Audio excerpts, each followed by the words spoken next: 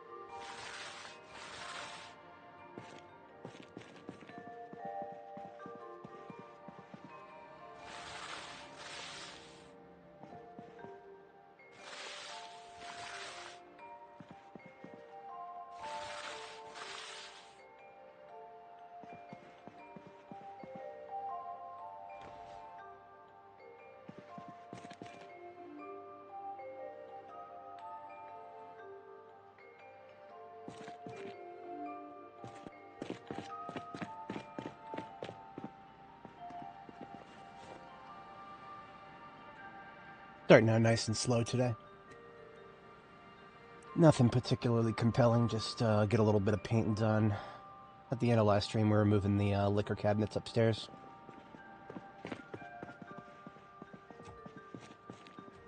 I would have liked to have finished that, but I couldn't. Because I had the audio glitch, and it was making things a little worse than it normally would have.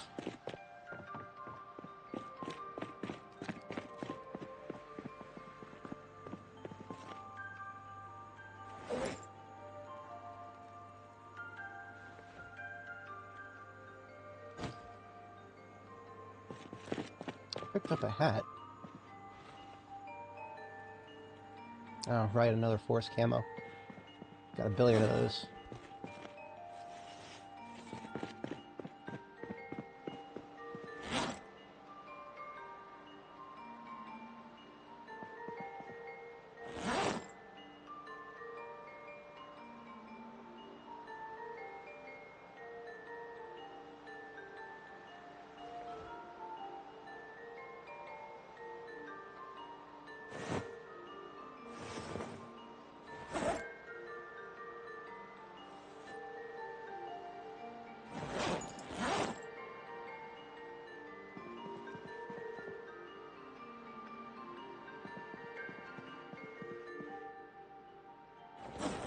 Well, it looks like this axe is about to go. I should probably get rid of it now.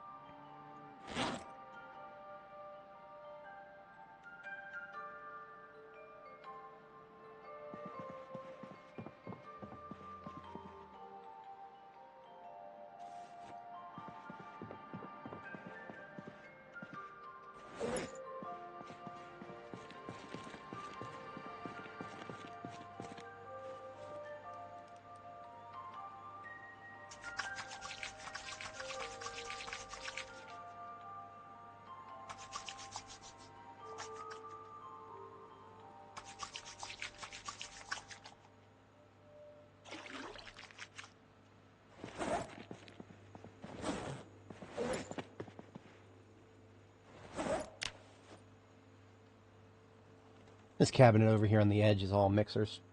Hello, Hassan. Good afternoon to you. We are moving all of the booze upstairs still. That was what we were doing at the end of last stream, and we got interrupted by the memory leak.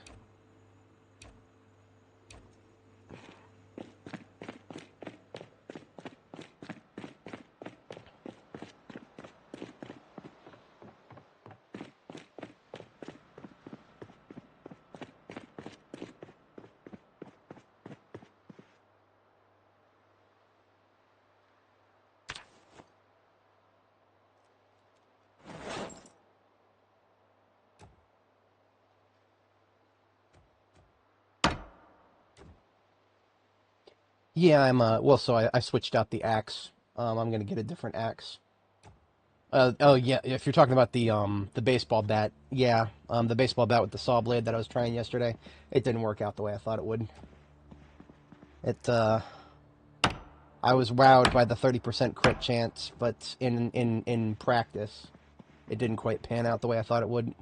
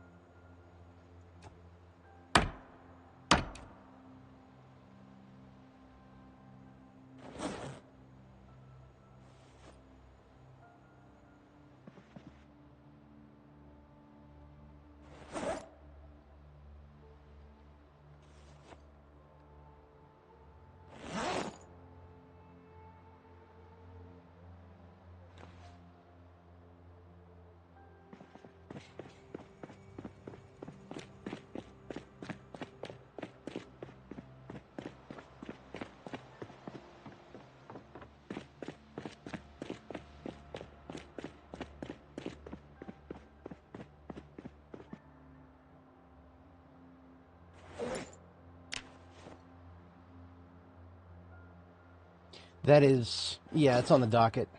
Today is most likely going to be a West Point day. At some point. Just a question of whether I want to see if I can sneak in the start of an expedition before the May planting season, because it is April 23rd right now, and I would need to go. I would need to go and then be back before the start of May. Or, alternatively, I could put it off until after I've got the May planting season started, and then go. Decisions, decisions.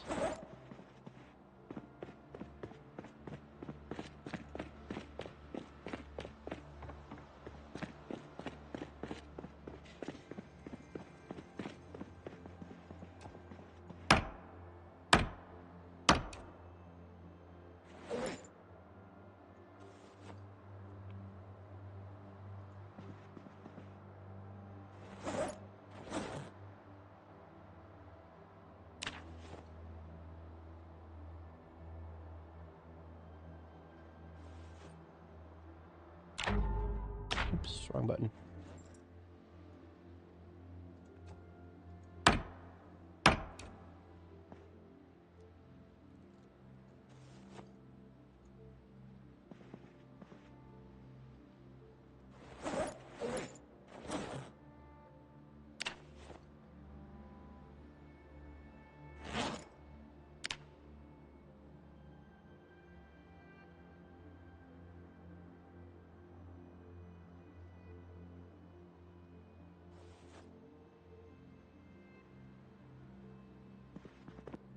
So I have I don't have a base built yet, but I have a designated place that I'll go. It is the metalworking facility in the south side of the town. I've made a base there before in previous runs, and it's served me pretty well. It's got a lot of steel ingots stashed up there. A similar loot table to the warehouse over here in Riverside. Some of the containers up here are already full. Oy.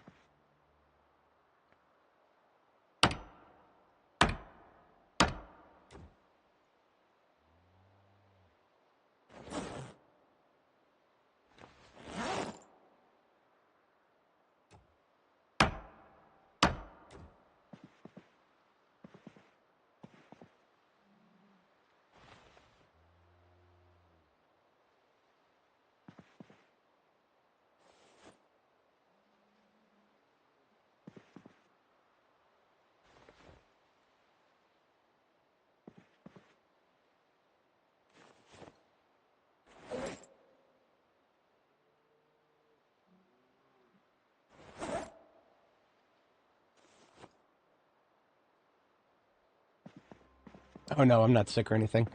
I only just woke up a little bit ago. It's an unusual sleep schedule for me. Still trying to get that sorted out.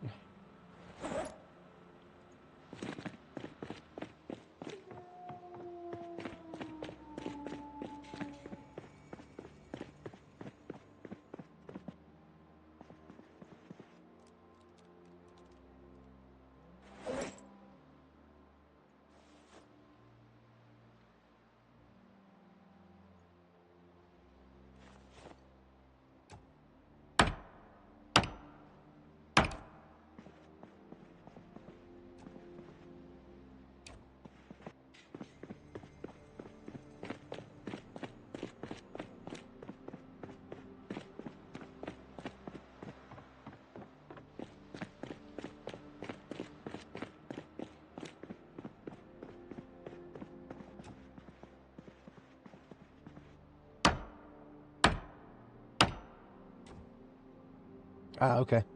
Sounds like fun.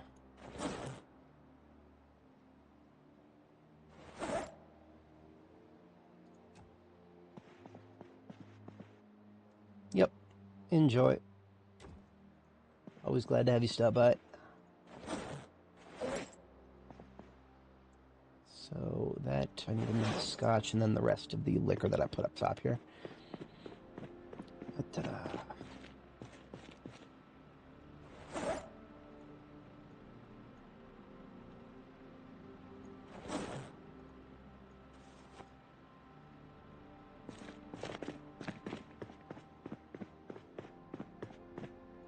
Okay, you know what? I actually have a question. I do not know if it is possible. Can you rotate these bars? You can. In that case, I'm going to do something... I might actually move them all. All that effort putting them together and... Well, you know what? No, it's fine. I might have to. Because I want to put down the dartboard. I think the dartboard is like a fixed object. It has to be on the left wall, I think. Can't test it while I'm like this. I'm carrying too much. Let's put that back really quick and that. And then let's get out one part of the dartboard here and see if you can rotate it. I don't think you can. Oh, I was wrong. It is the dartboard. So I was right. You can't rotate it, but it has to be on the right wall. Okay. Actually, that works out perfectly then. So we can just continue exactly as I started here.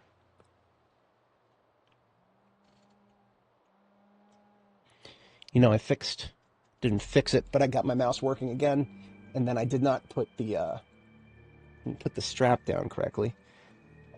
So it's running into the edge of my mouse pad there. Okay, that should work fine. Yeah, okay, we'll put the right side back down then.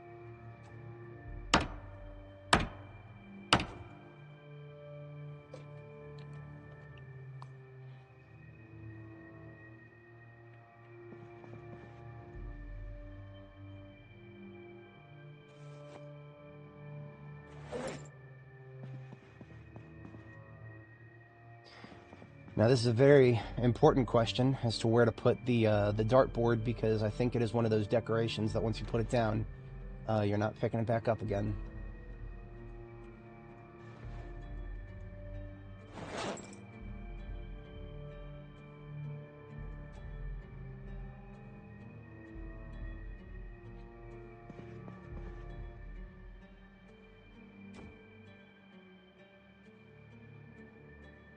I didn't think too much about it. Hopefully that works out for me. See, a bar plus a game room up here would actually be pretty swell. Now, if I were to do a game room up here, that means a pinball machine could go in the corner here. And then the dartboard there. Could do a pool table in the middle here. I know where to find a pool table, I just don't have one back here yet.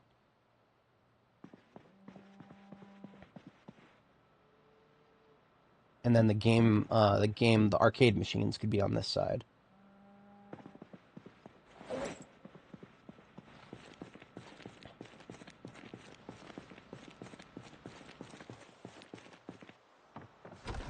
Oops.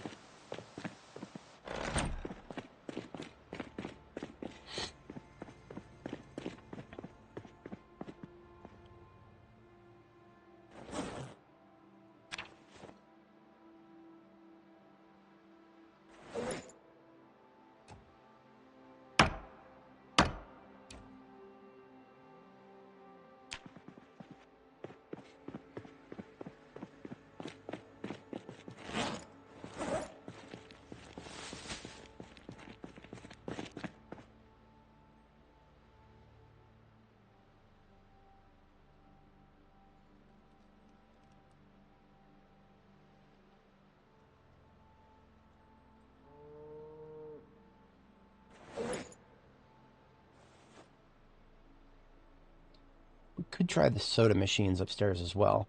That would actually go great as like for dispensing mixers.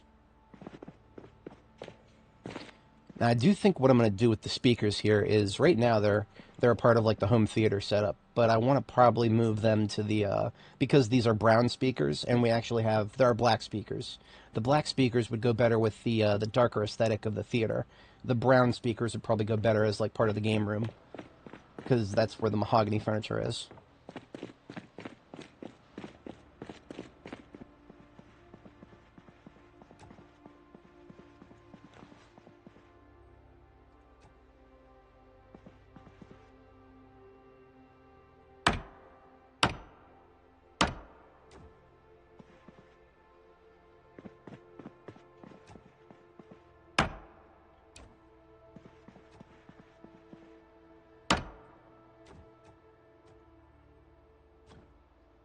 So I'll put in front of the window spots, that's where I'll put the bar taps, so that we have beer on tap.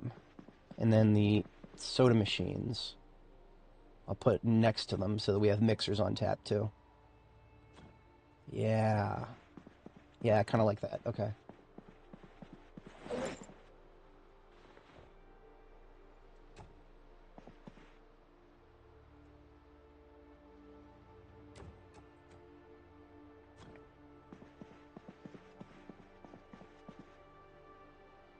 That's going to slightly bother me. One of the soda machines is illuminated, the other one is not. Because this one over here in the corner is actually out of range of all of my generators. They don't even use power. But the fact that if they're one of those things that if it's in range of a generator, it'll light up.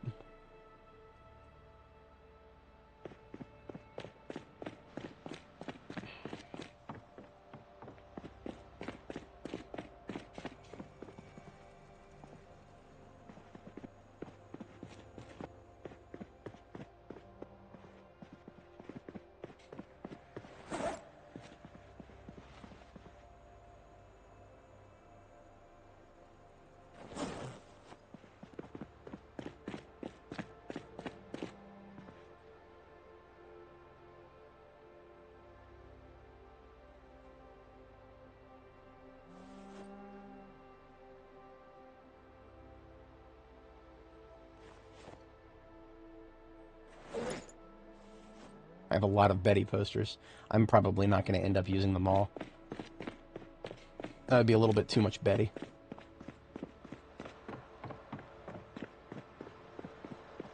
Oh, here's one of the arcade machines.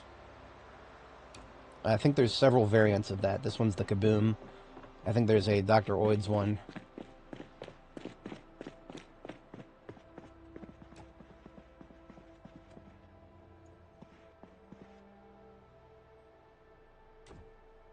Now, if I'm going to put an arcade machine there, then maybe I could put a put something behind it on the wall.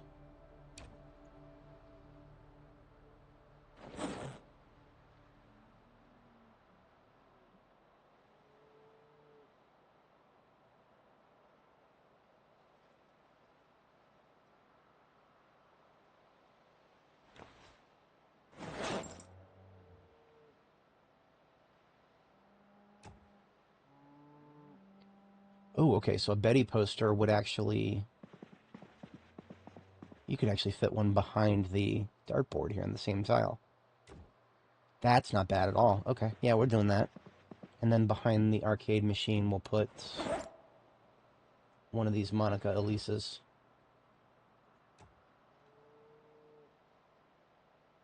Well, you wouldn't be able to see it very well.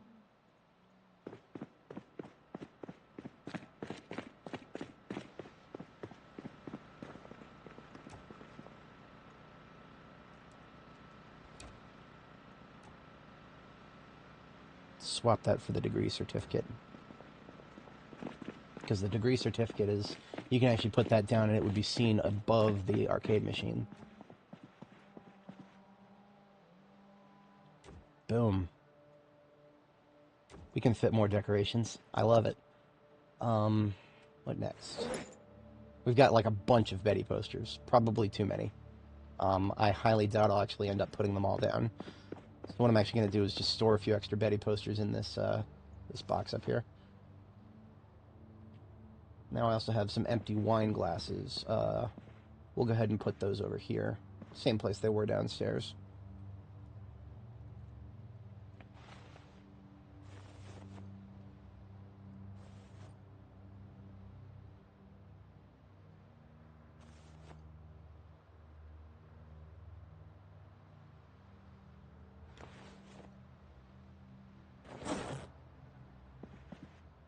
Could do a clock somewhere. I think a clock is going to be on a different layer as well, so I might be able to put it above the dartboard. No, no, the clocks are their own special thing. There's not a lot of room for them. I'll put one over here on the, yeah, I'll put one right. That's a question. That's a question. I don't know for sure. I'm gonna put the clocks in the furniture for now, and we'll come back to that after we've tried a few other things. I can't remember if the clocks are one of those permanent things or not. I do have someone in the clinic downstairs. I'm gonna give that a shot. I'm gonna see if I can pick it up or not. Remember, some things you put down are permanent. Okay, clocks are not permanent. That's actually good. I shouldn't have picked that up. Now I can't put it back down. Oop.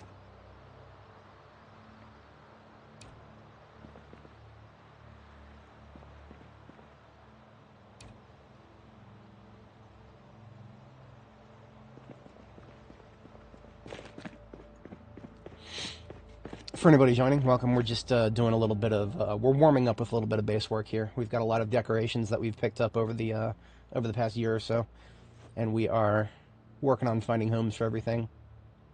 We don't have to find a home for everything that we have, but some things I've been waiting to put down for quite a while.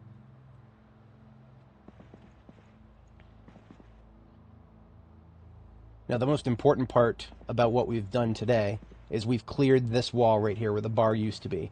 The bar's moved upstairs. Now we can have more crates of storage along this wall. That is an important thing. And in fact, I probably will go ahead and build some storage crates as soon as I get my inventory emptied of these decorations here. Could I get away with putting a Betty poster downstairs, maybe? She might fit above the garbage can here. Well, you wouldn't see her very well, though. How about the Monica Elise? Is she taller, or is she at the same level?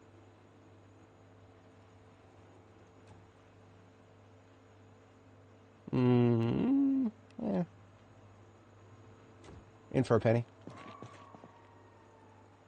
At least you can see her upper figure. I'll put one on each side of the door. Now, the problem on this side is I don't know how many boxes I'm going to put over here. So this actually might end up just getting blocked. But because I have so many of them, that's fine if that happens. So as you can see, we've got plenty of decorations. I could put some Betty posters outside, to be honest. I was thinking about leaving the edges open here. But I have so many of these Betty posters that I could put them somewhere and get away with it. If I'm going to put them outside, I'm going to put them on this side first, though, because this side, the second floor here, needs some decoration so that I can get rid of that scaffolding. Because once I get rid of the scaffolding, that means I'm done with the decoration process. Wait a minute, I don't know if I'll be able to get rid of the scaffolding.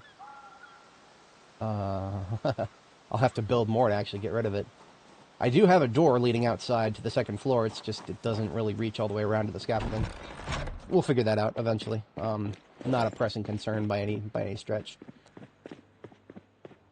But I would like to start getting all of my furniture moved upstairs so that I no longer have any furniture gumming up the boxes down here. That is actually it's a necessity to get all this sorted before we go on our expedition to oh yeah, thank you, Dyathan. It is a work in progress, but I think it's coming along all right. But yeah, once we get more storage established, that's when it becomes a lot more feasible to do our expedition to West Point. 32 extra brown carpet. I completely forgot I had that.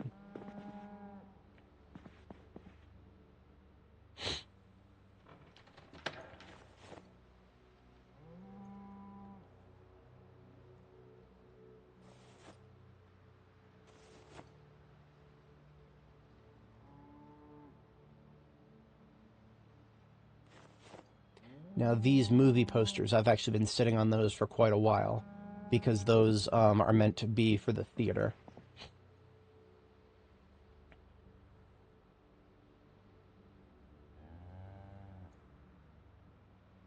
And I got a lot of wallpaper, too.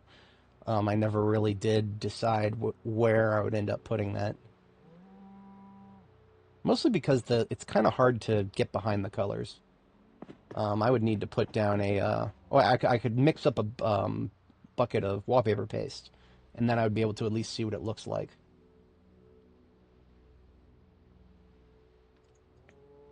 That is all the furniture from that side, so we can actually start moving some of that. I've been debating whether to bring the Slurp Burp soda machine upstairs or not. It actually kind of does fit the aesthetic of the kitchen. The popcorn machine, I'm almost guaranteed to bring upstairs because that is going to go well with it'll go well with the theater area. And that's the chest freezer right there. I have 2 chest freezers standing by for the harvest. A couple of maple tables. I know I had more furniture somewhere. I'm pretty sure there's some in the salon here. That's salon decorations, and yes, we do have some stuff here. Another steel counter, a couple of ceiling lamps. That's important. I do have another set of ceiling lamps, and a one-piece fluorescent wall light. See, I've separated the clinic from the up here is going to be. I'm just going to call it the lab. It's going to have like some research stuff. It'll have a morgue table. It'll have some other cool stuff up here. So this quadrant here with the white tile floor, that's the lab. What color am I going to do the walls for this? I think the red carpet part here, this is going to be the conservatory. So I can finally move all the instruments, the drum kit, the piano. We'll finally have a resting place for the piano after all the trouble we went through moving it from its previous resting place. But the piano will come last. We will not do the piano until we have a very clearly designated spot for it to preempt any problems with that. The kids' playroom over here, nothing particularly special about that. That's where I'm just going to put some of the kid decorations. Now, here are the movie posters. Let's have a pause poster and Forgotten Element. See how they look on the wall here.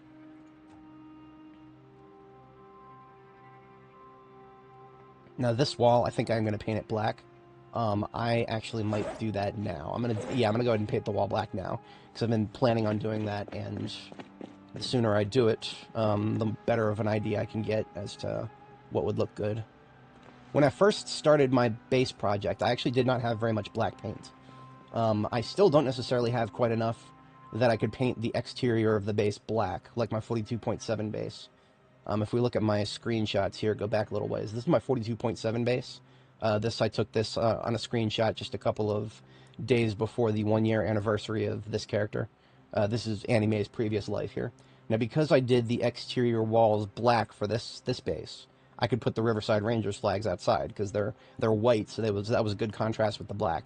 I can't really get away with that here because I've chosen to just leave the exterior walls white, which I think it looks good, but it means the Riverside Rangers flags, which are white, they won't show up well at all outside. So I think I'm going to go ahead and stick with that, but that also means I need to find a new home for the Riverside Rangers flags. So let's go ahead and get these walls right here painted black.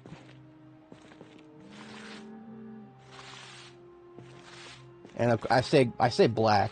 It really does look a little bit like a dark bluish gray almost, but that's just a side concern, really. So there's 1 can of black paint used up. We'll use a small portion of this other one.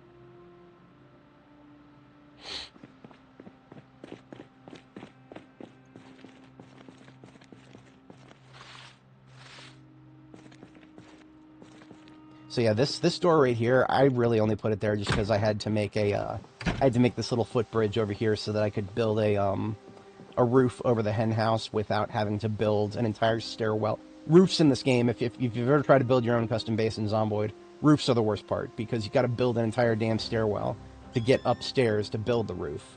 I really dislike that, but so that just means that in order to get to the scaffolding out there, thus far I've been going out the windows. I'm not going to be able to do that when I start getting rid of the scaffolding, so actually I will have to build some more floors to go around there to finally get rid of the scaffolding. But that's alright, that's just a few planks, no big deal. Now that we have the walls painted, let's see how the posters would look. I may have mentioned this before, but just to remind everybody, if you put down a wall decoration on a wall that you have plastered yourself, in the current current build 42, that you might run into a glitch picking it up, in which case that means it's there permanently. No idea what causes that, and I don't know why some decorations are stuck and others are not. I think posters are almost guaranteed to be stuck. So what I'm thinking about now is, where do I put the posters to ensure that they're not going to be, hidden behind something. I think because I'm not going to put anything directly flush with the walls, I think I can put the movie posters right here next to the door. Yeah, that makes sense to me.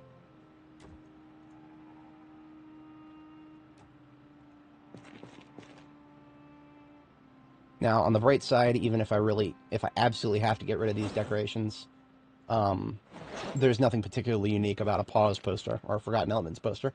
I could actually think of several other places right here in Riverside where I could find more of those if I really needed to. So that's not too big of a deal. I have a few mirrors too. I don't really have a destination for those just yet. I might put them downstairs in the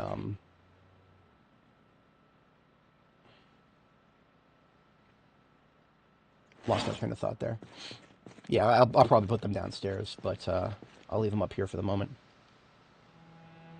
You can't fall into the water. The water is basically when you see water in this game, just think of it as a brick wall. You can click on it, you can build into it, but you can't do anything special with it. There's no swimming in this game. That's something I have never tried. I've never tried walking off a second floor level and falling down onto the water. I've never even tried that. I'm never going to, because falling is actually, as of the latest patch, falling is more devastating than it's ever been. I fell one flight while building this, once, and I fractured my foot instantly. That was 10 days I was out of commission for a single foot fracture. Not doing that again. I think I'm done with this brown paint for the moment. For the moment, at least. I may build some inner walls for the bar, depending on how that plays out. Decorations. I don't really have a good destination for the Riverside Rangers flags. Not yet, at least. Let me go ahead and get some red paint onto the walls of the conservatory area here.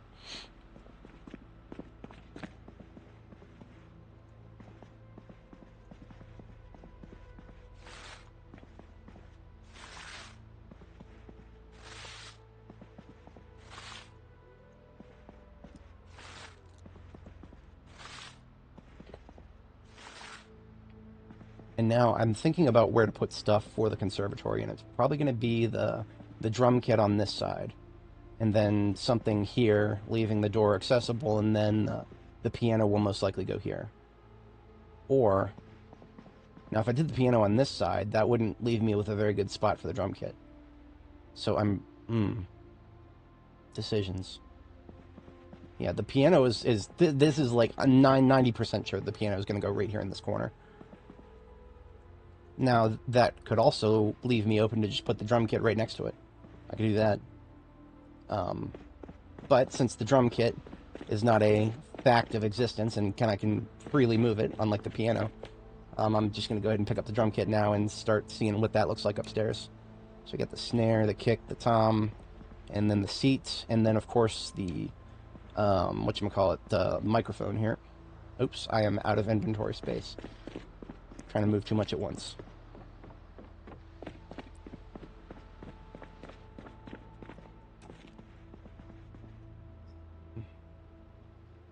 Yeah. Snare, kick, and tom. And then seat.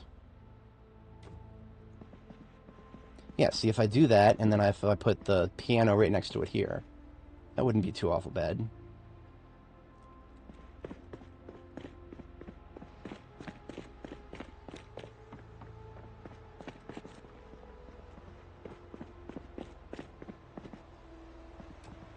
Mic and the guitar area would want to be somewhere nearby.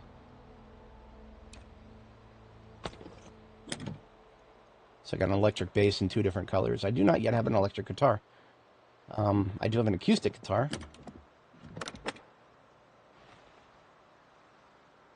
Do guitars count as strings? Maxed out Sims 1 house. Hey, you know, Project Zomboid is the best mod for Sims 1 ever made.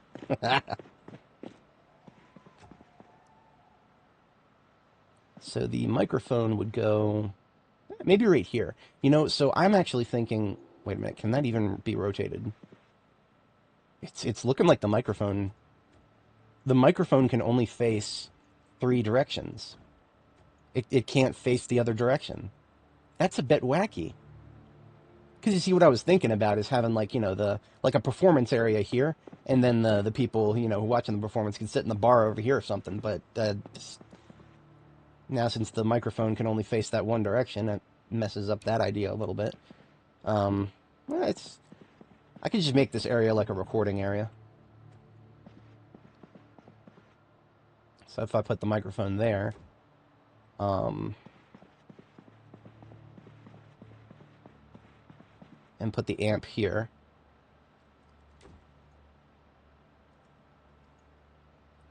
and blue and red here, and use the extended 3D placement to make this look pretty. I should have taken note of what the rotations were. So 120, 180, and then like 90 or something.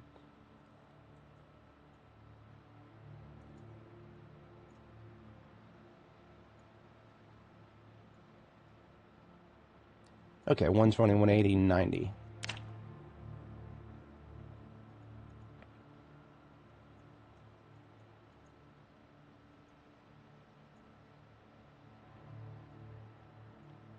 Yeah.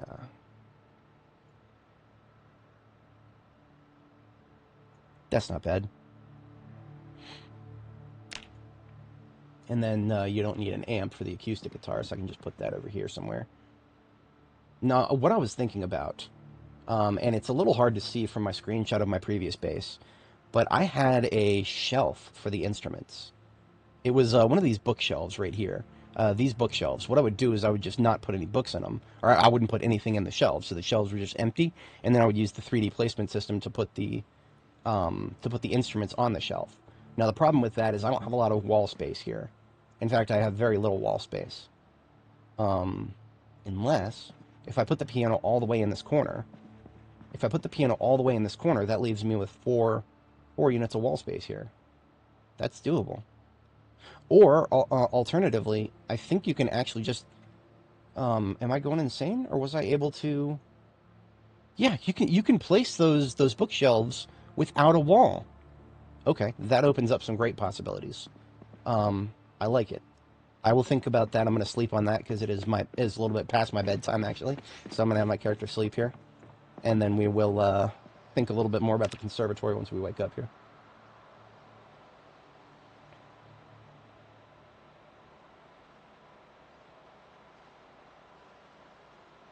Base design is probably one of the most important parts to having fun in Project Zomboid, in my opinion.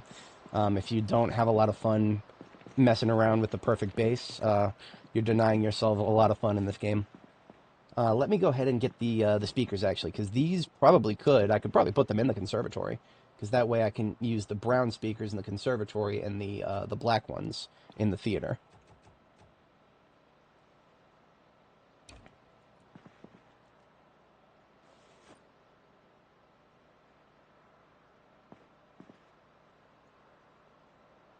I'm carrying too much paint.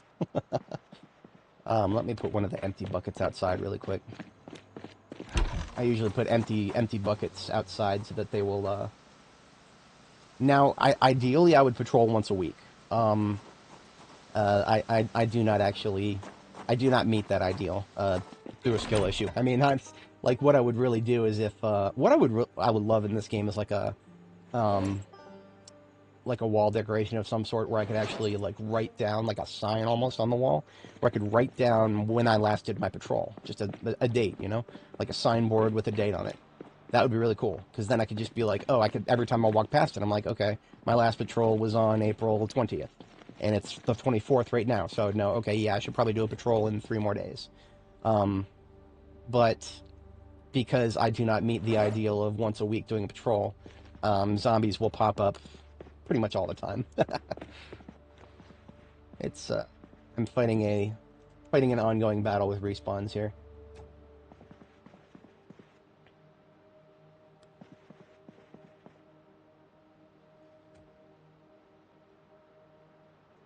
If I put them up against the wall, that's one option. I could also put shelves. I could put shelves up. Yeah. Huh. Because I can walk right through the microphone, I could actually put that in front of the door, and it would not objectively be blocking it. Yeah, see, even though the microphone's there, it's a no-clip. You can walk right through it. So that's not like, you know, it's not functionally blocking me. That's not a bad spot for it. The second speaker, let's unequip that and put it down.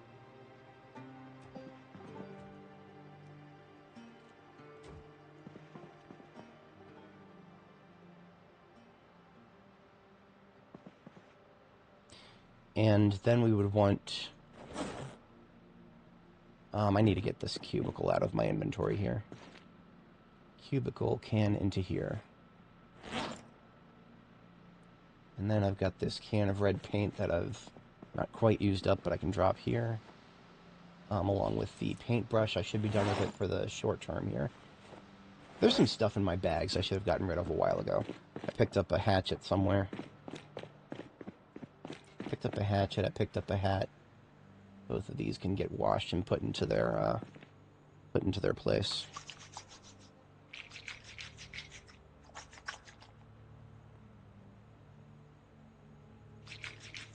This hatchet, I'll just put down as decoration, but the hat is going to go into the light blues here. I'm always on the lookout for a nice light blue hat. I mean, I've got, you know, I've got half a dozen berets already in light blue. What I'm particularly looking for is something that matches the teal shell suits set.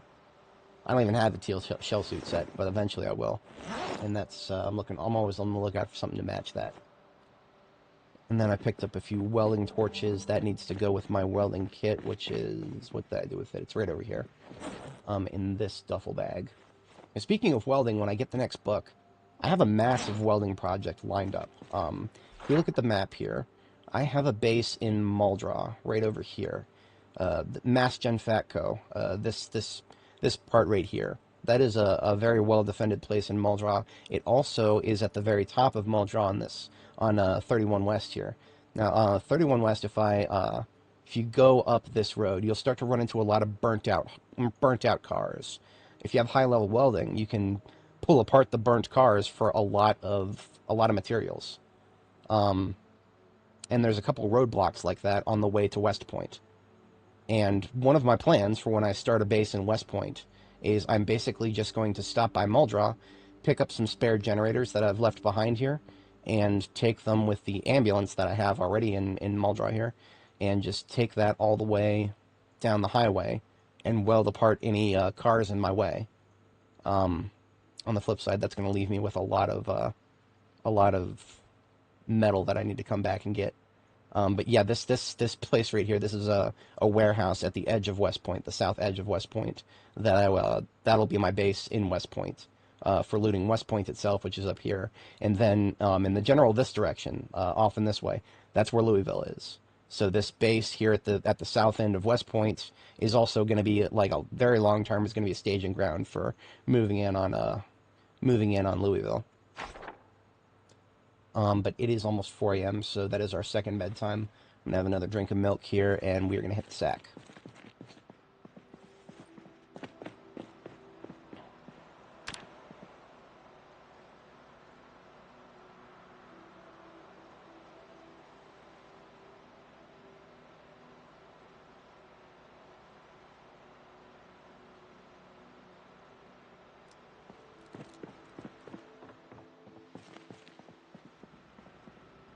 I never turned off the lights, but I think this one up here just had a light bulb burnout. Gotta love it when that happens. Let's get another one of those yellow ones out. My electrical stack here on the second one, I've got a bunch of spares. Let's take one of these.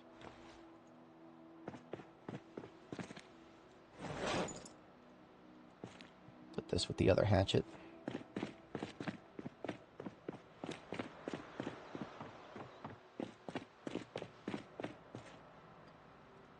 because of all the, I managed to get enough windows up here that during the day, I don't really need more than just this one floor light.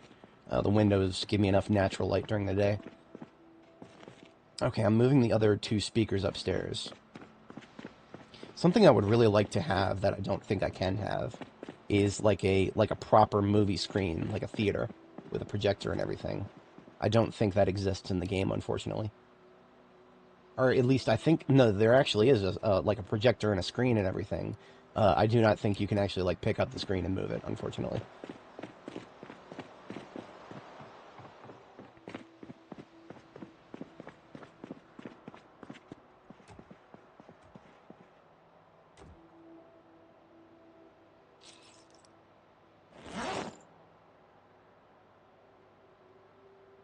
So I could get some mahogany wall shelves and put the instruments using 3D placement on top of those shelves above the speakers.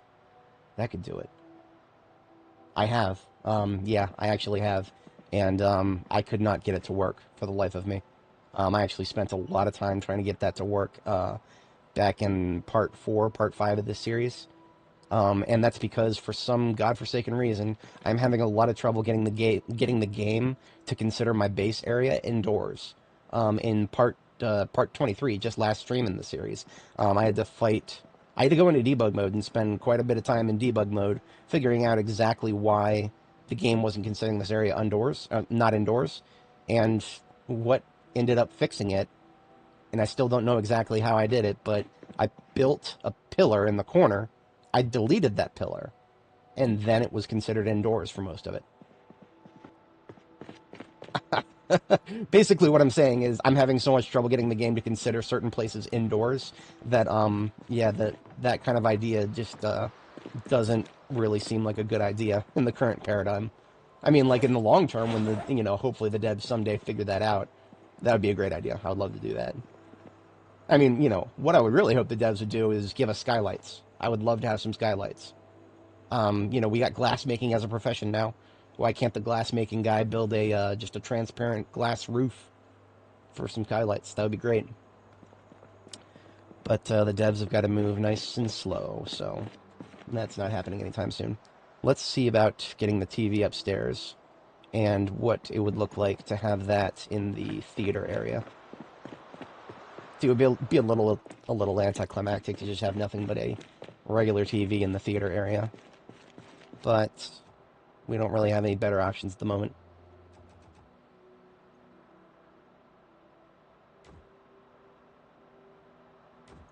See, if I put it there, then I can do like some rows of furniture there and then maybe there.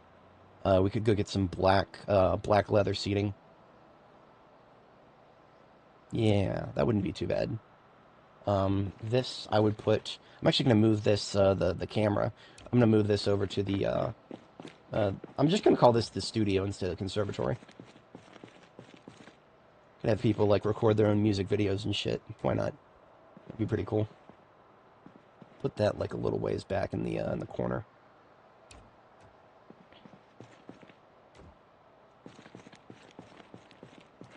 Okay. Still a lot of stuff to ferry upstairs for the conservatory. But before I think about that, I want to think about getting some mahogany wall shelves for it. Now the rest of this furniture here, we will see if we can fit it into one of these crates for the time being.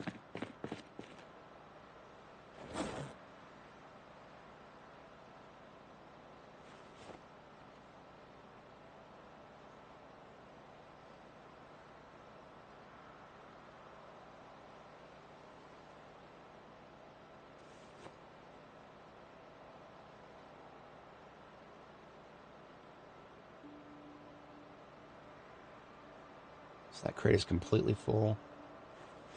This one's got enough room for like 2 more things. Now this gray lamp is actually, it's actually bright white, it's not gray. And I think I can fit that on the desk over here. And if not, I can pick it up, move it. Oh, it looked like for a second it would go on top of the... No, that's fine. I'll put it right there. Yeah, I kind of like that.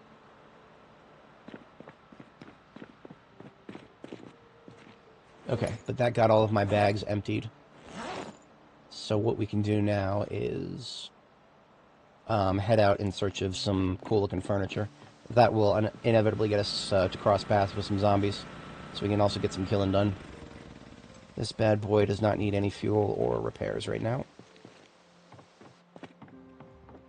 As a refresh for anybody who's interested in my base design, on the power side of things, my generator over here powers the fridge, and that's running constantly. The generator on the roof that I just turned off, that's just the lights. All that powers is the lights. So whenever I turn that one off, all I'm turning off is the lights. It's easy to do it that way because there's no switches for custom bases. And this generator is doing fine. It looks like my compost is ready to be redone. And it looks like a bunch of my oregano did not survive the seedling phase. So I'm going to do a little bit of garden work before I head out.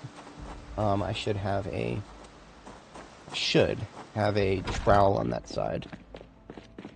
So I go over here, I grab one of my e-tools. Speaking of things I should have an axe. Let me put, I have an axe over here, I'll put it on my back.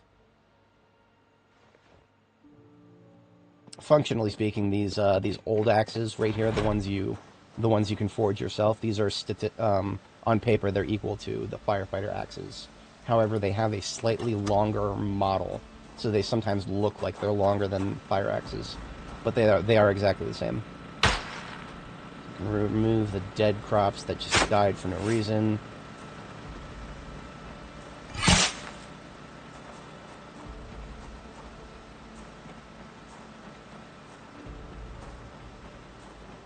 And I think we do have some more dead basil up here. Honestly, the basil might have actually died for a skill issue. And then it might be dehydration. Basil requires a minimum of 80 water. So even though we've had a lot of rain,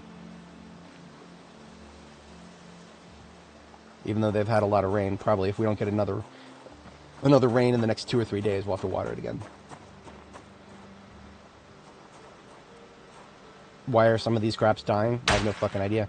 Because remember, if there's a disease, it will wilt, but still be alive. Like, it'll turn like an ugly-looking color, like a yellowish, almost brown color, and you'll have an opportunity to go look at it and see what the disease is. I've not seen any of that. All I've seen is crops just either blooming or dying. It's just binary. There's a lot of problems with agriculture right now. I'm very glad that we do not have to rely on it to survive. If we did, this would be a very miserable experience. I don't think we have anything else dead on this side. As you can see, we've got some missing spots over here. Those were dead green beans or green peas, whatever. But we already got rid of those. So let me go ahead and I'm going to leave my trowel on this side, and then I'm going to go get my gardening van, and we're going to empty some of that compost.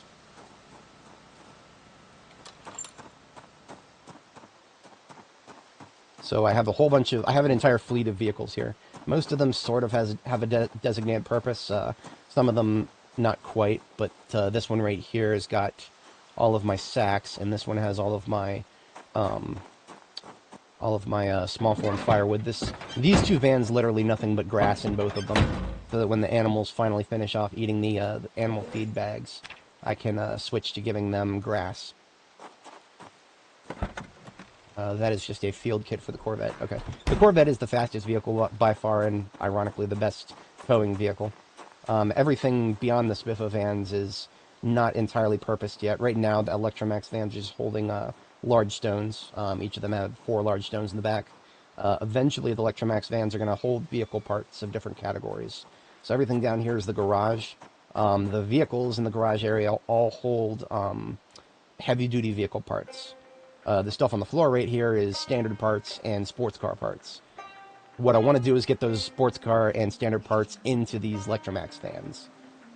Yeah, I wish I could say that I was keeping track of it as good as it sounds, but sometimes I forget which Spiffo van is which. But this is our compost, basically this is the vehicle we're keeping all of our sacks in. So the sacks for both building materials and composting. And each of these compost bins is going to have 10 sacks of compost worth in it. So what I'm going to do is, that's going to be 40 sacks total. So and look at that, I got a garbage bag with 40 sacks total. I'm just going to take this whole garbage bag and leave it up here, and just kind of use them one at a time to start emptying the compost out of these. Oops. There we go. In order to carry compost in large quantities, I'm going to need my military backpack in one hand, but I do need my main hand free, because my main hand is what's going to be pulling the compost out. So we'll just do this 10 at a time here.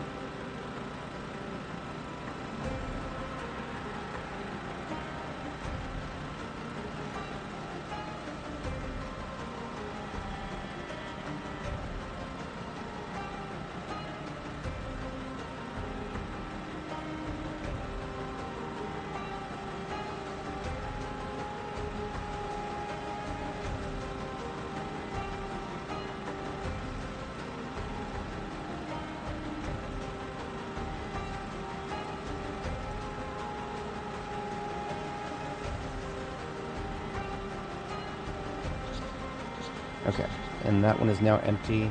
We have a total of 10 compost bags throughout our inventory. We just have a seat back in the van and empty all of those into the trunk.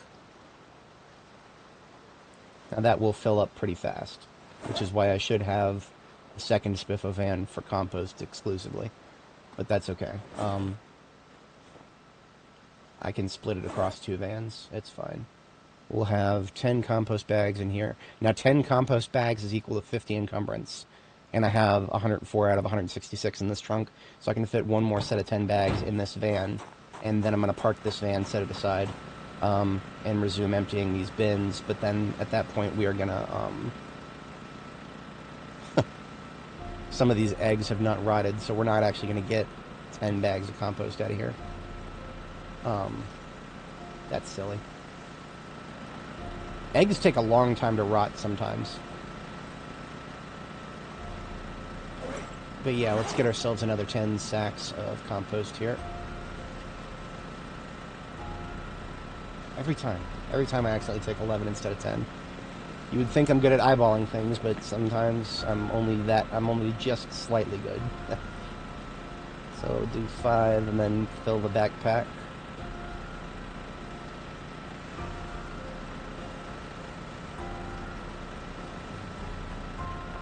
And 5 more.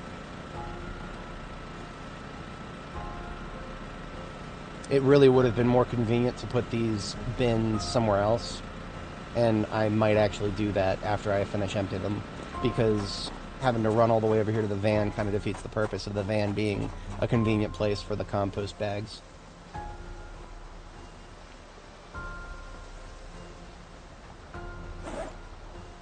If I just expand the animal pens a little bit, then it would actually be perfectly fine to put the compost bags, or the compost bins, in the animal pens. That still makes it difficult to access, though, because, you know, if I drive into the animal pens, you can't run over the animals, and it's a bit of a cluster. If I were to make a second area just exclusively for compost bins, I could do it over here, right next to the animal pens, so it's still convenient, but it's also not blocking anything. I think I'll do that. But that's for the near future here. Let me go ahead and get this van out of the way. I've got a lot of room to drive here, but not when I park like this. This is my primary step van, my expedition vehicle. It's got the glove compartment and the passenger seat are full of essentials that I would ever need to survive indefinitely out in the field. So I also just use it whenever I'm hauling large amounts of stuff locally. I'm supposed to have a different van for that, but I've been a little lazy about fixing one up. I've got a lot of vans, so it's the prospect of fixing up yet another one is not the most interesting thing at the moment.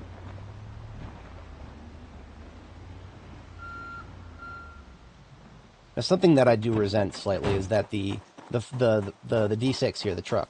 I really like having a large bed, because you can, when I'm driving around and picking up lumber after cutting a bunch of trees, the large surface area of the bed makes it easy to toss things into the trunk without even having to pick it up. However, the trunk space is unforgivably smaller in the bed of a truck than it is in the back of a van. So, you know, I'm doing a bit of a trade-off there. See, like this right here in the back of this van is all of my charcoal burning stuff, and that's about 150 encumbrance. I couldn't even fit that in the back of the truck up here. Kind of sad. I mean, all the trunks of these vehicles have been fixed to 100%. Every vehicle in this lot, the trunks are 100% integrity because I've fixed them all up. So, and then I do have another compost area. I completely forgot about it. This is where my compost is supposed to go. I literally forgot about it. So yeah, can't say I'm too good at keeping track of things, because man, do I forget. Let's you know, some of this compost I can just straight up put down. That's another reason why it's okay to have the compost bins up there, because I can just, some of this is ready for more compost. I think the carrots are, probably definitely the onions. The carrots are ready, the onions are ready. Hell, even the spinach is ready. Now, a perfect ratio of compost to crop plots is 5 to 20. 5 bags of compost will do 20 crop plots, which is why I really like to have rows of 10. So, for example, these 2 rows, if they were all full, would be exactly 5 bags. But thanks to random crop attrition for no apparent reason, we can't do it that way. Because, I don't know, the devs hate us, I guess. Let's go ahead and get another, this compost bin is only going to be 6 bags, because the rest of it is not full. So let's just get out 6 bags, and see how far that gets us. Actually, we can do 6, and then we can do, like, we can do a bag that's going to have 3 charges. So the game will let you take, like, it lets you remove compost from the bins in intervals of 2.5%. So you can get, like, a bag that's only only 3/4 full, for example. So if I take this one sack right here, and then I take this amount of compost, it'll take it so that there's, wait a minute. Huh. The math did not work out that way. I got another full bin, despite there being only 8%. Or, no, I'm wrong. I was looking at the wrong one. Okay. Yeah. The math does add up. Okay, so we've got 6 bags of compost. Let's just get started in putting some down on the March and April crops here.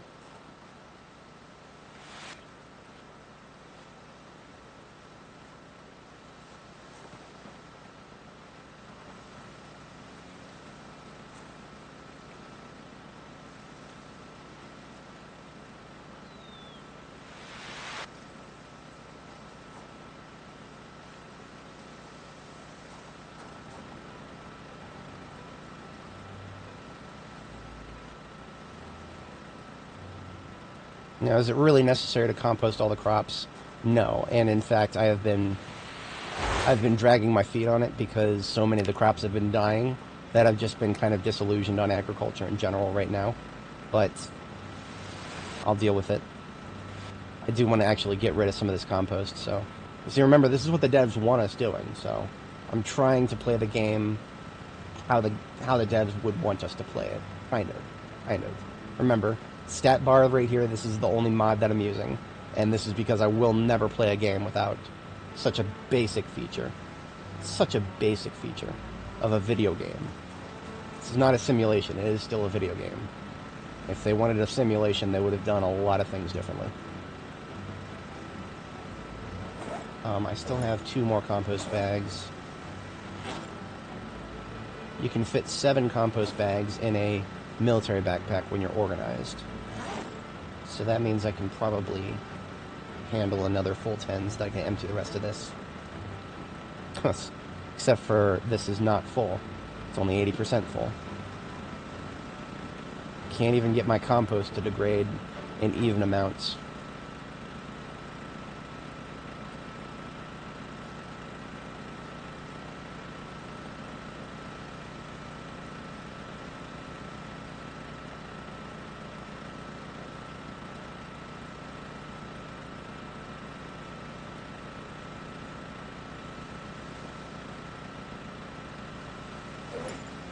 Okay, that is all the compost. Now just put my empty sacks back. And I'm just going to compost everything I can reach until I run out. And when I run out, I'm done. I'm not gonna keep going beyond that. Well, let's actually prioritize. What crops do I care about the most right now? Definitely the onions. The onions are good because onions are take longer to decompose, and they you can use them a lot in recipes. In salads, you can use onions. You can use one onion in like, geez, how many salads? You can use one onion in 5 salads, because in salads, onions only take up 2 uses, and a full onion has 10, or 10, 10 hunger. So they won't be very chunky salads, but you can have a lot of room in them. So when I'm thinking about crops, I'm thinking not just about nutrition, but about, did they just change growth phase? They changed growth phase, like right in front of us just now. These 3 spinach things that I just composted. Now I can compost them again. That's kind of funny. You don't usually want to compost a crop more than once per growth phase, but if it's going to change growth phase right in front of me, sure, yeah, I'll do it again. Why not? What that really means is that this growth phase is really close to being done. But then I lost track of, so those 2, and then these last 2 just need to get hit.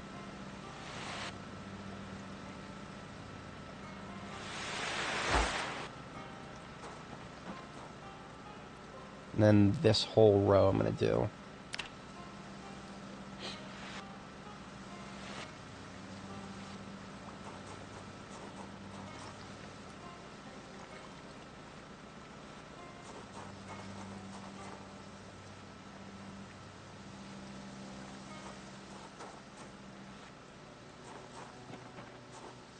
Potatoes, I genuinely don't care about. Strawberries have had such a ridiculous attrition rate. I don't care about. Now the tobacco, so tobacco, I'm never not going to mention this whenever I bring up tobacco. Let's take a close look at tobacco right now. For anybody who's watching, if you've seen my streams before, I always bring this up whenever there's an opportunity, and there's a good reason for that. I'm zooming in on this right now. Look at this with tobacco. Average time to grow, 180 days. Planting season, April, May, June, July, August. 30 days to a month. That's 5 months. 180 days is 6 months. It's literally impossible to grow tobacco because of an extremely basic math error that the devs made. And it's been that way since all of B42. With growing seasons, it has been 100% impossible to grow tobacco since B42 dropped. And I've reported this as, I've reported this to the devs. They don't give a fuck. They don't pay attention to my bug reports. It's a little sad. It's literally one small file that could change to fix that. But that's how little they care about smokers in this game. I'm not even a smoker, and I feel insulted by that. Like, I just want to go through the effort of growing the crop to see how it works when you grow it, so that I know the expectations of it, and I can't even do that. But I digest. The crop that does seem to be going all right is ironically one of the most useless ones, the sugar beets over here. I haven't lost any of those yet. Comfrey. Comfrey is actually objectively useful if you ever get an injury. You can make a comfrey poultice. I think I'm pronouncing that right. And that does something. I think it makes it heal faster. So that is an herb for first aid purposes. And then there's basil. It's just another herb.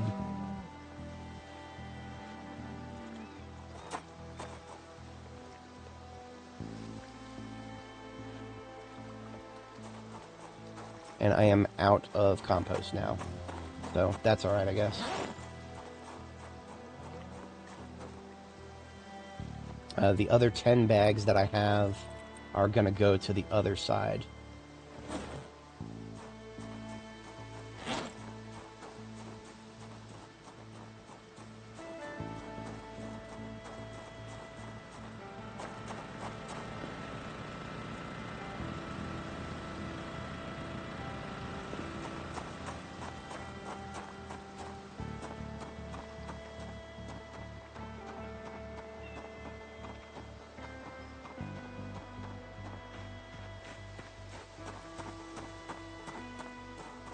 Oops.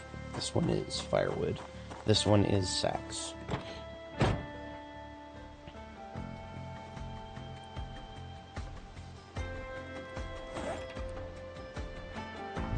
Always remember you can move things around in the inventory while you drive.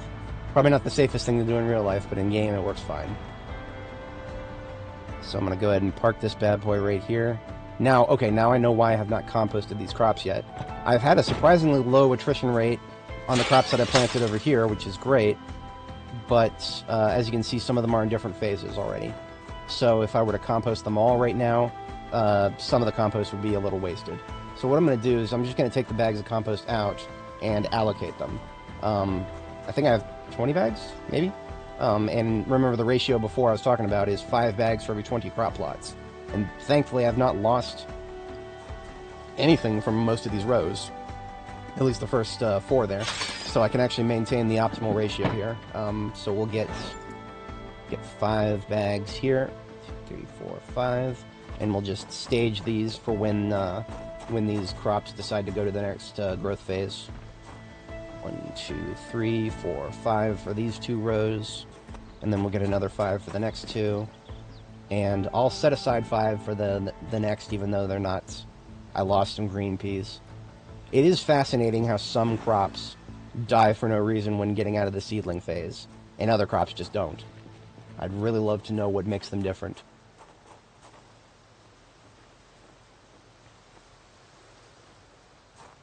Alright, so these 4 rows have compost set aside.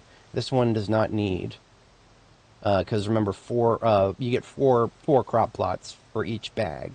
So this one can just have 4 bags, because we're missing a little bit more than 4. So 4 bags, and then we'll have some left over. So that takes care of the compost on this side. That means the remaining 6 bags I can actually continue to use on the other side, which the other side, honestly, at this point, the other side is lower priority crops. The higher priority crops, the ones I care a little bit more about, that's what this side is for. Hence the gate. In my future base designs, I'm definitely going to build this little access port in front of the crop areas just to keep zombies out, because I mean there's no reason not to. That is a much safer thing to do. I did this for convenience right here. I was thinking, oh, there's not going to be no zombies coming up. There were zombies coming up. I had a whole bunch of crops just walked on. The zombies walked all over me like bullies walked all over me in middle school. Alright, let's take a couple of these here compost bags and get ourselves. I'm gonna compost up the lemongrass, assuming it's ready. Hang on a second. Some of this, okay, none of this is ready for harvest just yet. Now, lemongrass is, in my opinion, not very useful at all. I mean, you put it on your you put it in your salads, and it gives them a little bonus. But however, it is a very quickly growing crop that grows all year. So you plant it in March, and you can harvest it many times. It only takes 30 days to regrow after you harvest it. And each time you harvest it, you get agriculture experience. So if you are trying to grind your skills, which is, you know, that's about most of the reason I planted most of this crap, is so that I could grind the skill. Yeah, that is a thing right there. These, even the seedlings have not been composted. So that means, technically speaking, I can just compost everything in these rows. Yeah, that's what I'm going to do.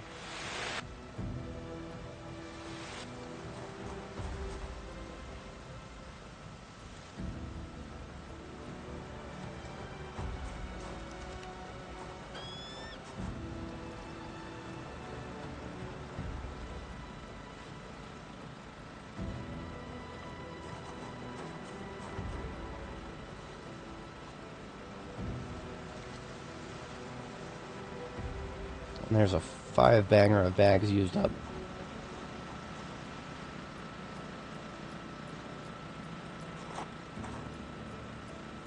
And that's all I got. Okay, that's fine. Making good use out of all of my compost is, that's the most important thing right now. I knew I wasn't going to have enough for everything, and that's actually okay. Don't need to get everything composted.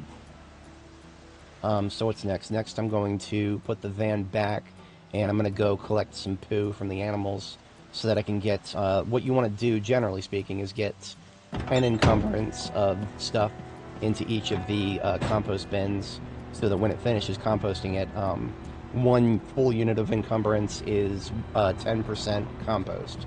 So if you have 10 encumbrance, you should have a 100% full compost bin when it's done.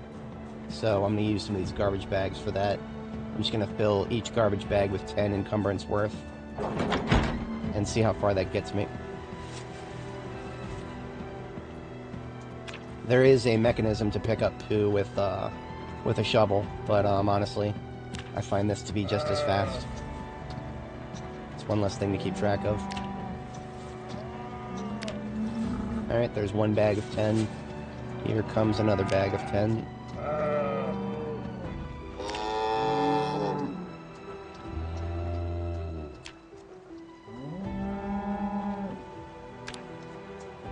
I have come for your poo.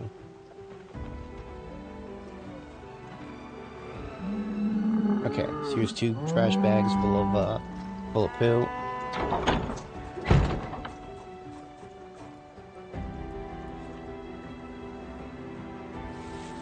And here comes 2 more bags.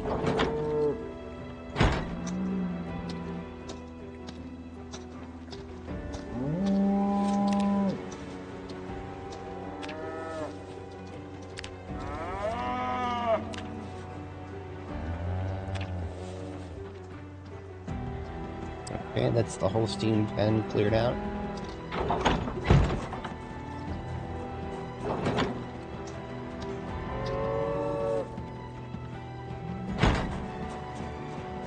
Oh yeah, no, we're gonna have...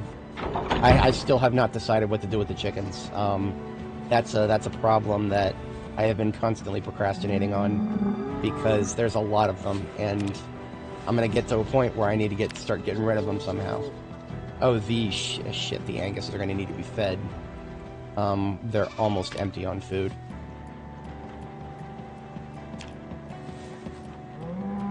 See, this food bag right here is like moments away from being depleted. I really am hoping for that, yes. So, I mean, I got tons of chicken feathers, it'd be great. Well, I guess you can't really use chicken feathers for arrows because you need to have feathers from bigger birds to actually get anything meaningful from that, I think, for it to support the aerodynamics.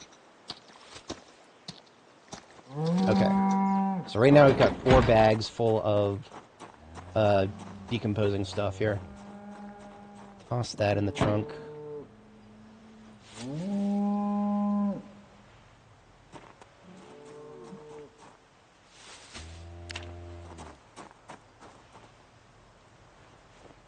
Something I've tried before that I don't know if I want to try again is just killing animals and throwing their corpses straight into the compost bin. I've tried that before. I cannot even remember if it worked. That was a dark time. That was back when I had more rabbits than I knew what to do with, and I had to get rid of them. Oh, we do actually have some rotten eggs. That's actually perfect. I'm just going to go through and find out the eggs that have rotted.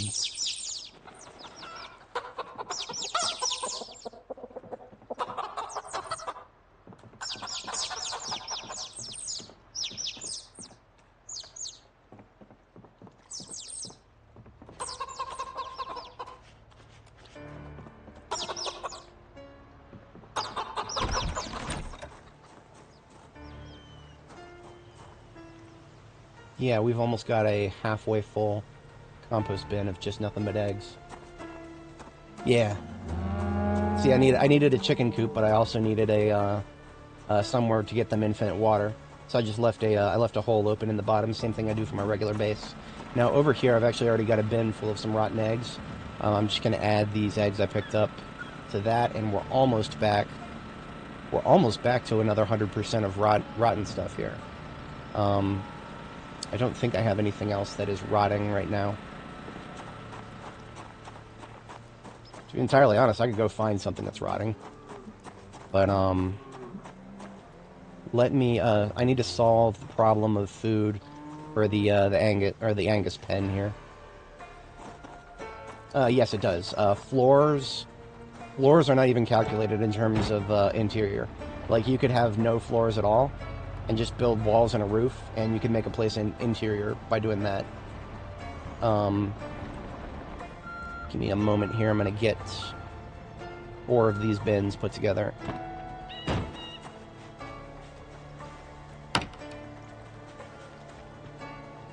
Wait a minute. Do I already have 4 of these going?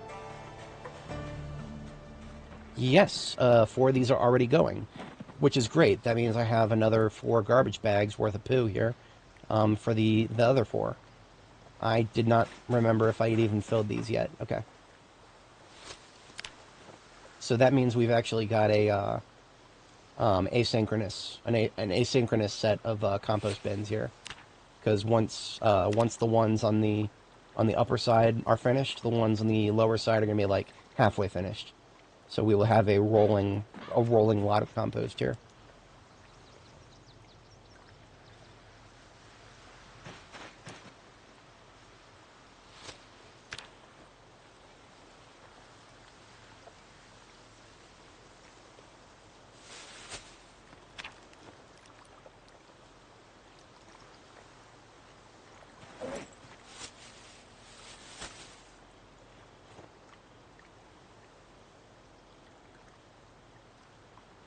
Bags, there they are, okay.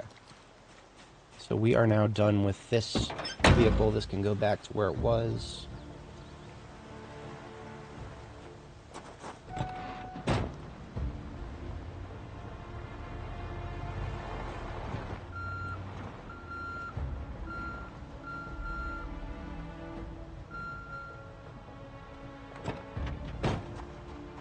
Okay, I need to step away briefly, probably like a minute and a half or so. So what I'm going to do is I'm going to head upstairs, and normally what I would do is have my character read a book while I step away. I can't do that, because I don't have any books to read. I've read all of them, thanks to the fractured foot. I didn't have much else to do. So what I'm going to do is I'll give you guys something interesting to look at. I'll leave the screenshot of my previous base up. This is from my 42.7 base. And I will be right back. I just got to step away for like a minute and a half here. Where's my message? Here it is. It won't be 3 minutes, but just in case anybody comes along, I'll be right back.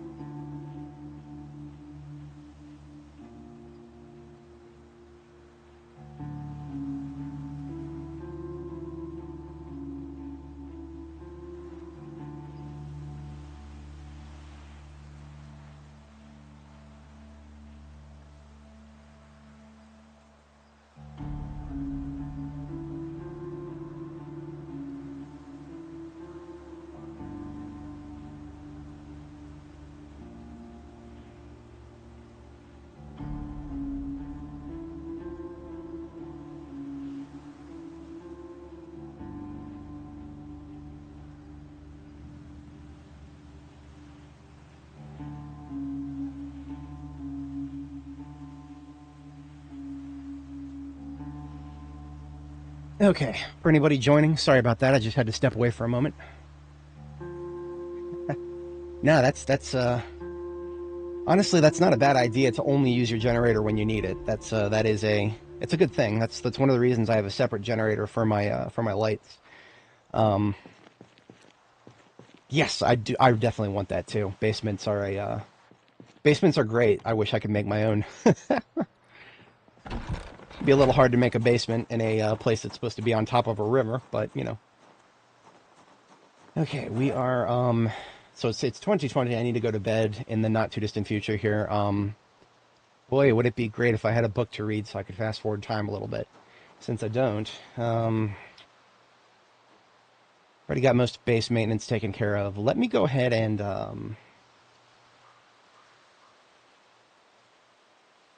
calculating.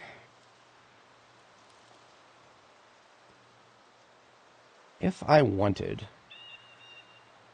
Oh, you know what? I should have done this a while ago. I'm actually... So, if we look at my character tab here, we can see that I am 72 kilo. I like to keep my weight above 75 kilo. I should have gone into a weight gain phase a while ago. I've been putting that off. So what I'm going to do is go ahead and get myself into a weight gain phase. Now, how do you do that? The short answer is butter. Butter will get you into weight gain pretty quickly. But how do you get into weight gain with just butter? The cynical thing to do is to just eat a stick of butter. That is the cynical thing to do, and it works. It makes your character unhappy, but you can deal with that. The not too cynical thing to do is to actually make food with the butter. And that's exactly what I'm going to do. So what I'm going to do is just basically get out a bunch of... Well, actually, the first thing I'm going to do is go ahead and drink a 2 liter of cow milk here. So I've got some plastic bottles, some 2 liter bottles full of cow milk. 2 liters is the most you can drink of any liquid at any given time. So I am literally just drinking this entire 2 liter. Now what that's going to do, you see my proteins are going way, way up. So, and it's also, that's like almost 1,800 calories just for that 2 liters of milk. I can't keep doing that too much because my proteins will shoot into orbit. You want to keep your proteins between 50 and 300. So right now at 150, it's at a great range. Yes, fry with eggs, because the stir fry is the most lightweight way to do food, because you don't have the extra weight of the water for a stew or for a roast. So that is Diathan is 100% correct. They're frying pans. I like to think of them as omelets, just some egg omelets with butter. I do have a bunch of egg cartons, but you know, honestly, it almost feels like that's a waste of freezer space at this point. And now I do have these jars that I've been meaning to use up, because these are jars that I found just out in the world while looting. I have been meaning to use those up because, believe it or not, jarred stuff actually does go bad after a while. That's one of the reasons I'm putting it in the fridge. You don't normally have to put jarred food into the fridge, but because it actually does go bad after a while, I've been doing that. So what I'm going to do is I'm going to start using up this cabbage and eggplant. I'm just going to open it up and put a helping of each into all 10 of these stir fries here. And because I'm carrying so much, I'm going to sit down so that I stop losing health. And I'm also going to sit outside of the range of my other containers full of food. Yeah, I'll sit right here and do that. Just got to open the jar. And open the jar. And let's add... So I'm going to add a helping of each of these to... until the jars are empty.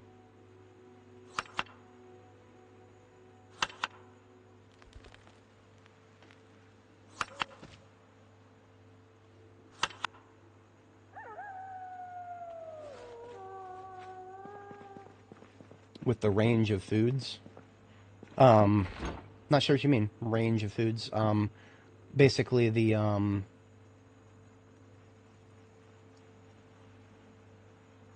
I lost my train of thought there. Jars are, jarred foods, rather, are, I think their shelf life is about 9 months to a year, something like that. And, once you're done with them. Oh, yeah. So basically what's going on here, and is each of these containers is, I've got the heavy form foods right here. I've got the small form foods right here, and more small form foods here. If I were to try to look at how big my menu is of adding things, if I stand right here, There's a lot of stuff. So what I got to do is I got to sit out of range of these containers so that my UI doesn't get cluttered to hell, because there's just that much stuff in the way. But yeah, I needed to get those extra jars there. But yeah, that's what I meant by that. That is UI clutter is something you can kind of manage yourself. You just got to be wary of what containers are within range of your character.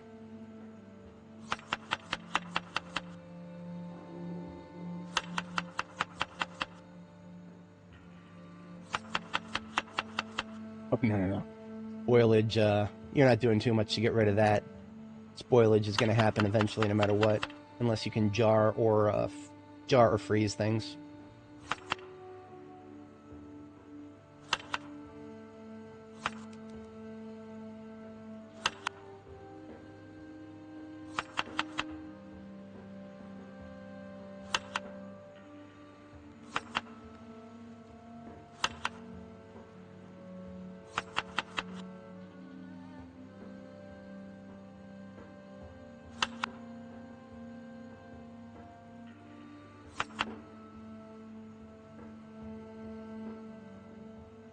Something's weird with these eggplants.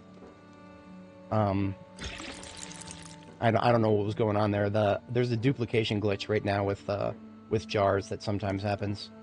So what I'm going to do is put some cabbage in these that do not already have 2 helpings of a jarred thing, and then in the 3rd slot for each of these, I will go ahead and start putting eggs. See, we only had four jars to begin with. Now we have 5. Or sorry, now we have 6. How did that happen? Food magic. I don't know. There's something wacky with jars in the game right now. And we have so many stir fries that probably should put some of these down, but it's all right. We're just gonna make a quick visit to the hen house over here, and I'm gonna look for eggs that are not fertilized, ideally.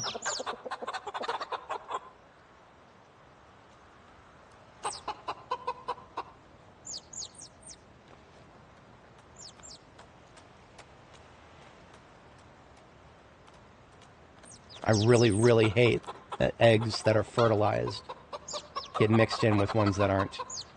And then, of course, there's this little asshole who just decided to leave. I need to close the door before that keeps happening.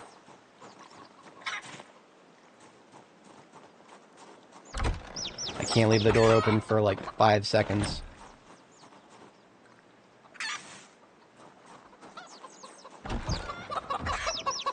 Okay, there we go. I will deal with those chicks eventually. I'm also going to leave my flashlight on for a bit because the battery is almost dead. There was a thread on Steam about this just the other day. When you're high-level cooking, if you try to add an egg to something, it sometimes doesn't add the entire egg and leaves a little bit left over. Probably one of the silliest things I've ever seen in a video game. Using part of an egg.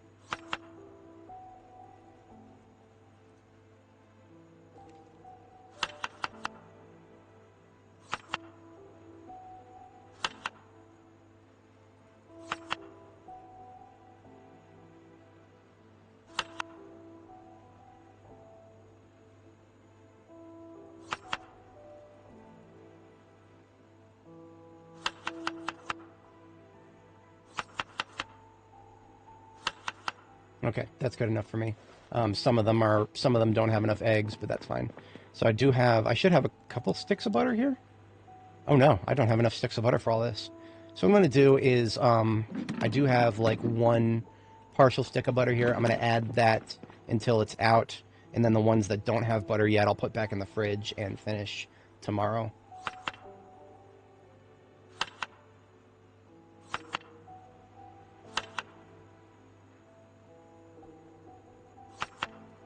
Okay, so those 5 I can toss into the oven now.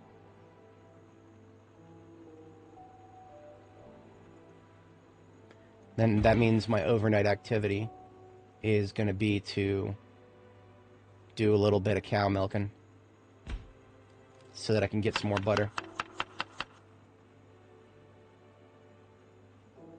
Okay, start that up, put the leftovers in the fridge.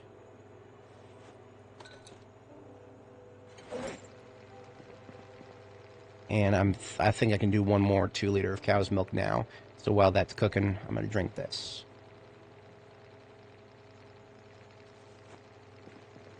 Now my proteins are up to 211, so that means my proteins are great for the moment. Unfortunately, I don't have anything else to do while I cook these. Now, one of the reasons I'm cooking is I'm actually not too awful far from cooking level 8. And get to cooking level 8 completed, then I can read cooking 5 and actually have another book to read finally.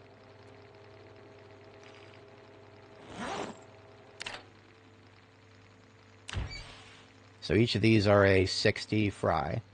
I always name them by how much hunger they reduce, or, you know, I round up a little bit. So each of these I'll name a 60 fry.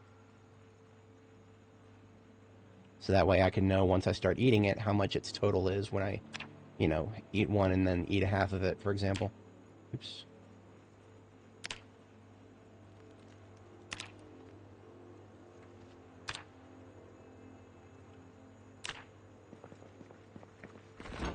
And the cool thing about something that has 60 hunger reduction is your character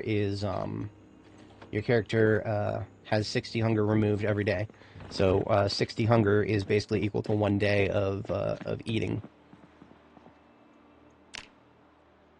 Yeah, cook 100 eggs. That would do it. It really would.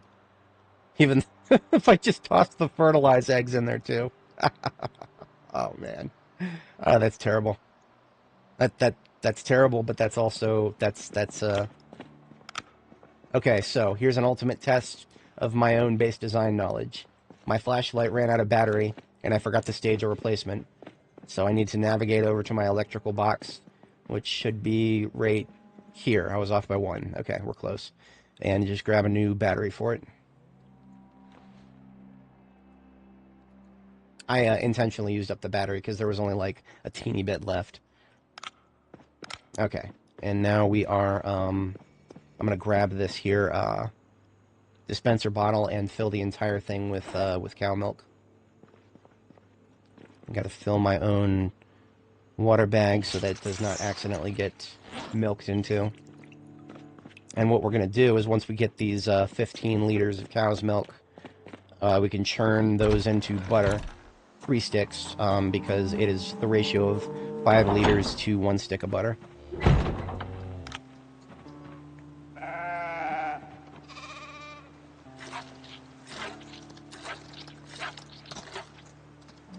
That fill it up. That filled it up.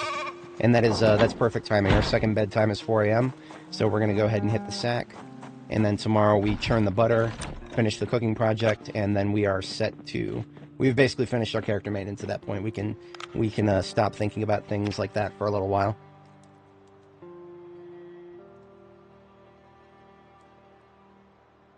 See, even if you have the trait that makes it so your character gets hungry more often, all that really does is make it so that the first moodle shows up earlier.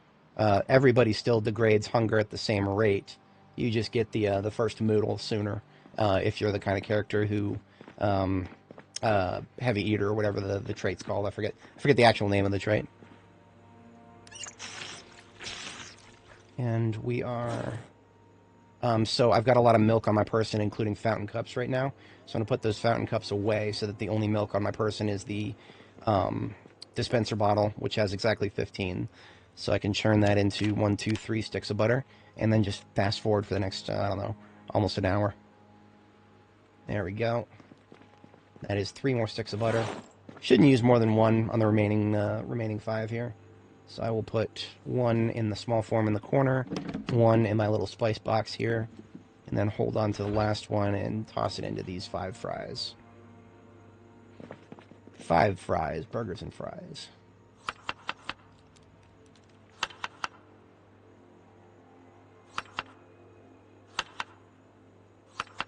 I have a little bit left over. Just gonna straight up eat it. It's fine. That's fine. My character didn't like that very much, but she's we can go pet a cow and get all of our happiness back. That's actually what I'm gonna do while this cooks.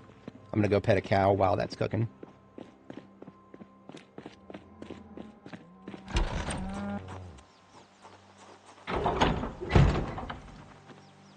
And we'll give Bella a pet.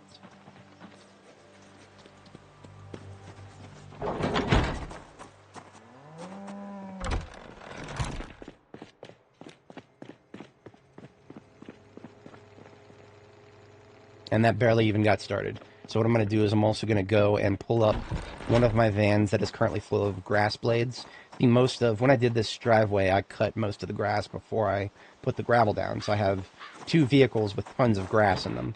And since my Angus cows are almost completely done eating up their animal feed, I can now switch them to being grass-fed. Now you'll see my frame rate just took a massive drop. That's because there's so much grass in the trunk here. Nothing I can do about that. It's just a unique problem to 42.11.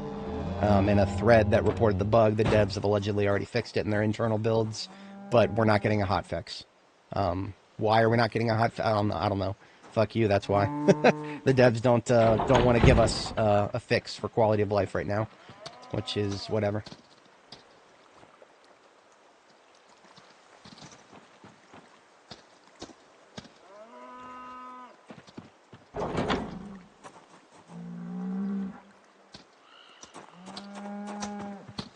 So don't run around your animals too much. I'll do it sometimes a little bit strategically, but try to avoid doing it too often.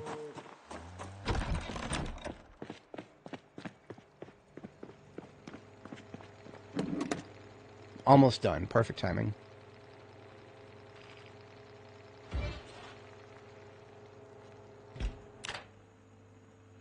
Now what I could do is I could just straight up start eating these. In fact, this one here, the small one, yeah, I'm just going to straight up eat the whole thing.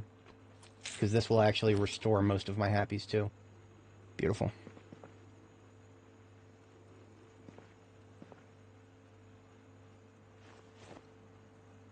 So the rest of these are actually more like, I've got 340s and then a 54, so this one is a 60 fry. And everything else is a 40 fry.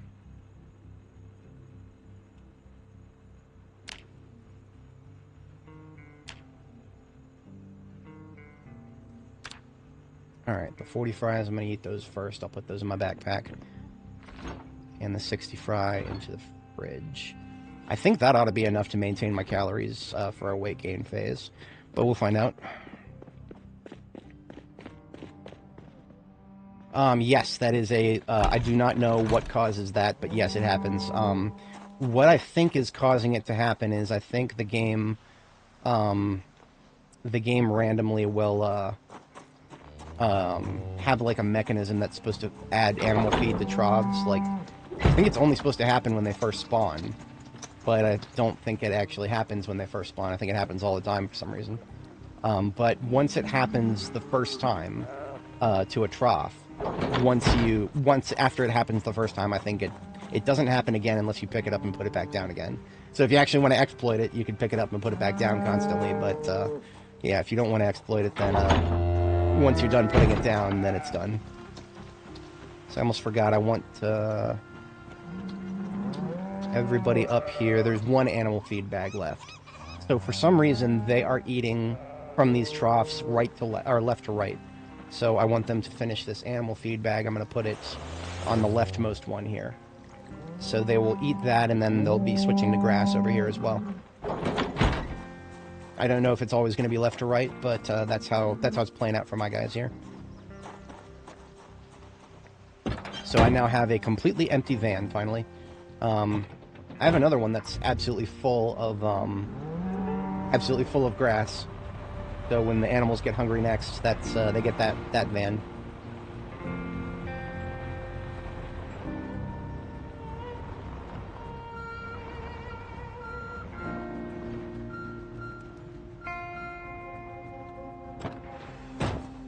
And the sacks can go into the compost bagging van here.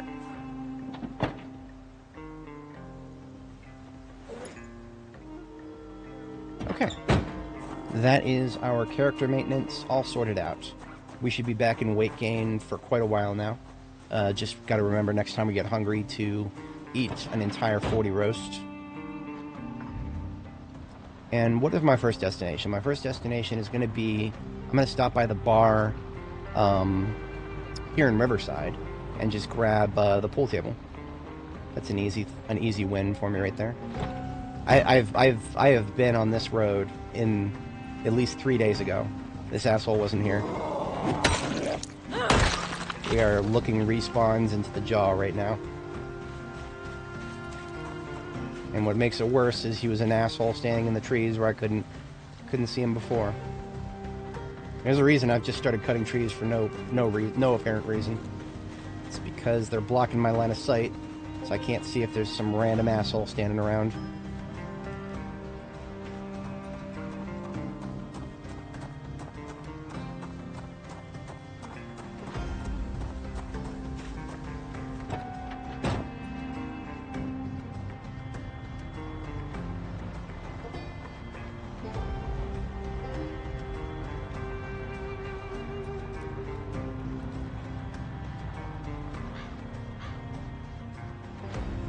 Oh yeah, absolutely.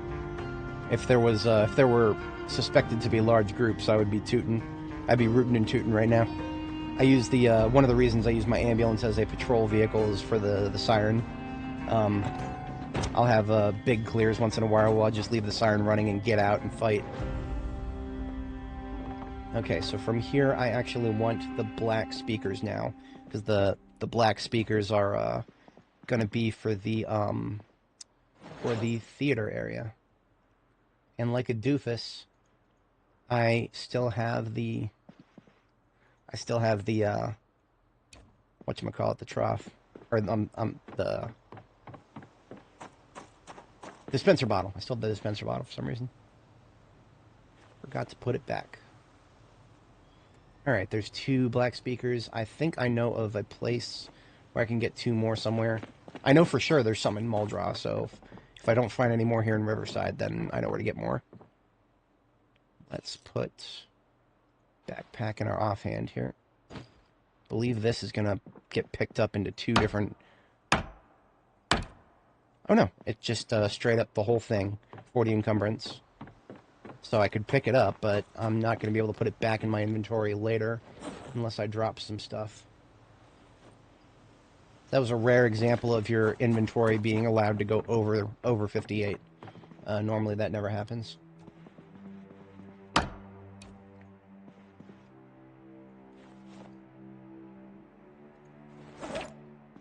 I really wish I could take the ceiling light there, but it is not possible to take that right now.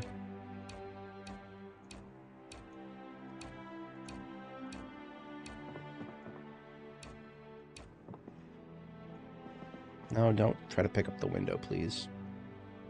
There we go.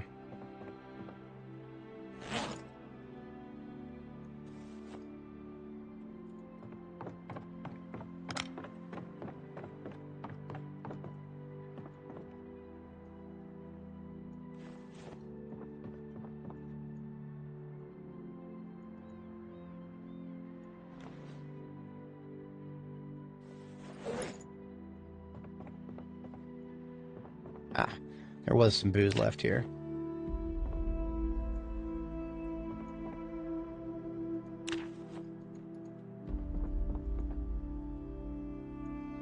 I don't need all the glasses, but, yeah, to be honest, I have room for them now. And if I do get the next book for glass making, then that is more material that I can use to make more glass.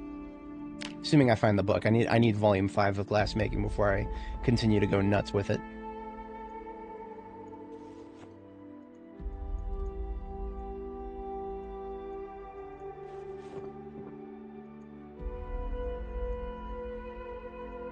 Now, I don't think I need any more bar containers, but if I do, I know where to find a left and a right.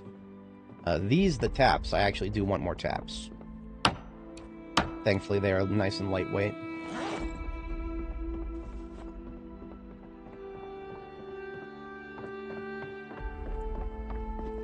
And over here, I don't really need anything. The microphone I'll take. That's about it.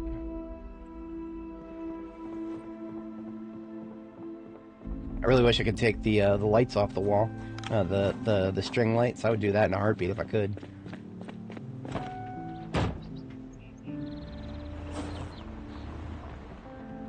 Furniture into the trunk.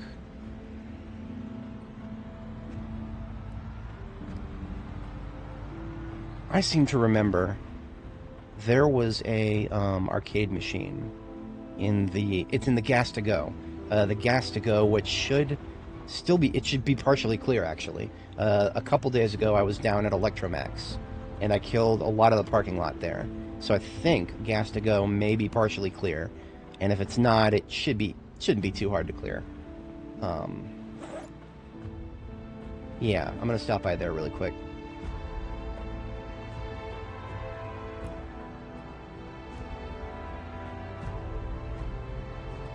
While I drive, I'm sorting some of my loot.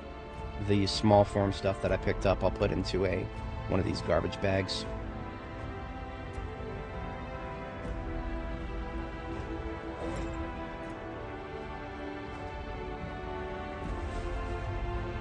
Can drive while doing this, but don't drive too fast while doing it. Especially if you can't focus on the road. Distracted driving will kill you in real life and in the game.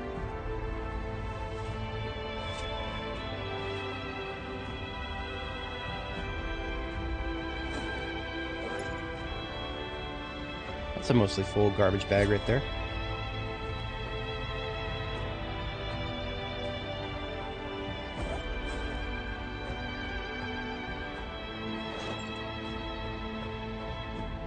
Okay, entering Zed territory, at least tentatively. I know I've killed quite a lot in this area recently, but as expected, the commotion of me killing them nearby has summoned some from the ether. Guy with a lot of jewelry on.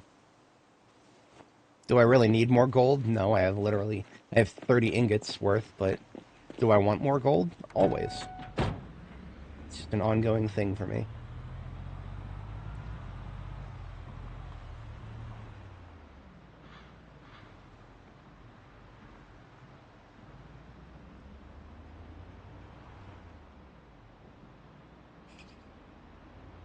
Okay, yes, I do believe. So what I did was I came in here and I tooted the horn a whole bunch right here in the middle. However, I do think I also saw somebody up here still.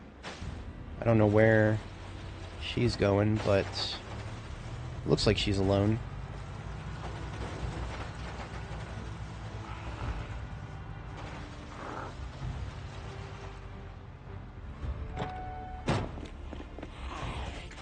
Ah, yes, rain.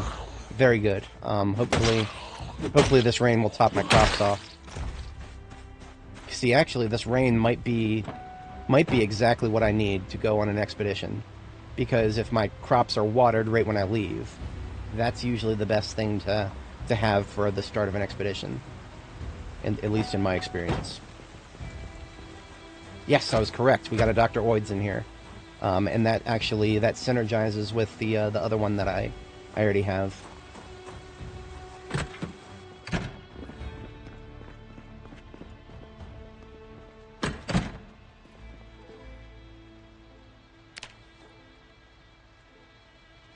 I think I've been in here before, but I haven't, as you guys can see, I haven't actually looted anything. So these seltzer water bottles are actually now only really valuable to me for the fact that they are bottles that actually display the color of liquid inside of them, so that I can use them for mixing colored things like hair dyes or regular dyes. Gas can, always useful. Entire ass box of batteries, yes please. Fire extinguisher is kind of more of a decoration, but just in case, you know. Will I ever actually need a fire extinguisher at my base? I feel like it would be a massive skill issue if I did, but you never know. It doesn't hurt to be prepared.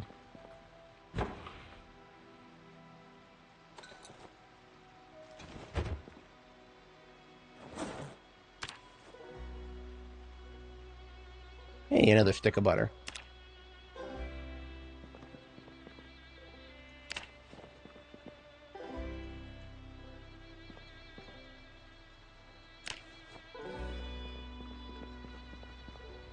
And you know what? I'm also going to take the double freezer while I'm here too, because I've already got 2 chest freezers back at base. The chest freezers and the whatchamacallit, the popsicle freezers, functionally equivalent in terms of their power consumption. However, that's because they both have the same storage size, but this one must be placed. You got to place both sides of it, and both sides consume the same amount of power. So if you want to actually use one of these, you have to use both sides. Meanwhile, a chest freezer is basically equivalent to one side of these. So after a particularly large harvest, I could deploy one of these. And after a smaller harvest, I could use one of the individual chest freezers.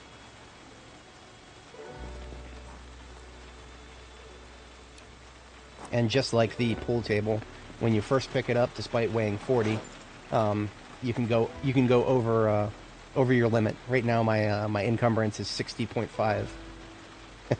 You normally can never go over 18, or you can normally never go over 50.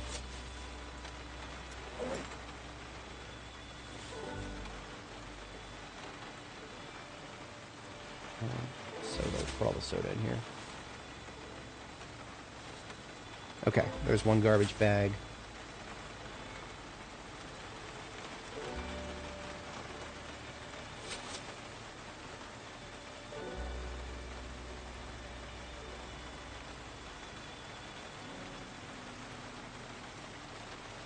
Is that going to be a full trunk? That is a full trunk. Nice. There's some stuff that was in the trunk to begin with that shouldn't have been in there. That's okay. We got what I wanted. We got a Dr. Oid's arcade machine. And I also cleared out this gas station, which I should have done ages ago, but now better late than never. So I'll equip that in my offhand. And in my main hand, I'll have my self-defense weapon, and just check the back room really quick. I'll take what I can fit. It's just small form food for the most part.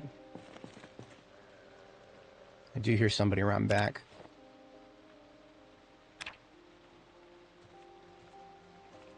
Yeah, they've aggroed. I can hear them walking.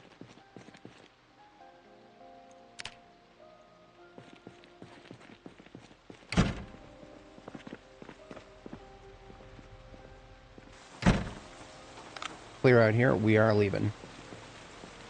It is on my long-term to-do list to get a blue generator left here.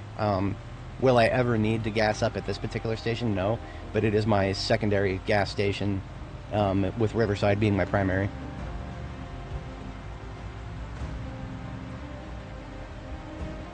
I'm going to go ahead and eat this whole stick of butter. This will max my calories out. I said before I wouldn't do it, but honestly, sometimes you just got to do what works best.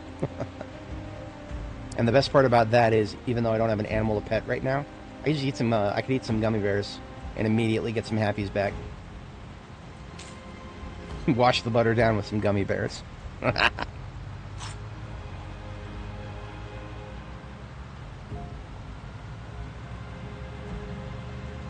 My fats went from the negatives to like just slightly into the positives. If you're trying to put on weight, you want to have your fats to be like, I think above 300. Then you start gaining weight rapidly instead of just regularly. So your weight gain phases can be a little bit faster than your weight loss phases.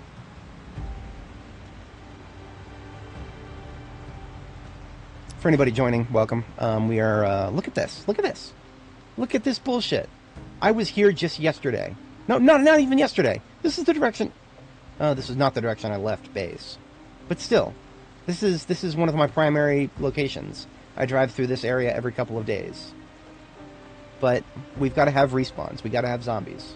I have a fucking arcade machine in my offhand right now, and I don't have any room left in my trunk, so I can't just put it down. Fuck. This is also my perfect van. I'm not running into zombies with this thing. Here's what I'm going to do. It's a little stupid. Just going to get out. I'm going to put the arcade machine down. I'm going to get the axe out, and I'm going to axe these guys a question. Would you come over here to the pile, would you? Hello.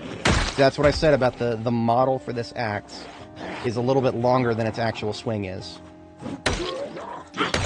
Always be careful with this axe. You can't go by the visual very well. One of the reasons I've been using firefighter axes a lot more often, despite being functionally equivalent.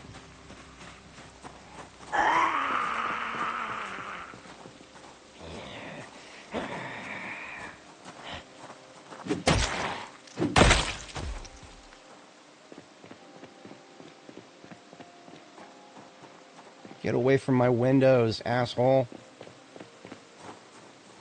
That's right.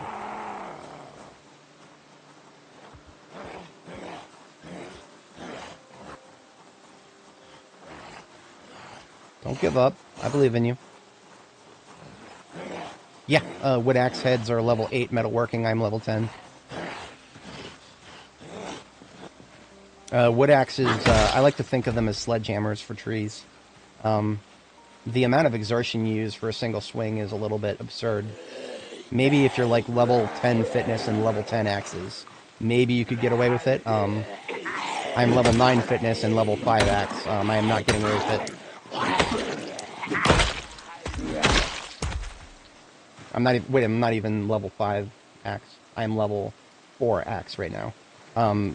Basically, one of the problems with wood axe is not only are you extremely vulnerable because of the attack time, you are also whatchamacallit, you're using +2 per exertion, +2 exertion per swing.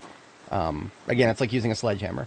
Sledgehammers, yes, very big damage, big dick numbers. You're not going to be swinging it very many times before you are a exhausted mess. I swear there was another zombie back here. I've got to be going insane if there isn't. Thought I saw some asshole wandering into the trees here. Maybe not. I'm okay with there not being zombies here. There really fucking shouldn't be. I drive through this area every day. I think I still have a wood axe somewhere. I do, in early game, I like to use wood axes and large stone axes. They are functionally the same in terms of the swing speed and their damage against trees. I do use them for that purpose, but also the muscle strain is a little bit absurd if you are at low skill level, and I guess 4 is too low. Don't know what's going on with that, but like yeah, I actually recently removed wood axes from my passenger seat loadouts, just because I found out by accident almost that regular fire axes are so much better at cutting down trees in large quantities after you get it to a certain point in the leveling. So I'm gonna park here next to the stairwell so I can get easily to the second floor. I do have some stuff that needs to not go to the second floor though. I will figure that out. Let's get the lights turned back on here.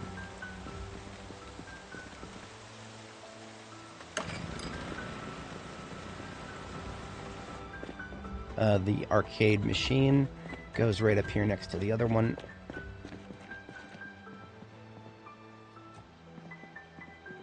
Could I put a clock on the wall?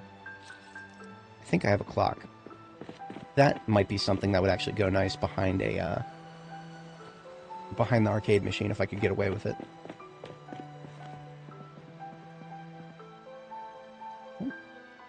I would put it in my bag.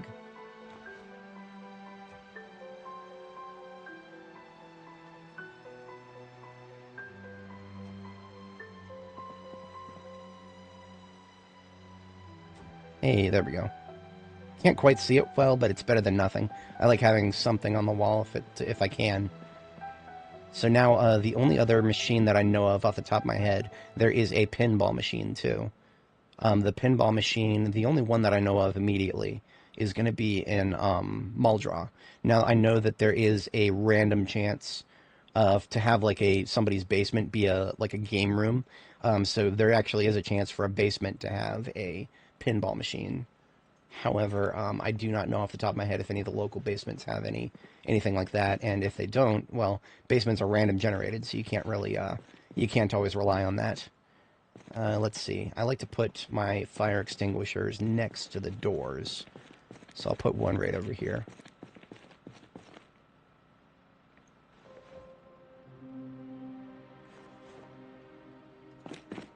Okay, that does it for the furniture that's immediately on my person. I'm going to grab one of these garbage bags of loot and get that sorted.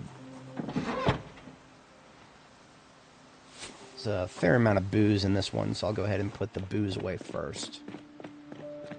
Brandy is going to go on the far right side, so is the scotch. I think brandy and scotch are both, yeah, in this one. Scotch and brandy. This beer is an import. You can tell by the shape of the bottle. Imports I am keeping separate. over here with the mixers, actually. So the imported beer and the coffee liquor can both go in this one. And then I've got some red wine. Okay, yeah, no problem. Hope to see you around, Diathan. Have a good one. And the, yeah, red wine there. Okay. And then we've just got a whole bunch of empty glasses. Where could I put those? I think I could put those in the corner here. Yeah, I'll put them in the corner right here.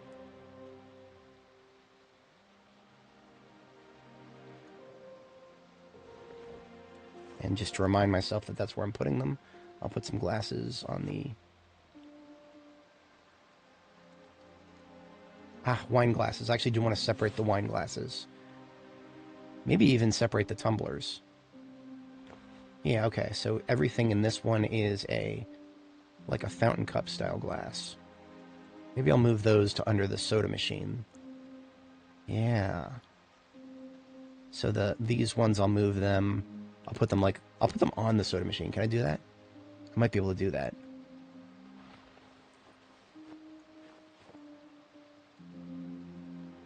Nope. The Sprite doesn't really allow for it very well.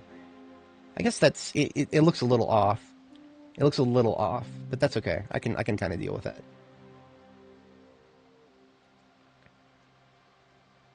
See, this is why the honestly the little decorations like this, these should be 3D too, but they're low-res sprites, unfortunately. That's nice. I like that. And then we've got wine glasses to go over here. I can't put them in here.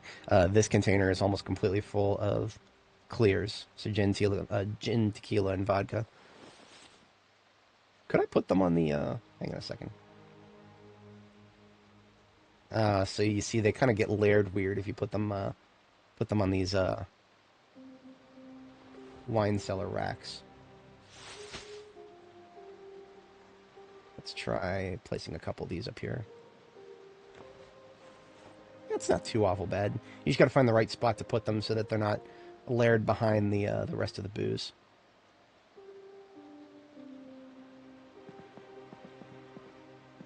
See, it's okay to put these here because there's basically nothing but wine in these containers.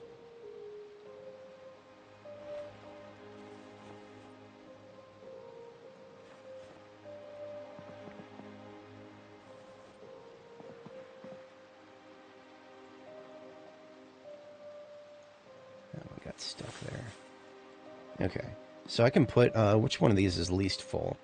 The white wine seems to be least full. I'll put the glasses in with the white wines for now. Okay, and then we've just got tumblers after that. What better spot to put the tumblers than the mixers over here?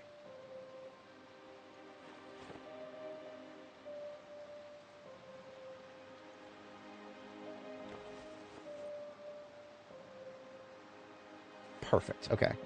And now most of what we have, almost everything else we have is going to go downstairs.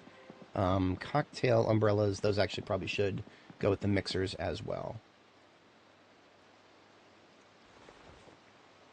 Put one of each color up as a decoration, and then rest go into the mixers.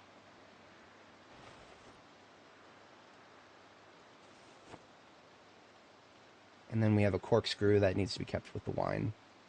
Easy.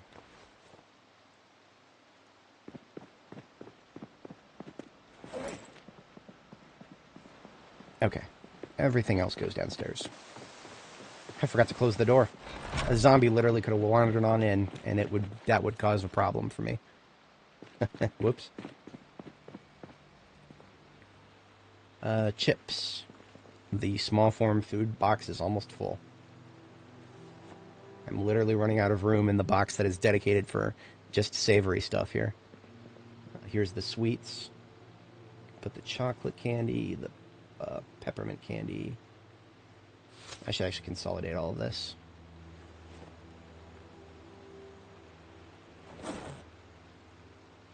Hi-Hi's go in here. Tortilla chips into the savory. Yeah, we have like room for, I don't know, 2 or 3 more bags of chips, and then the savory box is full. I'm gonna need I need another container for those. Okay, the jerky and the meat sticks can go here. Peanuts, honestly, peanuts and pork rinds, I've been putting them in here. I need to move those to small form, otherwise I'm not gonna have room anymore. Peanuts and pork rinds can go in the corner here. I mean, peanuts and pork rinds you can both use, I think, in salads. So it actually is kind of okay to put in the corner here. I seek out things in this corner when I am completely out of ideas of what to add to something, but that I still want to add, you know, something to a something I'm cooking.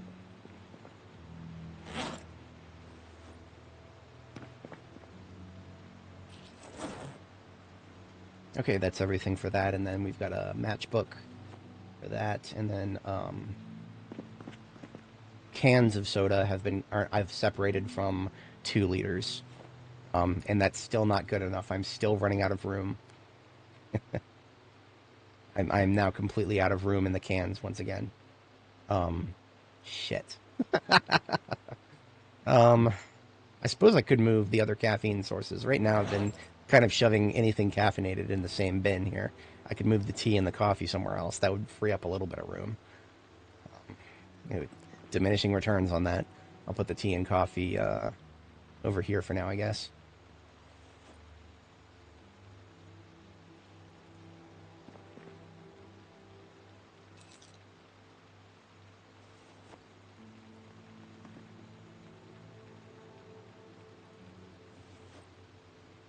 Nice, very nice. And then everything else I have does not go over here, with the exception of these plastic bottles.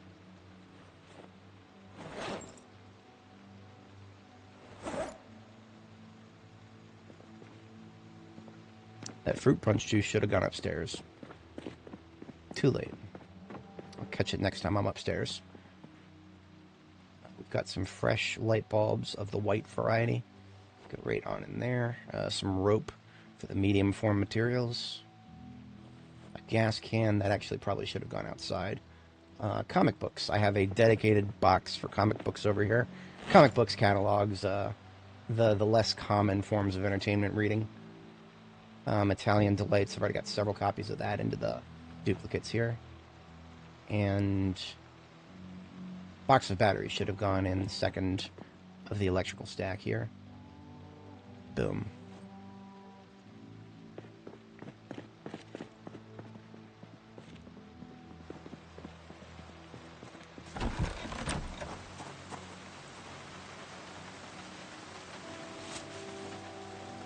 This garbage bag barely had anything in it. Take some of this other stuff with me, I guess. All these M9 mags are empty. Yeah, I expended a lot of M9 ammunition my last stream. Still barely got any progress in the next aiming level. However, we did discover the joys of shotguns at aiming level 5. Shotgun at aiming level 5 is almost a guaranteed one shot. Almost. Not quite, though. We now have 62 M9 magazines that are completely empty, ready to be reloaded. And a JS2000 shotgun. This is actually my primary shotgun now. So when I go out using shotguns, this is the one I use, so I can place it on the ground here instead of back into the box.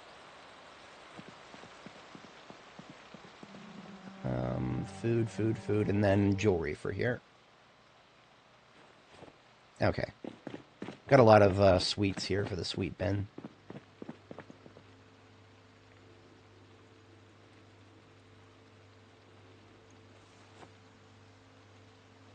And then just a meat stick for the corner. And then some more bottles. And a dispenser bottle. Okay, that is all of the small form loot we've picked up. Now onto the furniture.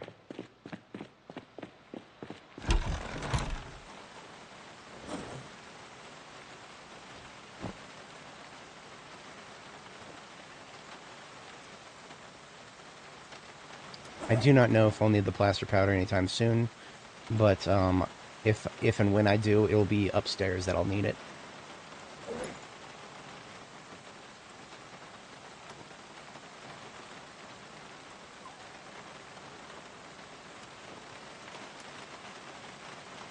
Okay.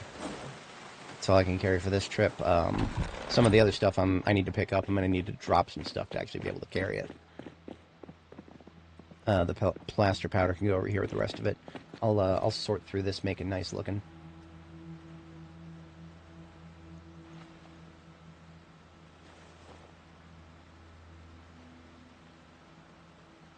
Doesn't need to be continuously strewn haphazardly on the floor.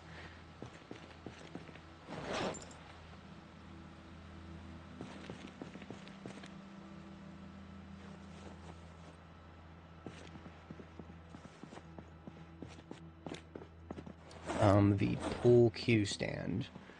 Let's see if we can find a good spot for that.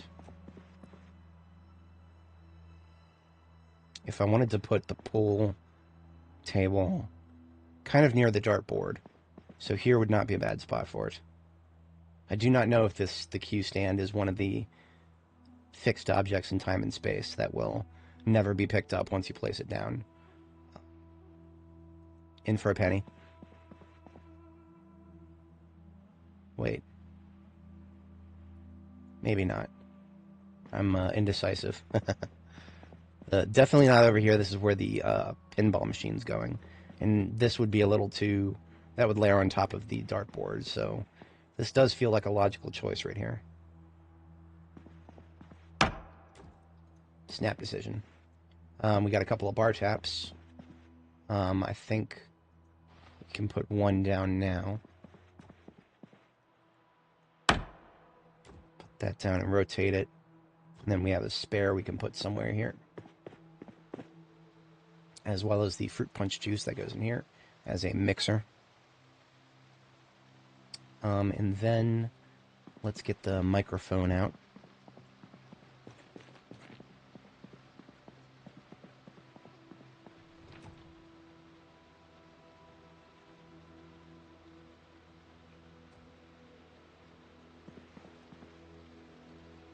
Now that I have two, I feel like putting them somewhere slightly different. I pick this one up here. Can I put it down here? Oh no, that's right. It can only be facing certain directions. That works, I guess, yeah. And now I have just this is the rug for the pool cue table. So, sorry, for the pool table itself, not the pool cue table. So I unpack all the rug pieces and just got to figure out exactly what order to put them in here. So that is the corner. Let's have the corner be right here.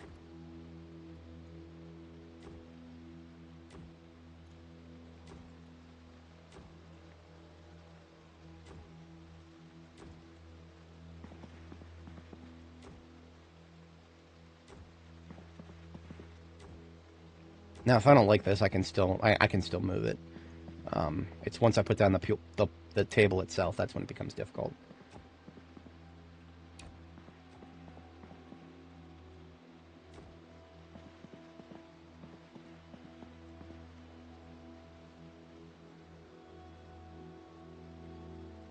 Okay, so if I want to be able to pick up the pool cue table, what I've got to do is I've got to drop some weight. So I've got to, because right now I have 16 encumbrance in my inventory. So I've got to I'll drop my heavy weapons.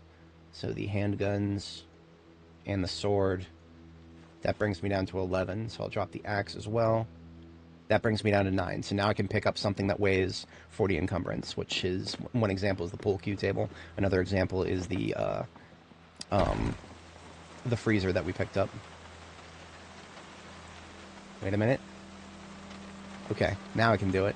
For some reason, when the hammer was on my belt, it weighed more than when it's in my hand. Kind of wacky.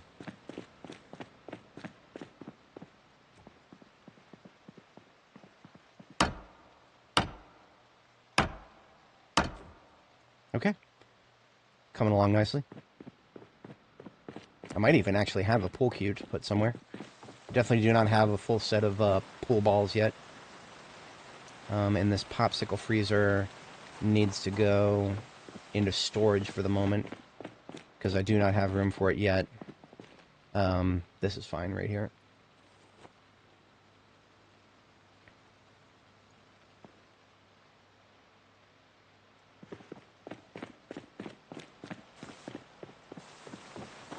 And then the 2 black speakers for the home theater upstairs. I don't know if they had 5.1 surround sound back in the 90s. But if they didn't, I'm gonna fucking invent it.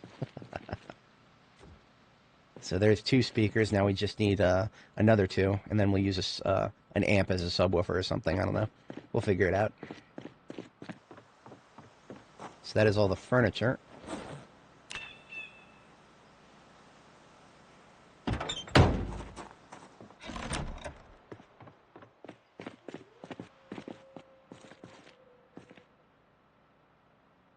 I'm going to go downstairs and take a look to see if I actually do have any pool cues. Because if I do, that's where they need to go. This is where I would put sports stuff. We've got baseball bats, canoe paddles, golf clubs. Got a fucking sword over here.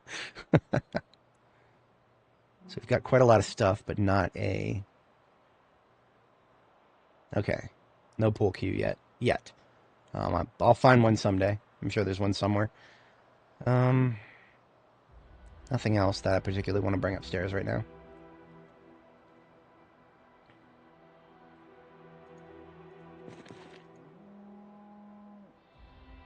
This is for the epitaph. Man, do I have a lot of stuff for that. I haven't even decided where I want to put the epitaph yet. Somewhere. Somewhere for sure. Now, wallpaper, once again, I don't really think I have a... I don't think I have really a good destination for it yet. Is there anywhere upstairs that needs a sink? Not really. Oh, the lab could use a sink.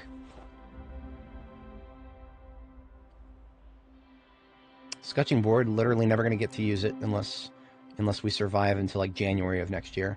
I've never had a game go into 1995 before. It's possible, I just don't see it happening. There's probably going to be another update to the game that will eventually break our save. I'm not okay with that, because whenever I get a save game broken by a B42 update, that's actually like a great stopping point. That's just like me saying, okay, this character has survived long enough that I can say, and she lived happily ever after, decorating a base for people who will never join her, because everybody in the world is dead. It's morbid, but that's what we're looking at here. There's another fire extinguisher next to the door. And you know what? We'll get a fire extinguisher in the lab too, because that's safe right there. I'm going to put the fire extinguisher for the lab under the table, if I can manage that. So by default, placing it there will put it on top of the table. I think I can use extended 3D placement to put it under the table, which is really cool. I like that a lot. We've got a fire extinguisher under the table now. Just got to replace it a little bit so that it's not clipping into the wall or anything, and there it is. Oh, that looks great. I like it. Okay, we have a industrial sink that's going to go in the lab here. It's mostly just going to be a decoration. I'm not going to bother with connecting it yet. I mean, you know, I've got a billion sinks. I don't need yet another one. So I think it would look great next to the table there. And that's also where we can put the morgue table. Yeah. I know I have a morgue table somewhere. Did I put it over here? Yes, this is where I put it. Okay. It weighs 30 encumbrance. I can pick up both parts right now.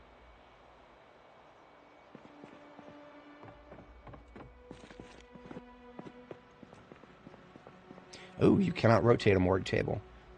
Oh, you can. What am I thinking? Just didn't work for a second there. There we go. Now that I look at it, I think a morgue table is one of those things you're going to want to access from every angle.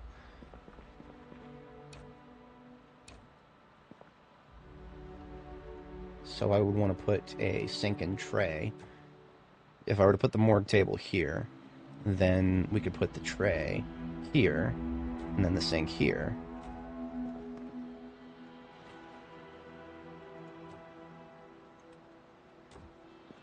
There we go. Ready for autopsies if necessary.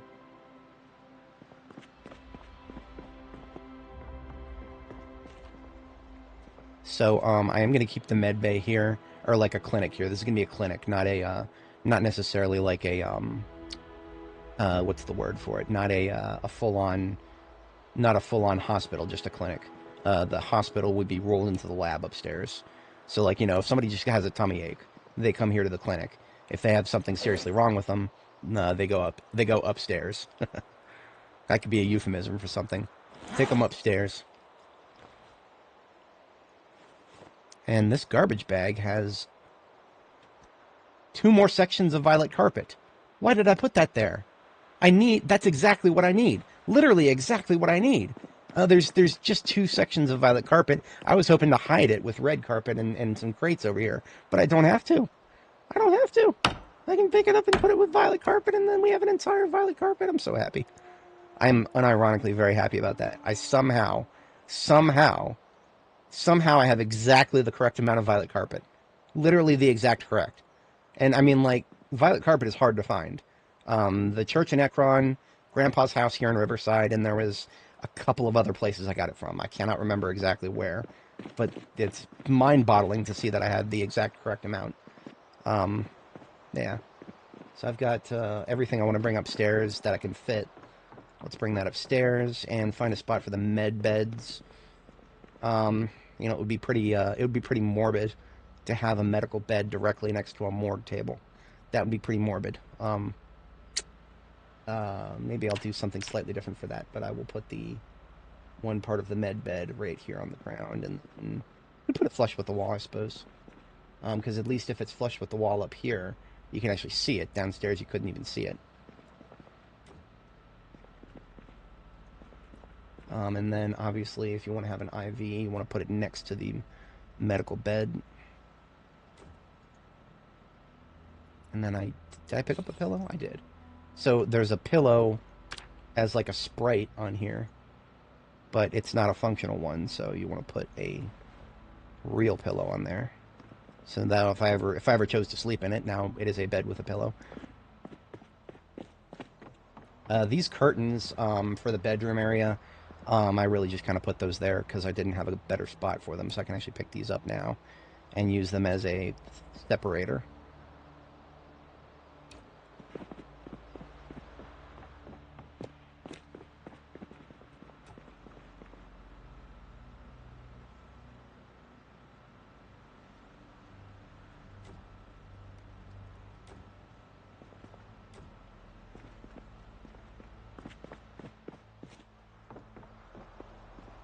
I've also been using them as basically just shower curtains for the bathroom here. But that's alright, because I've got a better spot for them upstairs now. Did I completely forget to put floors down here? How absurd is that? I am a doofus. So that means I need two more white tile floors next time I go out.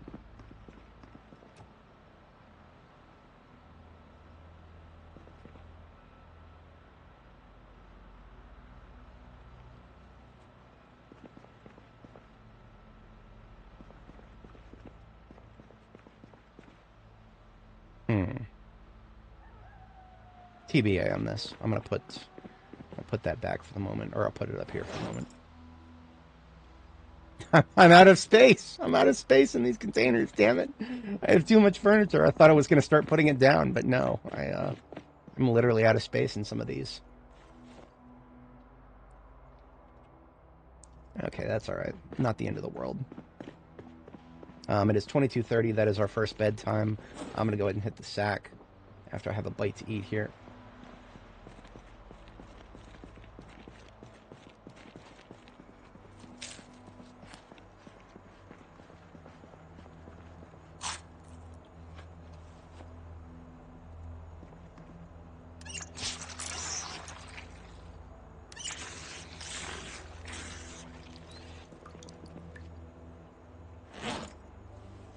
Okay, bedtime. I was going to put a bedroom upstairs, but honestly, I think it's perfectly fine to have a bedroom right here. It is very conveniently located, after all.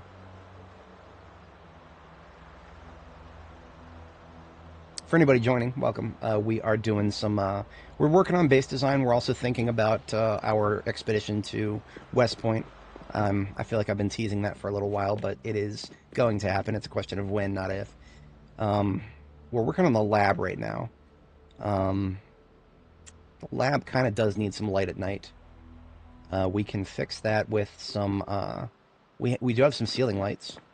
In fact, I think I have exactly 2 ceiling lights left. Not in here, but I think in here. Yes. So exactly 2 ceiling lights. These are a little bit rare. I've only found them in Muldraw.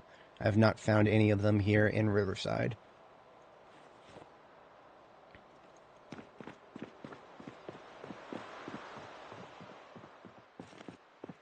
So if I were to put them right here...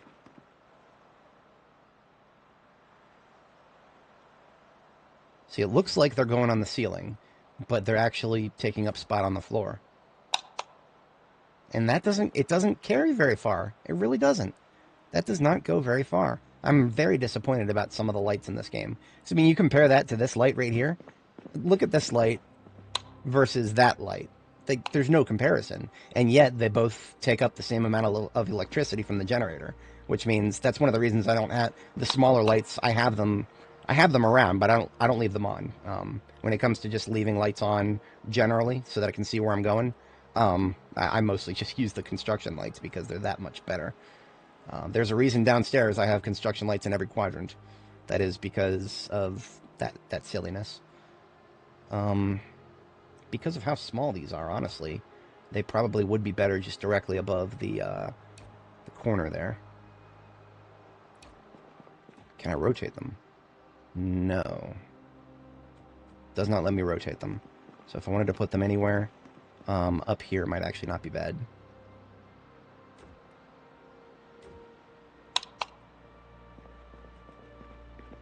See, that covers the corner well enough, but then the morgue table is partially lit. Only partially lit. I don't know. It feels a little weird. Oh, wait a minute, I have a weird idea. They don't both need to be... I could put one there and one here. Just 2 half and half. You know what? We're doing that until we find a couple more, Because that's the only other ceiling light that I currently have facing that direction. So that's, we're gonna do that for now. And now we've got one more blue curtain, honestly. There's a reason I don't have these. Now we have 3 blue curtains, so we've got more standing by for when I'm ready to expand the area. I could just put the curtains across here. That's something I could do.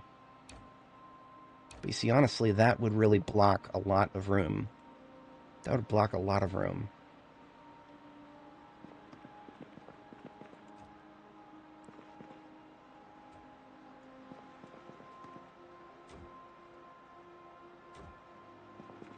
See, that looks okay there. In which case, I would want to have the sink next to the morgue. So we can move the morgue table just a little bit further up. So that the lab area is actually cordoned off a little bit from the patient recovery area and the morgue table. Now, that means I also need to offset the lights a little bit.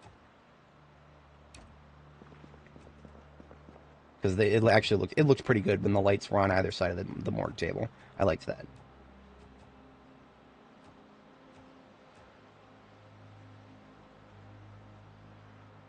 There it is, okay. Pick it up.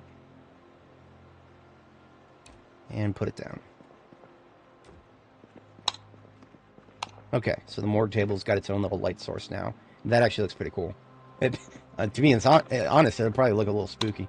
That does look a little spooky. Just the morgue lights being the only thing on right now. That is a little aesthetically spooky. The paint cans the paint cans and the random ham radios don't really help the spookiness, but you know, I like it. That also gives me more room to put down the curtains to cordon off the area. Now, unfortunately, the curtains would block a lot of stuff, like visually, so I'm not too keen on like spamming them. TBA on the curtains. I'm not going to make a hard decision on that just yet. I do want to get this paint out of the way, though. I'm done with it for the moment, so I just want to store it somewhere where I can easily access it.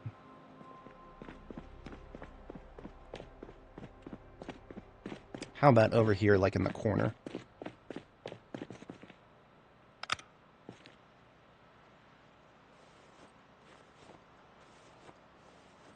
I like to store paint outside of containers because that gives me, I can visually see how much of each color that I actually have available to me.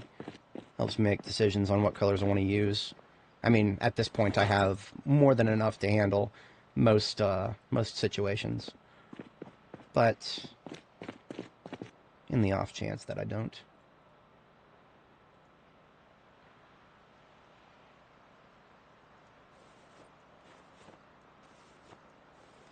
The thing with paint is you can only fit so many on any given tile.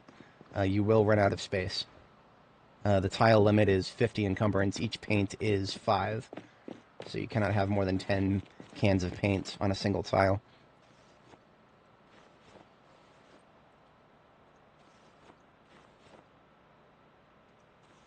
Yeah, see? Got another orange, but it ain't gonna fit.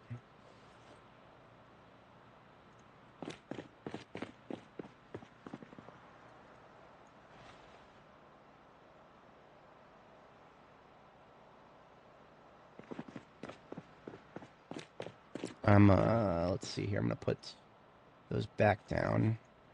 And I'm gonna do the blues next, the greens and then the blues.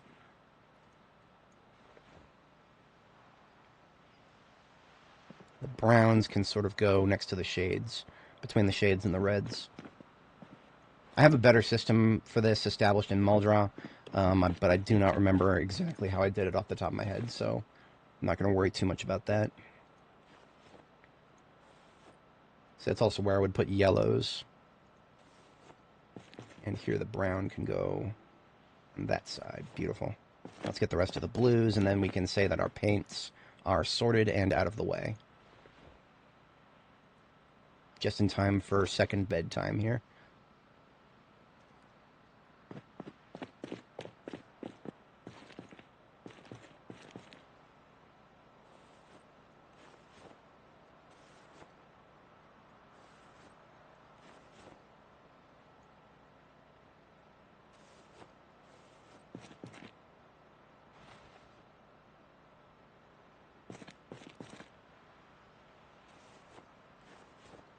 Remember, pink is a fake color on the spectrum, so I usually put it like, you know, beyond the violets. So we got red, orange, yellow, green, blue, indigo, violet, and then fake colors after violet. And then this, that's been there for a long time. I've been needing to get rid of that for a while. Okay, most of our construction materials are at least put together in an aesthetically not as displeasing fashion. It is a good time to sleep.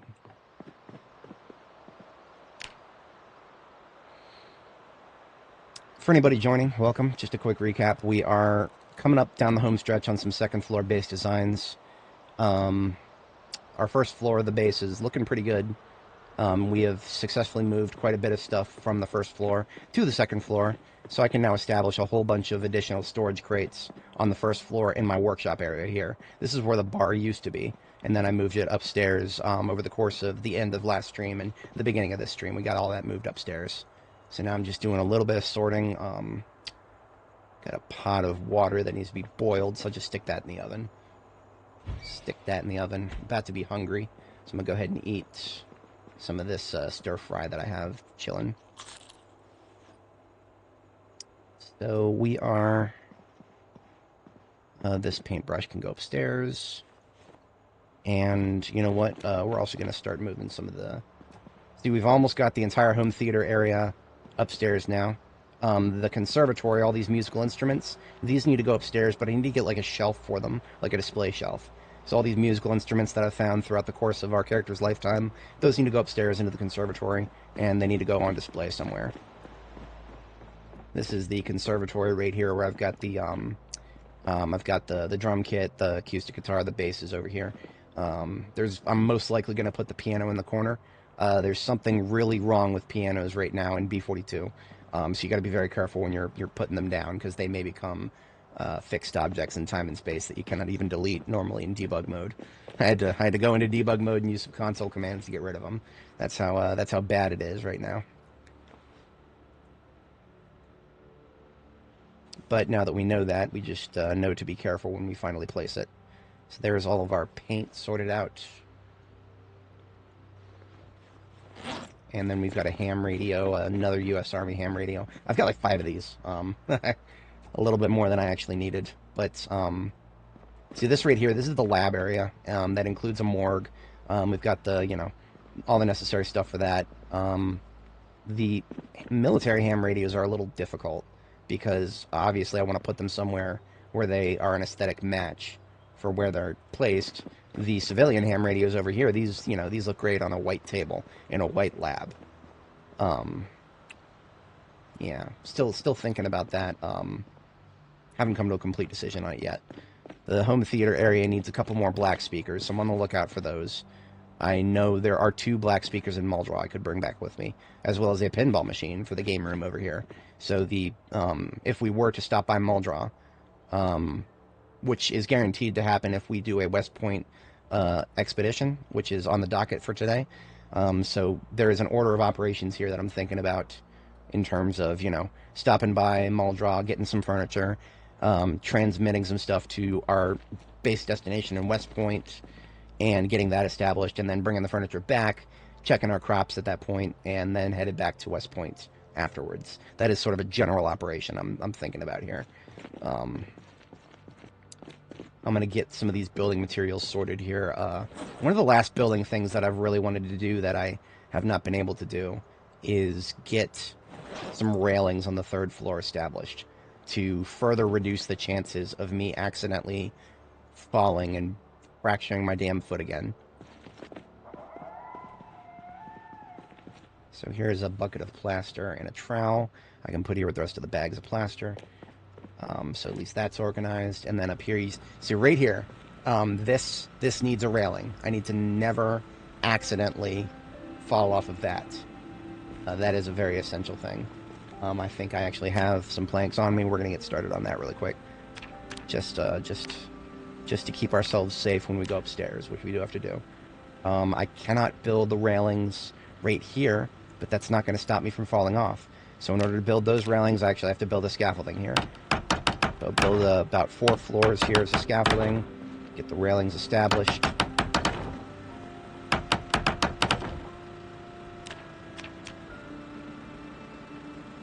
When I say railings, I'm really talking about a fence, a wooden fence.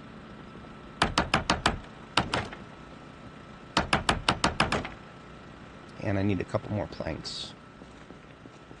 I have all these little circle-looking things. That's actually 134 planks. When I did my last wood run, I got a little bit more than I actually needed, which I am perfectly okay with because, as you can see, I have random needs for more planks. Okay, that ought to be enough. I think it's 2 planks for each fence. So I'm very carefully So I'm going to use walk 2 actually. Hotkey Y. Because walk 2 will never accidentally have your character fall off. Okay, so now what I can do is, now that I've got those assembled, I can actually go ahead and dismantle the scaffolding and reclaim the plank and nails. Now there's a scaffolding on the 2nd floor there. That's because I still have some decorations to put. You can see that the 2nd floor facing on the left side here, the decorations are done. I don't need to worry about that, but the decorations on the 2nd floor of the right side here, the bottom right, that needs some work still. So I'm leaving that scaffolding there until I can get some more decorations put in. I mean, American flags are a given. I'm a flag collector. All these flags are from all over the map. So capturing the flag is just sort of a side quest of mine to keep things amusing. Okay, and then I walk back here, dismantle this.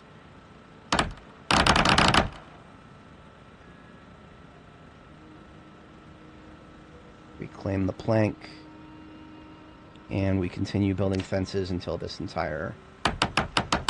whole part is done.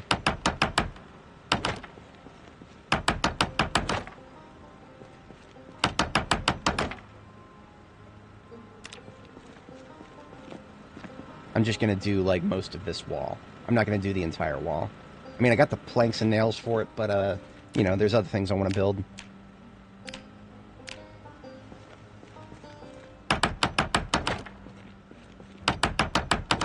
Now, don't let the game fool you. This little bridge down here, that's the second floor, not the third floor.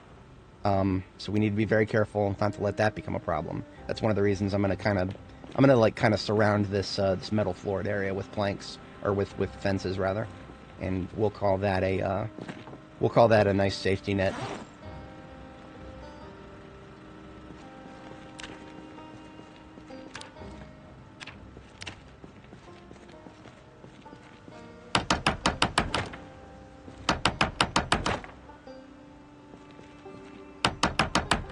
See, that makes it very clear. Even though, you know, I already remembered that, but that will make it nice and clear for me in the future.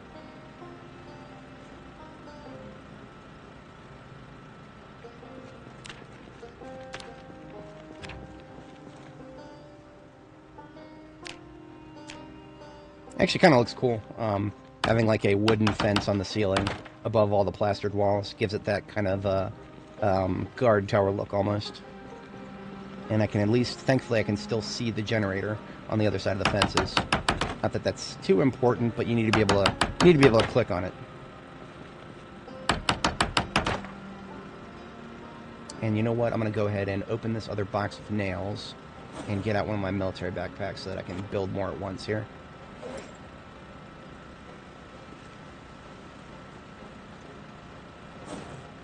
This is whenever you're building stuff in Project Zomboid. The peak way of carrying materials is to have a military backpack on your hand and one, or I'm sorry, on your back, and then one in each hand. That is peak logistics in Project Zomboid right there.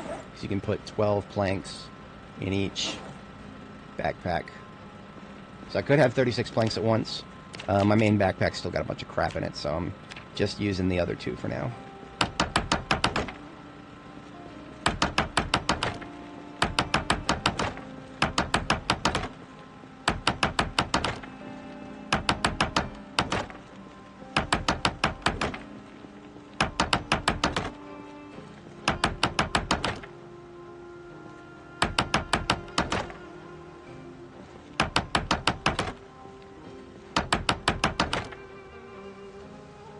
So, just to keep it nice and symmetrical, I'll just build one more so that the part that is metal roofed is fenced off.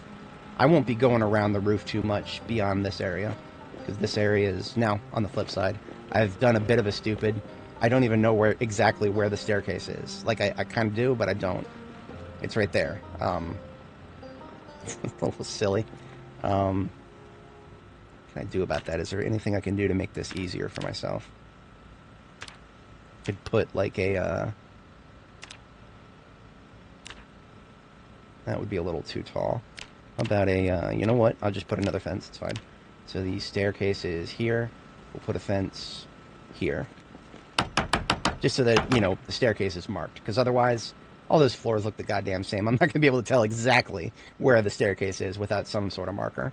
So there we go. Now we've got no way to accidentally fall off the edge, thankfully. No more fractured feet.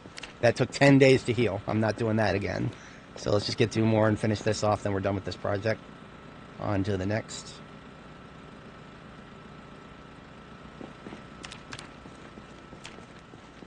Eventually I'll probably get, you know, fences around the entire top. But if I tried to do that, I would absolutely run out of planks, and I'm not doing another logging operation yet. Not yet. Soon, but not yet. Not even soon. It would be after May, because that's a pretty low priority thing. Right now it is April 26th. We've got a lot of crops to plant in May. In fact, I'm actually going to go ahead and take inventory right now of what we need to be ready to plant when the May planting season arrives. What I've done with my crops is previously, several streams ago, I sorted all of my crops into plastic bags. Seeds. I sorted all my seeds into plastic bags. So I've got one called May here. I pull that out, I look at it, and I've got a metric lot of things to plant in May. I'm probably not going to plant all of them. So corn. May is corn season. Definitely going to plant some corn. Let's take a look and see how many crop rows I have ready. What's going on here? What's going on there? Why is it black? Indie stone, what's going on here? I don't know what's going on there. I've seen this happen before. I have no idea what causes that. I'm just gonna have to overlook it. Unstable beta stuff. So unfortunately, we have a lot of space right here because we had a lot of stupid. Half of my green peas died for no reason at all. That's just agriculture in B42. Half of them died for no reason at all, trying to make it out of the seedling phase. So that means I actually have 5 crop plots available here. So if I have 55 corn seeds, yeah, sure. Here's 5, and here's 10, and here's 10, and here's 10, and here's 10, and then here's 10. So if I wanted to plant all of my corn, yeah, and then I would have 20 left over. I could easily expand this garden, but that's something I would have to plan for. So pumpkins and watermelons. I like both of those, pumpkins and watermelons. Harvesting watermelons in the past, watermelons are hard to preserve. They weigh 2.0 encumbrance each, and you get like 8 of them from a single plant. It's kind of wacky. So trying to preserve those, you know, I need. In one of my previous games, I had like multiple fridges just for the watermelons. It was that was a bit of an adventure. There's a reason I stockpiled freezers. That is just one of those reasons. So we have a lot of plants in addition to the corn and the watermelon and the zucchini. Let me do a little bit of planning here. What I'm going to do is pre-allocate the seeds for the crop plots that are already there, and then I can look at exactly how many more seeds I have beyond that. So I've got another plastic bag right here. May extant crops. I'll just put extant. So that is the 55 corn goes in there. We'll put the 10 pumpkin, and then 10 of the 12 watermelon. Okay, so this plastic bag right here is all the seeds that we already have crop plots ready for. So I can just put that plastic bag right here. In fact, I will put that, there's 1, 2, 3, 4, 5, 6, and 7. So I'll put that right here to signify that everything from that point down is already taken care of. So that means we have 10, 20, assuming I wanted to plant 10 chamomile. Like I don't even know what you could possibly use chamomile in this game for. You could add it to your tea, maybe. Maybe you can put chamomile in a salad, maybe. Sunflower is a little different because you can actually add the seeds directly to your recipes. Cucumber and watermelon, cucumber and zucchini, both similar, kind of, you know, easily. I think you can put those in jars. So I think what I'll do is I'll do a half row for chamomile and chives. You know what? I'm going to check the other side. There's no point in planting more, or in creating more rows if I've got a bunch of open spots in my other row, because I had a bunch of crops die for no fucking reason. So let me take inventory over here. As you can see, this is supposed to be 20 strawberries right here, and this is supposed to be 20 potatoes here. That's a 40% loss. 40% of the strawberries and 40% of the potatoes seem to have fucking died for no reason when making it out of the seedling phase. So I do have plenty of, let's count the exact number, 1, 2, 3, 4, 5, 6, 7, 8, 9, 10, 11, 12, 13, 14, 15, 16. So we got 16 crop plots over here. 16, make that 17. I forgot about this one. And make that 18, and 19, and 20. So just filling in the gaps, we have 20. I hate agriculture right now. I hate it so much. It's probably not doing anything good for my blood pressure to be engaging with this system at all. But basically what that means is the crop plots that are open on this side up to this point are 20 exactly. So you know what? That's the chamomile and the chives. I'm going to set those aside in a separate bag. Let's go to my little container collection up here. Grab another one of them there plastic bags. And just call it May extant as well. Hello. Get some frame drops because we're in front of a container. 42.11 problems. So we're gonna put the chives and the chamomile in these spots here. So all the empty spots this side onwards is chives and chamomile. So that leaves us with a bunch of sunflower, cilantro, cucumber, watermelon. I've already got watermelon planted. What do we have over here? 5, 2, 3, 4, 5. That sounds like cilantro. Yeah. Yeah, cilantro. I think it's just another herb. I don't plan on doing too many herbs. So you know what? This bag now constitutes replacement crops for everything over here, because the 5 up there and then the 20 in that direction. So every open crop plot on this side now is accounted for. So that means everything left in this bag is something we will have to dig new crop plots for. That would include, we can ignore the watermelon and cilantro because we've already got those down. I want to have a full row of zucchini and cucumber. Sunflower I'm iffy on. Sunflower I'm a little iffy on because I got a lot of seeds, but do I really need that much sunflower? You can only really, you can put the flowers themselves into salads. That's about it. That's all you can do with sunflower. Animal food, maybe. I could put the sunflower in there. I'm pretty sure the cows would eat it. But otherwise, yeah, this, now we just need a plan for exactly how much of this we want to plant.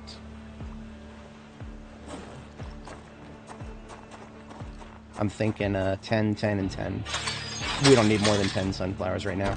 So I'll just do, that'll be 3 more rows of crop plots, which is not too bad. That's not too bad to go for. So let's grab 1 more plastic bag, and this is going to be May new.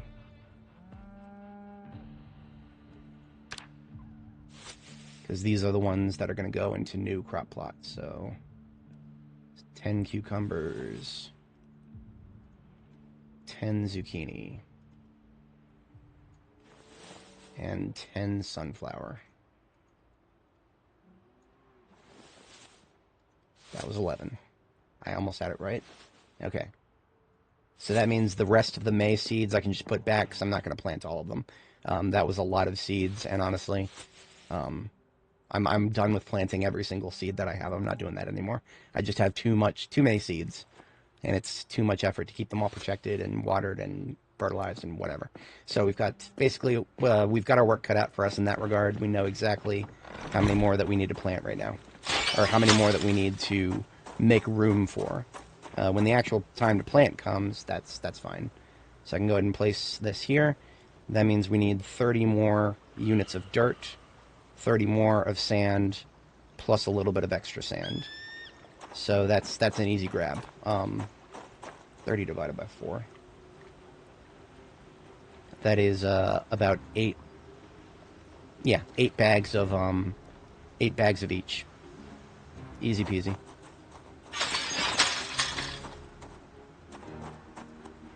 Get that out of the way now, and we don't have to think about it until May 1st.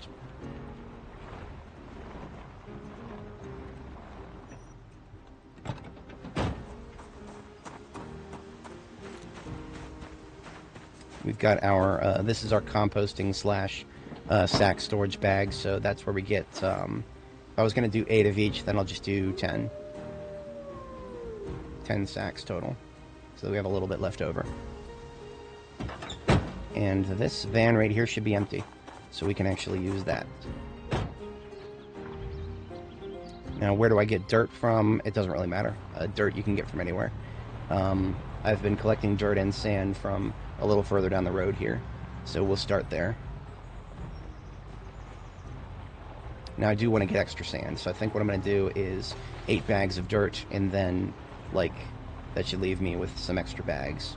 We'll do 10 sand. Look at that. Still got some sand over here in this area. I forgot my shovel. I'm a doofus. Tell me I didn't leave a shovel in this van. Of course not. Because I'm a doofus. See, usually I'll leave a shovel. I'll leave a tool that is relevant to what the van is storing, right? So in my charcoal burning van, I have a literal barrel for burning charcoal in it. But of course, despite having a literal 100 E-tools, which are the most useful shovels in the game, I don't have them allocated properly. Let's grab another one of them there E-tools from the this bin, right? Or is it this one? Yeah, e-tools. You know what? I'm going to take two. I'm going to take two. I'm going to put one in the van, one in maybe one of my other vans. See, I already have one in the passenger seat of my expedition vehicles, but this is a local vehicle, not an expedition vehicle. Alright, now that we're no longer a doofus and we actually have the tool we need, let's try that again. I did leave behind my heavy weapons. I have my hammer. I always have a hammer for self-defense. I will literally never walk anywhere without a hammer. And I am a short blunt level 9, so even if, you know, an entire swarm of zombies, 10 of them, 10 or 15 strong, my hammer will make short work of them. Not that I expect to run into that, but, you know, always be prepared for the worst.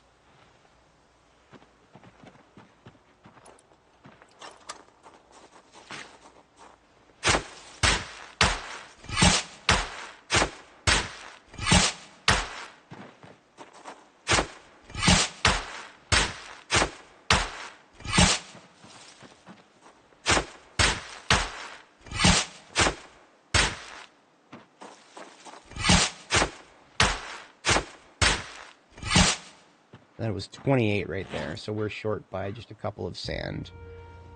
So now what I'm going to do is I need 8 bags of dirt. I'm going to go ahead and collect dirt in such a way that should hopefully make this a little bit less ugly to look at.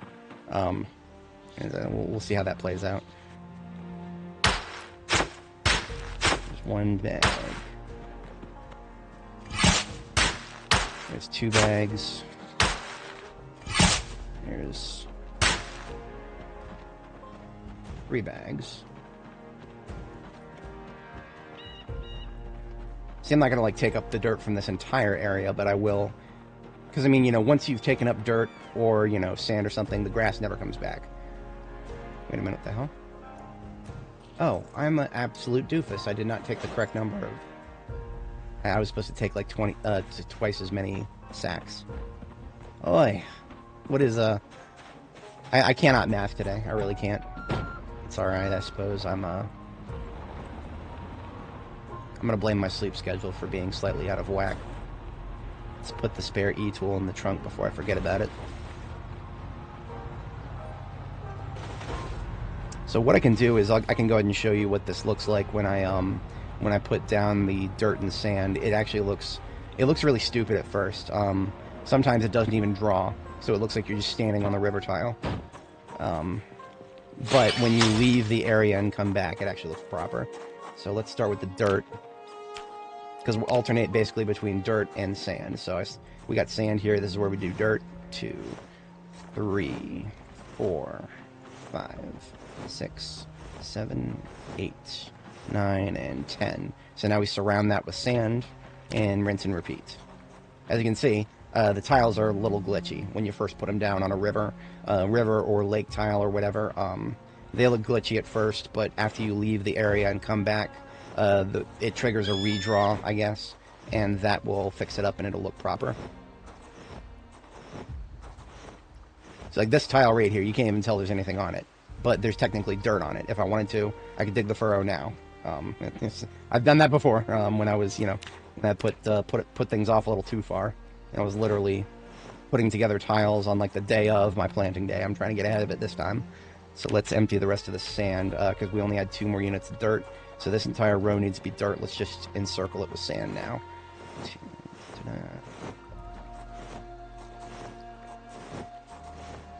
And we need to do this for 3 more rows, so we're not quite halfway there yet, but...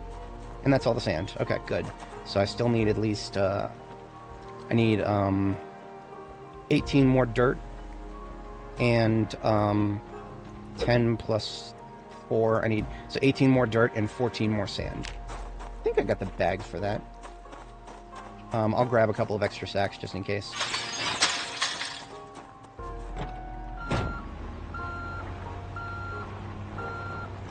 Ooh, yeah. Careful backing up too quickly.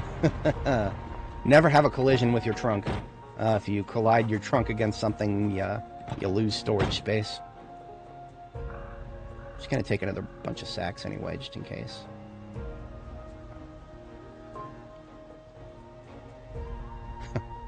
And you know, Honestly, so I have these sacks allocated for specific purposes.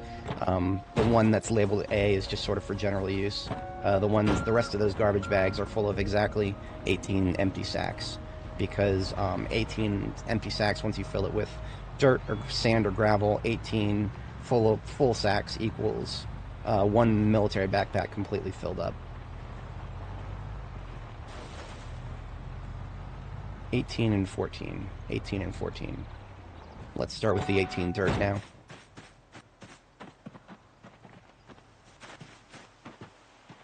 So what is that? 4.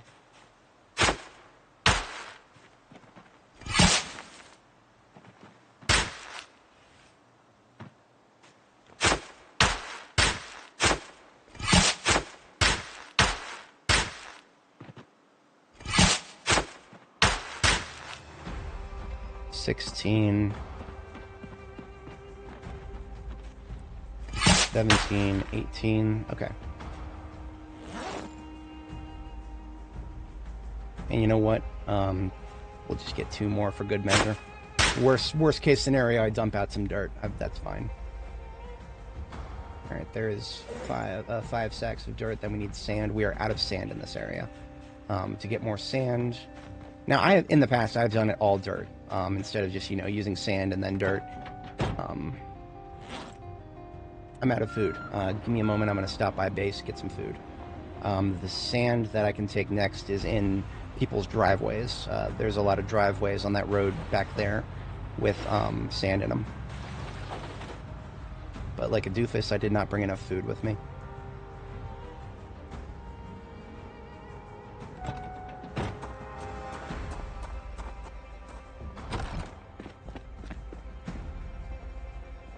What am I used? I need about 25, so let's just eat.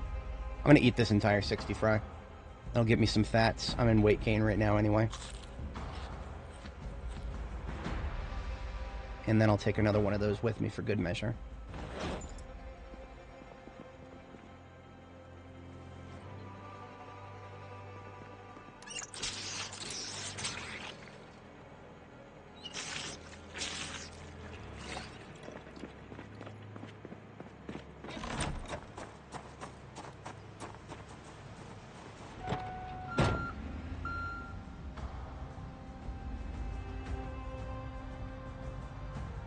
Okay, let's go steal somebody's driveway.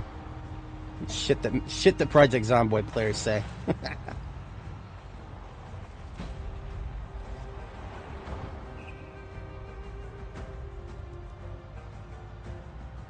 So let's start. I'll start with Grandpa's house. This right here, I call it Grandpa's house because it has a really nice aesthetic. Doesn't even have a TV, just a radio with a he's got a piano. He's got a red carpet and purple carpet, or violet carpet. One of the very few places in the game that has violet carpet by default. I'm just going to fill the rest of the bags I have with sand. That should be more than enough. Because sand is, in addition to, using it as a building material, sand is actually also a crafting material for pottery and glass making.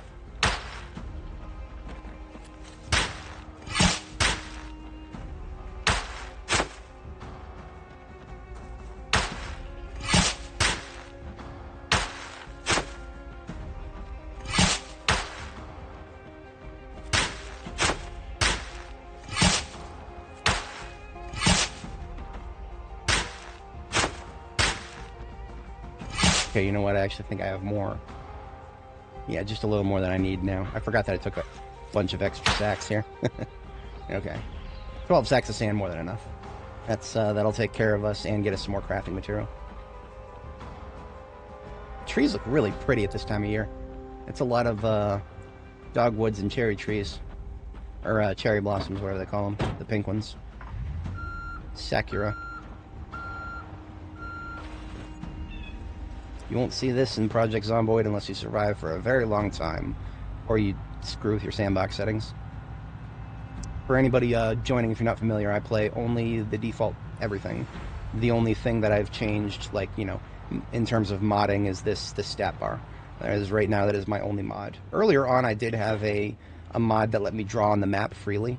I actually removed it when I saw that there were some significant changes to the map in 42.11. So I went ahead and just removed that for safety. So that is currently the only mod that I play. Everything else is exactly as the developers intended, for better or for worse. In a lot of cases, for worse. There's a reason not a lot of people can stomach this game on its default settings. There's a lot of tedium involved. See, as you can see, one of the rows we put down is already done, and then this one is just needs to get finished out for a redraw here. Let's start with the dirt.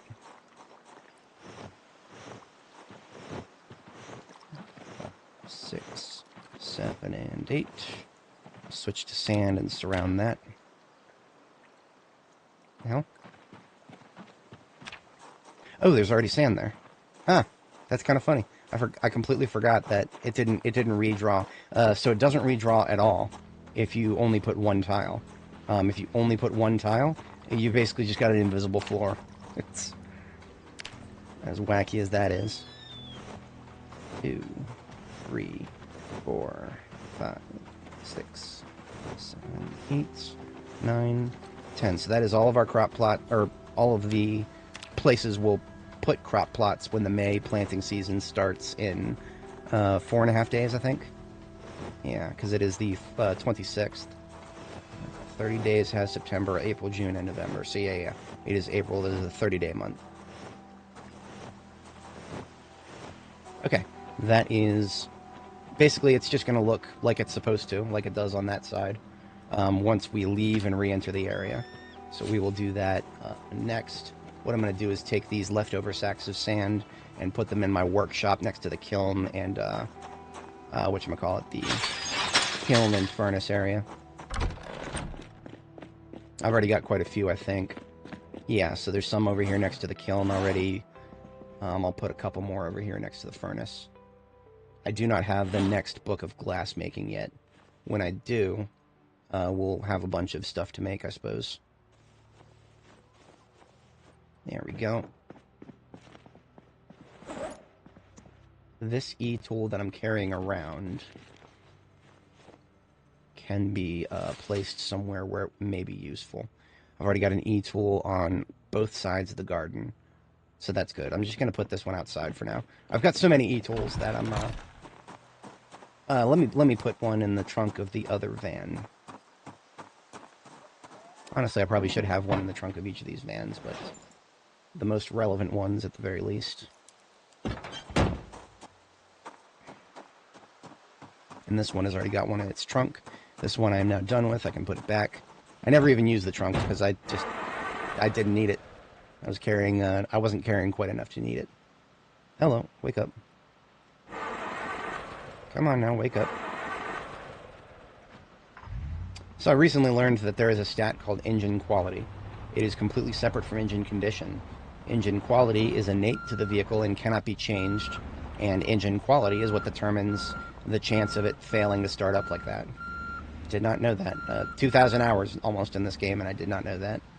I don't know how long it's been that way, but yeah, see if we open the hood here, we'll see that I've already fixed the engine to 100% condition, but condition is separate from quality. The quality is 70 out of 100. On the bright side, the Corvette here is 100. Theoretically, the Corvette, I mean, theoretically, obviously, of course, theoretically, the Corvette should never fail to start, because the engine quality is 100. That is the highest it can possibly be. I don't think I've ever seen it fail to start. I don't think. Doesn't mean it won't. I just need to keep I do want to pay attention to that to see if it ever does fail to start. I need to have a spare bucket of water in my crafting area. So recently removed one. But yeah, because they usually keep a bucket of water in the pottery crafting area. Pottery sometimes requires water for the recipes. So I keep that there and that on the floor. Yeah, okay. Spare sack I can put in here. There's a few sacks I keep. Empty gas can in here. I've got empty gas cans all over the place over the gas station, so the ones there are just basically for around the base. Now, all the stuff that's on the floor right here, most of it is instruments, the rest is dye. The dye is going to stay here. This is going to be a dye station. Because my tailoring workshop is right here. Not enough room over here for all the various colors of dye that I need to keep track of. So I'm going to put that over here because it fits with the, this is where the clothing storage is. So, you know what? These mannequins, too, probably need to be moved. Let me, move this light a little bit so that I can have a nice organized row of mannequins.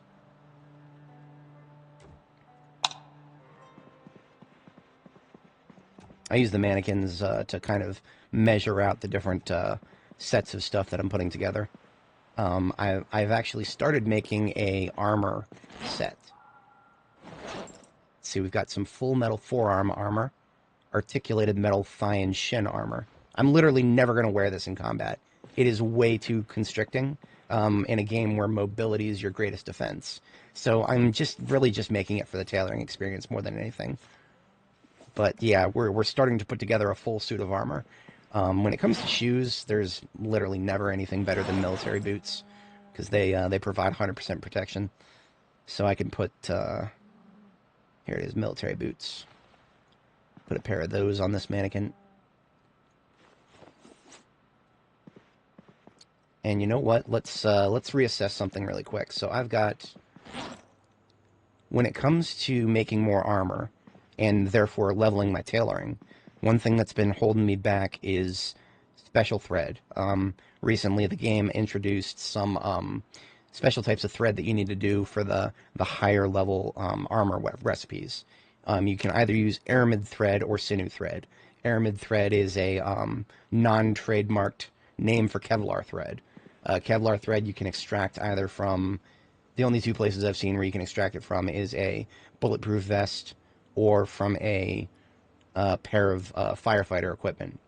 What that means is that actually means that zombies wearing firefighter shirts or firefighter jackets, firefighter pants, those zombies make sure to always peel off the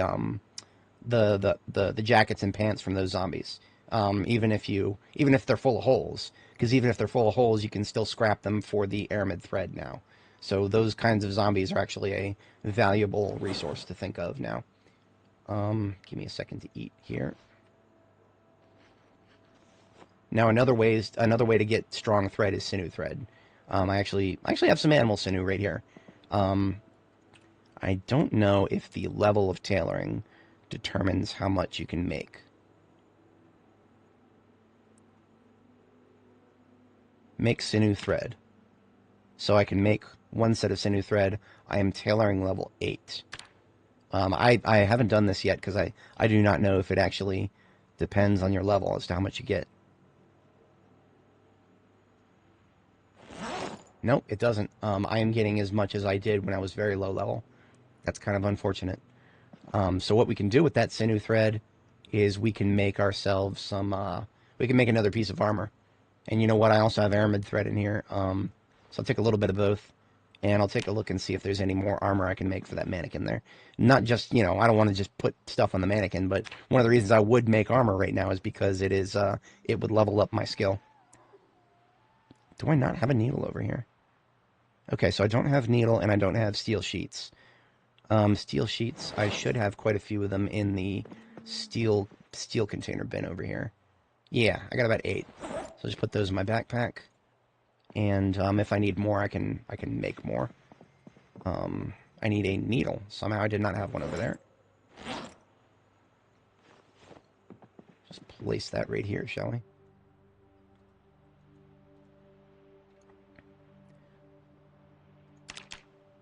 And now I'm just missing leather strips. Let's go get some of those. I do not usually store leather strips openly because I want to... sometimes I want to spam like certain recipes that will use whatever strips are available, and for some reason they always default to leather. So when I might want it to use something cheaper than leather. I'll go ahead and open one of these bundles as well. Okay, let's make some more armor. This will get us some more tailoring experience. We're currently like maybe a fifth of the way into tailoring level 9. 1,700 out of 7,500. So we'll make some progress, but not too much. So this will get us a shoulder armor piece. I forget. So that was 52 tailoring experience right there. It wasn't too much, but you know, better than nothing. So it starts off as left. You can't wear it with a backpack. See, I don't understand why anybody would ever do that. Why would you ever wear something that prevents you from wearing something as basic as a backpack? I don't understand it. I don't understand the appeal.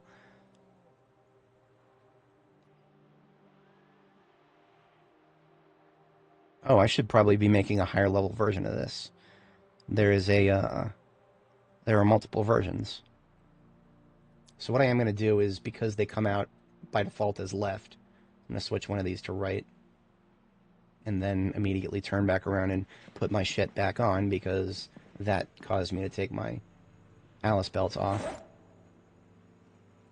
So I dropped that, and that screwed up my belts as well, so I got to drop those. Thankfully, I wasn't actually wearing my heavy weapons, so this is not that big of a deal. Visually, it doesn't actually look that good either. Like, I don't like it very much. But yeah, let me put that stuff back on. So we got the belt sus first, and then the 6 is the ankle holster, and then 7 and 8 the double holsters, and then 9 is the backpack. So now we have a left and a right metal armor. This might not even be the right one, but let's put them here. Yeah, that's probably not the right one, because there's multiple levels of metal armor. Let's give the mannequin the highest level one. Shoulder armor, left and right. Articulated shoulder armor.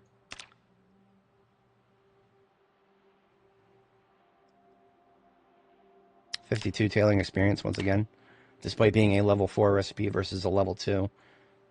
That's a little silly. Once again, cannot wear with a backpack. I was hoping maybe the higher level would... No. But something more for the mannequin here.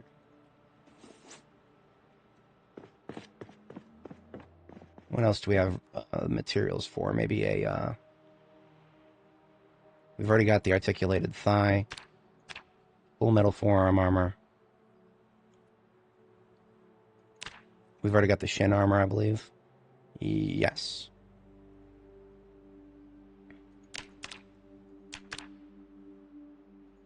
The coat of plates is something I might actually wear in the future. That's a rather costly construction. In fact, it would cost more wood charcoal to make than I even have at the moment. The metal helmet. This is like a bucket helmet looking thing. It actually looks like the Black Knight from Monty Python. Oh, let me get a couple more of these metal sheets here. We can take a steel sheet. We can actually split this up with metalworking as well here. So I got a steel sheet. All I got to do is split metal sheet. It doesn't even cost charcoal. This is a free recipe. Don't tell the Indie Stone. They'll nerf it.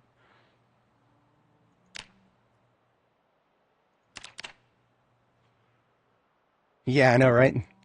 That's this game is a logistics game masquerading as a survival crafting game. That got us even less experience. A crude metal helmet? What? I thought we had a better. No, that was a crude metal helmet apparently. Whatever. I mean, it doesn't even look like there's a better one in here. Whatever. I'm not too mad about it. For the neck guard, I need like an actual small leather. You know what? It's been weeks. I wonder if it's actually done tanning. Nope. Oh no, it's done. It's done. So we do have a small leather. Let's get another one. No, I can't do that yet. I have not processed it, so I'll come back to that later. But I do have a small leather that just finished recently. Must have. So let's see if I can get a. Right? No, that is accurate right there. Let's get a metal neck guard out. And we're going way past our bedtime tonight. I just felt like getting a little bit of work done on that, a little bit more tailoring experience. So our mannequin with the Black Knight setup is she's coming along. She's coming along. Let's put back some of the stuff we're not going to need and get to bed. A little bit of airman thread left, other strips. I need to reattach some of the stuff that was on my belts here. Hunting knife, flashlights, and these sacks of sand that I almost forgot about. Put that there. Couple of sacks. I really should be doing this as an overnight activity. Let me go ahead and sleep. I never even got my first sleep in. As a restless sleeper, you gotta sleep twice. Oy. Easily distracted. Very easily distracted. Hopefully the game will let us sleep again sometime soon here. Because my second bedtime is supposed to be 4 a.m. I already went past that.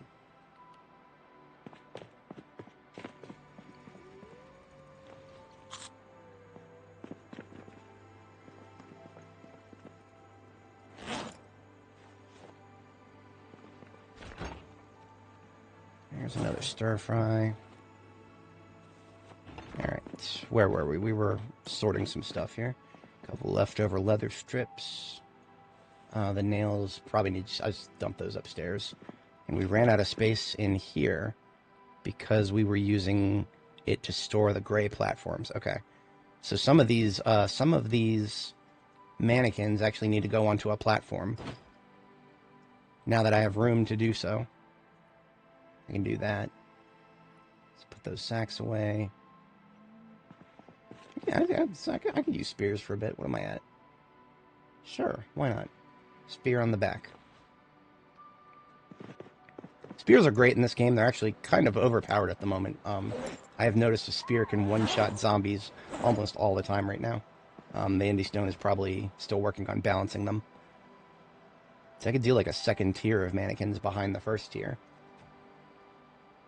Of course, that would be a little... That'd be a little constricting. On the bright side, you actually walk right through those platforms.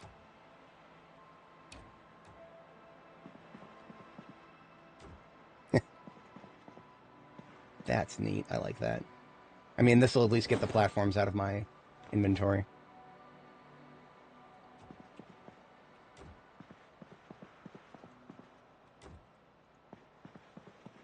Okay. We don't need to think about mannequins again for a little while. Let me go ahead and get the conservatory stuff upstairs. Assuming the game isn't going to let me sleep. Let me try again. Yeah, it will. Okay. So we're only about an hour off of our sleep schedule. That's okay. If you go to sleep by 4 a.m. as a restless sleeper, as long as you got a good quality bed, you'll generally stay awake and well-rested throughout the daylight period. Like after 1800, when the sun starts going down, that's when you get tired. That's a circadian rhythm I like to keep up with as a restless sleeper.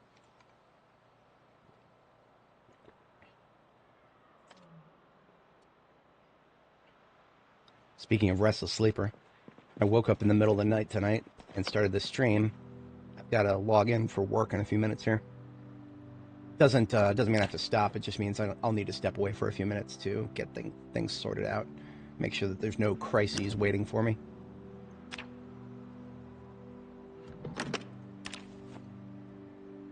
Okay, that is all of the instruments. Let's head upstairs with those.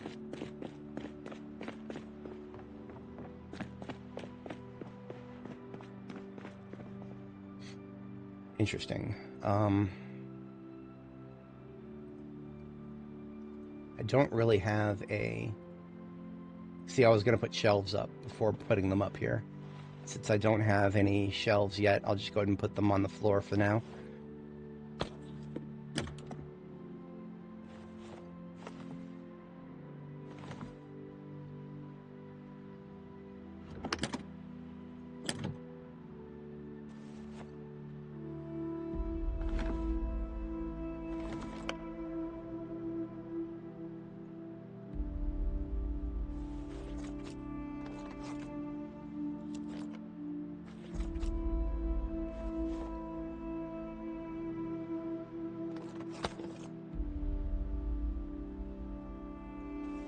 putting drumsticks in the violin case, putting the violin in a flute case.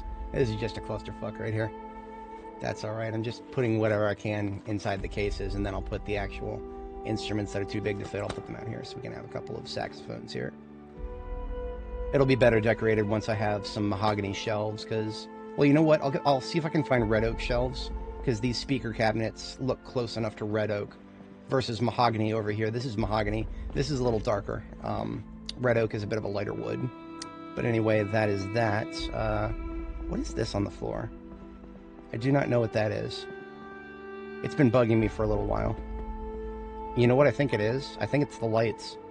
I think the lights downstairs are like kind of clipping through the ceiling a little bit. Whatever. There's nothing I can do about that. So here are my heavy weapons. I took them off earlier so that I can move things around easier. Let me go ahead and re-equip these. It's my guns for the holsters.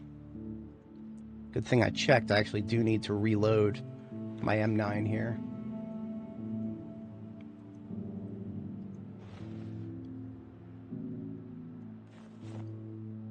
I've just been jumping between axes and spears and a couple of other things for the back weapon. So yeah, base is sort of organized for the moment. I'm gonna go ahead and cut the lights here. And I'm gonna leave the nails up here next to all the planks for more work on the roof and or building crates when the time comes to redo the sorting. I've been putting that off, that's fine. Not in any particular rush to do that. And then we've got... We're set. We're going out to... what are we going out to do right now? We're going to reload our M9 first, because we blew through a lot of M9 ammunition recently. To such an extent that this magazine right here can go ahead and go straight into my secondary M9. Hello. Secondary M9 reload. And here's a spare. Now we are out of full M9 mags, so I'm going to go ahead and reload a bunch.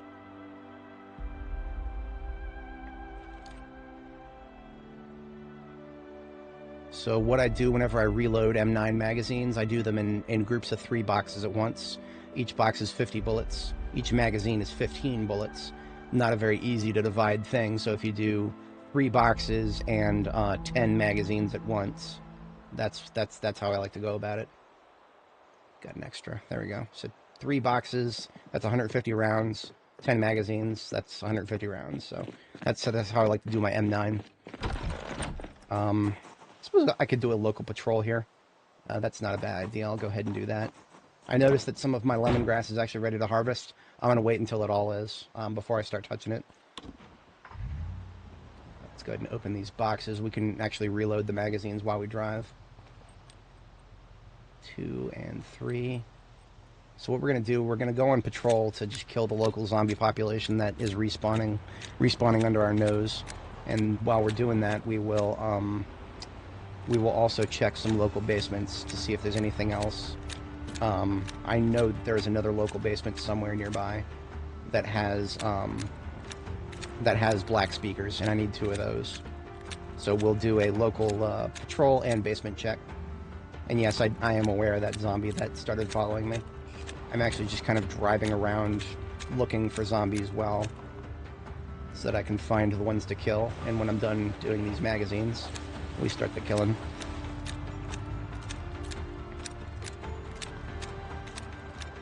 Is it just the one asshole right now? Looks like it. I'm sure there's going to be more later. It's just they don't have the dignity to all respawn at once.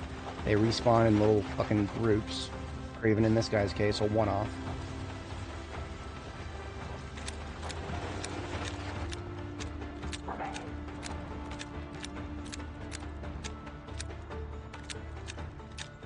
Ah, there's another young lady over there.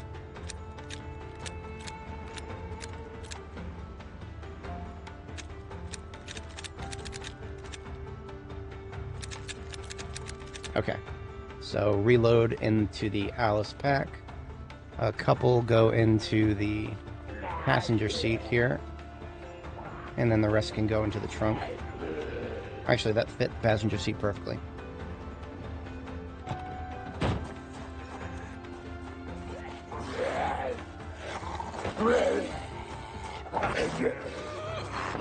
Come on now.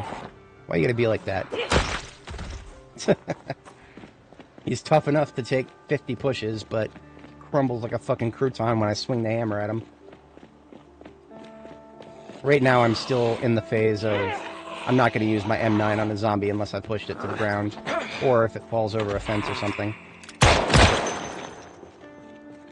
Because whenever it's on its ass and it's on the ground, you get pretty much guaranteed, well, not guaranteed, but, you know, good chance to hit.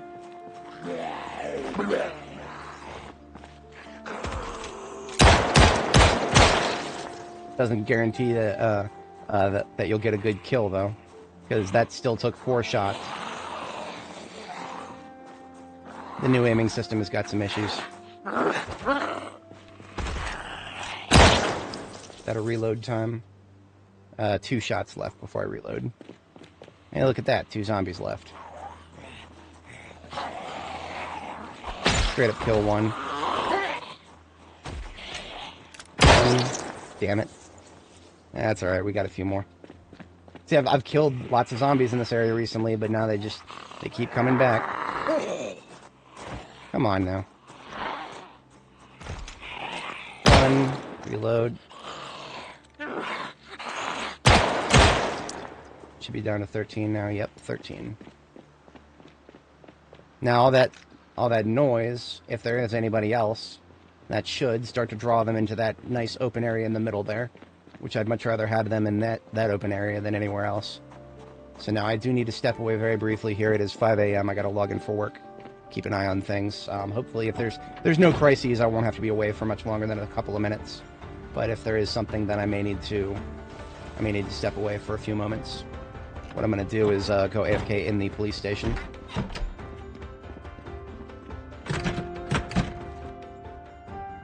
She's in jail for a minute. She's been a bad girl. Okay. And while I'm gone, I will regale you guys with a picture of one of my previous bases, so you can see what I'm thinking of in terms of what furniture I still want. You know, like the game table there, the jukebox, for example, the sitting room, and then of course the bookshelves. So that's a couple things I'm thinking about getting, and I will be back in approximately 2, maybe 3 minutes tops. See you guys in just a moment here.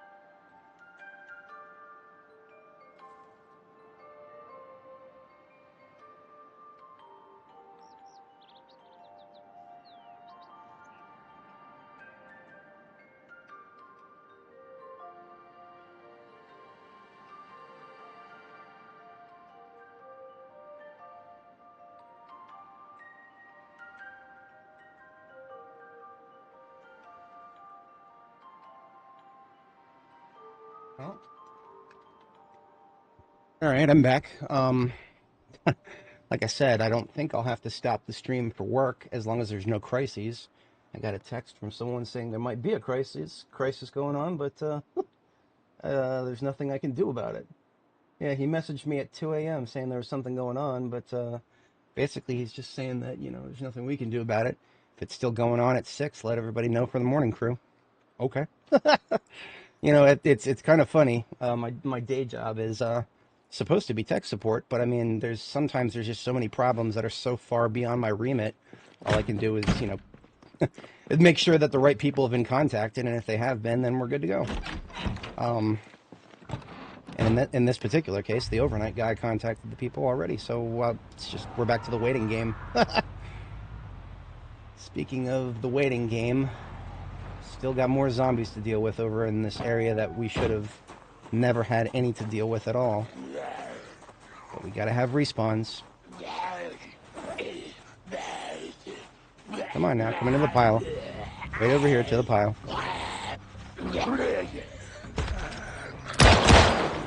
Should be down to 11. 11 rounds in the magazine, as it were. Have a bite to eat.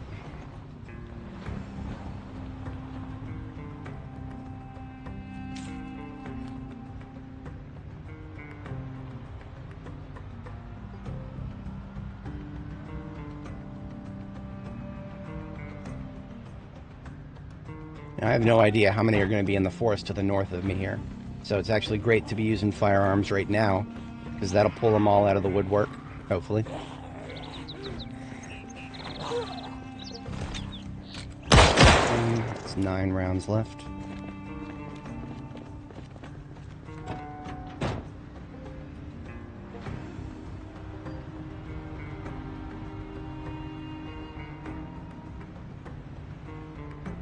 Aha. Yep. See, it's kind of hard to see them. You know what? Gunshot's too slow.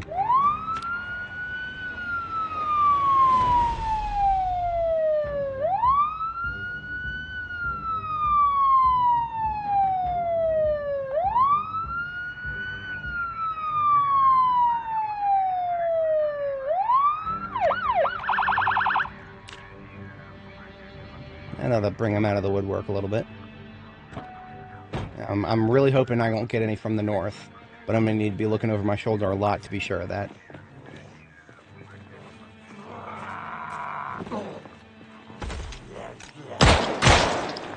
Alright, so you know what? We got a fence right here. I would really love to be able to use that fence.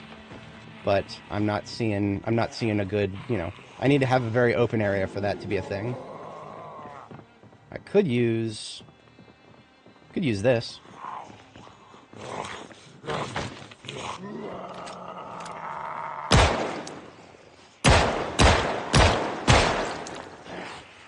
And I can also use the fence up here. But once again, the problem is there's not a lot of line of sight because of all the stupid trees. See that? There's one there, and there's one there. I didn't see them before because of the fucking trees. It's like the fences are very useful, but after a few years, or, just a few months, really, of overgrowth, the fences are all, there's going to be trees all over the place nearby. Because you see, the reason I'm doing this is because I don't have to push them down if they push themselves down by jumping over the fence. And firearms are a little safer to do this with than melee, because you can shoot at them from outside their lunge range.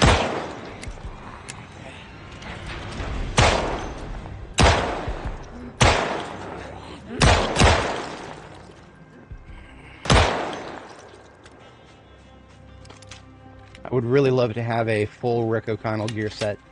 If you've ever seen The Mummy, the 1999 movie, Rick O'Connell, played by Brandon Fraser, he carries 2 M9s, an M9 large, a 45 with extra dip.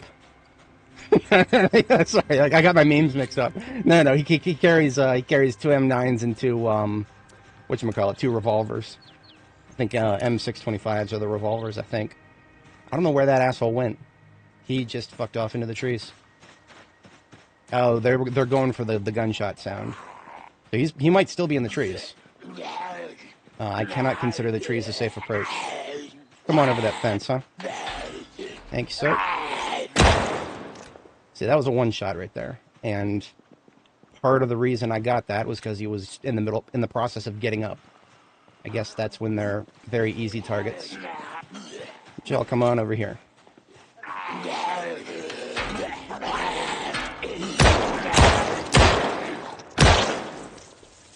How many am I down to? My primary is still empty. My secondary is down to 9. Right? Well, no, I'm just kind of... Did I get a jam in my primary? Hang on a second. No, I did not. I'm good. I don't even know if jams are a thing. That, I cannot remember if that was like a feature from a mod or not.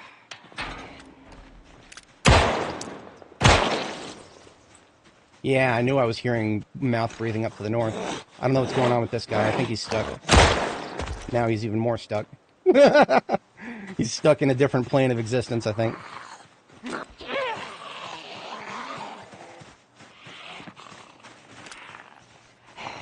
Remember, be very careful about your ranges whenever you do this.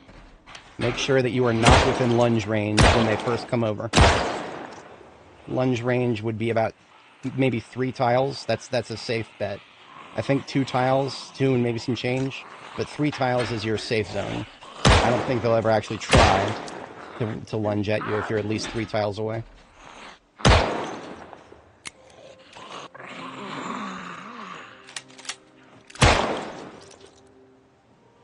She's still alive? See, we're getting the red crosshair over her, but I think she's dead.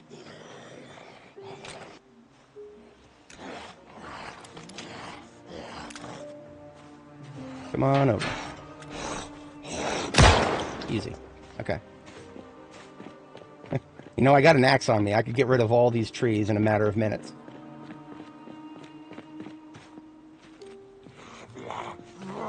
I'm tempted. I'm very sorely tempted. I've done it already once, but that was also because I needed logs. Right now, I don't really need logs. I got a billion spare planks up at base already, so... If I needed logs again, I would probably nuke this forest right here and just make this my designated kill zone, because that would actually be a great kill zone right there because of the fences. It's just the trees make it an extremely dangerous place right now. I would never fight that close to trees ever, not intentionally at least.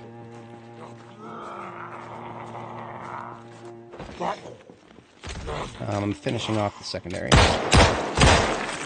Should be down to 4 left in the secondary. Oh, you know what? Let's just go ahead and eject the magazine and combine it with the primary so I can go back to a clean config here. Yeah, I see you. I'll kill you in a second.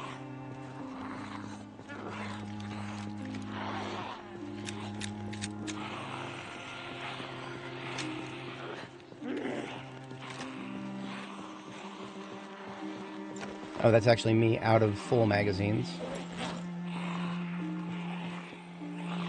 That's fine. I'll just poke these guys.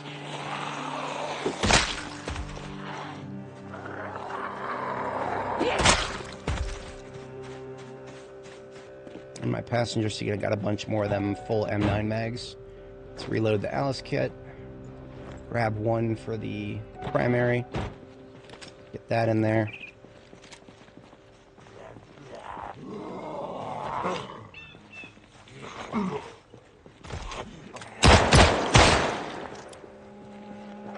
Alright, fast Chambler first. Actually, to the north, we've also got a fast.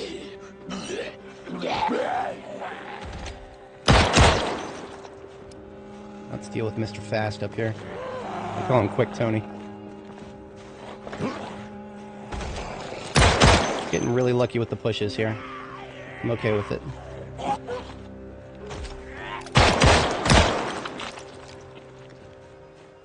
Alright, down to 5 in the primary. And we're looking good from... Oh, no, not quite. See, these tiny little trees mean I cannot see movement on the other side. No. The zombies have got to be invisible. They got to pop out of the trees at you.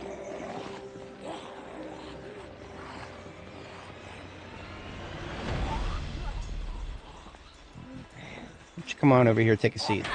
Now she's going to probably lunge me. Or she would have if she kept up her... She lost her effort.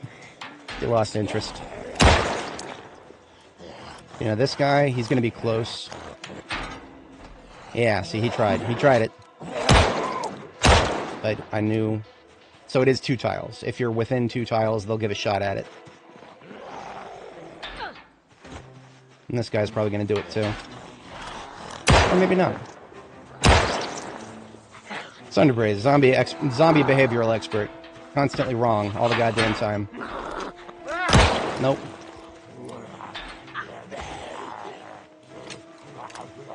Just come on over, take a seat. Oh, yeah. I'm good at this game, really, I promise.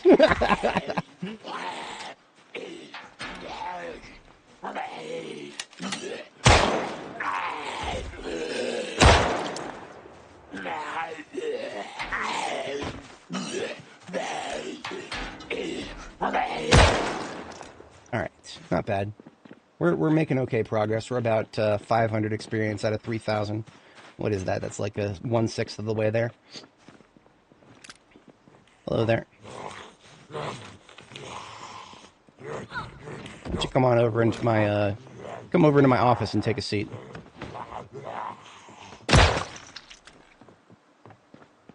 You know, I could always just finish off this fence, make this a nice little enclosed kill zone. I could, but it's a lot of effort. It'd be a lot easier to. And see, this guy right here is ragdolled. Don't let the fact that the crosshair collapses. The crosshair collapsing on a ragdolled target does not actually mean they're easier to hit. I have had, like, I don't know, 6 or 7 rounds get just eaten by a ragdolled target for some reason. I usually like to wait until they've started their standing up animation before targeting them if they get ragdolled. Let's have a bite of food here. And then we're going to need to refill our water. I'm going to stop by there's the Whole Foods market up here. Legally distinct Whole Foods. It's called Nourish.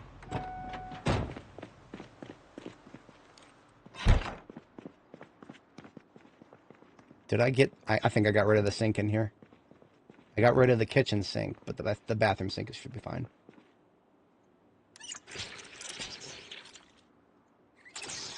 It was that was almost a play yourself moment.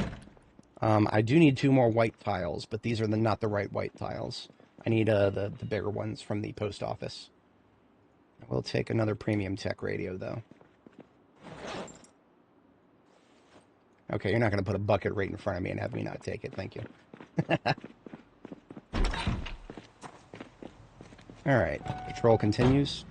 Should have most of this area pulled because of the, the siren should have gotten...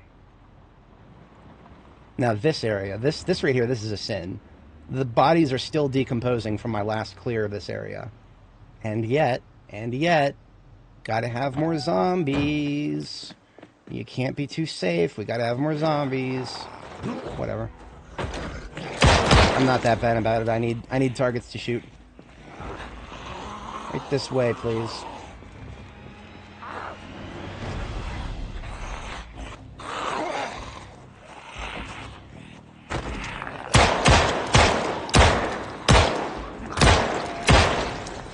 Ragdolled and ragdolled, not touching him. Well, not a magazine, so I can't touch him anyway.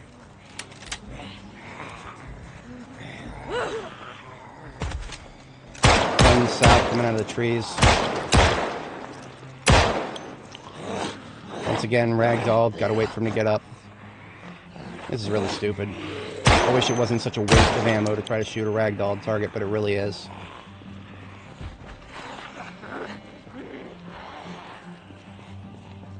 How is my ammo holding up in that regard? 6 rounds left. These are all slow, so I can take them. The slow ones, remember, you control their speed. You just go up and get close enough for them to lunge, and then they move faster than the other ones. Of course, being slow doesn't mean that they won't decide to not fall down. One on my 6. Fuck. Don't know where. In the forest. Okay, we're good, we're good. That's, I hate forests right now. I really do. Checking the hotel. The hotel looks alright. Alright, you know what? I'm not fucking around right now. We're killing them all.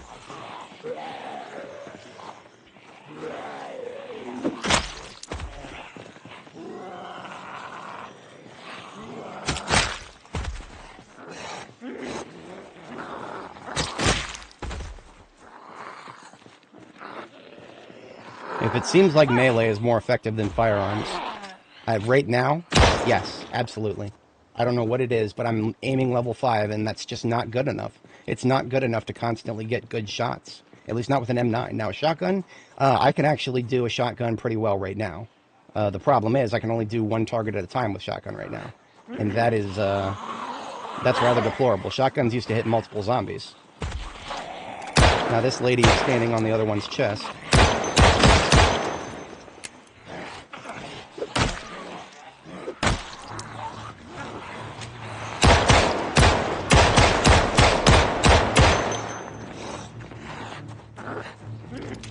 That was a bit of a panic shot, really.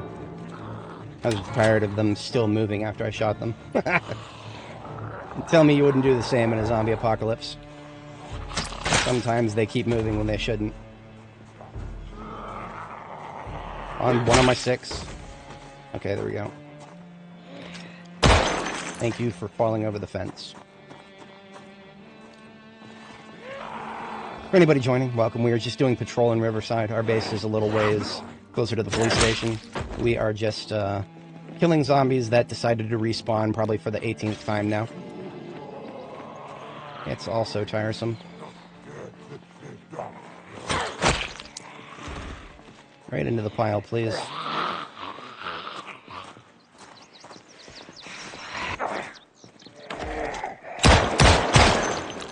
Alright, what is my... We're down to 1 shot left in this one. You know what, I could just do this.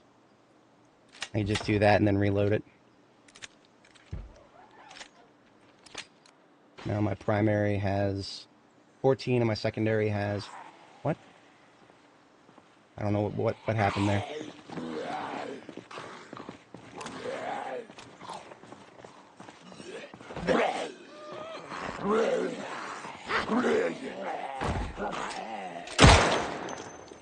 Primary should be empty now, right?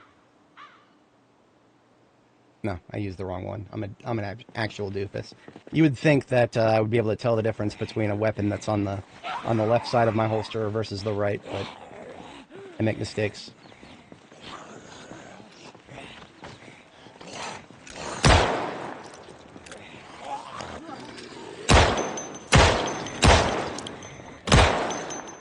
Come on, try to get up.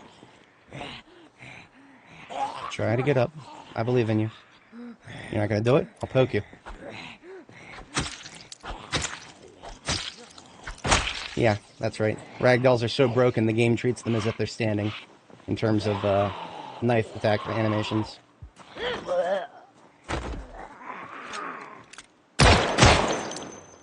Alright, so our secondary is now finally completely empty.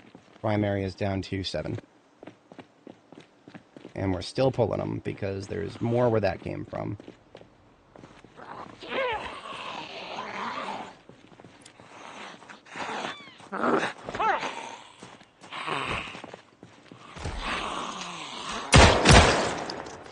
Six, 5. This is the dead zone right here. I shouldn't have parked like this. See, right here, behind the ambulance? What if there was a zombie standing right where I am? I wouldn't fucking see it. And then, yeah, that's possible. It's happened before. I hate the dead zone. Look at this. She's still alive. Excuse me, ma'am. Are you okay? Seem to be having issues. See, I'm manually doing a ground attack, and it's not hitting her. But if I click, nothing seems to hit her. I don't know what's going on with that one. There we go. Ragdolls, everybody. Definitely didn't cause more problems than they solved. Definitely. Everybody wanted ragdolls in this game. Everybody. That being said, it made for a lot of funny memes. That's probably why they went forward with it. Oh, we got physics. Let's make all the zombies ragdoll. That'll have some haha funny moments in it. I'm sure it won't lead to players getting into situations that are not good at all. I mean, I tried to criticize it. I posted a video of one of the situations where I had a ragdolled zombie get stuck under my my driver's side tire axis, and it brought my van to a complete halt because that combined with driving into a bush made it so that I literally could not drive at all. And I got a lot of downvotes on that. They're like, "No, man, it's a skill issue, man. It's a skill issue." And I probably just got downvotes because I was salty in the video. I was a little bit mad about... I mean, you know, losing a van and causing a massive side quest. Yeah, I was a little salty. Of course I was. Fuck, wouldn't I be? Anybody who ever got into a situation like that... Most people who got into a situation like that would have just fucking died. They would not have recognized it as a lost cause for their vehicle, and they would have been surrounded by zombies. The zombies would have broke through their window and fucking eaten them. But I recognized the situation for what it was, and got out of it. But whatever. Whatever. Alright, my primary is in need. Reload has my secondary, but I am out of magazines. I reloaded 10 before I started this patrol. We've been pissing out the M9, as it were.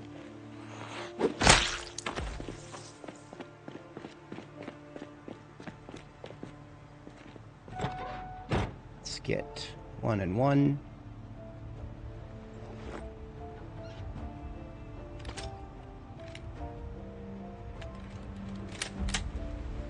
Is that one reloaded, and here's that one reloaded. And here is some magazines for my Alice kit. And there is everything we brought with us. So we've got a whole bunch of empty magazines now. Okay.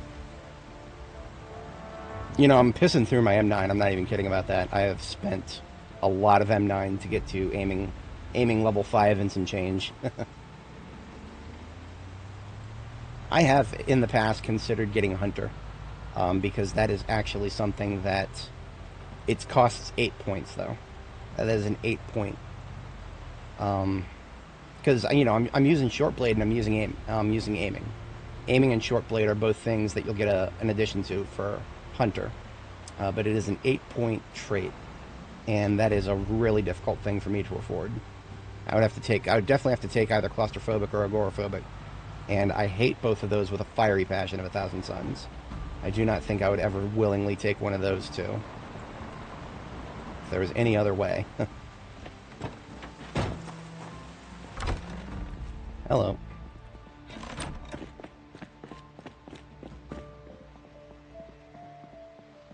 Okay, so with my firearms reloaded, what I'm going to do next is...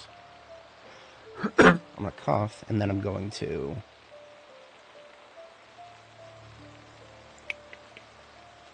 I could switch to a different caliber, assuming I do have a lot of 44 Magnum. I have even more 45 Auto. I could switch to 1911s. I could switch to 1911s, and it would be... You know what? Here's what I'm going to do. I'm going to hold on to my M9. But what I'm going to do is... have my other holster be in 1911.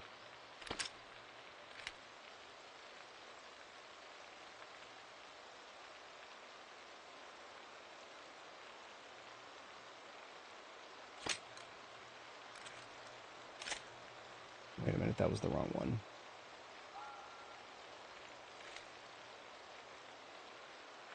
The one in my 7 is going to get the next magazine. One in my 8, I'm going to rack and then put into storage. And then that magazine goes in my Alice kit. Let's take out a 1911. Put it in our right side. We've got a few 1911 magazines here, nowhere near as many as our M9s. I'm going to take one, and that's it for the moment. I'll take one.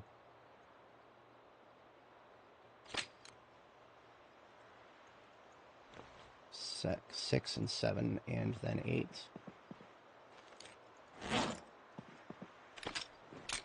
I've never used a 1911 in build 42. This will be a novel thing for me.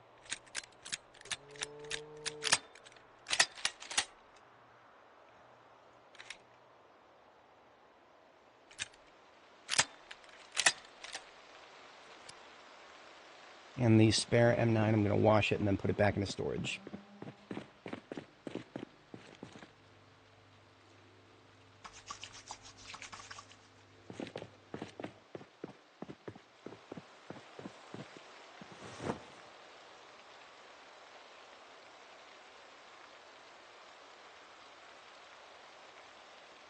So you know what I'm also going to do? I'm going to switch my spare M9 mags.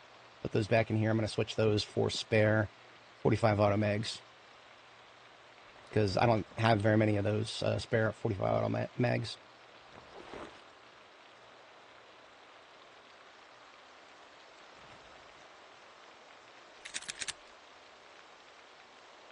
Interesting. A full 45 auto mag is more lightweight than an M9 mag. Does that mean I can fit all four? Not quite. It's going to be a tight fit. Let's give this a shot. Not quite. Not quite. I would have to sacrifice one thing in my backpack. Or I'd have to sacrifice one thing in my Alice kit. I don't need the bandana as much right now. I could put that on the driver's seat of my vehicle. I'll sacrifice that. I think that will allow me to fit exactly that. Wait a minute. Hang on a second. What the hell? What the hell? I couldn't fit it before, but now I can. I can fit everything. So that's basically 4 1911 magazines. Is about equivalent in terms of storage capacity as 15 rounds in an M9 magazine.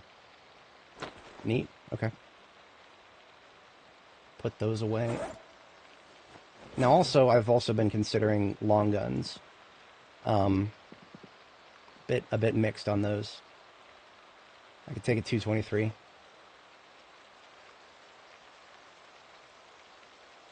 I do not have any mods on this yet, though. I'm going to go ahead and put some mods on it.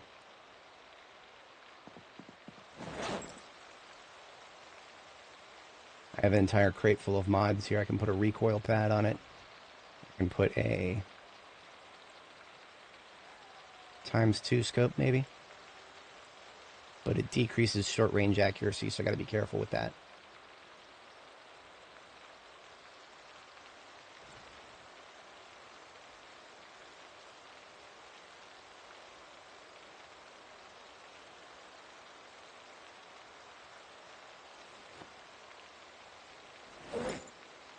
Okay, and one of these empty buckets can go outside.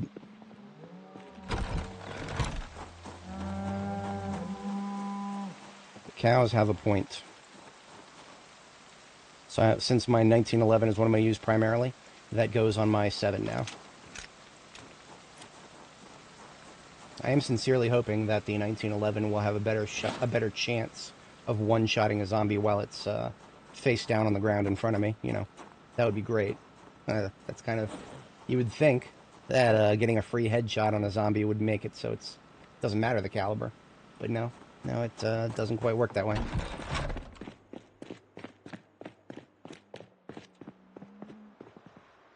I feel like Gretchen. Stop trying to make guns happen. They're not going to happen. They will. I'm going to make them happen. I promise you guys. I'll make it work.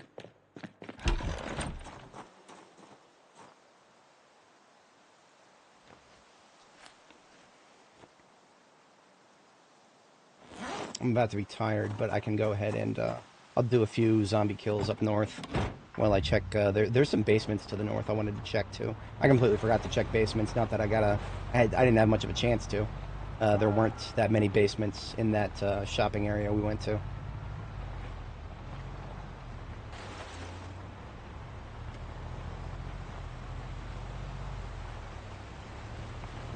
So I have not patrolled too deeply into the north recently. I did take up some more gravel from that road above us, but I haven't done a very thorough patrol of this area lately.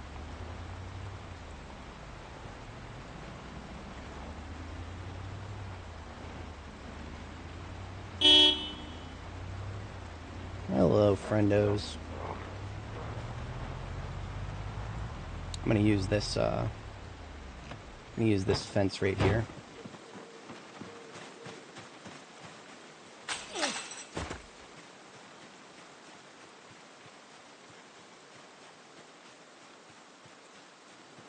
All right, let's see how the 223 holds up. Wait. That wasn't too awful bad. And that also made a lot of noise, so we do got to be... Thankfully, we've got full coverage with the fence here. So most of the time we should hear somebody.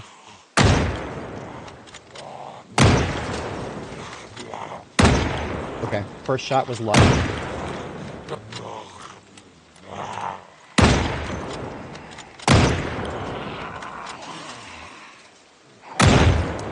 Trying to figure out the optimal range here.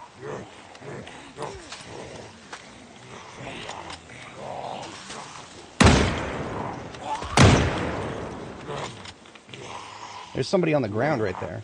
Oh no, that's a ragdoll.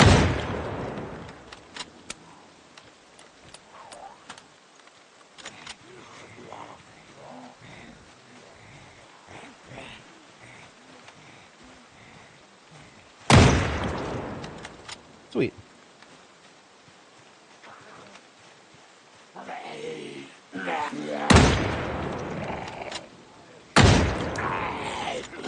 Still not dead.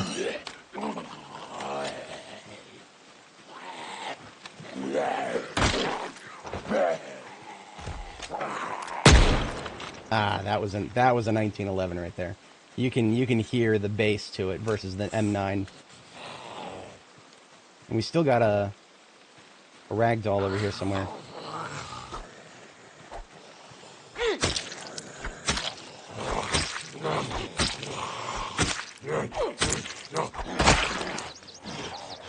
Glitch, motherfucker.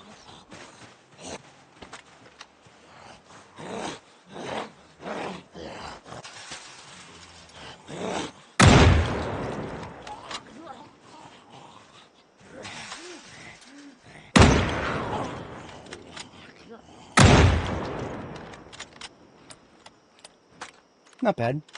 I mean, it's about on par with the M9, to be perfectly honest, but at least this way, while I'm trying to level firearms, I'm using ammo of several different calibers at the same time. So that's not too awful bad. Hello.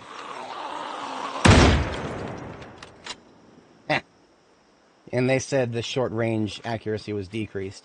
I honestly think a lot of attachments are bullshit right now. I don't think they actually do fucking anything.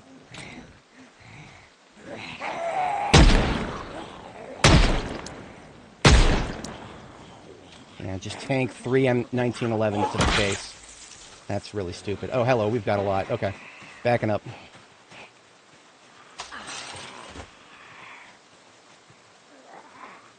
What is the 1911's got 3 rounds?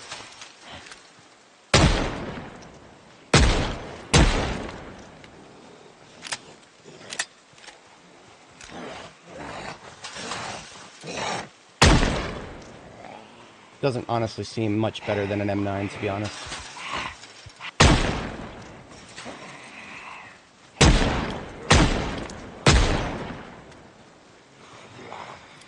Getting a little bit of backfill.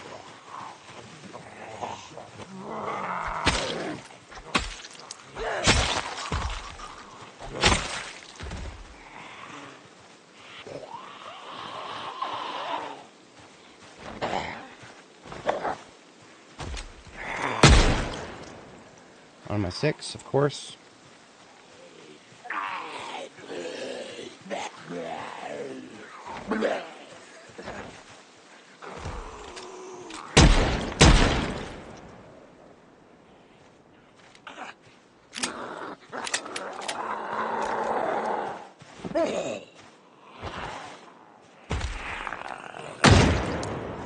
Yeah, I'm not above using it.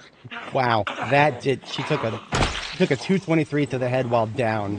Okay, game. Okay. I'm starting to think there's a lot of bullshit going on here.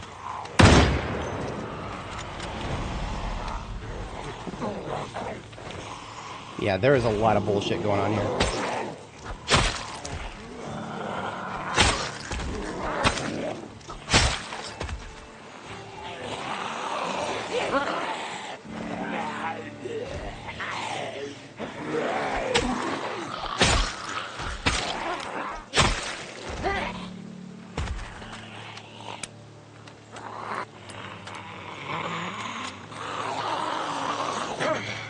what I get for not keeping track of my rounds.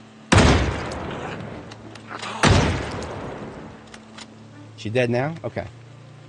I'm a little bit baffled by some of this. There's a reason I only use M9. And that's because these higher calibers just don't seem to really be doing a very consistent job of what they should be doing, which is blowing their friggin' heads off. See, other zombie shooters don't have this problem in the slightest. You know, if you aim right, you fucking kill the thing. 7 days is a little bit wacky in that regard. 7 days has got, you know, the super zombies. At least I can still do that point blank shit.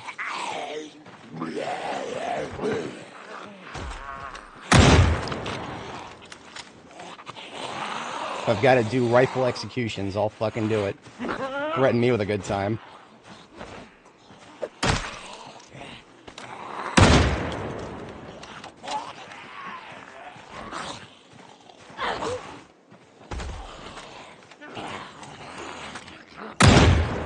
Okay. Somehow even the executions don't always work right.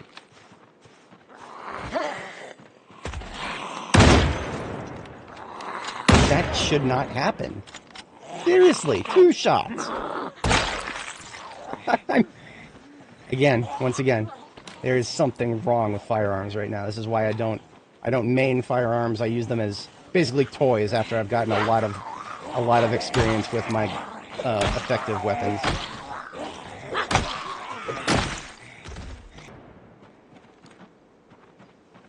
But in any case, it's our bedtime. As fate would have it, I actually do have a safe place to sleep just right around the corner here. So as soon as we kill anybody who might follow us there, we're good to step away. Okay.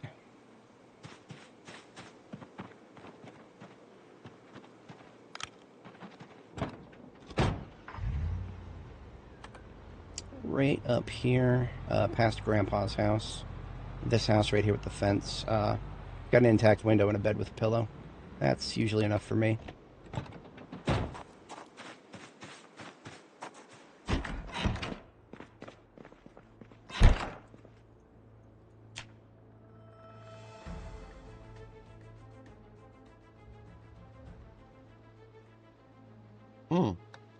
She had a nightmare.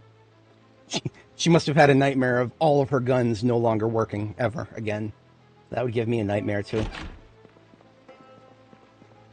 That's alright, she got enough of a sleep to not be too worried about it.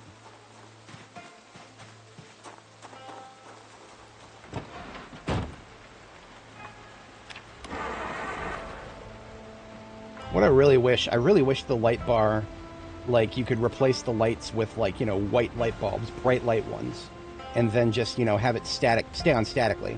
So you just have a, you know, a van with just big bright lights facing every direction. That would be really cool.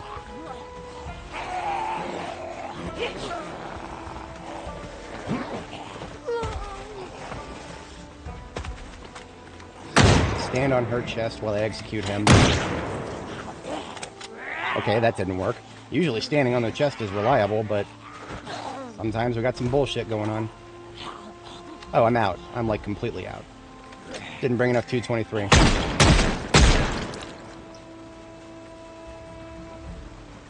So I guess that means I'm putting the 223 back for now.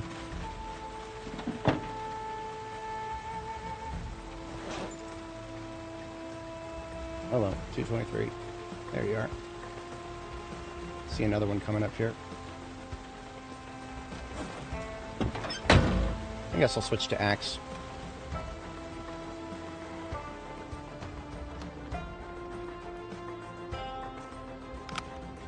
Anyone else want to come this way?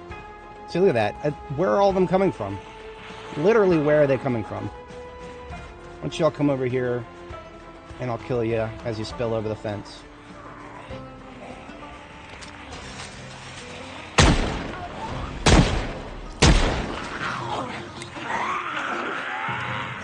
Or I'll just kill you now. You may notice the girl is looking at the ground for some reason right now. Why? I don't know.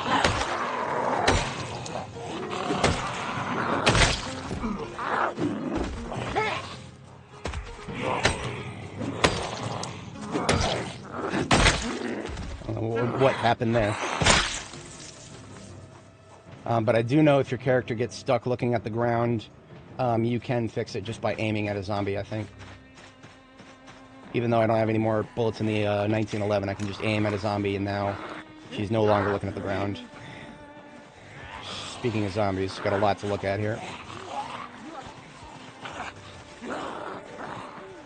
They're all slow, too, so I can split them up a little bit easier here.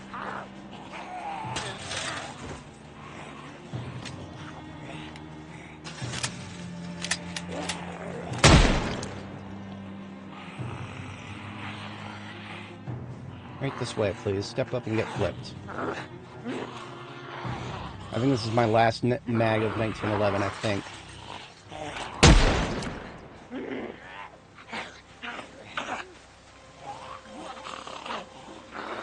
Come on.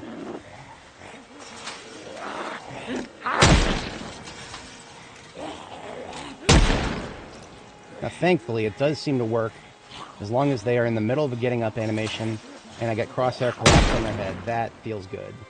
Okay. At least the 1911. I feel like I'm getting the most bang for the buck out of the 1911 right now.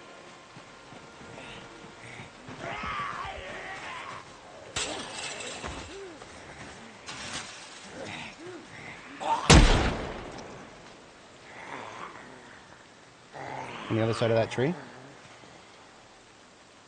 No. But the fast one gets me. Let me get a bullet check. 0.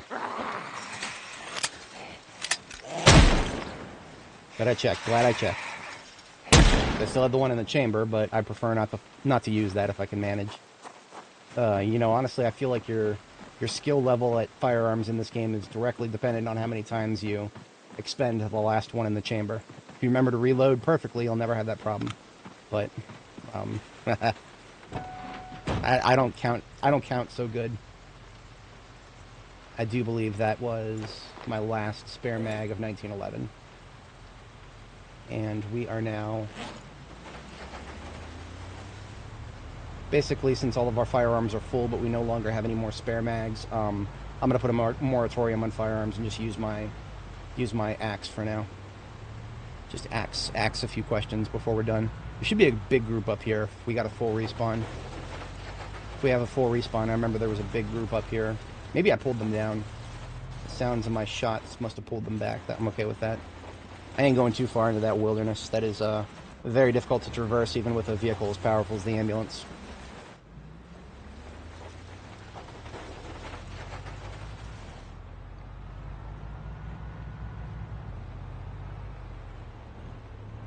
So we definitely gathered everybody from that area, but then we've got these fools here, so back up, get my flashlight there. Just come up here, take a seat. I hate fighting from the south so much that I reposition a little bit, so I'm fighting from the left. That's how we do. For anybody joining, welcome. We're just doing a little patrol here. Killing a few zombies, as you do.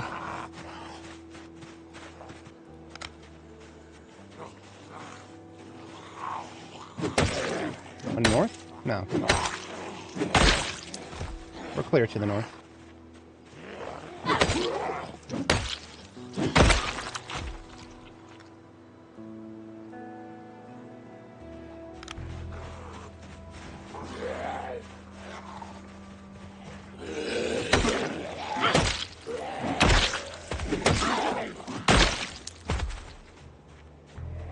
Chopping wood. Come up here and take a seat.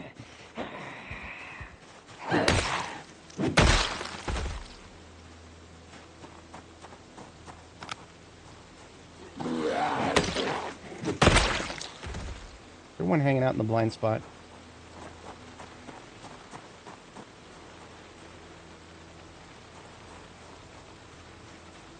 Oh, if there was, I would have heard it by now. They make enough ambient sounds that...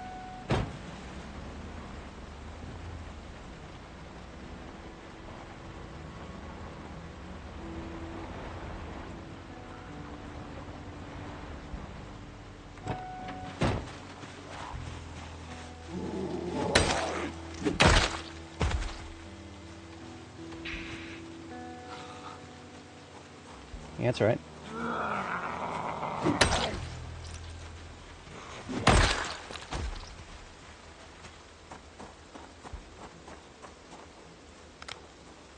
There's probably some hanging out in the cemetery. I think there always is. Oops, shit. That was a bush. Never run through bushes if you can manage. So that was an attack of opportunity. I would never have done that if there was more than one in the area.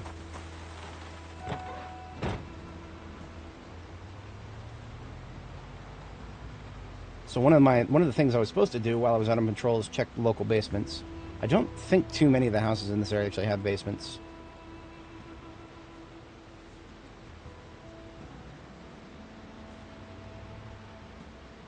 That's not one, is it? No.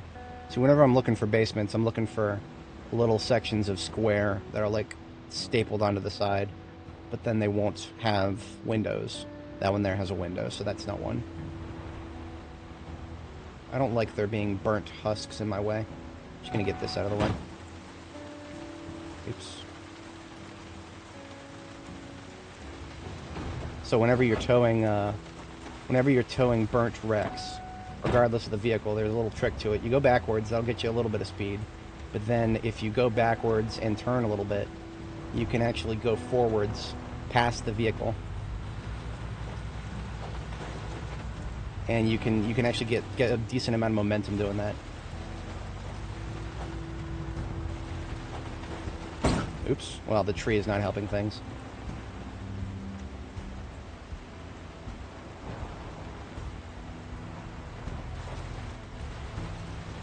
There we go. That's out of the way most of the way. Better than it was before. And I'm actually out of food right now. I don't have any munchies that I brought with me. Well, I do actually have some munchies. For this exact situation, I left some chips on the driver's seat. It's actually good to eat those right now, because chips are something that you should only eat if you want to put on weight, which is what I'm trying to do right now. I'm in a weight gain phase. The trick to managing your weight in Zomboid is to put on a bunch of pounds and then go into a weight loss phase. So you can basically just stop thinking about it for a couple weeks.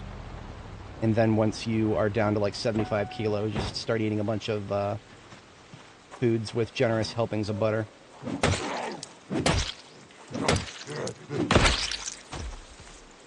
I'm overdue for a sharpening of the axe.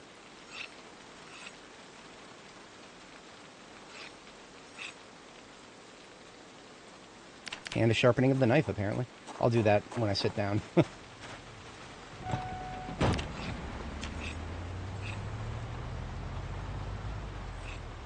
Okay, there's a house here with a basement. I think this basement was one of the interesting looking ones that I never really had room for any of the stuff in it before. But now I think I actually finally do. Ironically, this is where all the zombies were most highly congregated.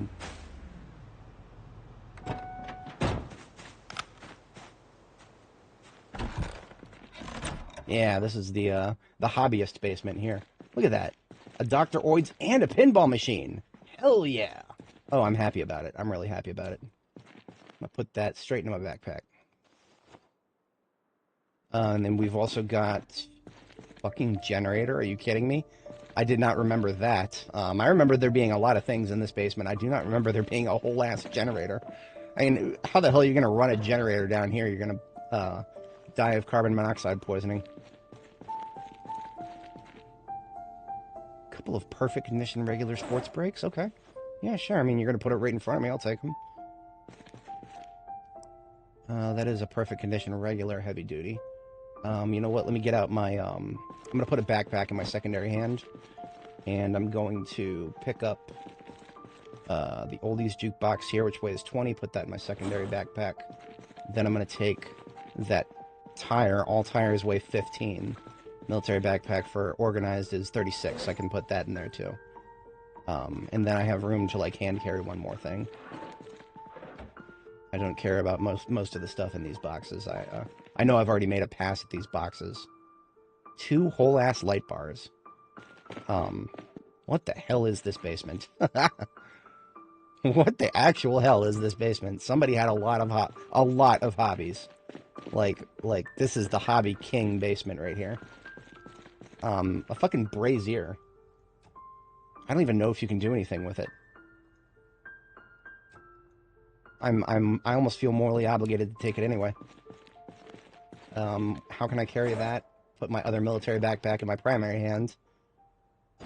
And pray to God there's not going to be a zombie waiting for me outside, because I will never be more vulnerable than when I'm this over-encumbered.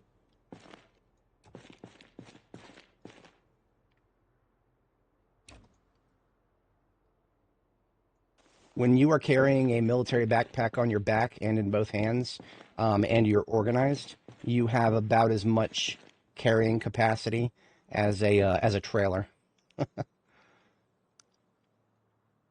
Oh, that's kind of funny. There was a lot of stuff in the garbage can there. Some Halloween candy on the floor.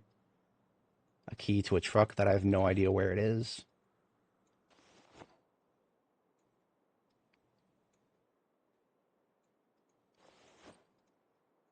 And I want this desk too. For the kids area. Okay, we're going back upstairs now. So what I'm doing is, before I actually go out the door, I'm going to stop and listen. Okay, I don't hear anything. Because if there was somebody standing out in front of the door, which I've had happen before, that would have been the death of me. So let me go ahead and empty the furniture into the trunk here. And while I'm doing that, I'm going to go ahead and pull across the street so that we can get our second sleep in. Since it is 4:30 a.m. and as a restless sleeper, I need to have a second bedtime. We'll just sleep over here at the same house we slept in before. Let's also shut the lights off, because I don't want to be burning that light bar all night. Maybe even shut the engine off too.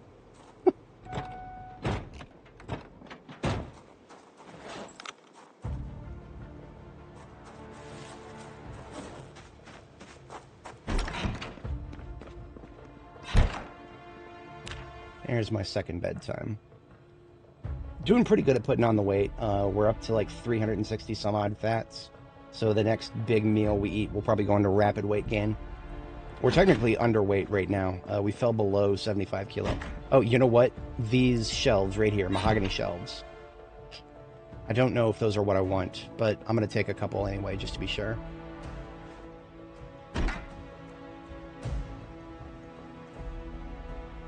I wanted red oak shelves, I'm pretty sure.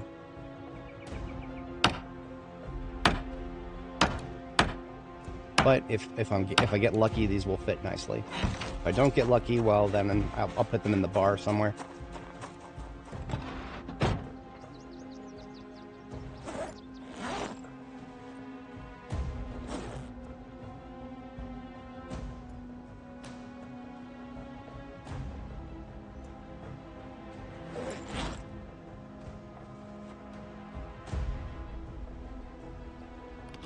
Okay, I don't have enough room in the trunk for another generator. So what I can do is, I'll go get the generator.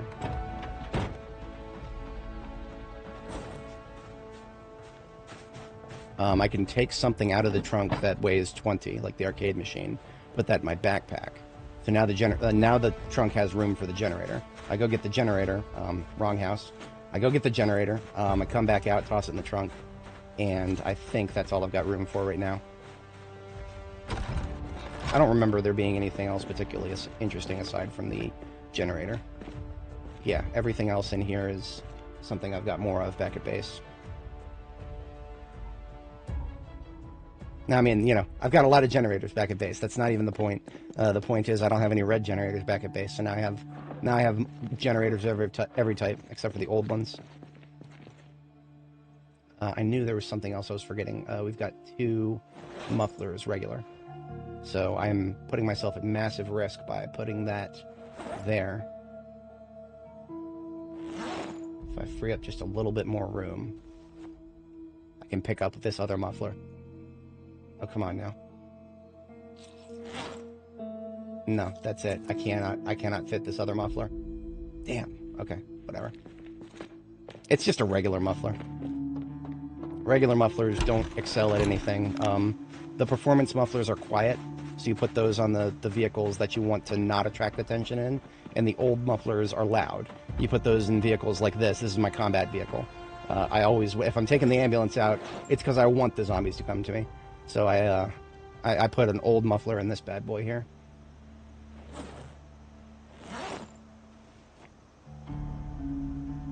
That is a full trunk there.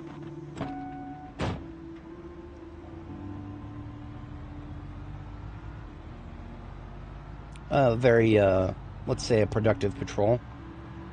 We came back with a full trunk, which is not something we can always do, and we expended all of our spare ammunition. I didn't hate the 223. It's not that bad. It's just, I kind of hate the fact that I can only really get execution kills with it. The only gun that I have right now that can just reliably one-shot a zombie that is up on its feet coming at me is the shotgun. And I get this sinking suspicion that it's going to stay like that for a while until I get, like, I don't know, several more levels in aiming.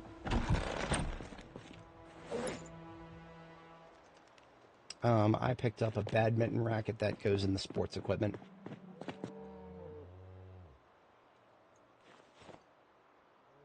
And in my backpack is the arcade machine. Let's put that upstairs after we put... Oh, shit! You cannot walk through the platforms. Okay, good to know.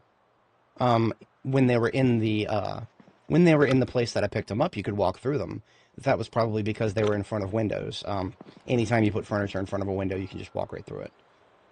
Didn't even think about that. And I already had a copy of Dog Goblin 4. It was Dog Goblin 1, the first one that I'm missing right now. Whatever. Okay, let's go upstairs and put that arcade machine down. So we've already got a Dr. Oid's. I feel like I need to move these a little bit. So I'm going to put this Dr. Oid's right here. And then put the Kaboom in between it, and then another Dr. Oid's. There we go.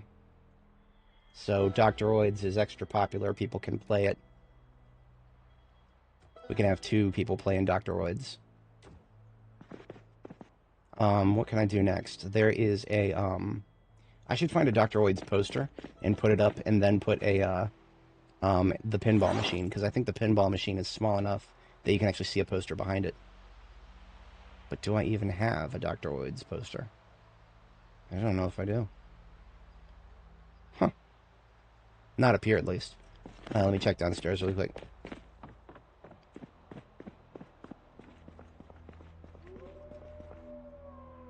Not in there. Nothing in the sinks there.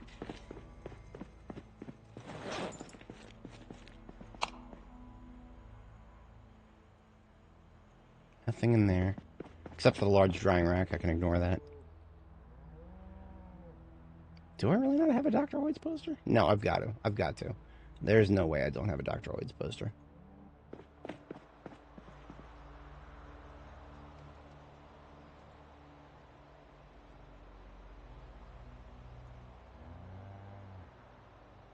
Ah, Dr. Oid's painting and Dr. Oid's poster. Okay, I got one of each.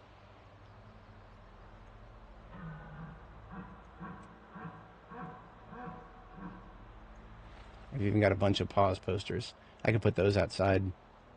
And that's probably exactly what I'm going to do.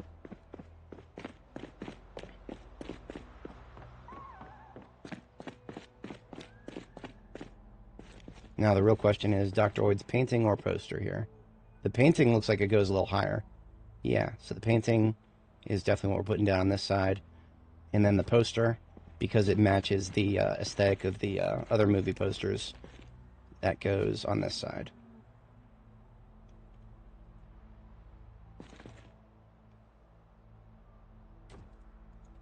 Now the pause posters, just because I have so many of them. Got scaffolding out here because there are lots of spaces for wall decorations on the second floor here. I feel like doing alternating U.S. flags. It's a question of when, not if, that I have enough U.S. flags for that.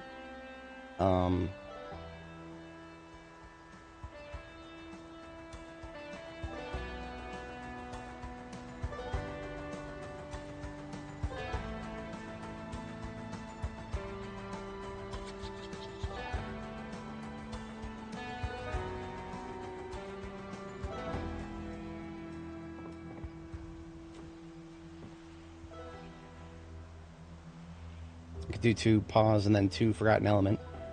That would just mean I would need some more Dr. Lloyd posters to actually make it symmetrical. But that's alright, I think I have the forgotten element ones here. Hunting trophy. I actually do. I have one. A mounted deer trophy right here. I could put that on the exterior. That's actually not a bad idea at all. Thank you for that, Nobunga. Glad to see you popping in. Where is the I know I had another forgotten element, but I guess I'll find it again in a minute.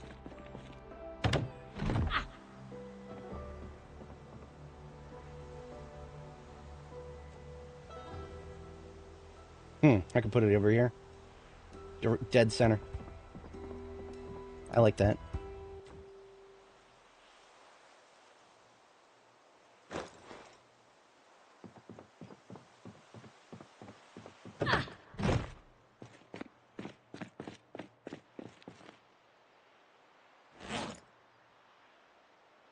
Now these Kentucky State flags, you know, I have ideas for those. I do, I really do, but I'm running out of space. Never would have thought I would run out of space so quickly. I could put... Now, when I say Kentucky State flags, what they really are is Riverside Ranger flags. So, like, Kentucky State University sports team flags is what they really are. If they were actually Kentucky State flags, like the blue ones, they'd be downstairs already.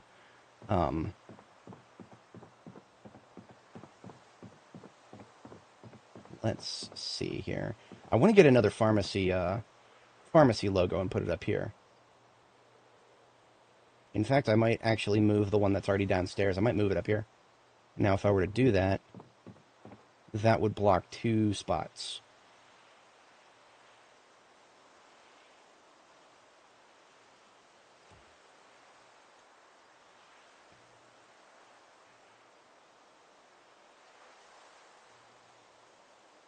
That would block 2 spots.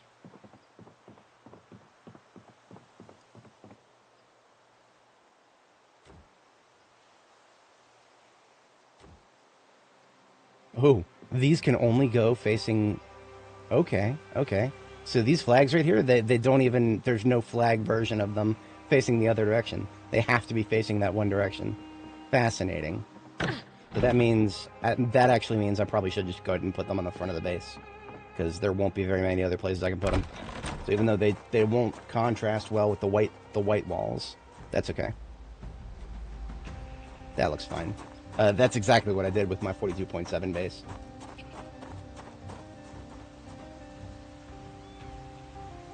Beautiful. See, now if I get another pharmacy logo, I can put it back down here and take this one and move this one upstairs.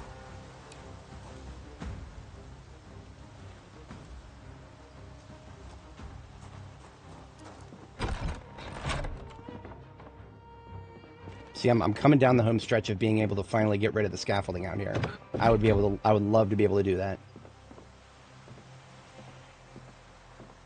Come on, show me the wall. There we go. See, this actually looks great because it's directly above the wall, or I'm sorry, the door that leads to the clinic. So this would look great right here. She's even standing in it. So next...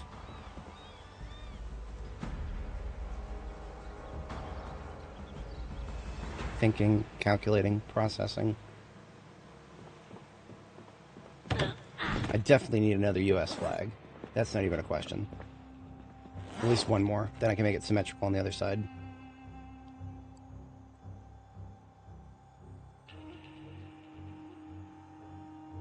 I do have another Betty and another Monica Elise. I've got a lot of those already.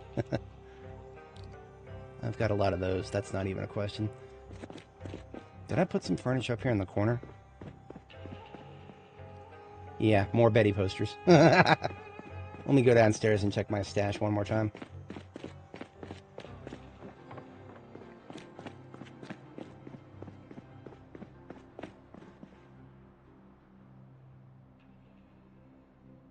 Nothing but ham radios on this side at this point.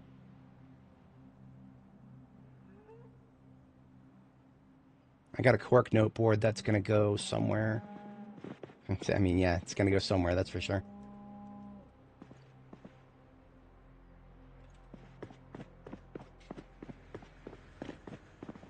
The soda machine is a question mark.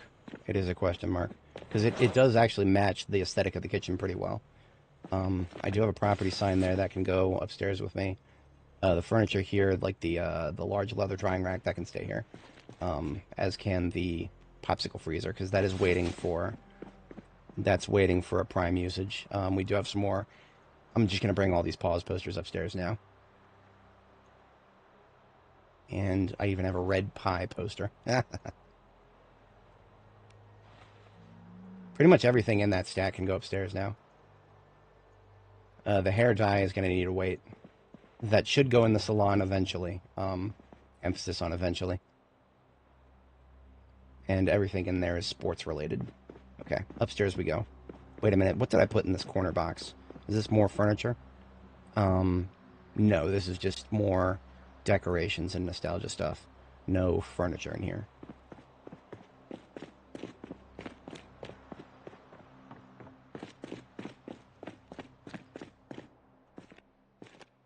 I want to see if the property sign will fit anywhere out here.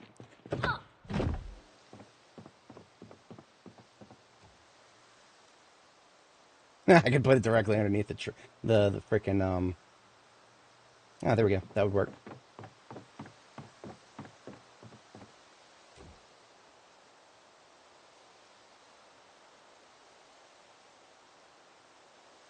The Forgotten Element posters go on the opposite side.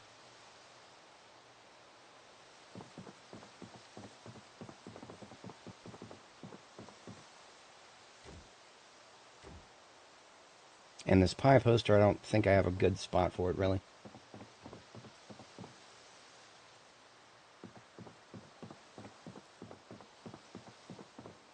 Yeah, it seems to occupy a similar layer as to everything that's already up, so that's fine. I'll find somewhere else for that. Definitely would like to have a flag right there. I could use one of the other paws. There's like several variations of the paws posters.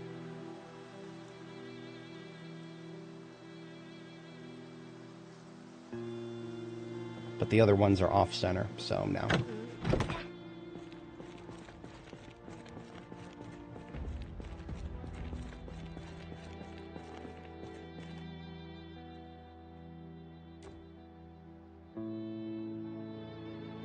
Oh, these are the ones that change.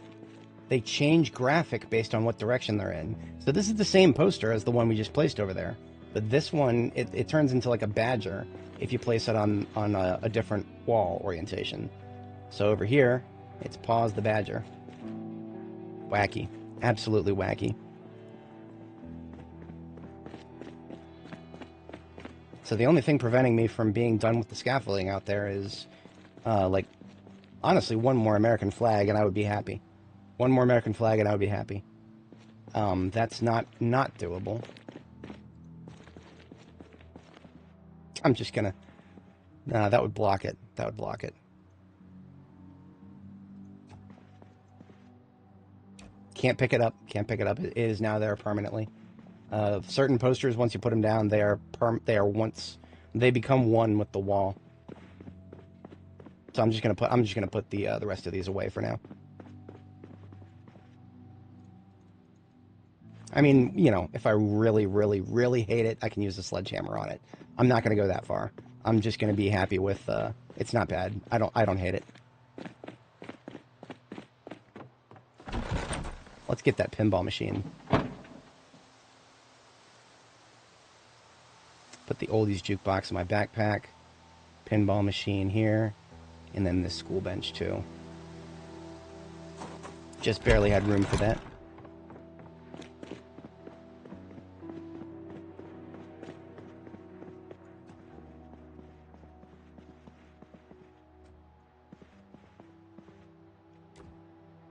The pinball machine should go over here.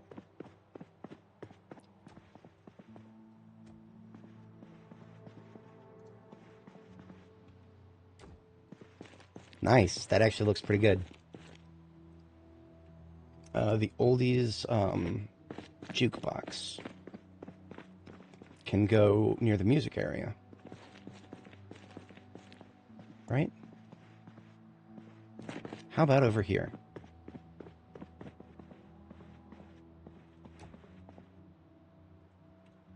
Or how about over here?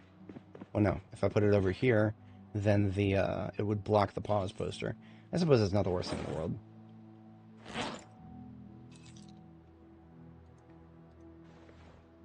It would make sense to put it in the conservatory, but it also wouldn't. That's actually not bad. That's not bad at all. I kind of like that. That's good.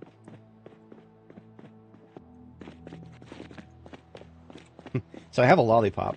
I have a really stupid idea of what to do with it. When I first saw it, I actually thought it was a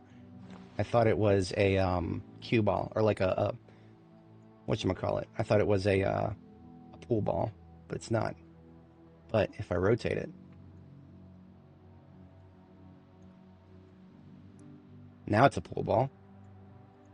Who cares if it's actually a lollipop? It's a pool ball. Fuck you. We've got one. Now we just need, I don't know, how many? 16 or something? I forget the exact number. It's been a long time since I played pool. We got some candy for in the sweets. A lighter for the fire sources. And yet another jar of food that I need to use up. Wow, we are actually really hungry. Let's go ahead and eat one of these fries.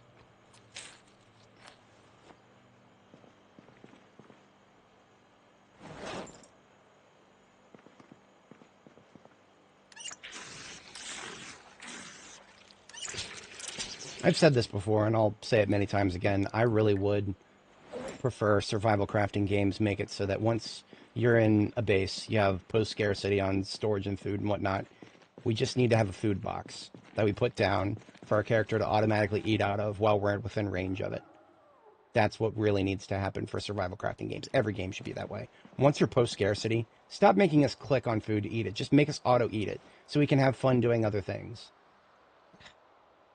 Very few games have ever really gotten that in the way it should be. Maybe someday they will. It seems like such an obvious thing about game design that for some reason vast majority of games can't seem to grasp. As if it's somehow compelling to force the player to do repetitive actions after a certain point. Like, you know, when supplies are scarce, you want to be very careful about what you eat and drink. Of course. But that's not the situation we're in right now. Supplies are not scarce. We're doing pretty well for ourselves. So why not actually lighten the tedium? Just a suggestion. I don't know. Trying to tell the Project Zomboid devs to lighten the tedium is kind of like trying to tell the dog not to bark. It's most likely going to bark, and it's going to bark because it's got its own reasons. And no matter how much you try to reason with it, it's just a dog. All it knows how to do is bark. Can't blame it too much for that. What else do we got here? We got some stuff that needs to go down to the vehicle yard. We got a rifle that I need to wash and reload, and just a little bit of furniture.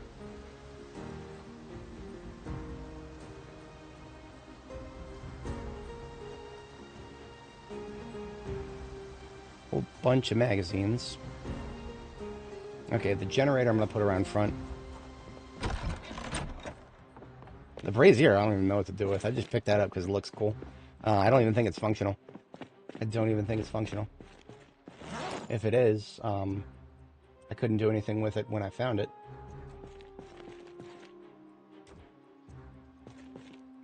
Oh, look at that. Now that I picked it up and put it back down, and now I can treat it as if it's a campfire.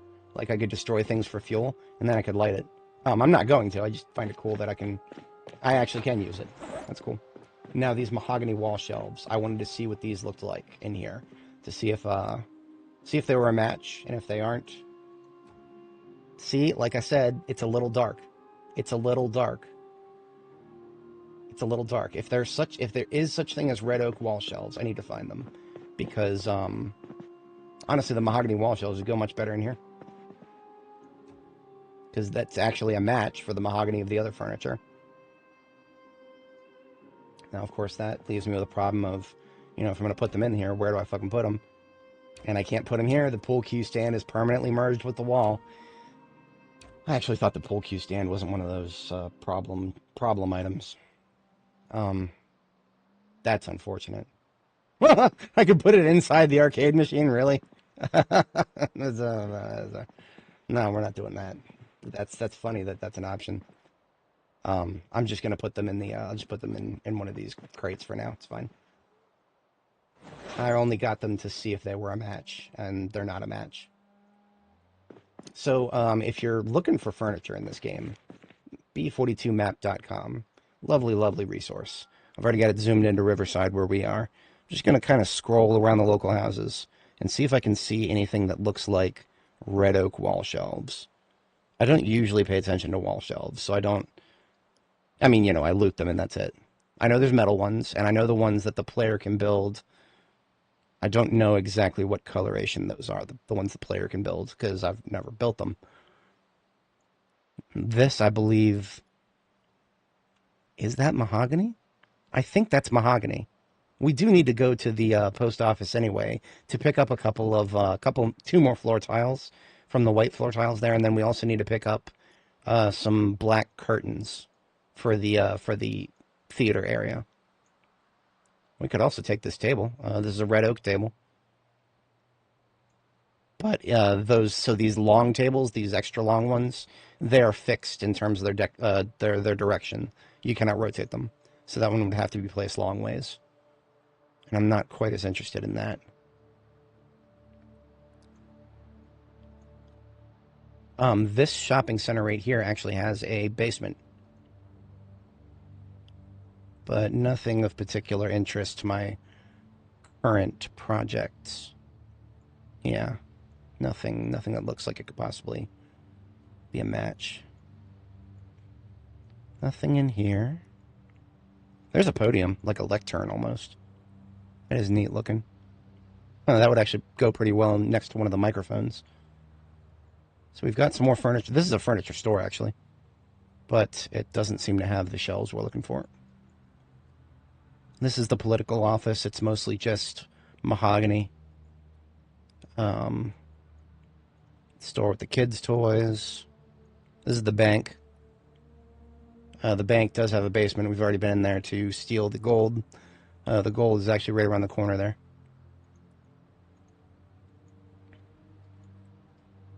This is the church. Once again, looks like it's all mahogany.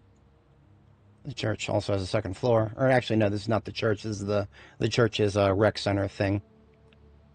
There's a small second floor, but it's nothing particularly interesting. I've never even been inside the church around here. The pulpit, the lectern, and a piano. If I need a piano, I know where to find one. I'm not interested in pianos right now. I've had adventures with pianos in this game. If you know, you know. All I can say is don't put pianos in your base unless you are guaranteed to know 100% that you're putting it in the right spot. I'm starting to think that I may have gaslighted myself into believing that there is such thing as a red oak, shelving. Because I'm seeing a lot of mahogany. I'm not seeing any red oak. And yeah, I mean that's obviously mahogany right there. Damn. I'm actually a little salty about it because red oak would have been a perfect match for the speaker cabinets there. Hello. I didn't want to do that. Thank you. That's probably a skill issue. I think my mouse did a double click. I did get a new Logitech G600. Sorry, a Logicool G600. Apparently in Japan they're still in production, just under the. Did you know that everything in? Wait, no. We got to go to the gated neighborhood. That's where we're going next. We've got our objective, and it's going to be a fun fight because there's going to be a lot of zombies in that area. I've not patrolled that area for a while, so we've got our next objective. Let's go ahead and get our firearm reloaded. Firearms multiple reloaded.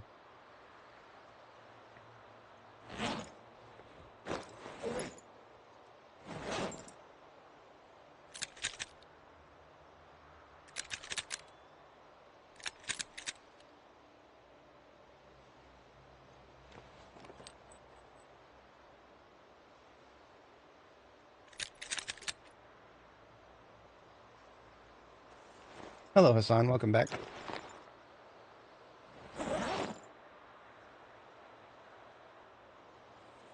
I don't understand this. It won't let me put all 4 of the 1911 auto magazines in there if the bandana's in there. If I take the bandana out, I put them in, then I can put it in. I don't understand it. I don't understand it, but it works for me. And then we're going to open an entire box of 223. These are boxes of 50 bullets. That's not bad at all. That is not bad at all. And these empty M9 mags can go back into deep storage here.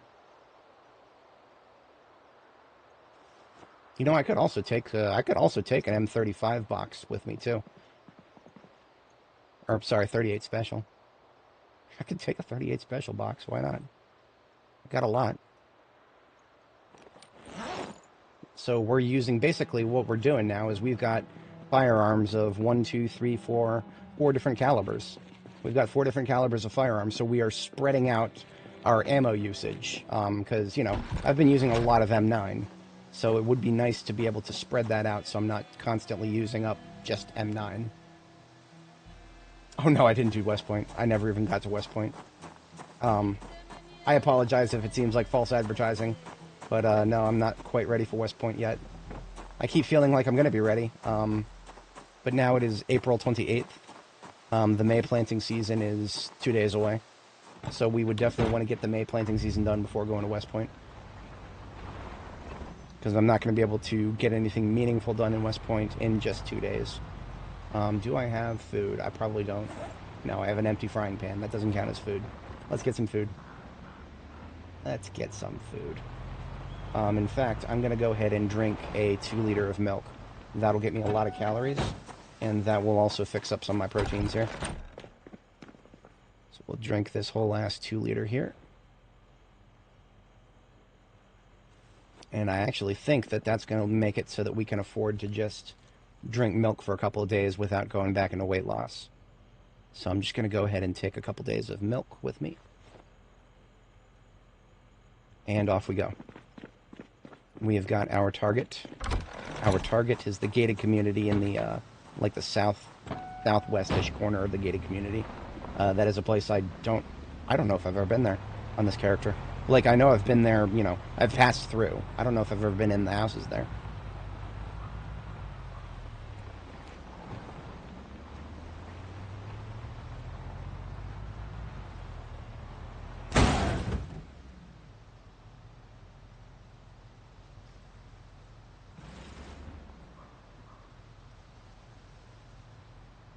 Ooh, there's some words that I would not want to say on YouTube. There are some fucking words. The same ambulance, I've done that once. I've done that once to it already. You want to be cut down to? Right this way, sir.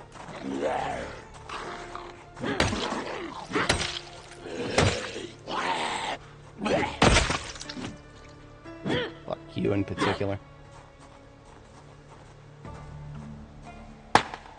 So that ruined the entire front end of my ambulance. Didn't injure us, but fuck. I have hatred in my bloodstream right now.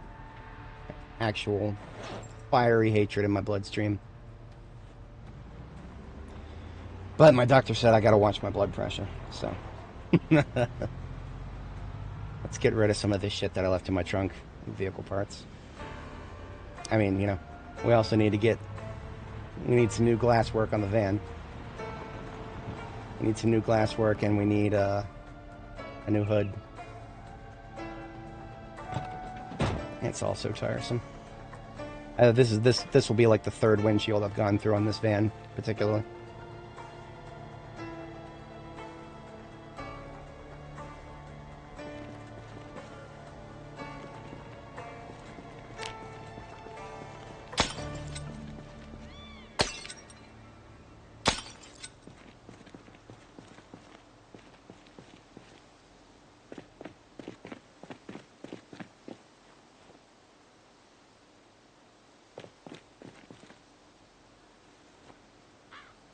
Alright, we are gonna do a new... We need front windshield. I don't think I have any windshields. No, I got a new door, I got a new window. That's easy enough, but we don't have any new windshields. Windshields are a wear item, and we go through a lot of them because basically any collision we have, it's more likely to be the front than anything else.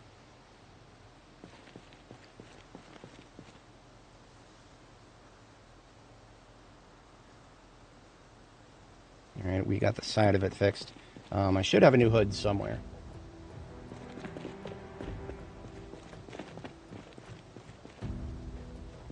Do I have anything on the floor up here? No.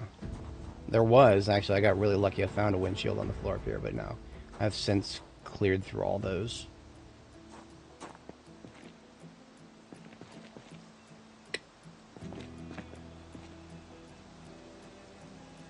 $54 spare engine parts. You would think I would never have a problem with that again. What if I just don't have a windshield?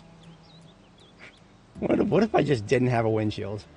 And shit that Project Zomboid players say. These already have a tire in them, yeah. I've got 8 and now 9 regular heavy-duty vehicle tires. Shit. Let's put this on the floor.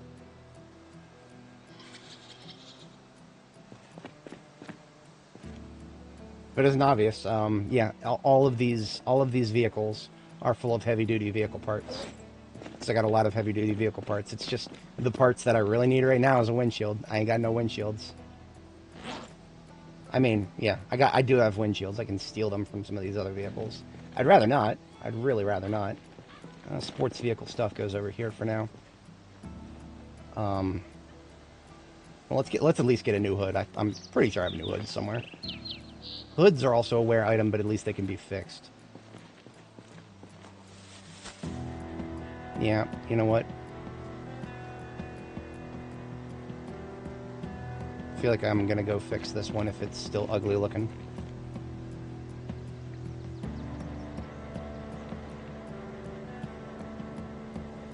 Yeah, that one's ugly looking. I'm just gonna fix it. I am a welder. I can fix things. You would think because I'm a glass maker that I could fix windshield. No, you can't fix windshields. Windshields are a wear item, and once they break, they're gone forever. Welding kit is gonna be. What did I do with it? Dead center of the base. I do actually have a welding kit in my glove compartment, but I prefer to keep it full. Keep all the stuff in it full. So I'm just going to take a welding torch and a steel sheet and slap that onto the hood. I'm gonna let the wind hit my face for now. I would sooner have no windshield than a busted one.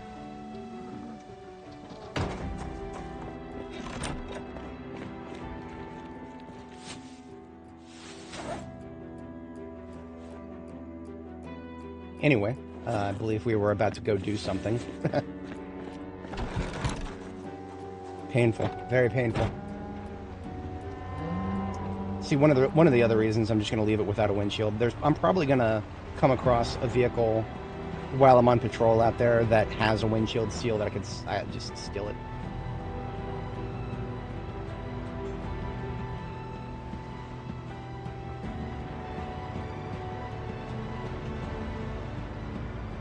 My character is already tired.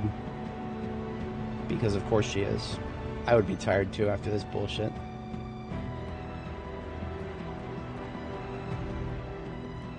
There's a part of me that wants to just sleep right now to get rid of the stupid debuff. But I'm going to execute this zombie first.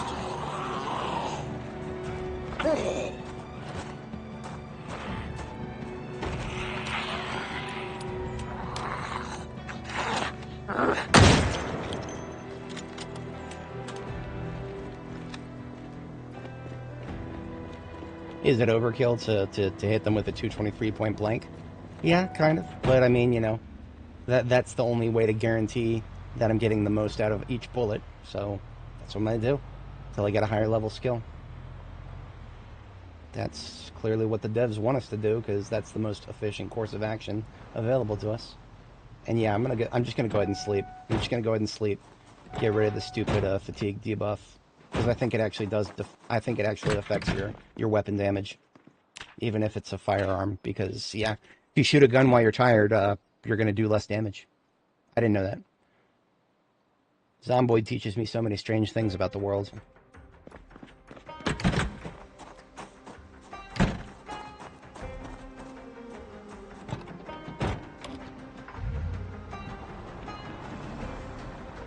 So I just got to make sure not to hit any zombies, because I don't think anything good can happen if you run into something while you don't have a windshield. I've never even tried it.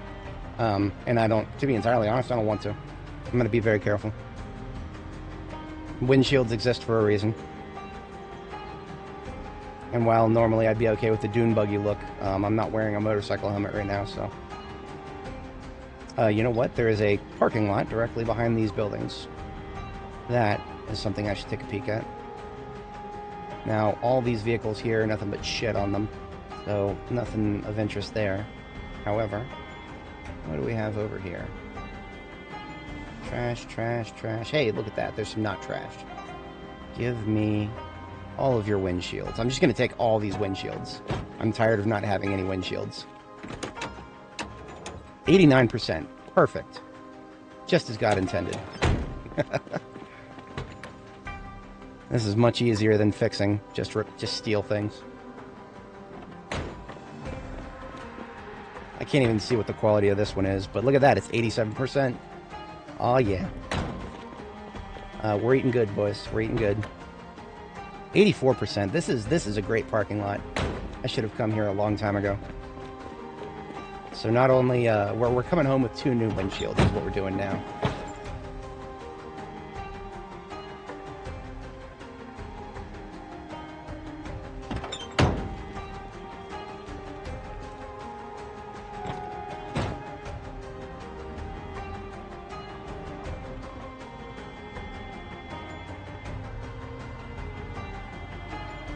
Hello, we've got some friends. I have a feeling that if I start discharging the firearm here...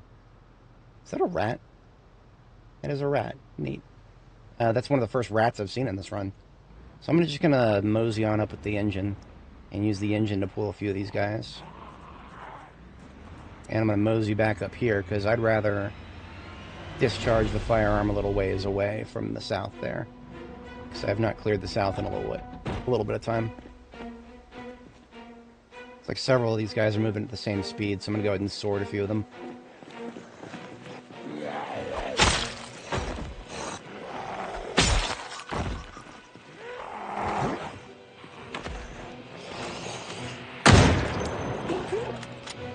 Somehow, wasn't a one-shot.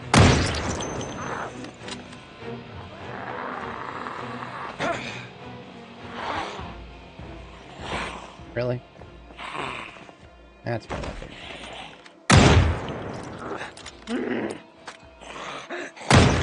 You know, if I'm gonna do this, I should probably just take the scope off of it. The scope allegedly reduces short-range accuracy. I have not seen anything to suggest that there is actually a difference.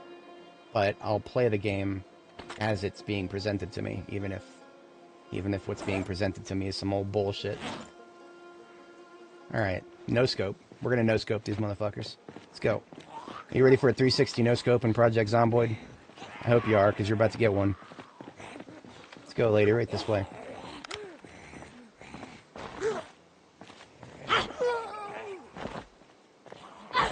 Okay, you know what? Smack you instead. How about you? See, this is a 360 no-scope. You turn 360 degrees and then shoot them. And it didn't even one-shot her. Alright, we have fun here. What do we got from the north? Just one? Oh yeah, we got a lot. Okay, a lot from the left.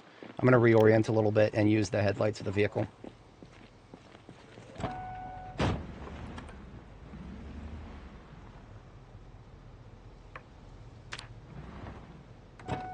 Oh, we need new headlights, too. Because of course we do. Get over here.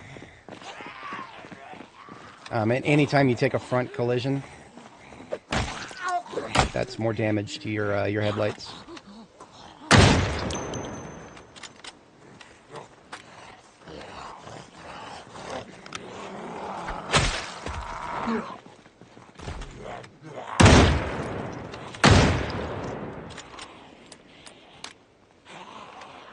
See a fast coming in. Just sword this bitch. I'm gonna sword for a little bit here. This is a little too steady.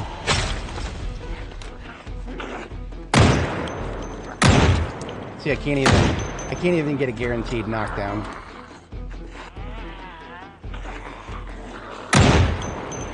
And I'm just starting to get surrounded. I'm just gonna back up a little bit.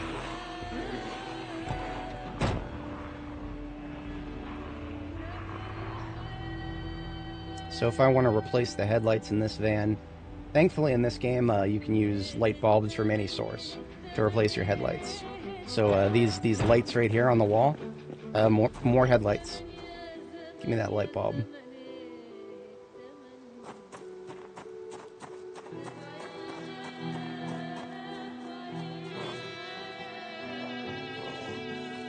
There's my new headlights. Thank you for participating in this headlight excursion.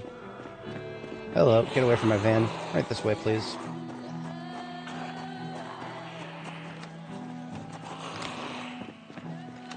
She seems to have trouble moving. That was a kill. We're good.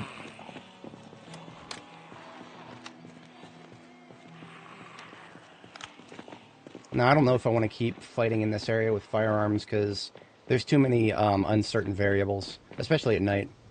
I'm going to back up a little bit, repair my headlights, because I like using headlights as basically just as a flashlight at night. And after ramming a fucking tree, my headlights have been damaged, so we're going to replace them. Yeah, see, they're down to 62%.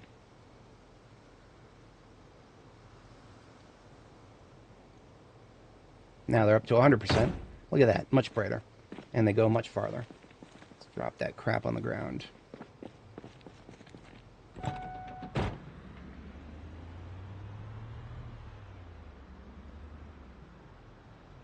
So if I were to start fighting them right here, I would probably just pull them with the sound of the firearm. Excuse me, ma'am. Right this way, please.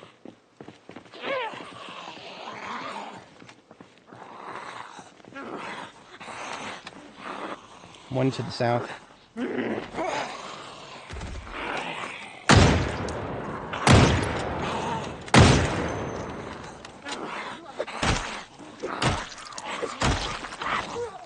Come on.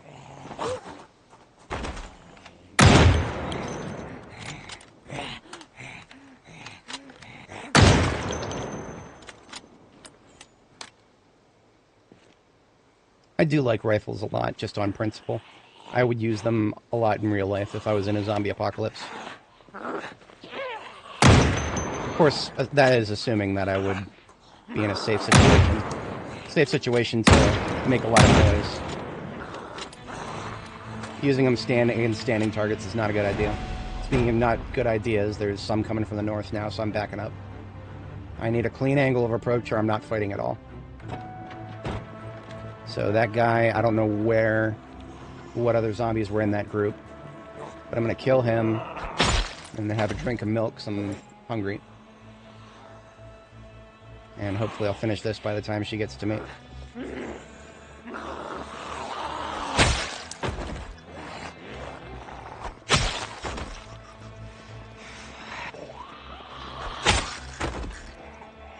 Alright, now I can risk another gunshot.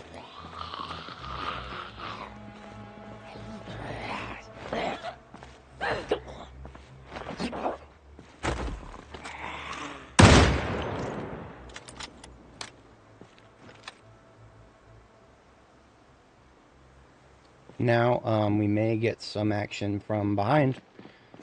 Giggity giggity. So once again, I have not patrolled the cul-de-sac back there enough. Jesus Christ! I did not see that guy. Was that a trunk hit? No, we're good. Okay. Phew. That could have been a trunk hit. because it was the side of the vehicle.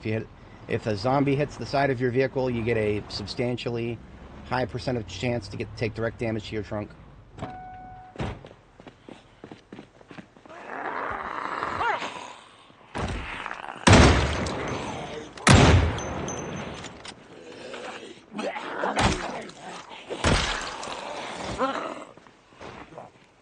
North.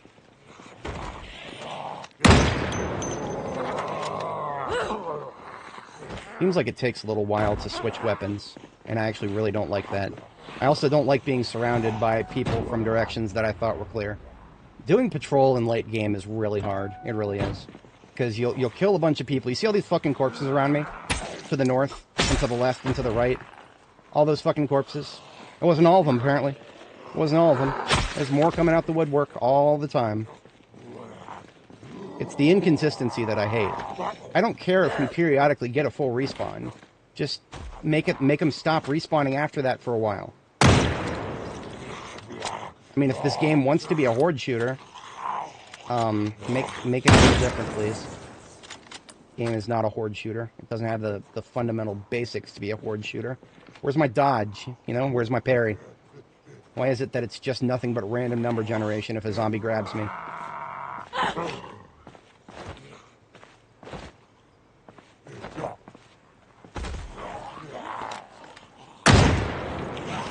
Hello. My view cone is being, you know, even though I've got the ambulance headlights, my view cone is still way lower than it should be right now. See, look at that, coming from inside the restaurant there. North should still be clear. Damn it!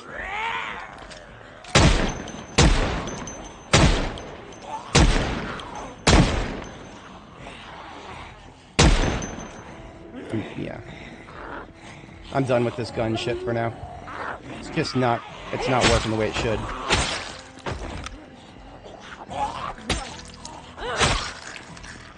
Guns combined with the glitchy ragdolls, combined with my view cone being much narrower than it really should be at this point.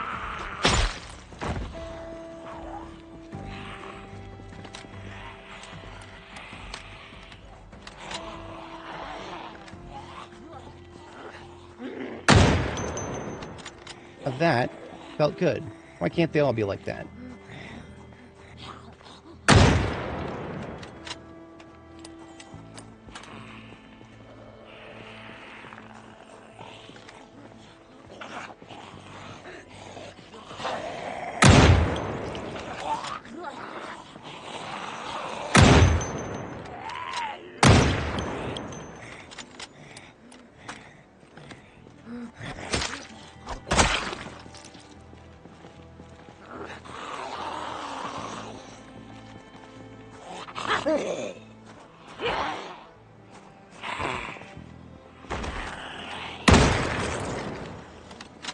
Yeah, I don't blame you for a second.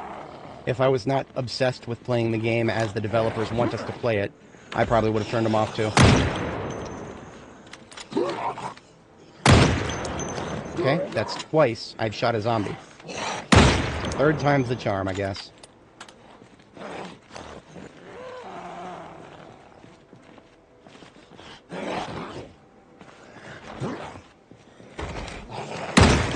That's what it should be. One shot, once they're on their back, it should be one shot and then we're done. But, whatever. I feel like we should have pulled most of this area if that was the case. I don't know, we got some people coming around the back of the, restaurant here. Yeah, I know. Like I said, I'm playing the game as the developers want us to play it. So I'm showing you exactly how terrible, if you don't already know, I'm sure you do, you can play the game a bit. But yeah, I'm playing the game as the developers want us to play it, so that they can see, so that everyone can see, just how dog shit certain parts of it are. I mean, certain parts of the game are really fun. I wouldn't play this game if it wasn't sort of on majority fun. But there are just certain gaping holes in this experience.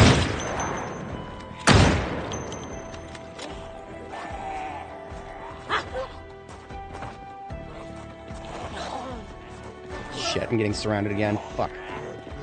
Let me do a bullet check on the, Bullet check on the 1911. We're empty. Of course we are.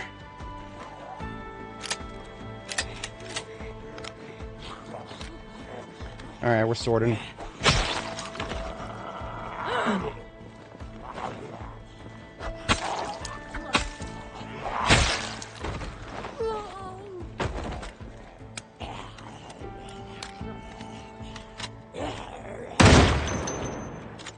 Am I out?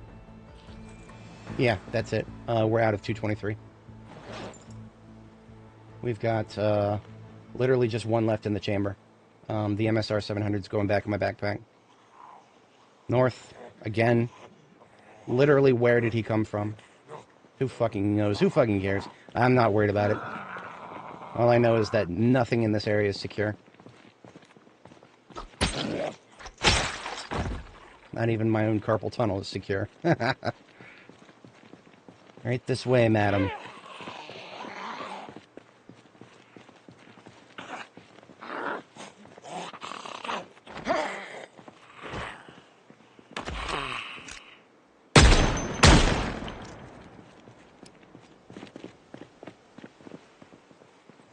That's a lot. I hate fighting from the south. I'm going to reposition a little bit.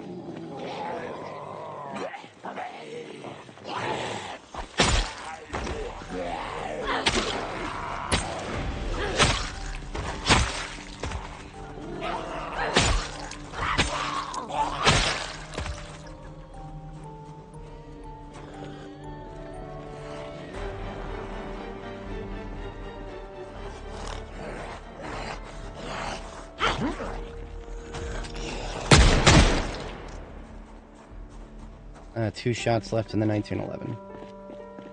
I probably should just pull out a different kind of revolver. We got somebody on the ground still. Two of them. Permanent ragdolls.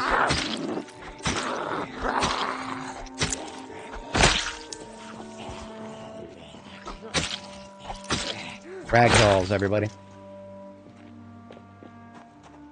I need to make a supercut showcasing the beauty of ragdolls as they're implemented. Wait a minute. Yep.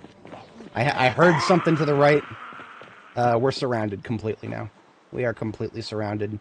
No, I'm not doing this. Not at night. This is a needless... We were already way into the territory of needless risk. Now this is needless endangerment. I'm just gonna grab the van. Backing up a little bit.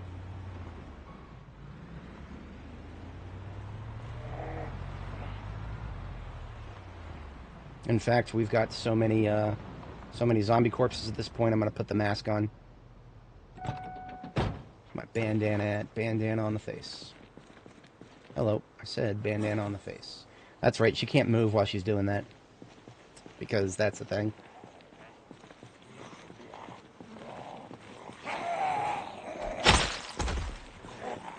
I get the feeling, the distinct feeling, that there's going to be someone from the north or from the left there. I don't know what is compelling me to say that. It might just be the sound of the buzzing flies that's throwing me off a little bit. So if anyone's not familiar, I put the mask on because there's so many corpses in this pile at this point that I could get sick if I don't.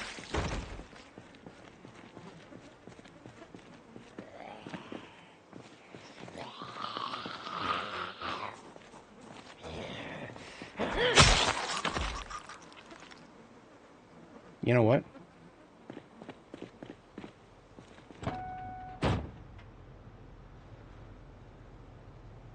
Wait a minute. No, I've got another axe. I literally have an axe.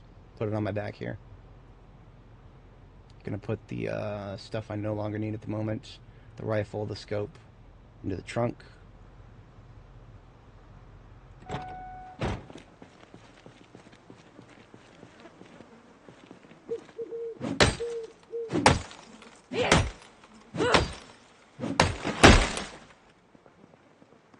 This is how much I hate trees that block my line of sight.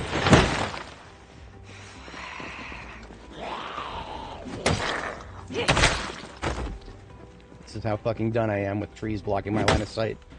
I'm not even gonna pick up the logs, I'm just gonna get these fucking trees out of the way.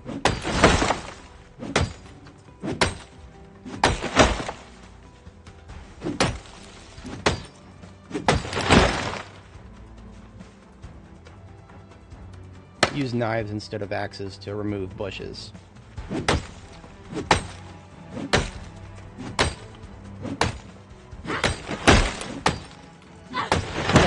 Now I've got a bit of a better kill zone here.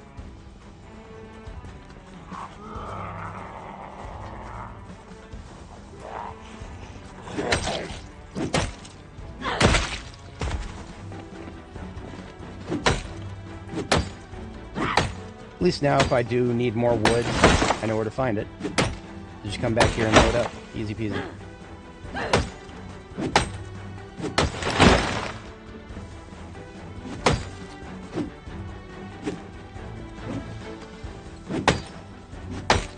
Project Zomboid. Sounds about right.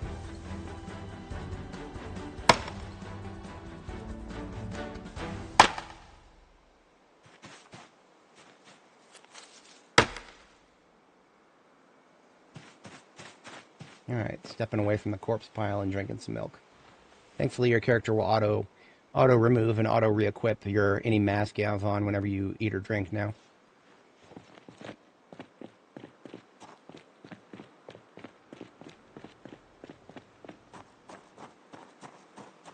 Look at that. Look at that. Let's jaw stab this motherfucker. How does the jaw stab work? I don't know. The world may never know.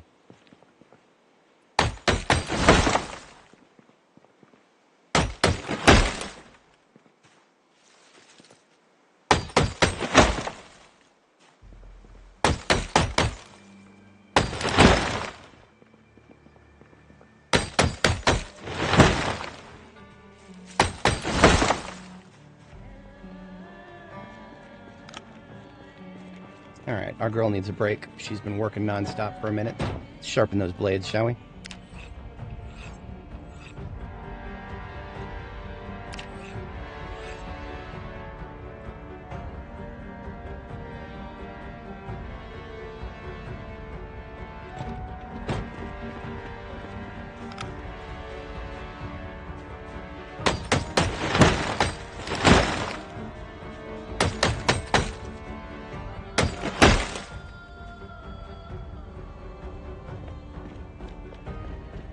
So in the future, when I come through here, this is a much safer place to fight now.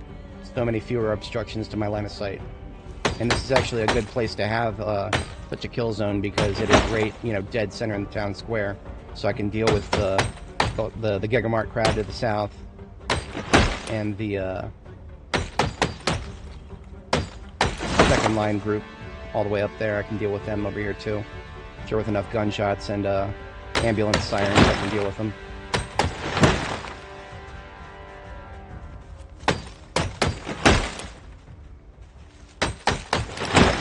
Okay, it is 3:50. That is about bedtime. I have a safe place to sleep, just right upstairs in the hotel here.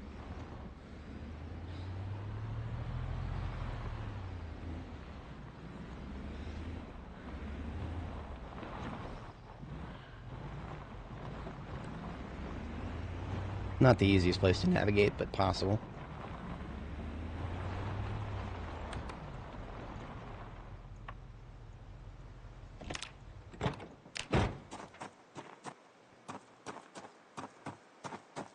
Plenty of respawns already dealt with here. Doesn't necessarily mean the whole place is clear, but I don't think there's going to be many. There were not very many initial spawns on the second floor here. So, as far as safe goes, that's one of the safer spots.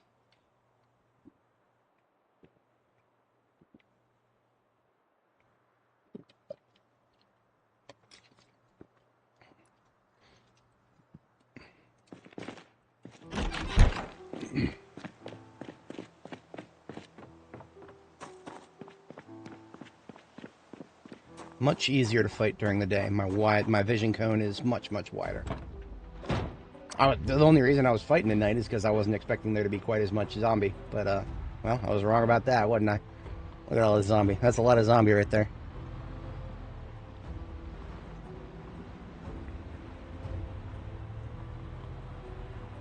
In fact, there's zombie in my road. This is unacceptable. I'm going to move that asshole once I kill these other ones.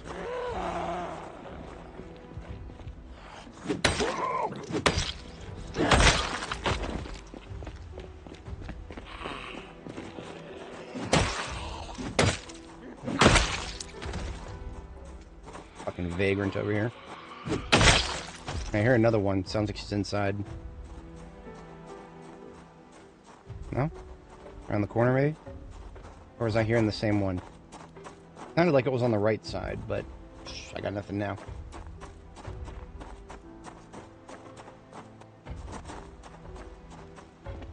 So you may have noticed I kill zombies in piles on the side of the road, not in the road. That is half the reason my suspensions are not being worn out as quickly as my windshields and my hoods. Every time you run over a corpse, your suspension takes a hit. I don't know if it affects your tires as well, but definitely your suspension. I'm giving my suspensions a nice long lifespan. I'm not running over zombies whenever I drive around normally.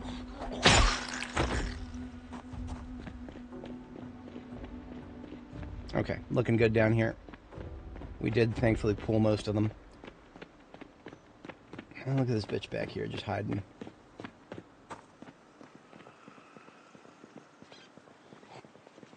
Yeah, that's right.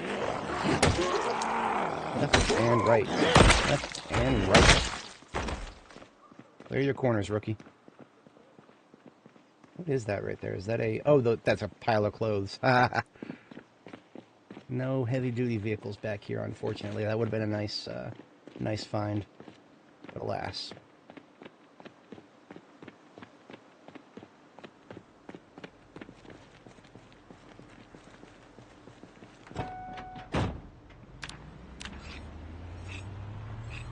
Damn it, damn it, damn it. All that shit I just talked about saving my suspension. And, of course, there's a little zombie head sticking out in the road, and I managed to run over it. This is why I need to give myself a nice wide berth. Dodging corpses that are walking is one thing. Dodging them when they're on the ground, that just, I can avoid that, so I try to. You know what? Let's do some M35. Usually that's my backup weapon. 99% of the time I'm just carrying around as dead weight anyway.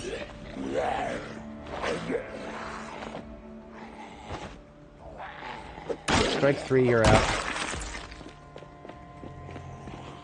The M35, as far as I know, it's actually not as loud as most other guns.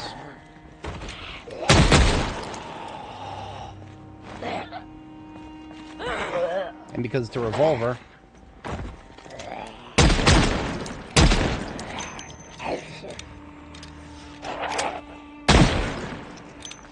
it's easy to reload. He came through one of those windows that is so overgrown I couldn't even tell it was broken. That's kind of funny. I'm just going to have to assume they're all broken. Alright, let's just axe these guys.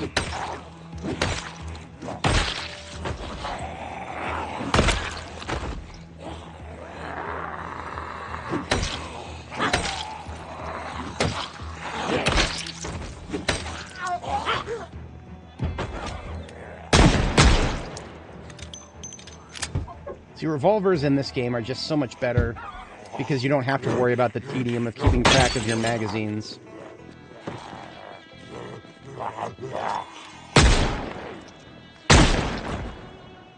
Certain video games really do represent the advantages of having a revolver versus a magazine system. Because most video games don't force you to, you know, reload your magazines. But because this one does, you understand that just for keeping track of everything, revolvers are pretty damn good. Fewer actions to actually tell. Now, of course, if you're just some rootin' gunslinger who's really good at counting your shots, then, well, you know, even Clint Eastwood had a problem. Even that famous Clint Eastwood scene, "You feeling lucky, punk?" The impetus for that scene was that he was not sure how many more rounds he had in his revolver. I lost track there. You feeling lucky, punk?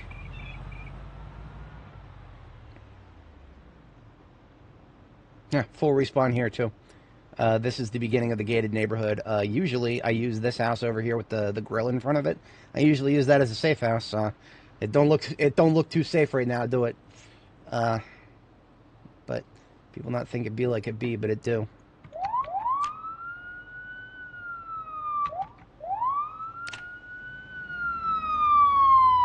It's alright, I'm calling all you motherfuckers out. Let's go.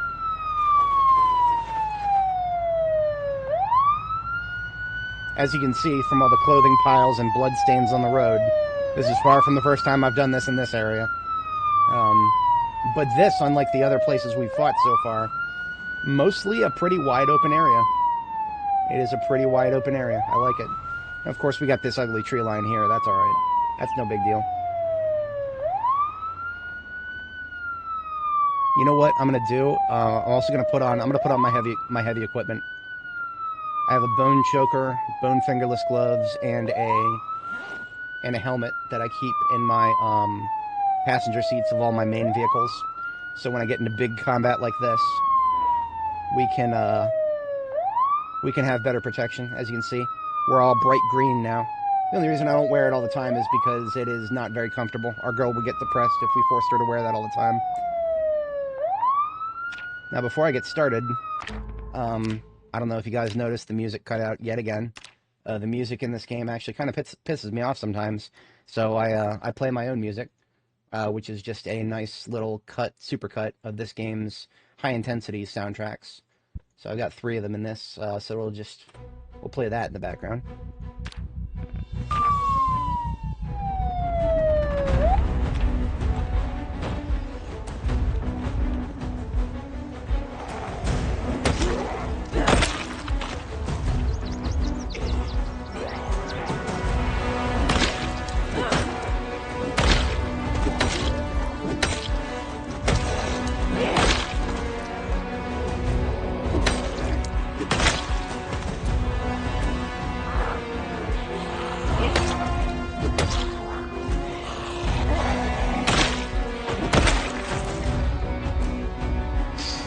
Okay, doing all right.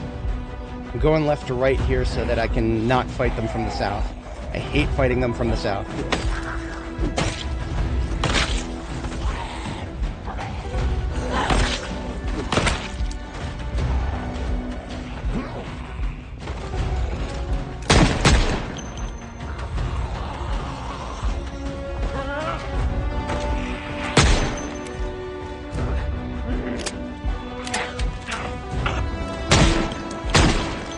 Not a very good example of a firearm there.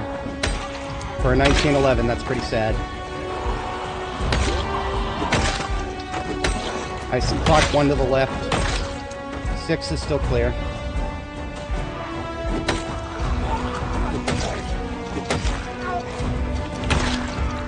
Switching to the sword.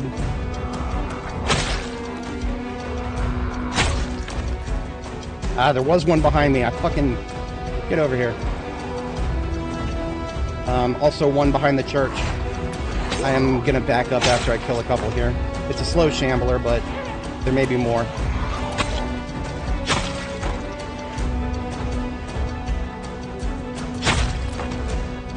Okay, I'm probably gonna be alright.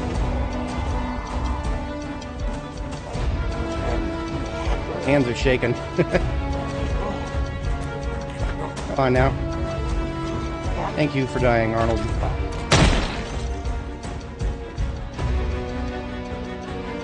Church looks okay.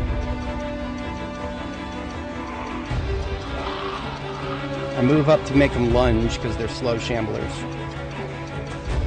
Though I walk through the valley of darkness, I shall fear no evil.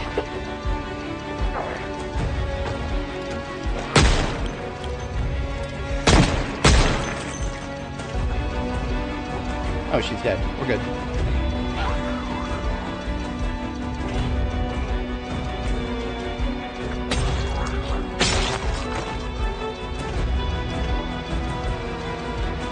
Clock 1 to north, possibly more behind the tree line.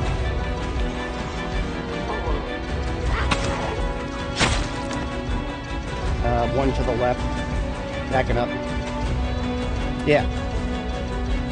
Shit. I did not want to turn that hard. I don't know if you guys noticed that. My character came to a complete stop for about half a second. I didn't like that. Okay, church, community center is clear. One in the direction of the church.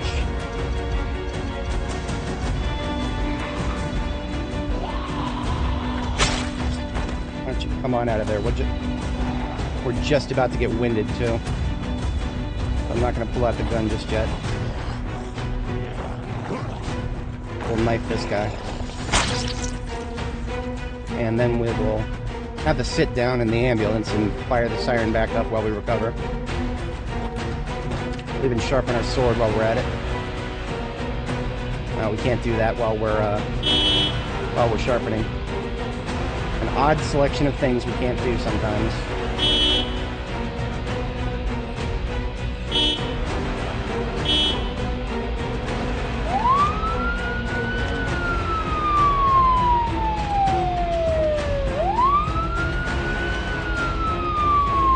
This will pull everybody out of my front yard here.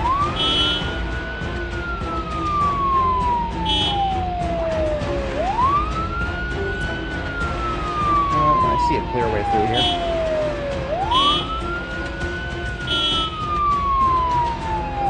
Now I'm going to do something a little dangerous here. I am going to whip out the spear instead of the axe. And I'm going to stand my ground while the siren is running. Very dangerous thing to do, but I think I can pull it off with the spear. By the power of the spear, we shall know no fear.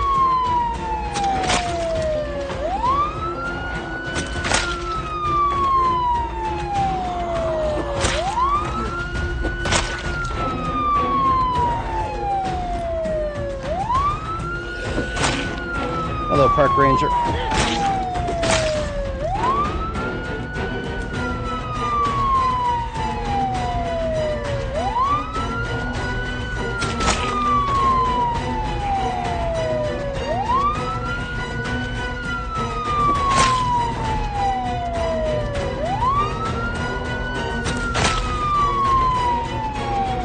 Come on. One's medium to the north, fast to the south.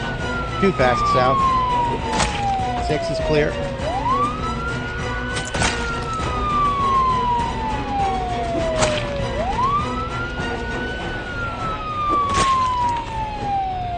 I'm gonna let the fast one come to me. Come on, this way. Slow one's right this way. Spears are the spear of the gods right now.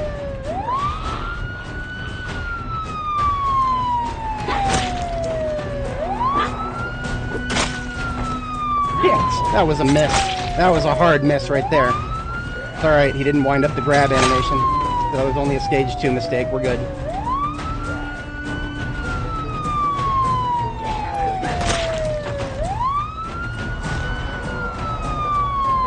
Getting a little cocky here. I need to not do that. Don't be a hero.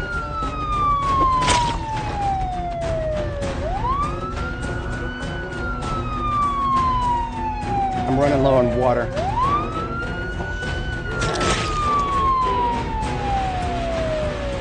I'm gonna take a drink of milk to put that off.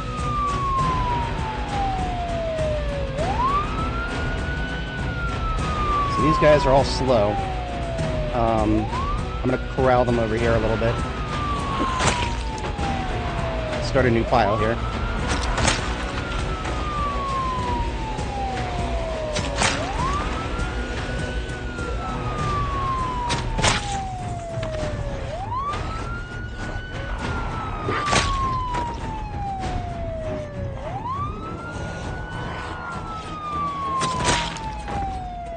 Fast to the left, south, up, down, north, whatever. Clear behind us, that's all I care about.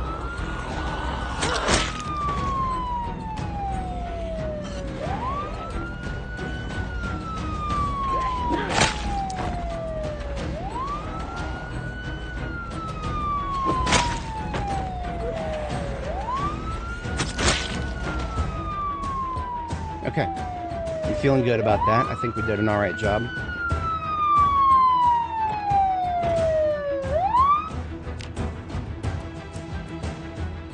Hands are shaking.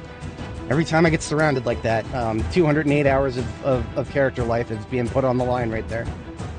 Remember, we're playing default settings. One scratch from a zombie could be the end of it all. Oh, you know what? Here's a really cool thing you can do with spears in this game. See this fence? You can poke zombies through fences with spears. There's a lot of fences, like chain link fences in Muldraw. So that's actually a great place. I always use spears in Muldraw. Alright, my field house is secure here. Well, quote-unquote secure. I haven't even checked the backyard yet. Ah, look at that. Now I've checked the backyard. Good night, Karen. Anyone else want to mess with my backyard? Promise that's not a euphemism for something.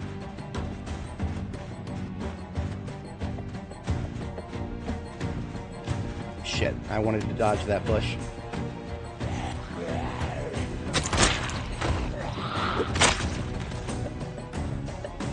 Spears are probably the best weapon right now. The devs have been kind of experimenting with making them better. I think they probably overcorrected in the current build, but don't tell them I said that, because I'm having a lot of fun killing zombies with spears. I'm having a lot of fun with it. They're great weapons right now.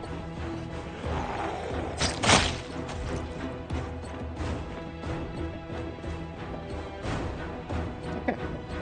So this is the first part of the gated community, and now the second one is actually our destination. Oh, hello. I did not notice that there were that many of them here. Right this way, please. Alright, now that we've gotten our high-intensity combat out of the way, switching back to the sword for a bit. For anybody joining, welcome. Just as a quick recap, we are doing patrol, but we're also seeking out furniture. And there is a targeted bit of furniture that I've wanted, particularly some red oak shelving. And I have located on the map that there should be some in one of the gated community houses here. So we are patrolling this area. Oh. Look at this! Look at this! Look at all those zombies in there. Oh, that's funny. That's kind of funny. That's kind of funny. We could poke a lot of those guys through the fence. But there's also a bunch of them coming around the fence.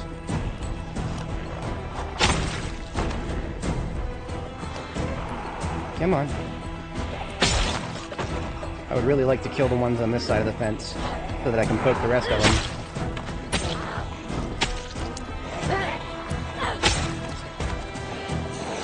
Look at all that! You know what? I'm not going to be able to get away with that for very long. That's a lot of zombies. I'm going to back up a little bit, because at this point, the fence is not working to my advantage anymore, and it's just blinding my line of sight a little bit. I'm going to back up to here, where I should have a relatively clean angle approach, and fight on the side of the street right around here. I'll use the sword until it starts feeling ineffective, and then we're going back to the spear. I need to remember that there's a cop with a bulletproof vest in this pile.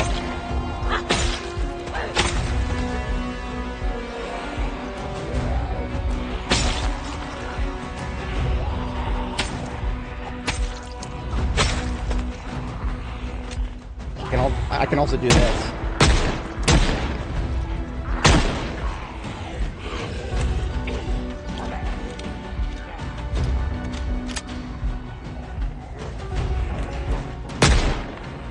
That didn't really work so well.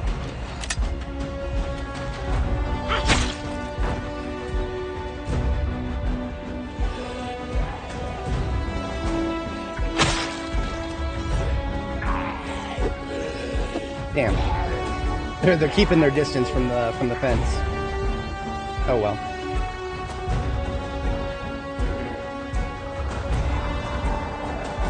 This is one of the few fences that is not yet attackable. The devs are working on making all the fences attackable. Ah. See, I don't always have to push them down. This would be a great time for a shotgun. Unfortunately, they don't. The multi-target hitting for shotguns is just no. Doesn't really work right now.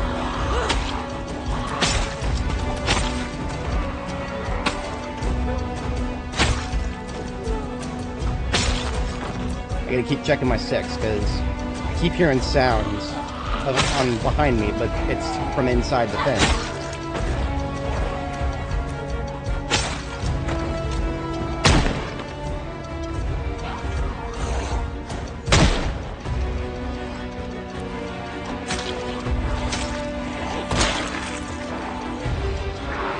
Switching to spear.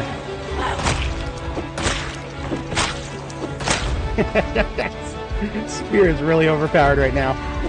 I'm okay with it. I really am.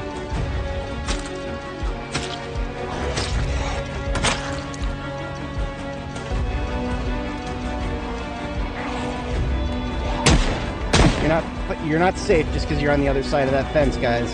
I will shoot you through the fence.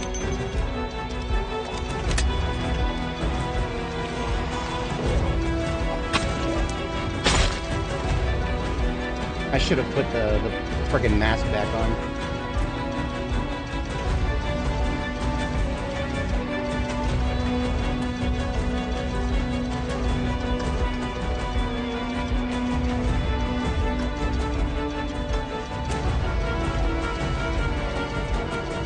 Get off of my home base. 1, 2, 3, get off my father's apple tree.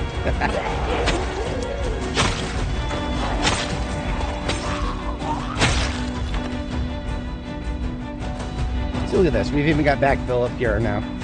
Where did they come from? Who knows? All I know is they're here, and they need to not be here.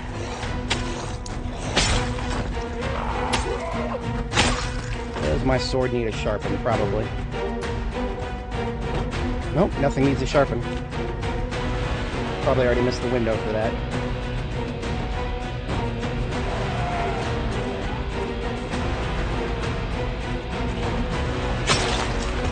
Yeah, just put the mask back on. Now I gotta take it off again and drink something. Been out of, my canteen's been empty for a while. If I remember to not move around, so put it back on. There we go. Tell me not to use my mobility in a game like this. Momenta es vida.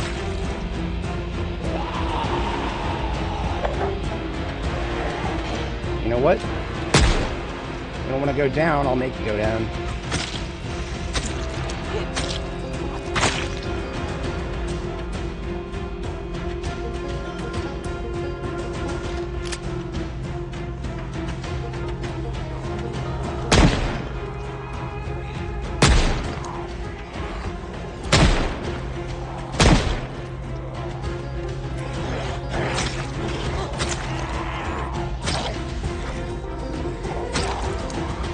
Alright, fine.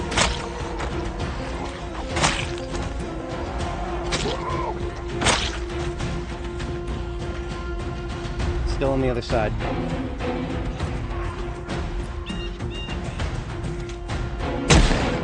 That's what a revolver should feel like. Turn around, you fucking shoot them and they're dead.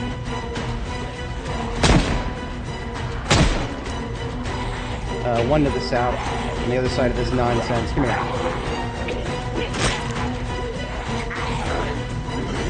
These two are still alive.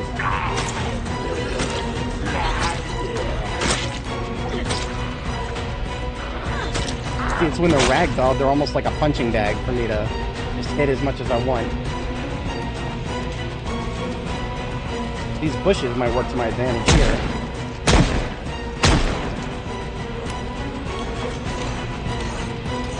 Might. Let's look at that, ragdolled again.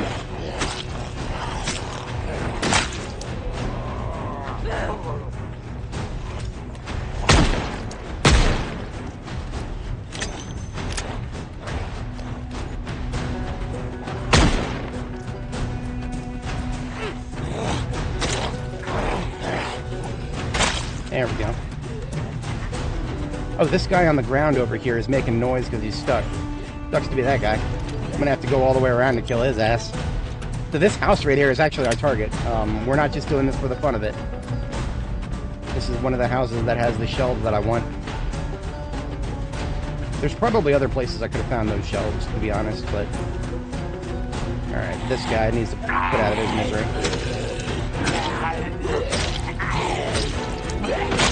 Easy. Now, whether there's still anybody gooped up in this corner here. Nah, this corner is empty. Good. Okay. I think this house is clear.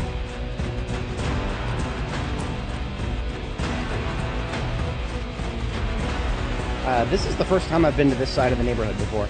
I've driven past it many times, but...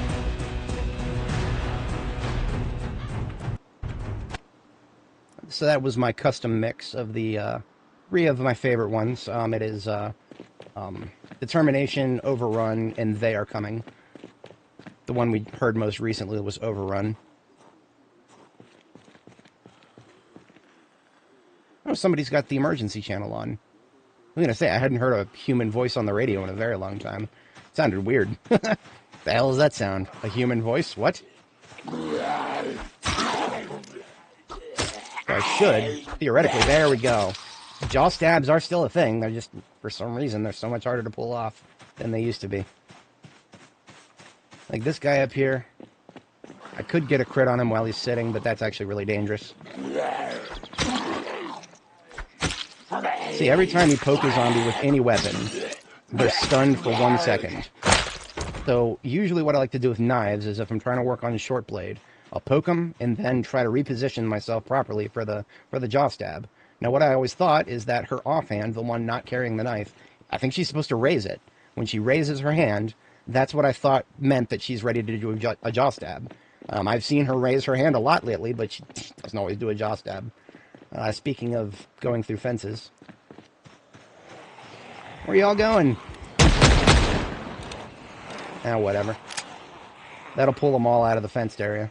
Because I think they know how to get to me from there. There we go. And I'm just going to establish a new kill zone here.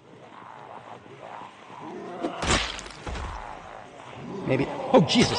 Jesus Christ, I did not notice that guy. That was mildly disconcerting. Boy, howdy. How about we put on something a little more jovial to listen to, shall we? Give me just a moment here. How about we put on some, what does YouTube want me to listen to right now? I've really only been at this for 6 hours. It feels like longer for some reason. How about we put on, I could really tempt fate. I could tempt fate. This is a song that I listened to when I lost one of my characters. 3C2, a really, really good song. I think it goes well. It just goes so perfect with an apocalypse. Ironically, I was introduced to it during COVID. Felt like an apocalypse at the time. Hello.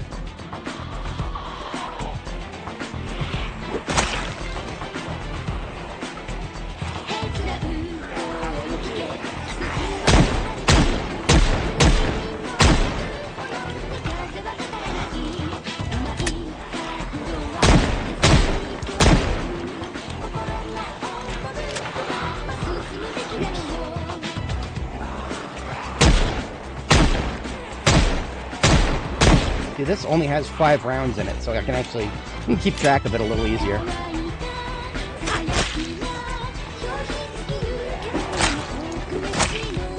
I hate this tree. This tree has caused me problems already.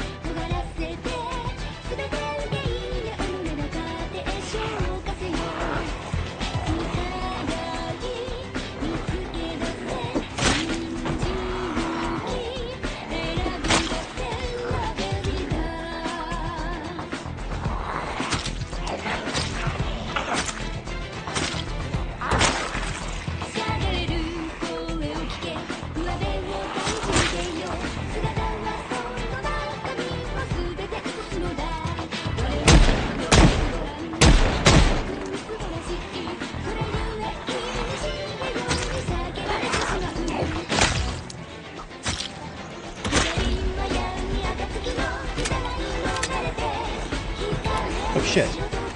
Am I out? Like completely? No, I've got a few rounds left. But I'm coming up close here. Alright, switching to spear.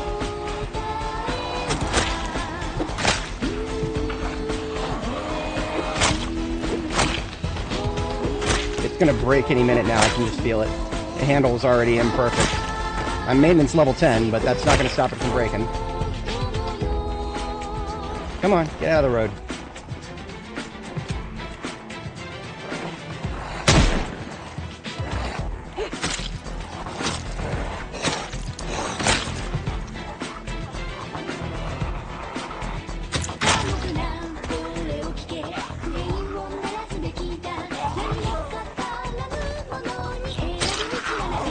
That's the proper animation you should be using when you're attacking ground targets with the knife.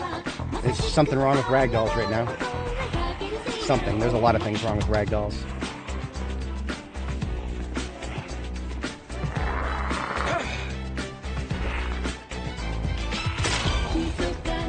Oh, give me that. Hoping for the jaw stab.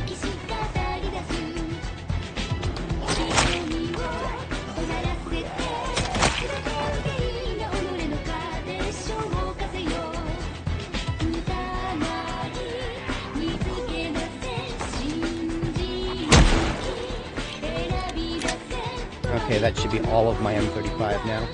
So I stopped using that. The 1911, I have 2 magazines left.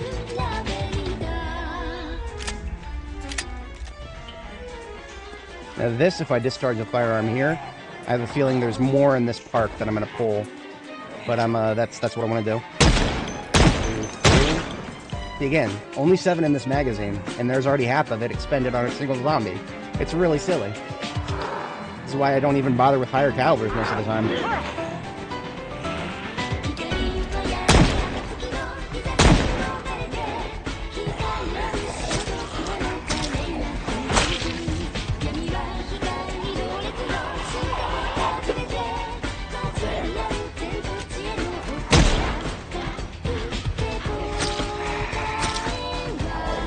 Come on. There you go. Am I ready for another reload here? The knife needs a reload. I need a new knife. My hunting knife is almost broken. I've used it too much. M1911, I have 1 shot left.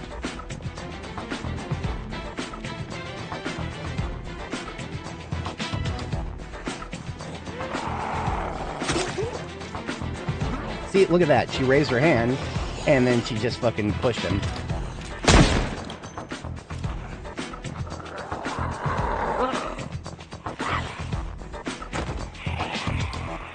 We need to reload.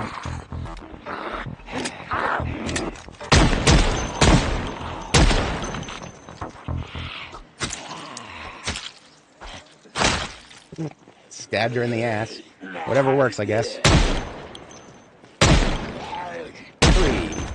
3 rounds on a zombie, once again.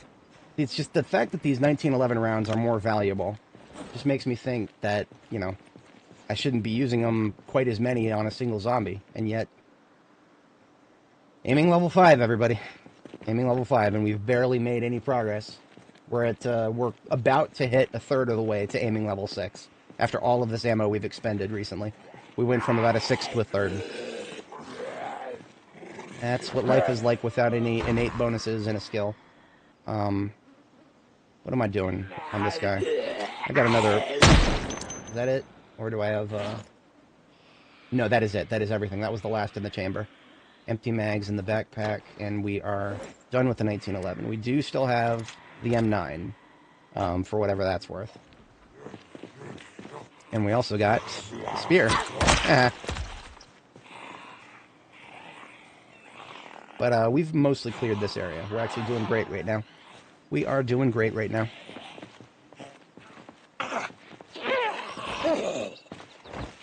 Alright, you don't want to go down. How about I push you, I guess? I mean... Hey, look at that! Short blade level 3. I was waiting for that. I was waiting for it. I knew I was doing alright in short blade. So that is level 3 short blade. I don't think that gives us any breakpoints.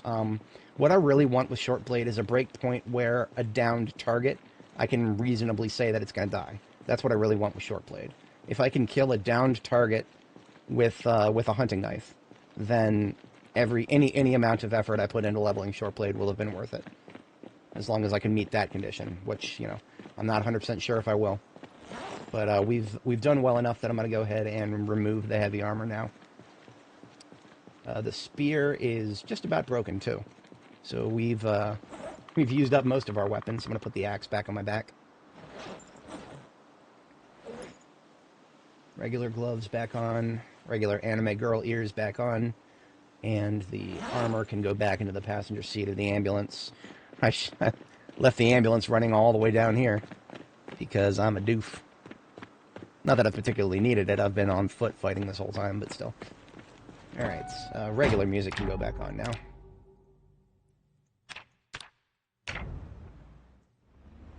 So the fingerless gloves, the helmet, and I always need to remember to take off the bone choker because that is a separate piece of armor that I don't have a replacement for, that if I forget to take it off, I'll never take it off. So this was one of our primary targets, this house here. All for the... we went through all that primarily for some shelves. Right? Was it this house? Hold on a second. Was it this house or the other one? We went through all that for some shelves. Now it's just a question of which house has the shelf. Oh, shit. I don't know where that is. Inside?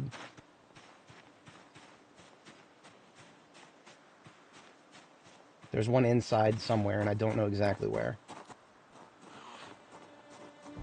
Y'all hear that, right? I'm not going insane. It's in there. It's inside somewhere. Let's check the backyard, shall we?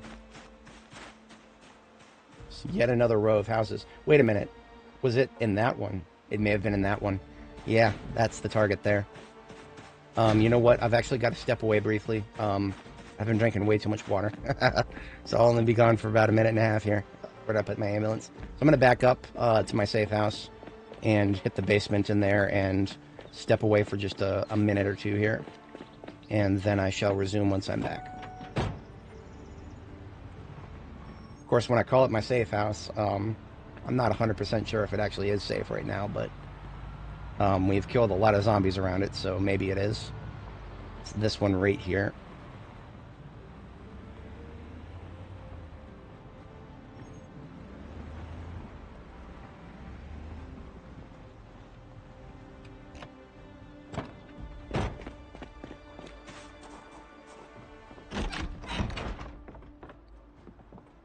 We even have a guest in the back door.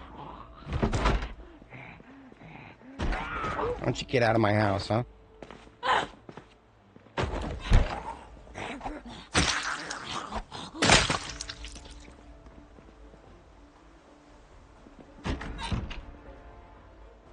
You know what? You know what? I thought I was gonna have to go to the other house for these, but this is what I was looking for. Now it's maple. It's not red oak, so it might not actually be a perfect match. But I think it's going to be a better match than the mahogany. So that's what we're looking for. Now that being said, I think I do need a total of 4.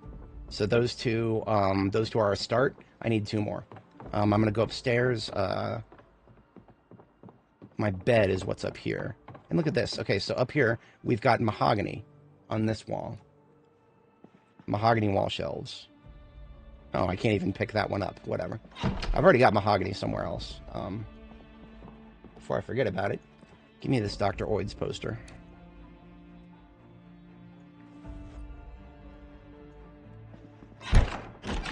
Okay. I'm going to have my character have a sleep here, and then I'm going to have her sit on the bed and chill for a minute, and I will be right back, like 2 minutes tops. One of the reasons I got tired so early is actually because I went to bed so early the last time, so honestly that was not the best time to go to sleep, but I'm, more combat effective if I get a sleep in. So I'll be right back. I will regale you guys with a picture of my base in the meantime, so you can see some of the stuff I'm trying to collect. Particularly at the moment, I'm working on that bookshelf over to the right, the game table to the south, and I definitely need a hot dog machine too. Alright, I'll be right back. Back in 3.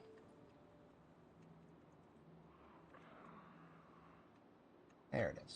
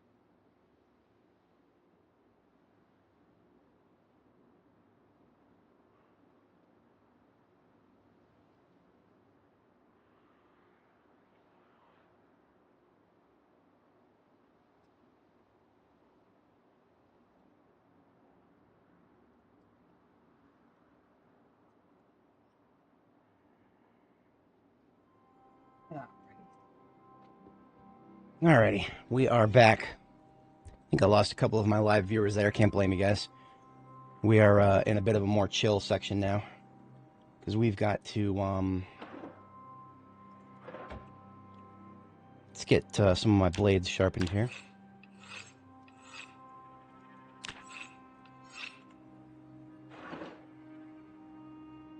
Yeah, this spear needs to go. I'm going to go ahead and break the spear down.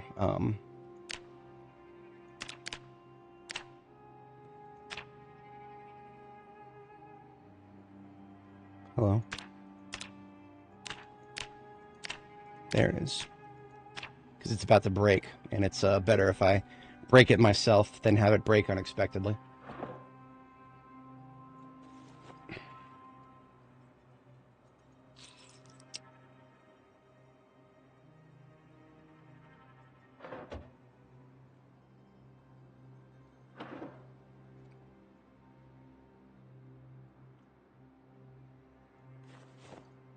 My keyring has been full for the longest time.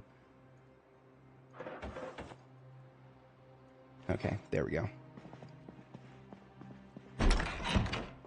Now, I can't be certain, but I thought I heard some mouth breathing. I'm going to treat this as unsecure territory.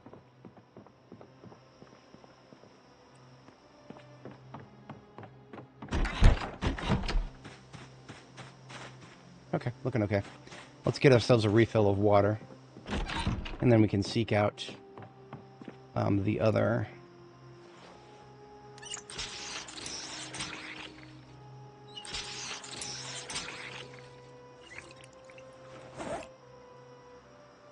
seek out the other two shelves that we're after here.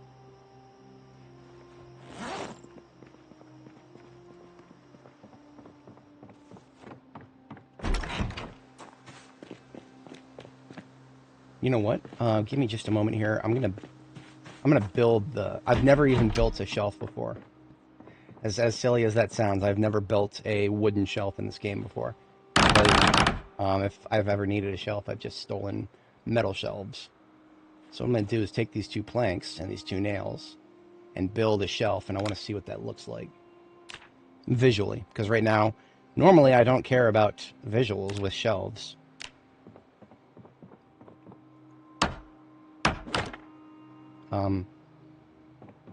Did it just eat my... Okay, that's new. Oh no, it did not. It just canceled the build for some reason. Don't know why it did that.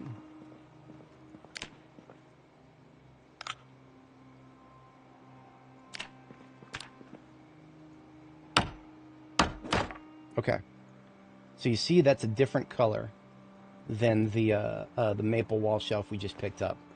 In fact, I'm going to do a side-by-side. I'm going to put one of the shelves we just picked up, put it back down. It's just so that I can kind of see what we're looking at here. And I'm going to take a screenshot of that for my reference in the future. See, I'm pretty sure the ones the player builds, I mean, not only do they look a little uglier, but they're a more desaturated wood. Kind of a generic, just, you know, pressure-treated lumber look. Alright, but we are after those maple wall shelves. This right here, this coat hook, that is way too light of a wood for me to want any of that. You know what? If I remember right, yeah, we've got a vehicle in this garage. I completely forgot about it. What is this on the floor? This is a regular heavy duty.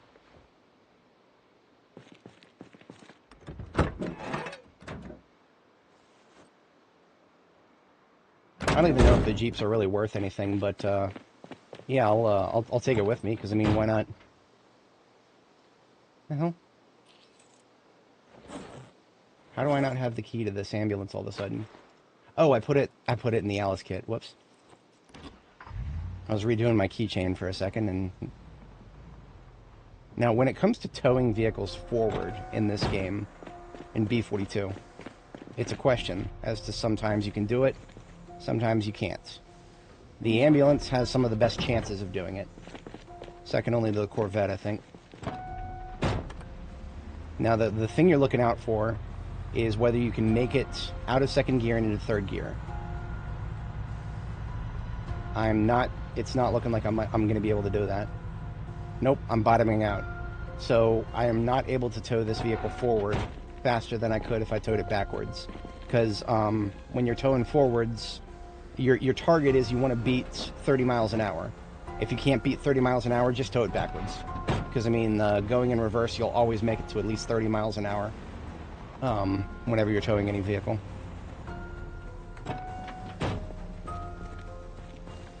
I just want this for the novelty of having a little Jeep-looking thing. You don't see these very often.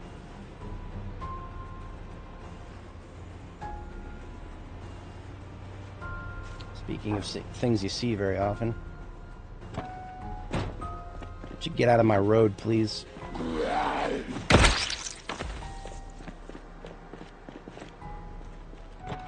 Alright, if memory serves, let's check the website, b42map.com. It is the... okay, so that's what we're looking for. We're looking for the house second in to the very final part of the gated community here. So none of the kills we've gotten so far have been in vain. We have fought our way to our target. We're even coming home with another vehicle for the fleet. Can't remember if this one is regular or heavy duty.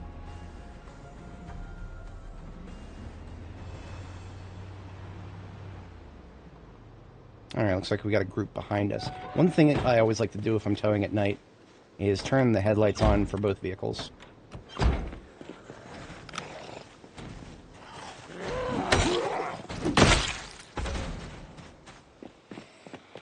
Yeah, that's right. Right this way. I need this house, and you're in my way. North or left? Yeah, left.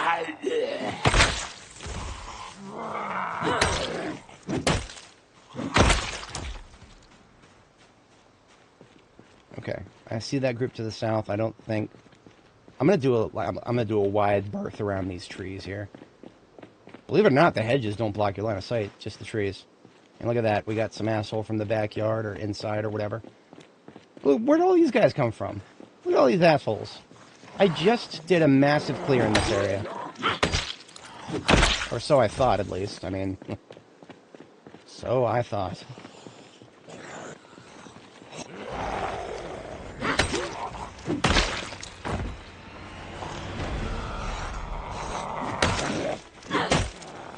Left and right, and left and right.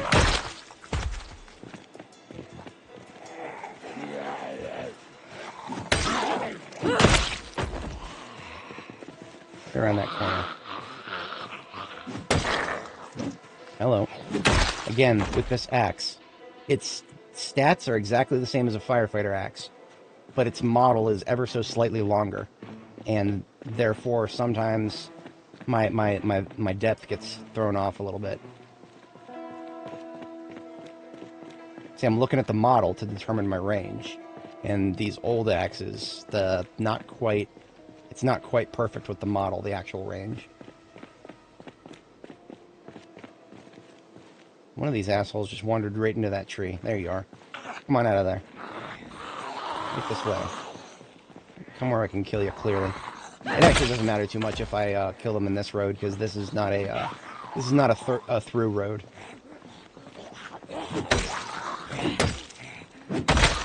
I'm never going to be driving with the intent to off-road between that shit right there.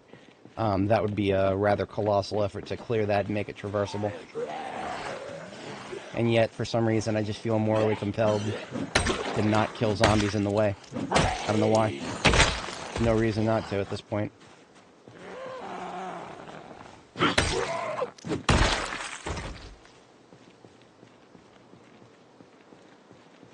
Okay, this is our target right here, this house.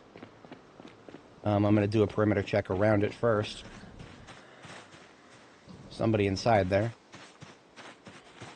Easy enough to get at the one hitting the garage door.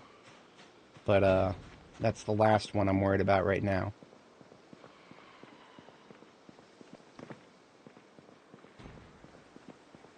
Somebody was having peanut butter and jelly. Hello.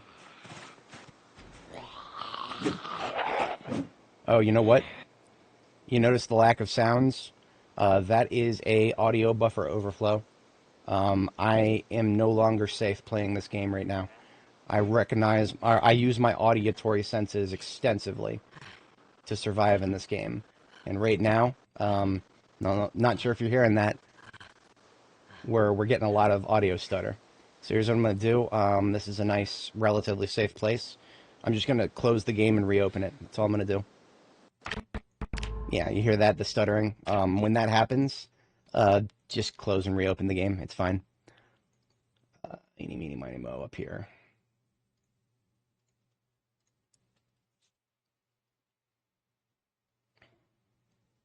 What did I take a screenshot of here? Is this the, oh yeah, this is the spooky morgue. I'm working on the second floor of my base.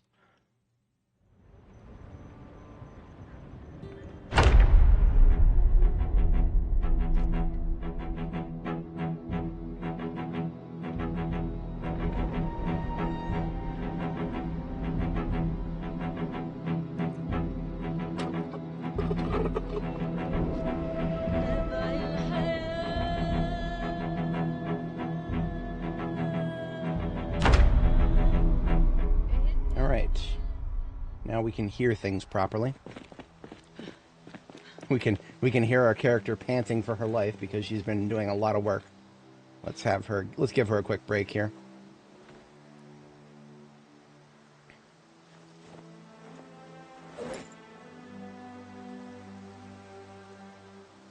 You know, something I'm probably going to do, I'm probably going to give her 3 sleeps tonight, because she's already had 1, but she's already back to like 47 fatigue. So if I give her a sleep now, she might be tired again by like 3 a.m. or so, or 4 maybe. So if I could get back to sleep at that point, that would be a good correction to my schedule after going to bed a little early the other day. So I'm going to continue with my perimeter clearing here for this house, and then see if I can find a nice place to sleep in it.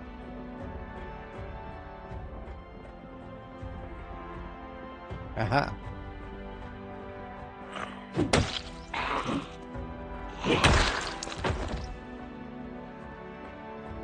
I do not know if she was the one in the garage, especially since the garage door is busted open. Nope, she was not.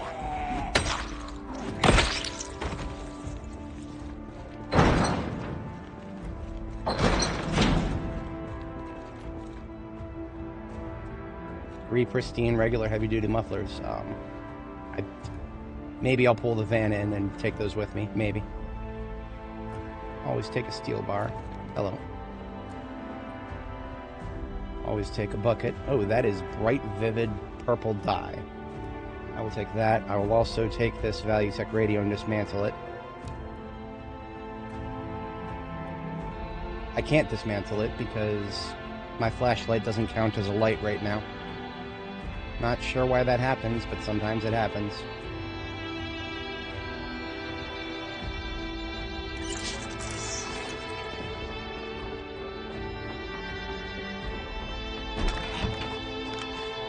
If you ever need a light at night and you don't have an easy flashlight, just sit in the cab of the vehicle. As long as it has a battery, you'll have illumination inside.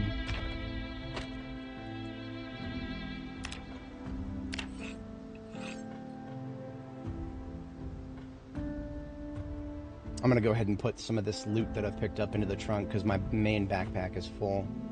The firearm stuff can go straight into the trunk, as can the furniture. And then everything else can into this loot bag.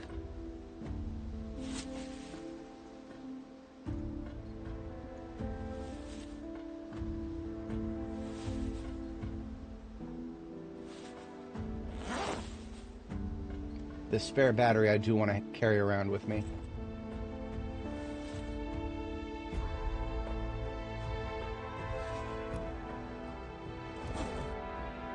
Okay, looking pretty good. We're gonna go upstairs and sleep, even though it's a bit early.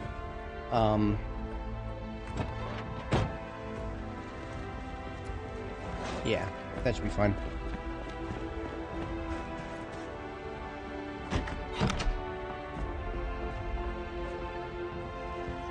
Someone's up here.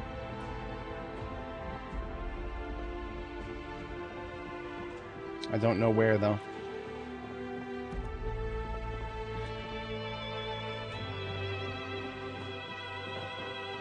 I don't care for that. I really don't. I'm not gonna run into one of those rooms only to have one of them just come around a fucking corner that I can't see around. They don't want to come to me, that's fine. I don't need this fucking house. I don't need to sleep here. All I really came here for were those shelves. That's all I really came here for. Mission accomplished. I'm gonna go back to my main safe house and sleep there.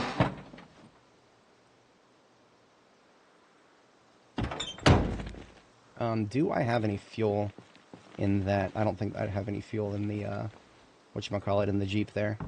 So I'm gonna put a 2-liter in, and I'm pretty sure that this Jeep is actually a decent towing vehicle. Like, probably so decent that I could just leave it hooked up to the ambulance and instead of having to turn all the way around here.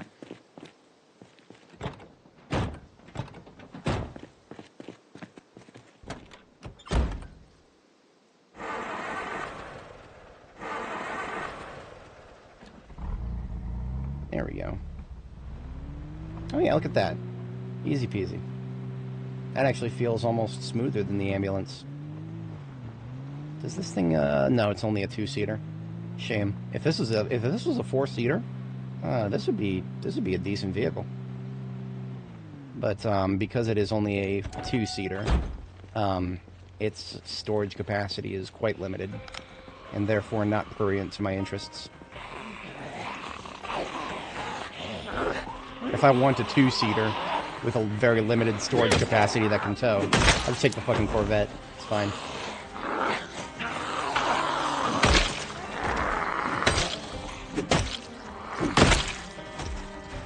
Here, I thought this road was clear, and y'all came along.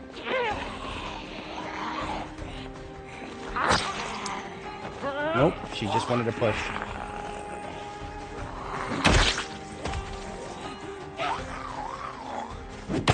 My knife skills are not ready for the jaw stab, it seems.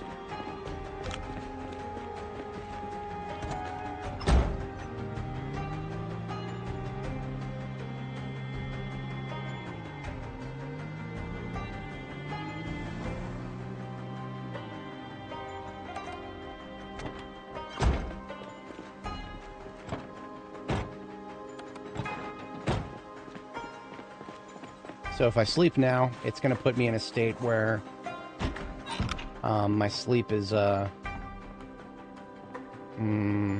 should I put this?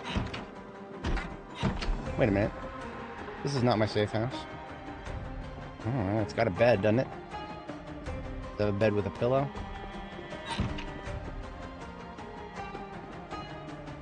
No, but you know what? Sometimes beggars can't be choosers.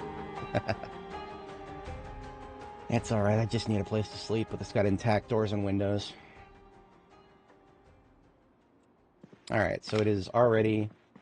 Basically what I'm going to do now is just go to sleep as soon as I have 30 fatigue built up. Once I have 30 fatigue built up, that's the minimum required for the game to let you sleep. Now, you know what? There's a lot of houses with basements here. I would be doing myself a disservice if I didn't take a look at them. Because basements are randomly generated, and therefore may have some interesting stuff that you won't normally find.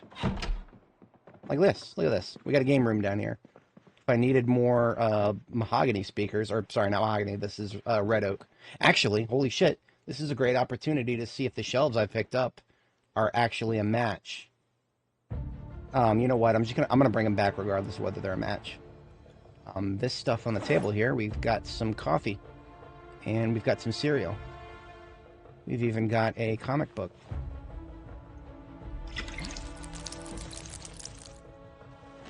Now, I've already got a whatchamacallit, a pool table, so that's no need. Nothing particularly compelling in these bookshelves here. Oh, that's not another bookshelf, that's another speaker. So if I needed even more speakers, I would know where to find them here. Power bars, I've not found a use for them yet. Remote controls, you can use those to make detonators. Okay, so nothing too particularly compelling down here. But like I said, that's stuff I probably would not have found normally in a house like this. Always down for surprise extra stuff. And we're up to 29 fatigue, so probably after I check the basement of this house, we'll hit the sack.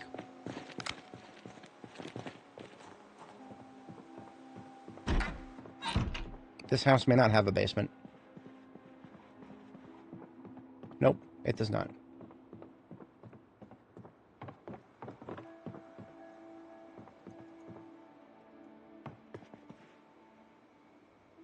I will always take a remote, though. Always down for more remote detonators.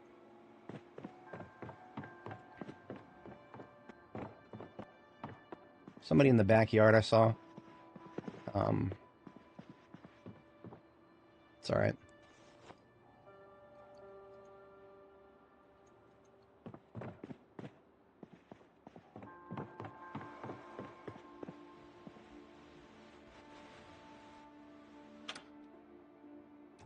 I heard a mouth breather, too.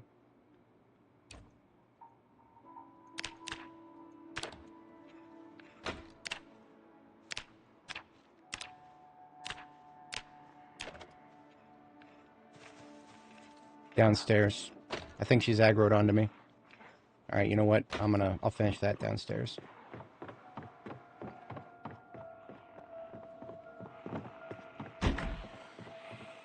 There's multiple, I think, or it's just echoing. Nope, just echoing. Freaking me out over here, ma'am.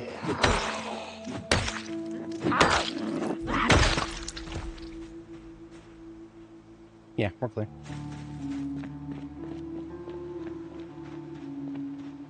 Always stragglers. Always stragglers.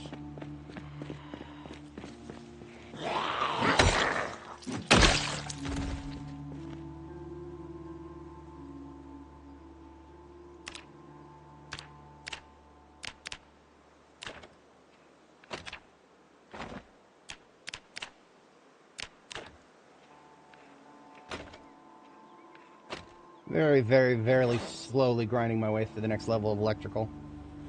If for no other reason than so that I can read the next book and have something to read.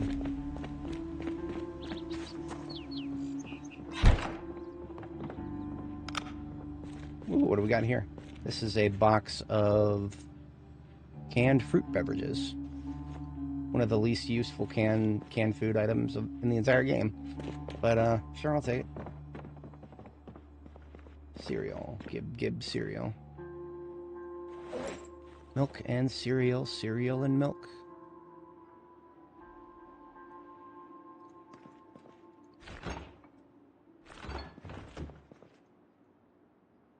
An empty bottle of dye. Okay.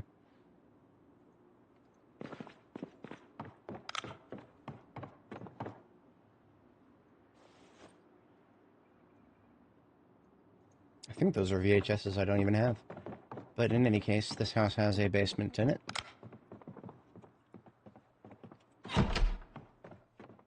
This basement has nothing in it.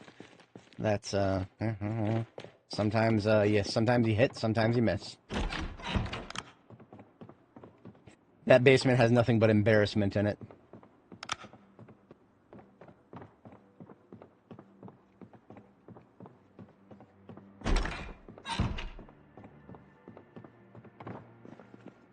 This is a house design I'm not very familiar with. Ooh, saxophone. Yet another sax. Sure, why not? Put it right in front of me, I'll take it. I've got literally more wrenches than I know what to do with, though. I've got so many that if I tried to put them all in my slated for disassembly box, I'd fill it up. I don't have the charcoal to burn all of them in the metal disassembly area. I'm gonna take that pillow with me because some of the other beds in this area don't have them. I do have plenty of white knee pads, so I don't even need that. Get it? I don't even need that. This is a black long sleeve t-shirt. I think it is. Oh yeah, that's a nice shade of black. I'm absolutely taking that.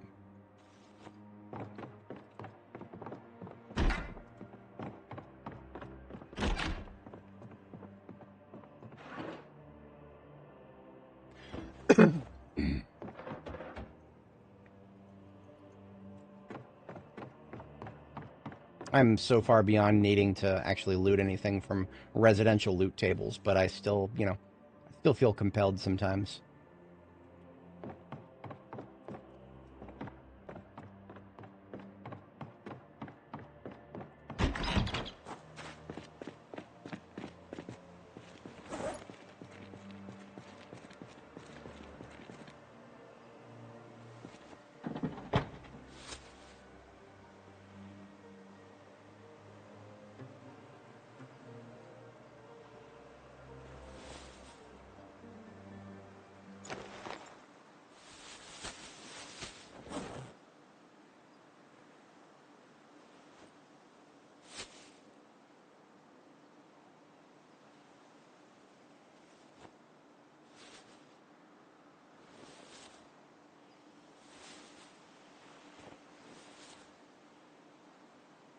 Enough room for that.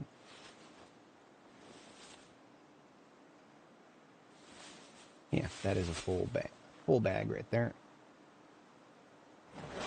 Just assorted loot that we're coming home with. Nothing wrong with that. Now we've basement checked these 3 houses here, I believe. Or was it that one?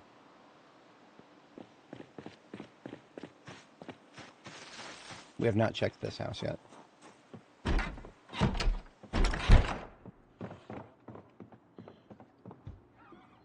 Window. Which one? This side? Nope, other side. Called it wrong. Which fucking window was it? Interesting. Oh, you know what? Maybe it was one of the upstairs windows, actually. Yeah, that tells me there probably is a zombie upstairs. Hello.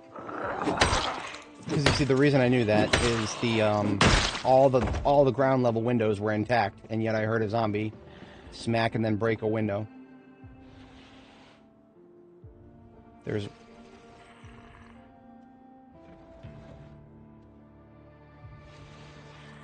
Okay, so listen very carefully.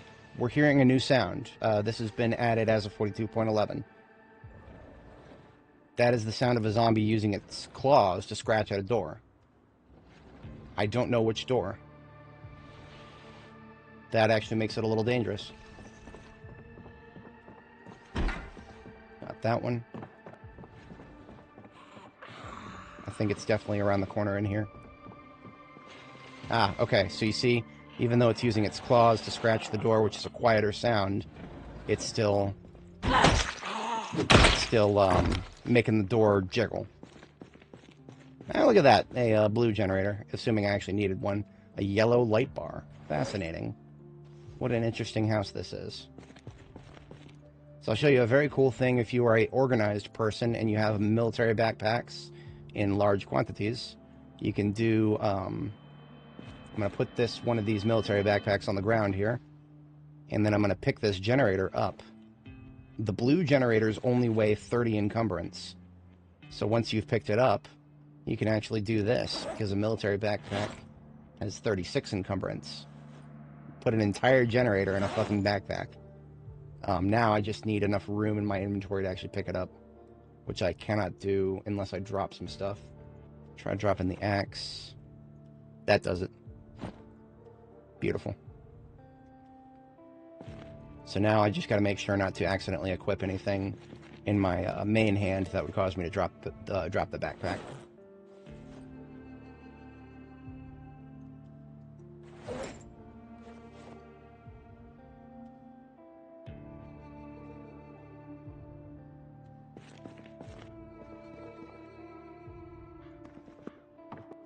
Basement check. That's what we were here for, really. Other side. And I would be remiss not to check the, check all of the bookshelves of every house that I look at, just in the astronomical chance that some of the books that we're missing we might actually find. The ones we are currently missing are, I actually carry it around in my Alice kit. We're missing Napping 1, 2, 4, and 5, Longblade 1, 3, and 5. We're actually almost to the point where we don't need 3 anymore. Because if we finish out the current level, which we're about getting close to a third of the way through. If we finish out the 3rd level, then we can just read the 4th book, which we do have, and then we'll only need the 5th book.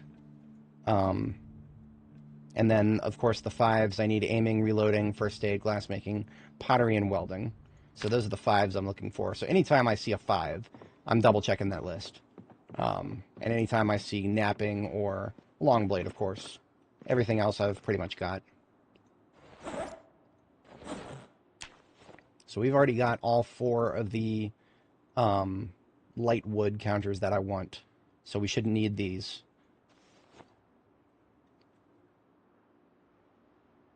And I don't need none of that in there.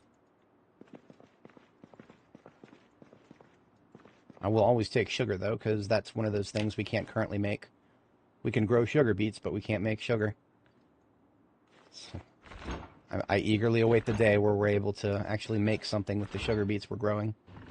Okay, I don't care about none of the rest of this shit. Let's actually check the basement, shall we? And it is nothing. That's we're playing basement roulette here is what we're doing. And yes, it is possible for zombies to spawn in basements just because we haven't seen it.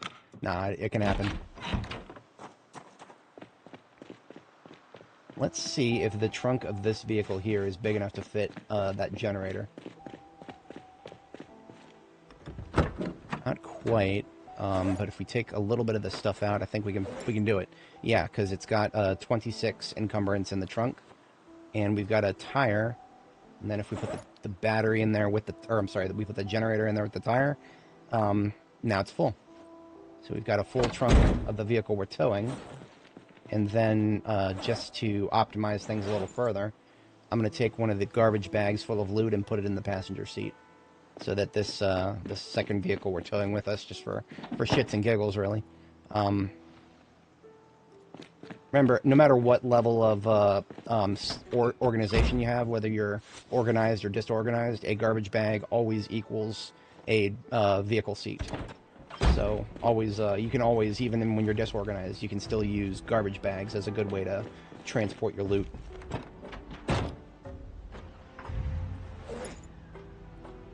While I'm driving, I'm going to establish another garbage bag of loot, I suppose.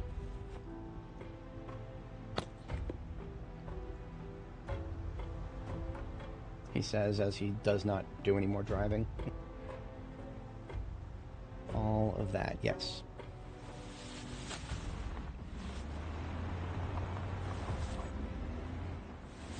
Now, I've completed my initial objective, but we've still got another day before the May planting season.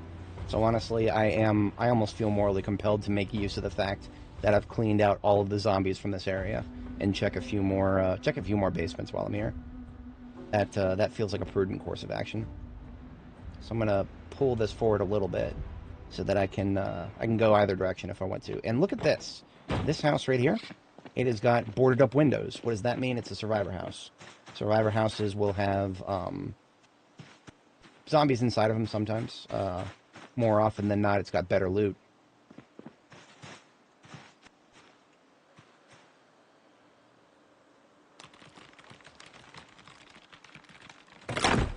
Something feels weird about this one, and I'm not 100% sure what it is.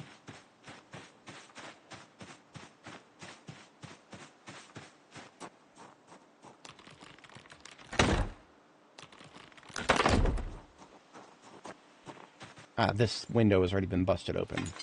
That is probably what felt weird. So because I unbarricaded the doors, I can now open them from the inside. One of the things that's always bothered me about survivor houses is if you go inside willy-nilly, and you only have a window to get inside from, you're boxing yourself in kind of hard. I like to secure multiple exits before going into one of these places. So we've got a couple schematics that I don't really need. That's a very bright, vivid crop top. I'm taking that. What is this pink? This dress looks like a desaturated pink. Yeah, it's a little too desaturated. I don't really care about that. Ugh. This could have been this garage could have been great, but it ain't.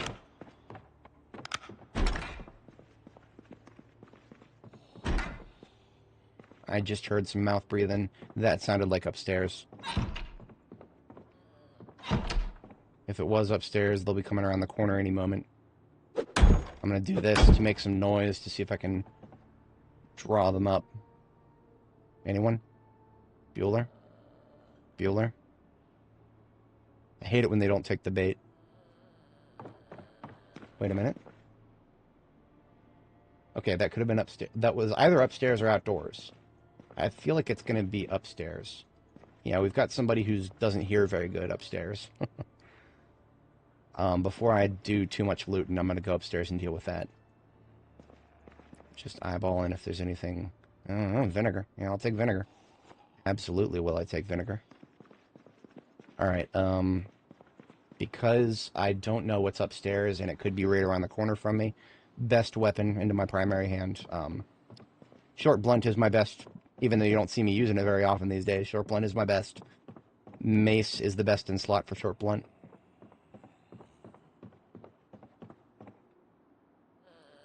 Okay, one of these two rooms over here. I'm gonna knock on the door. Most of the time, that'll wake up any zombies that are in the room. Most of the time. Yeah, see? Now we know which room they're in. And now we won't be surprised. Is that the only one? I think that was the only one. Excellent. Give me all of the stuff that you had in here. All of it? Almost all of it.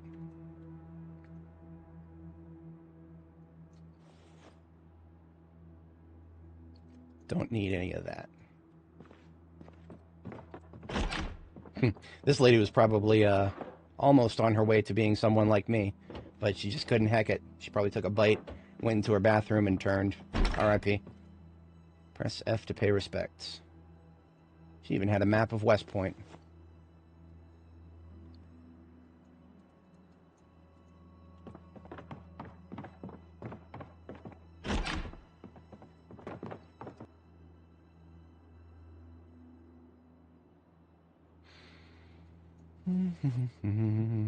Nothing particularly compelling over here. Strappy shoes. That's the first intact pair that I've seen for a while. Books. Yes, please. Yes, please. Give me some of this.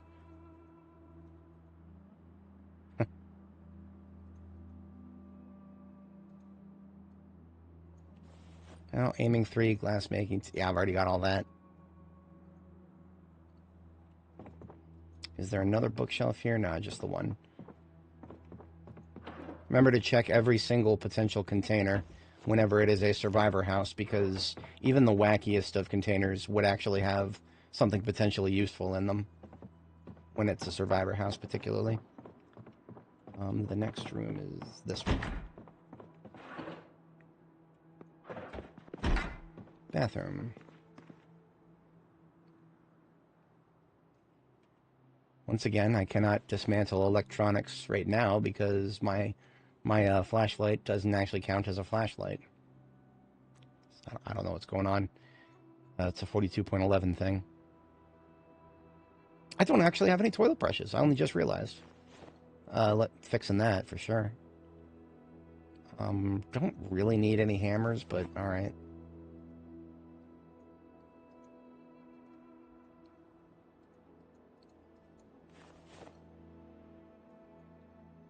Now I've got toilet brushes for both toilets. Most excellent. I've got more cologne than I'll ever know what to do with, but if you're going to give it to me. Okay. Closet. More melee weapon schematics. Alright. Like I said, I've got a lot of those now.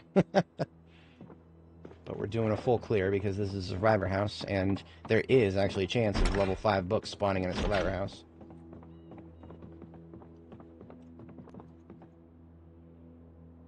Yeah, firefighter axe. Cool. Who's down for another one of those? Machete. I mean, I can make my own, but, you know, that's one less that I have to make. Let's get out the another military backpack here.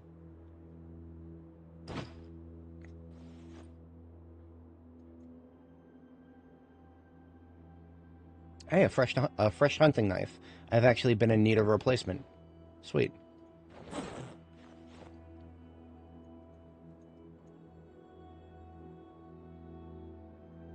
Athletic cup. Ice hockey gloves. That is something I do not have. But it is a bulky glove, so I'll literally never wear it. But, you know, just for the sake of the collection, I'll take it. Postcard from Memphis. Hell yeah.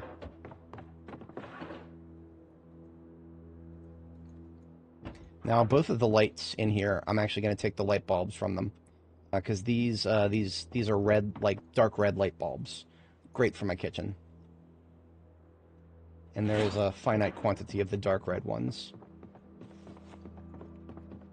Closet. Yet another saxophone. Sure, now I have 4. I literally don't need another E-tool, but why not? There's another vehicle that I can put one in. Okay, that should be the entire second floor.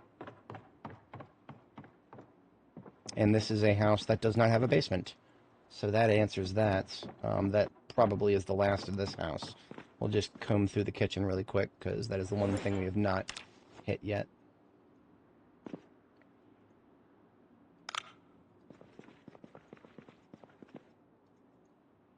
Ooh, howdy, that's a lot of food.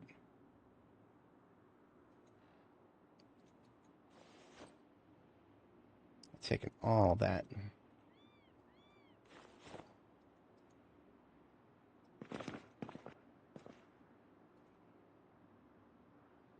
Now, even though I already have plenty of... I mean, I can make my own baseball bats at this point. I can't make them in that color, so sure, I'll take it. Cornflower. Theoretically, I can make my own. Assuming I can dry some corn sometime this year. Corn is subject to the new drying system on drying racks and shit, so that's not going to happen with any amount of efficiency. Hello.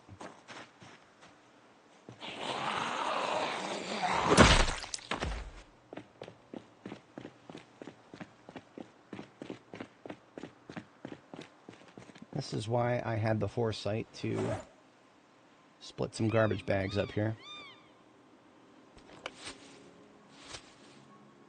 First thing I'm going to do is sit down in the driver's seat so that I can do this in peace. Dismantle some of the stuff I couldn't dismantle while I was inside because my flashlight doesn't count as light for some reason. 42.11 stuff.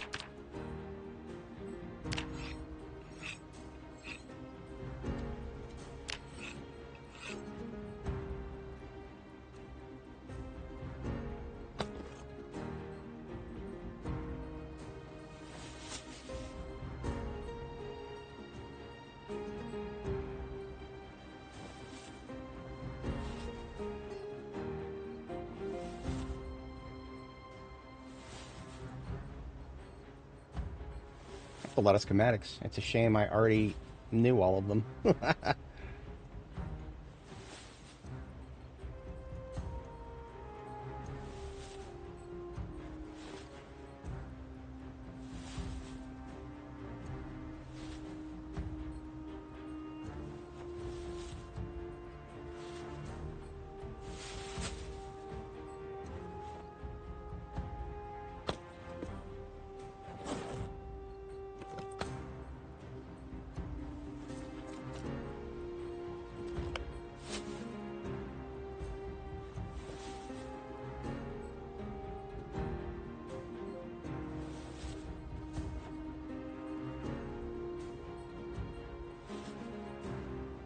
Most of this is not going to fit.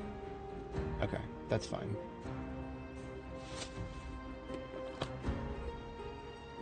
We're getting pretty close to full anyway.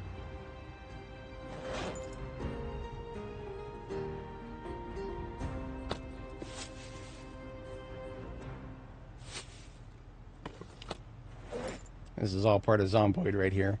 Min-maxing your storage capacities. A reasonable person might do multiple trips, but do I look reasonable to you? I am the opposite of reasonable in many situations.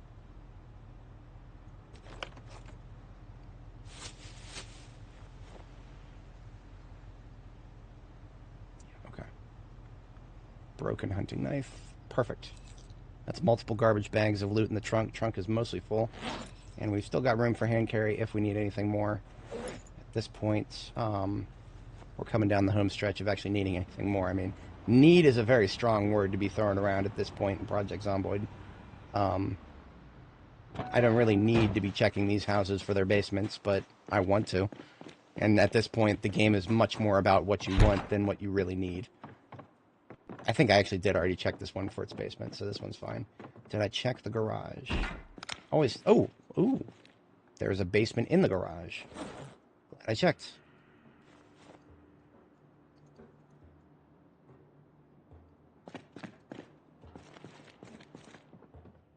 There's a shit basement. Okay, this is actually, whenever you see this locker, firearm stuff. A little bit of shotgun, a little bit of 5.56. Oh, 6 boxes of 9mm. Thank you, whoever lived here. Mucho appreciations upon you.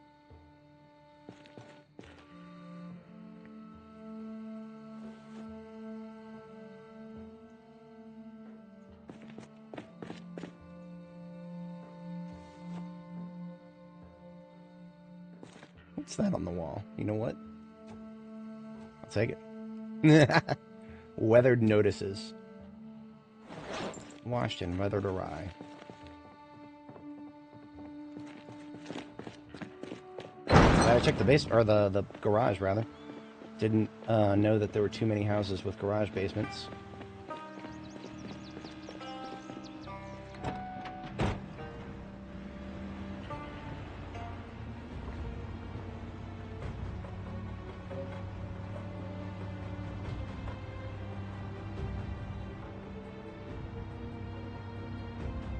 Like I said, it's not very often that I completely clear this area. This area is actually usually superfluous to my plans. Usually by the time I've settled into Riverside, this part of the area is just not really useful to me. But this particular instance, it's some houses I haven't touched yet, and houses that are rather large that I haven't touched yet. Houses that are rather large that potentially have some neat stuff in them. Threaten me with a good time, why don't you?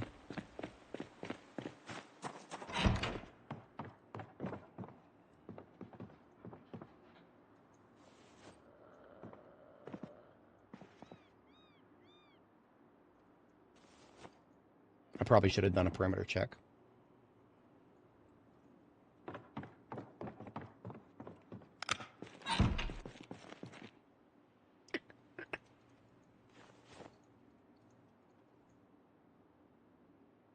Nothing of particular note there. Dismantle the flashlights really quick.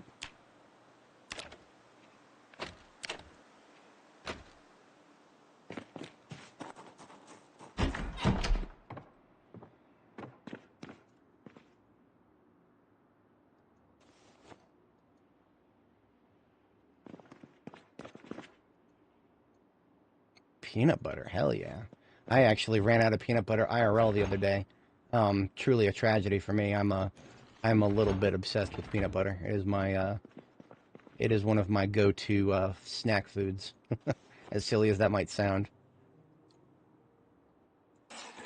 Ooh, a pocket watch.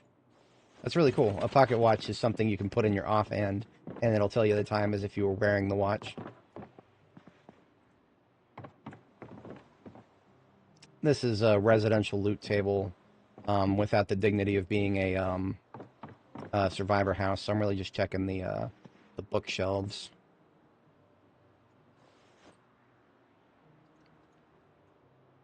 And these bookshelves ain't got nothing in them.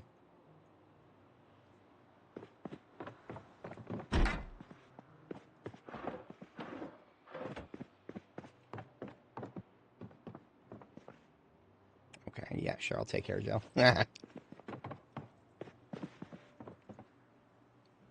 Light brown, I don't need. Harmonica, I've got a lot, really. I really do. Mirrors, I actually will take because these are items as opposed to things that you place on the wall. I could use 3D placement to place those on walls that are already full of stuff.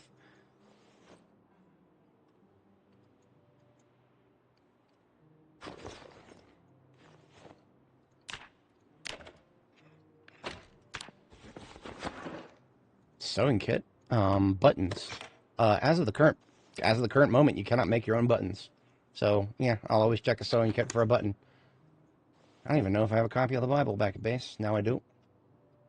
Give me some of them red light bulbs, please.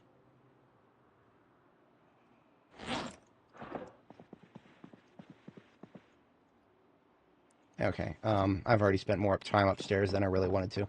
Let's go downstairs, check the basement here. Ooh, a laundry bag. That's actually a useful thing because you can split a laundry bag into 2 sacks by just ripping it in half. And then you can turn around and turn. Since I just picked up a sewing kit, you can actually just sew that back into 2 sacks. Boom, and boom. That's free 52 experience in tailoring. I'm okay with that. And this is a messy, unfinished workout basement with an old stove. Some people really like their old stoves. This is a random basement, so, you know, couldn't come here yourself in your world and find the same thing. Most likely would be different.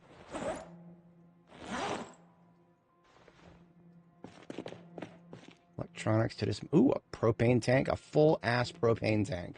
Don't mind if I do. Threaten me with a good time. All right, let me get out my other backpack here.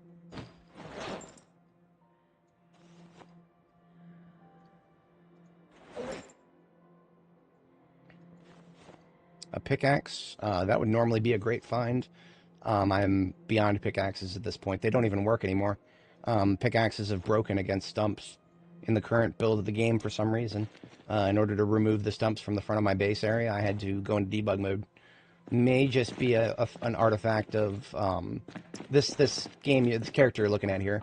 Her campaign was started on 42.10. The game version is now 42.11, so we've actually survived a map migration to a new version. That can always cause some wonky stuff.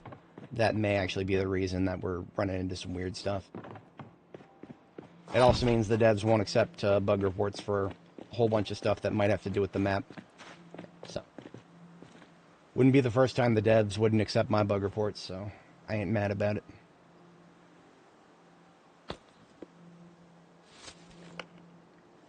That is a completely full trunk then. We are just going to check for another basement or two, and then we're out of here. Maybe I'll leave this duffel bag on the floor here and fill it with loot. See, duffel bags are actually one of those things that no matter how full they get, generally you'll always be able to pick them back up. So I can toss all this loot into the duffel bag here and be relatively confident that I'll be able to pick it back up.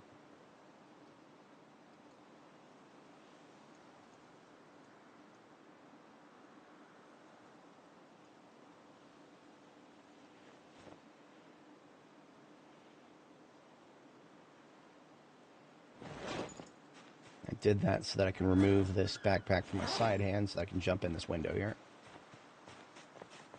Well, come on out. How about... Nope, okay. Give me that jaw stone. Come on. There you go. Good girl. She lost her knife in the zombie's jaw. Okay. I can put it back on at least. That was kind of funny. Hello, mace into the backpack. There we go.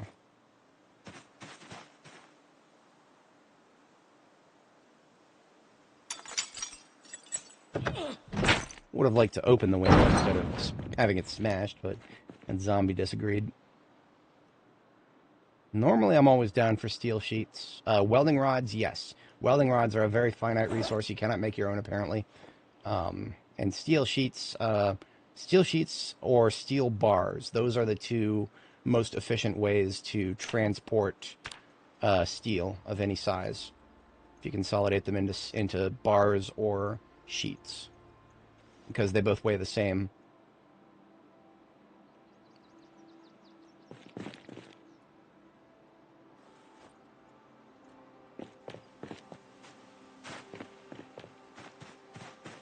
Alright, taking a peek at this house next.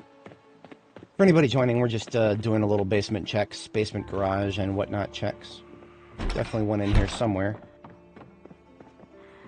Hello.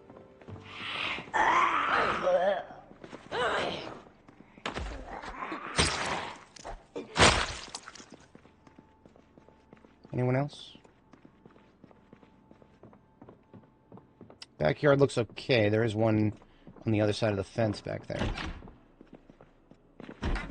There's also a bunch of trees. So we did not clear the fence on the other side of this. So there's still plenty of zombies to kill in this area if I feel like killing more. It is April 30th. 30 days has September, April, June, and November. So tomorrow is May 1st. That means we got crops to plant tomorrow. So I need to wrap this up. This is going to be the last basement we check for now. Hello. Just you? Just you. This is a bandsaw. Bandsaws are cool. There's no way to move them. If I wanted to, I could cut these metal sheets very easily. Much faster than any other way to cut them. But as you can see, you try to pick it up, nothing happens.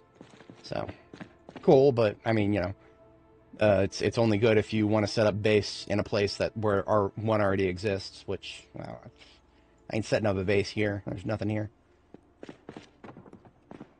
Somebody left the emergency broadcast channel on.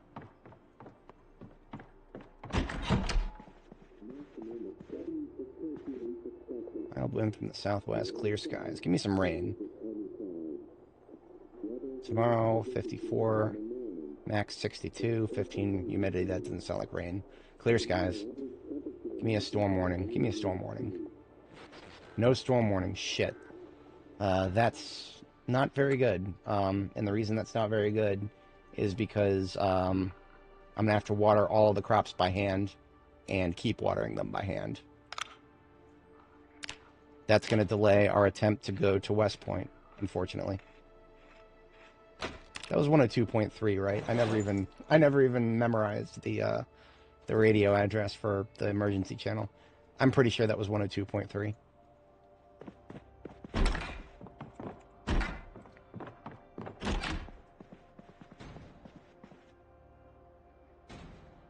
Somebody hitting a garage door downstairs.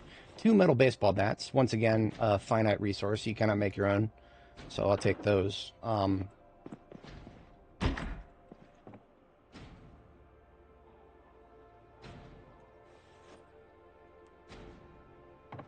Yeah, there's nothing really particularly of interest up here.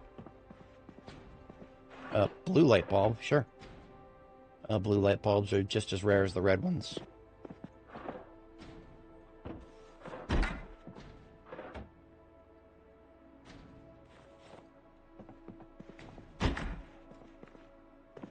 Okay, we're out of this house.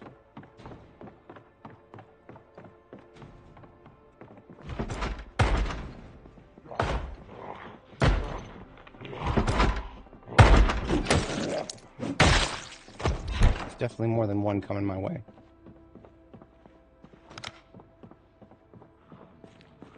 That sounds like multiple.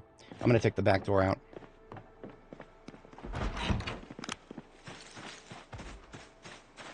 Flank those guys trying to get... Yeah, look at all this. There are people coming around from behind the houses where they're coming from. Hello, why don't y'all come right this way? Fight me out in the open, would you? Alright, clock 1 coming around the left there. I'm about to get hungry.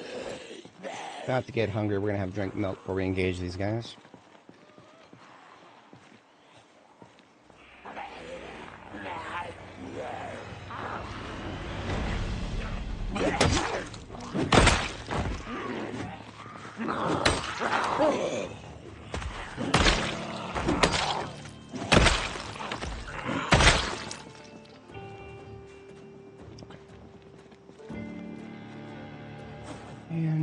And that is pretty much that. We are on our way home now.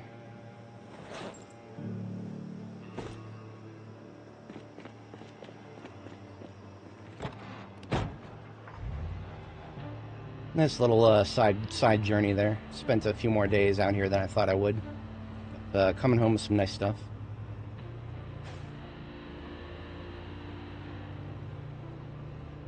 I may come back here after the May planting season. or after I get the planting out of the way, I may come back here and hit the other side there and just take a quick peek at the basements in those houses. Just basement trawling is always fun because it's actually, there's an element of surprise there. You don't know what basement you're going to get. They are all randomized. It would be kind of cool if the interiors of the houses were like that. You know, what will I find in this house? Well, you know, I've been in that house many times before. I know what I'm going to find there. How many zombies have we killed in the past couple days? We are up to 8,200. Last time I looked, we were around 7,800 something. So we're coming up on 300 zombies kills in the past couple days alone. After quite a while of not killing any zombies, that's a nice change of pace.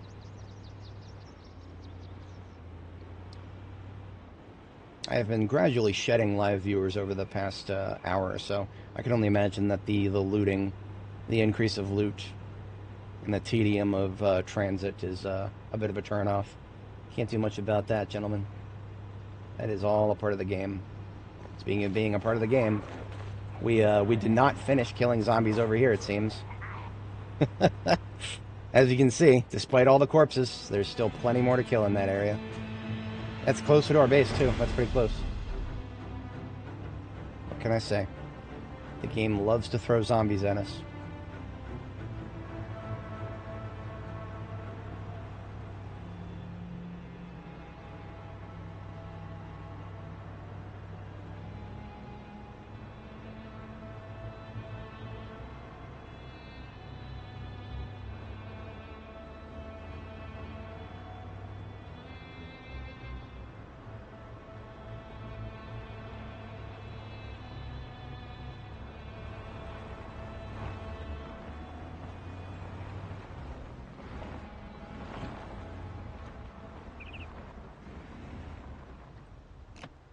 I think all of my lemongrass is ready for harvest now, with the exception of the ones I planted after I got started.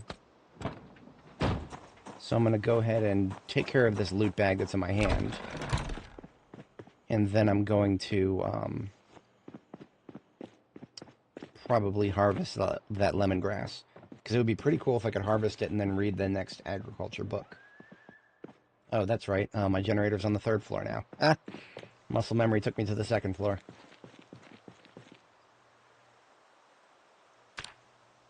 Let's give it a couple fix-ups.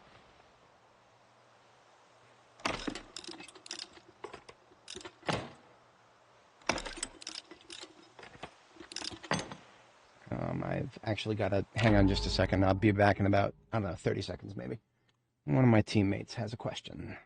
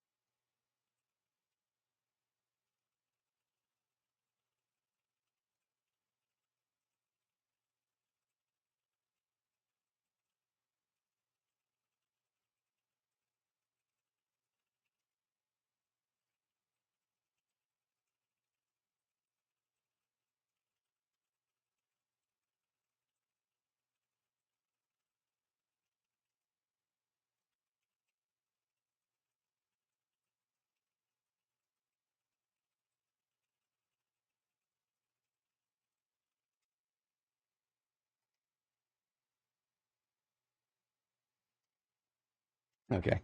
Yeah, one of my teammates, ironically, questioned about one of the silly updates that they pushed to Microsoft Teams. They're trying to change the user interface, which makes it harder for people to find things. So naturally, people who are already a little bit challenged finding things, yeah, they're going to have some problems.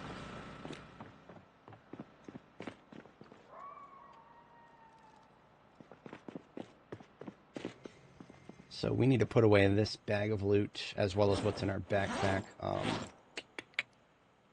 Let me take a look at this lemongrass, see if I can't just get it out of the way now. So with lemongrass, you can harvest it as many times as basically you can. It will regrow after you harvest it. Each time I'm doing this, I'm getting a bunch of agriculture experience. I'm hoping I'll get a level or two out of this. Then finally I'll have another book to read. Hey, there we go. That is, I am now agriculture level 5. If I get through level 6, then I got another book to read. Lemongrass is just a, I don't know what she just said. Lemongrass is just a, oh, this is, lemongrass gets you agriculture experience. That's literally the only reason I'm doing it. It's all about maxing out those skills. Pretty close to level 6. Didn't quite make it. We've got a few more here.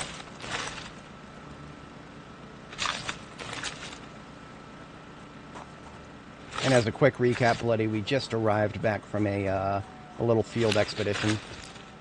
And there it is, agriculture level 6. We can read the next book. Beautiful. I got another book to read. It's great.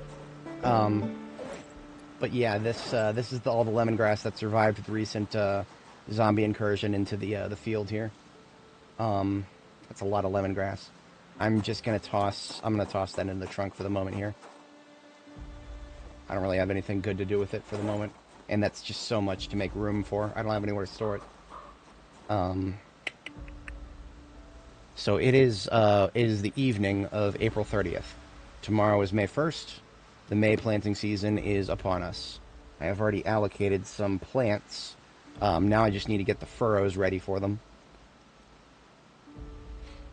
But, and now I do not need to worry about, like, reading the agriculture book before I get started with the planting process, because, your agriculture skill, I don't think, your agriculture skill only raises when you harvest plants that you yourself have planted.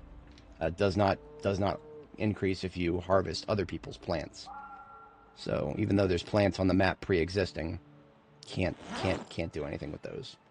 But, agriculture 4, in my hands now, able to read it.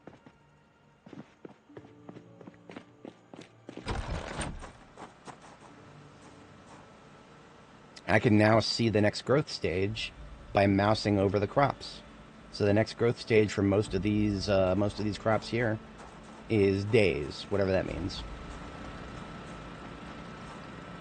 But what I'm going to be doing now is I'm going to take up my shovel and I'm going to start digging some crop plots, since I'm going to need to. Basically, I'm just going to get started with the planting as soon as midnight comes around. I've already pre-measured all of the seeds that I intend on planting.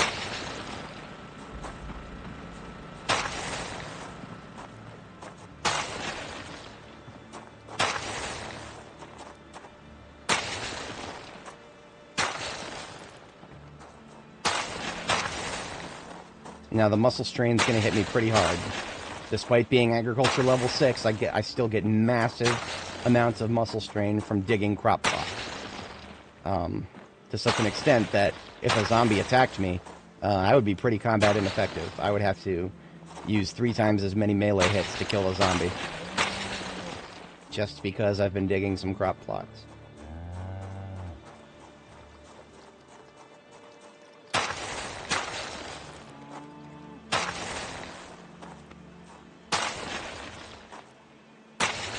So I've actually already pre-allocated a bag of seeds to replace all of the crop plots that I just dug. Basically, all the ones I just dug are ones that crops that for no apparent reason did not survive making it out of the seedling phase. Why does that happen? Fuck if I know. 2,000 hours in this game and I still have no idea why about 40% of my crops that I plant don't make it out of the seedling phase. They just fucking die for no apparent reason. The game does not give me any fucking information. And that actually makes me really mad. If I sound salty, absolutely, I am. I can't stand it when the game doesn't give us basic information. I'm not asking for much. Well, apparently I am. There's a reason I play with a stat bar. I will never play this game without a stat bar because this is really basic information right here. This is basic information. And there's no way to get it without a stat bar because the devs hate us that much. But in any case, it is 22:30.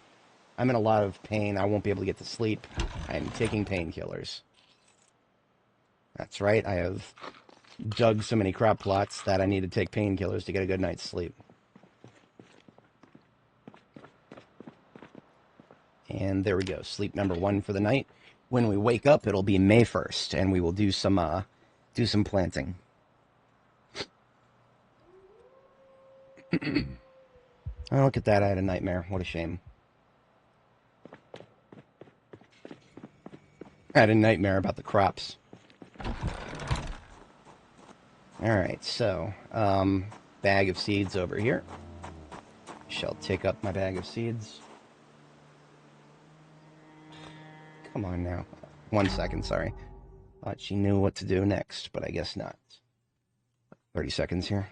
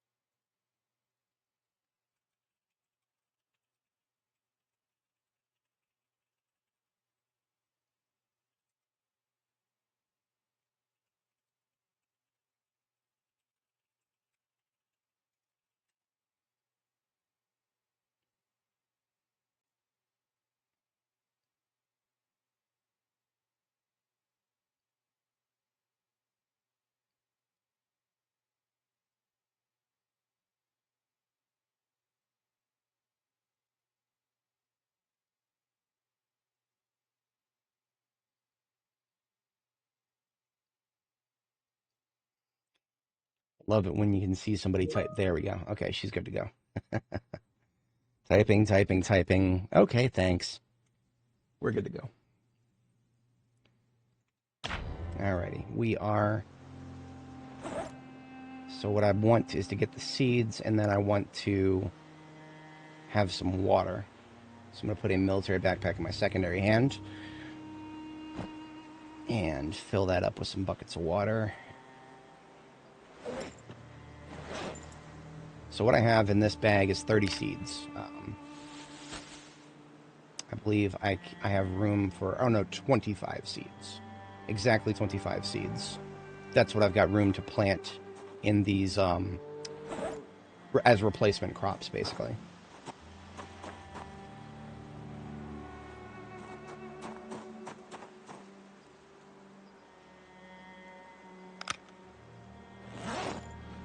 Okay, there's a bunch of water to water them, and I'm going to start with five cilantro.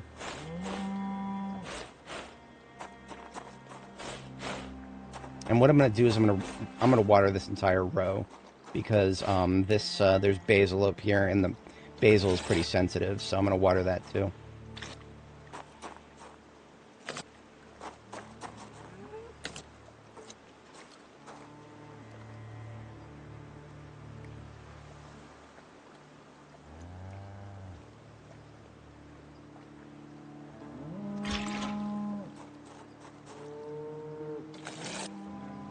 Basil actually has its max water level of, or min water of, like 80.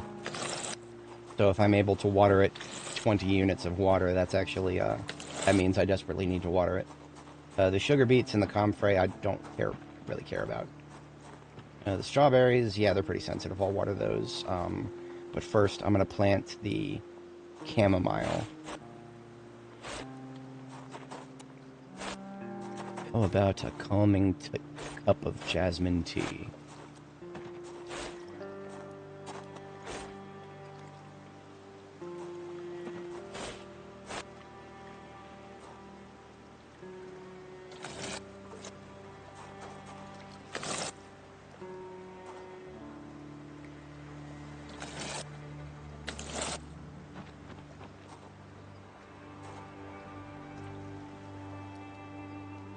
No, it's not. In my humble opinion, Muldra is the um, hardest, or second hardest, actually. So Ekron, honestly, Ekron, in my experience so far, is harder than both Muldra and West Point. That's my current experience. But I have not actually tried to fully clear West Point yet, so TBA on that.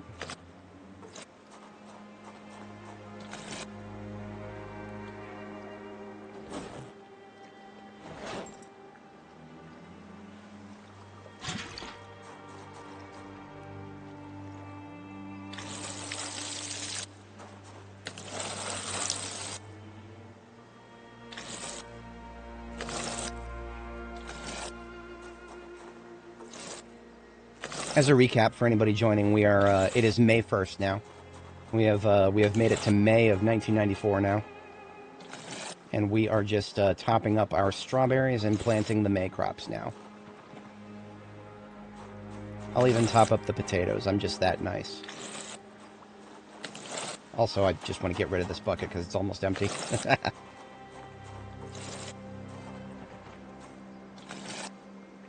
That should now be 4 empty buckets.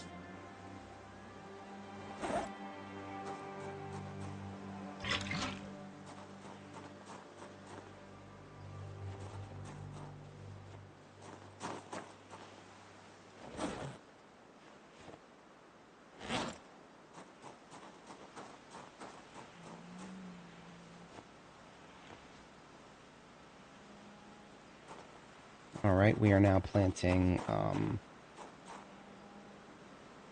chives, and that will replace the rest of the crops that we need to replace. Oh, wait a minute. So if you're talking about spawn locations, no, Echo Creek is not very hard. I thought you were just talking about like cities that are not Louisville. If we're talking about spawn locations, absolutely Muldra is probably the hardest. But that I'm also assuming that we're talking about peak population counts. But again, I have also not really cleared West Point fully in B42. I have cleared it partially. I think when I was doing, when I was doing Barber Butters, I dipped my toes into Muldra. That was as far as I got, though.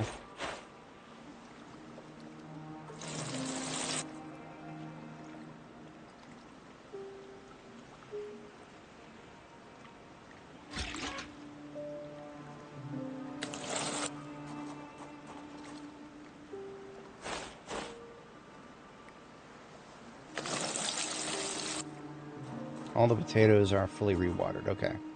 That's fine.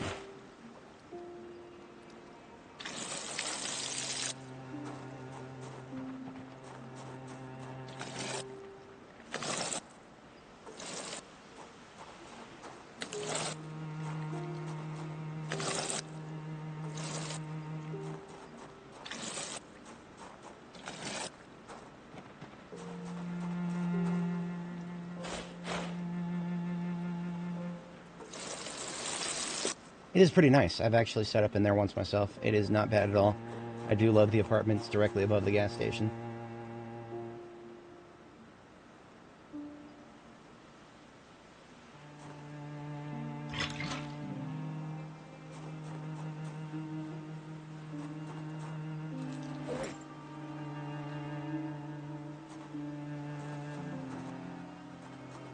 See how these crop plots are scattered all over the place. That's just because that's how many crops we've had just randomly die. Quite a few of them.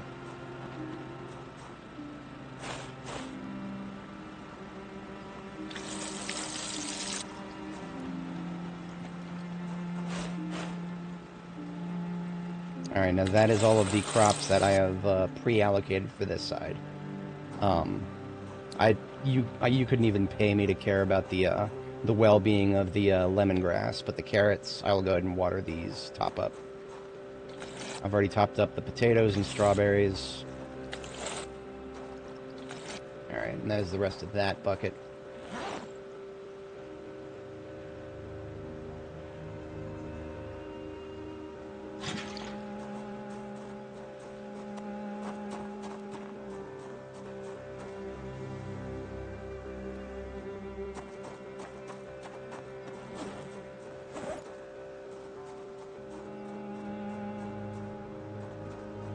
now that we've planted everything that I want to plant on this side, we go to the other side.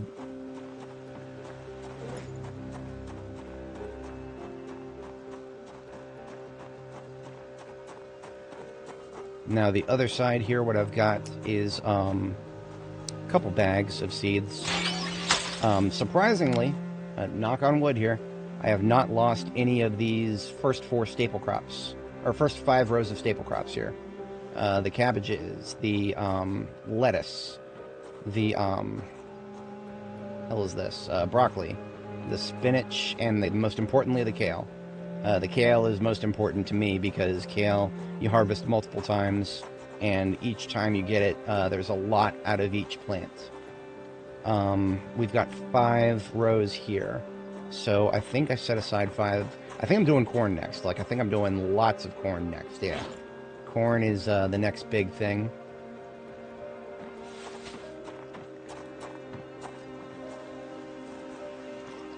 Fuck is my I don't have my whatchamacallit over here. Here it is. E-tool. Gives me the E-tool. I'm gonna start with just 5 rows of corn here.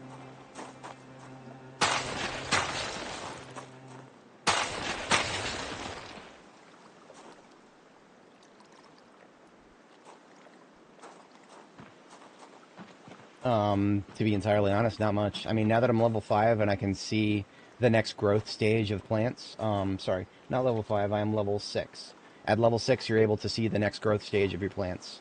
That is probably the most significant thing that you can find in agriculture. I do not know if there is anything beyond that that's actually significant.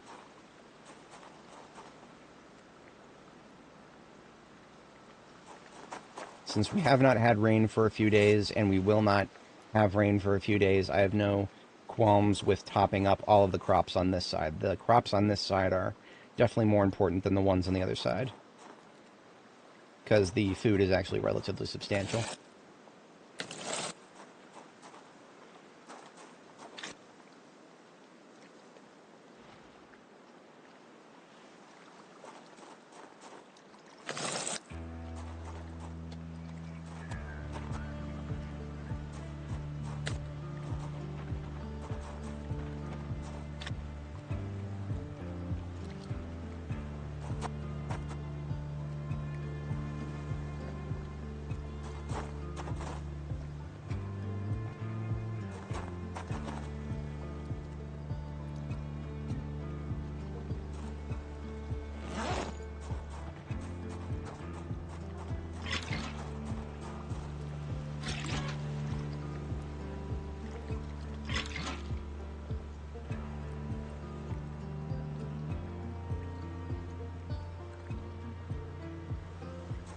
Oh, it's already 4:20 a.m.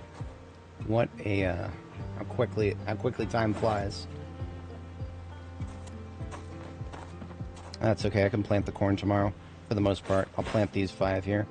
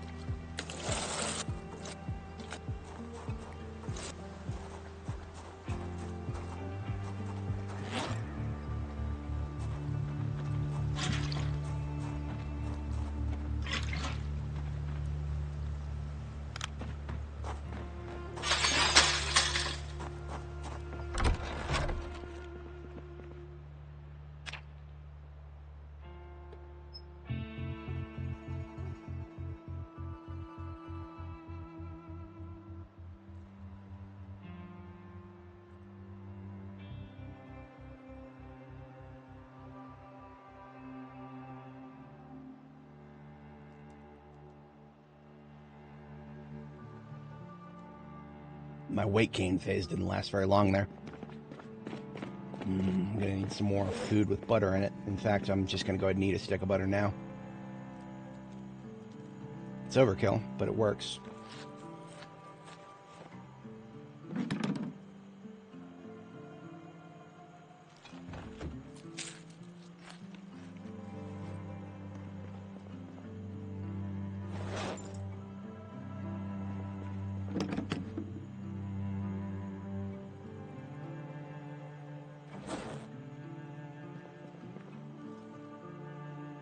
I've been meaning to empty this backpack full of loot for a while now, but the only planting food is the only time-sensitive thing for me right now, so that's actually more important than sorting loot right now. I can always... There's infinite time to sort loot. Growing seasons come and go, though. To such an extent that I'm actually going to go ahead and put this Bravo on my back. I'll throw it on my back, and here we go. Actually going to look ugly for a little bit with this. Rosewood, you know, I don't know if I would call it the easiest anymore. With the random spawns, your results may vary. The random spawns have really blown it out of the water when it comes to saying for sure what is the easiest. Okay, I actually do think I want to go ahead and fertilize these crops, because these are my more important crops. I'm going to go ahead and fertilize these before I move on to the planting the next set.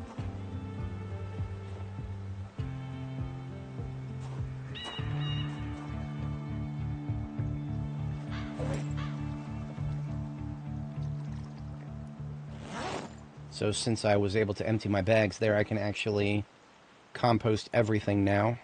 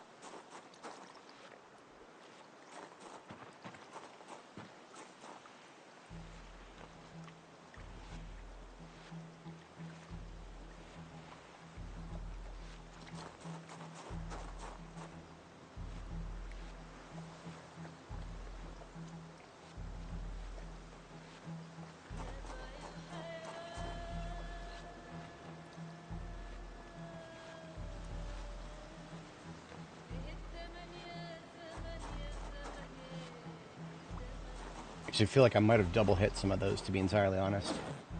But we are now done with the composting of the previous set of crops.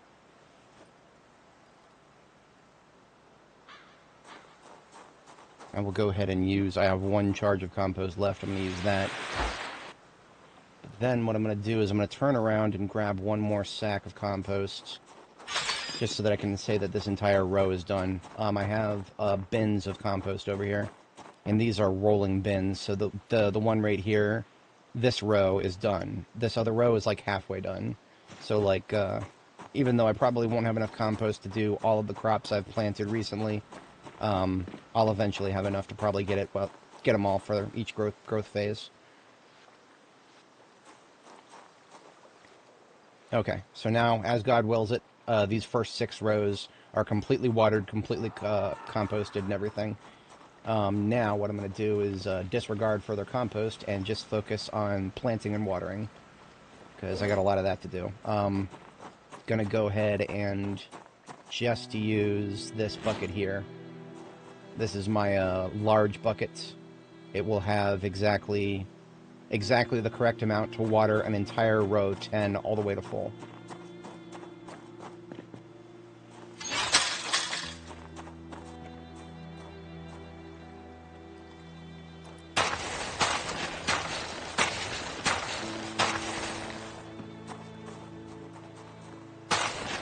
This is going to hurt my hands, but it is what it is.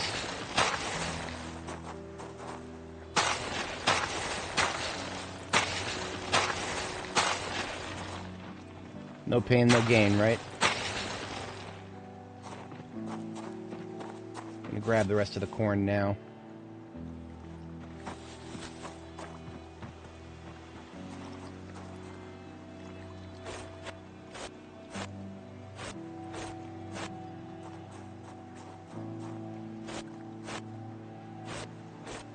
So we'll do 10 at a time, since that's what the large bucket can afford.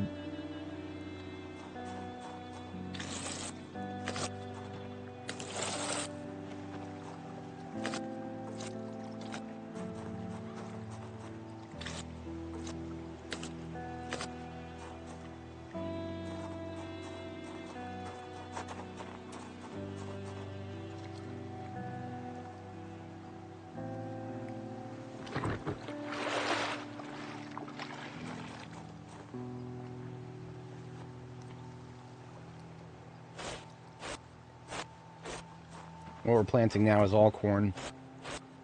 I have no idea if corn's going to have the same problems as the other crops, where it just randomly, for all I know, 40% of it might die before it gets to the next growth phase. Genuinely no idea. But we're going to find out, because it seems some of the crops don't have that problem. The important ones over here, I haven't lost a single one. And I'm perfectly okay with that, but I also kind of wish I understood why it happened like that. It's... the world may never know, I suppose.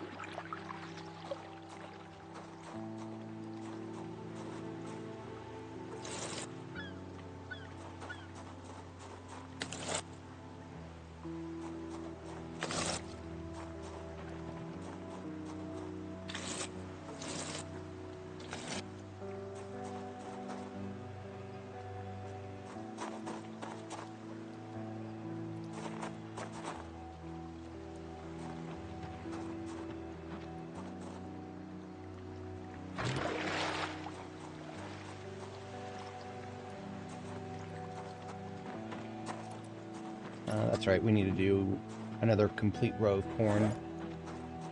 Actually, so one more full row of corn, and then we're going to do corn and then watermelon. No, I prefer using a bucket. So the backpack water sprayer, well, I mean, okay, so currently it's broken.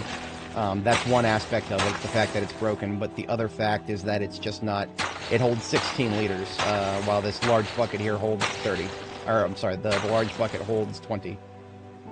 Like, if I want 16 liters, which is an odd number in terms of crop buttering, there's better ways of getting about it. Like, I can get 15 liters from just a dispenser bottle, which are much easier to find than backpack sprayers. I actually have not found a single backpack sprayer in this particular character's lifetime. Had a lot in my previous characters.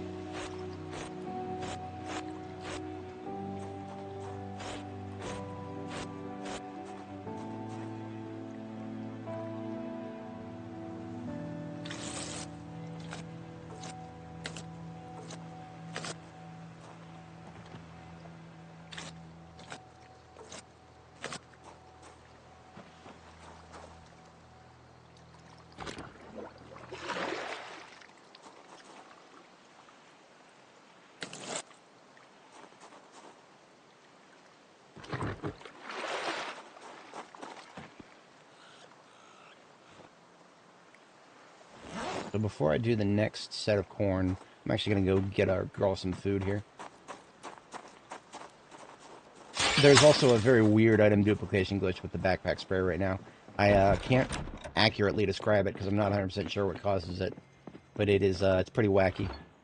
Basically, there's a chance of just randomly duplicating the backpack.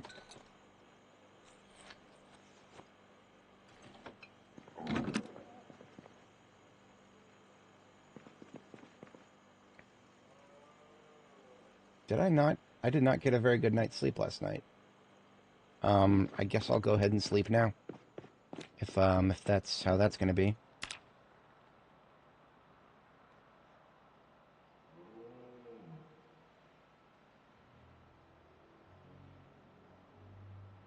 The, whatchamacallit, the nightmare must have cut me off a lot earlier than I thought.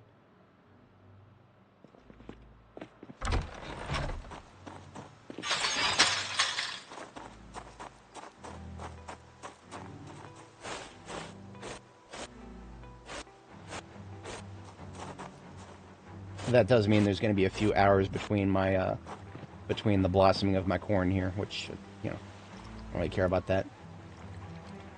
Worse things have happened. This is a lot of corn.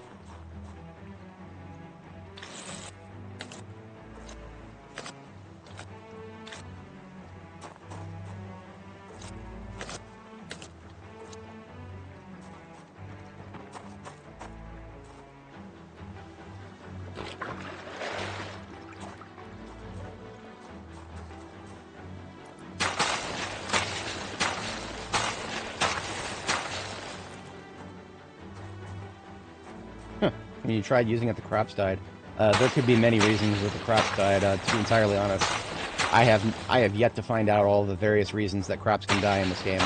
I have heard that there's a mechanic where crops can be cursed. I don't know what that means. The game doesn't explain it to me. I'm not going to take the word of some random person who's talking about moon phases on the Steam forums. I'm not going to say they're wrong. I'm just going to say, well, the game isn't explaining it to me in the slightest. Why the fuck do I need to have somebody on the Steam forums explain it to me? That doesn't make sense. The game needs to give me some information. Otherwise, fuck. Fuck. Damn it. Okay. Well, I guess that's okay. I was going to do a row of corn and then a row of watermelon. I guess I'm going to do 2 half rows. Shit. I started talking shit about the devs, and then I lost track of what I was doing. Bro's crashing out over here. It's alright. I've had way worse crash outs. This game doesn't really crash me out too hard. Now, if I lost a character, I might crash out pretty hard, to be honest. But, I mean, I didn't crash out when I lost Bard the Builder, because I immediately knew it was a skill issue. That was a very straightforward problem that I lost her to. I delved too greedily and too deep.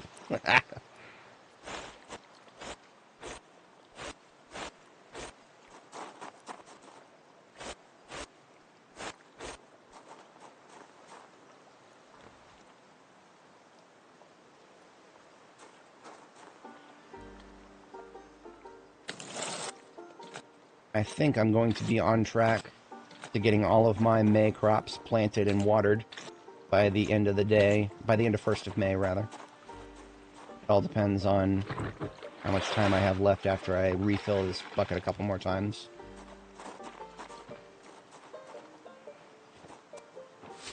So we've got a row of pumpkin here, and then we've got a row of, I guess I'll do sunflower next.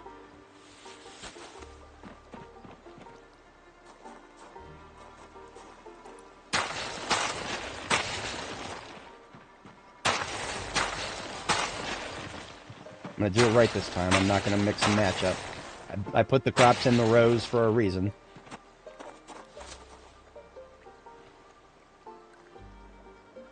We'll do pumpkin next.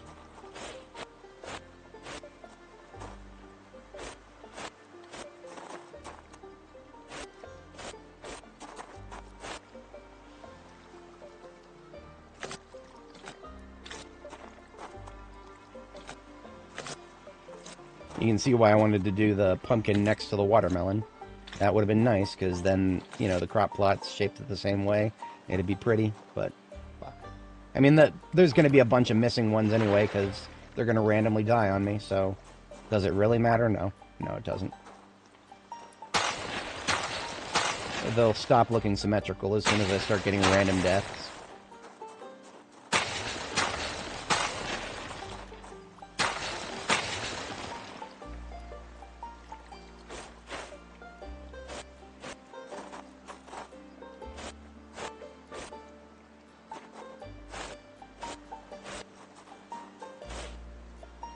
So sunflower seeds, what we can actually do with these, well, obviously we harvest the sunflowers themselves. Once we do, we get a lot of seeds from the sunflowers. We should be able to turn the seeds that we get extra seeds, turn them into seed paste. Turn the seed paste, we can make vegetable oil. That's another way to fatten ourselves up really quickly if we want to.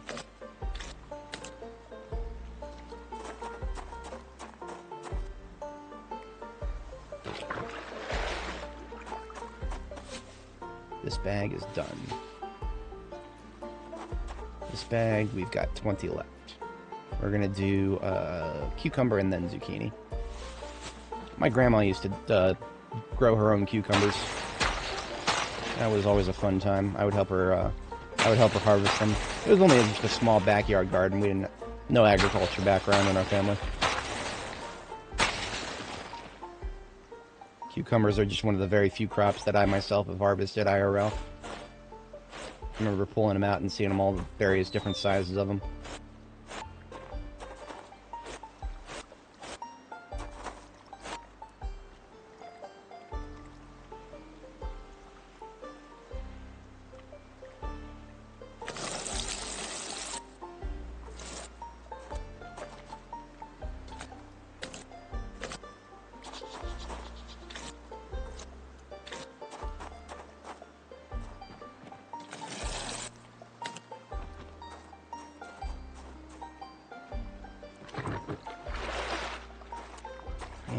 finally zucchini.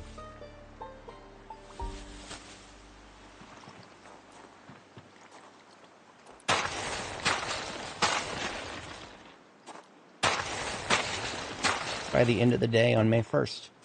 Fantastic. I'm happy with myself. This makes me feel like my long-term planning skills are not as bad as I feared.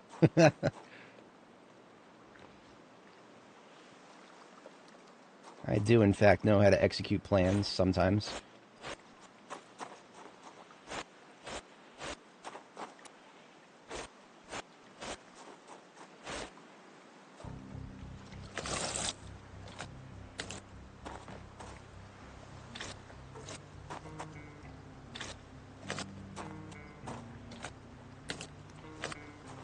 Okay, there we go. I'm going to leave the bucket right over here. Get filled up by the rain. Hopefully we do get some of that. Now, I don't have enough compost for this. I'm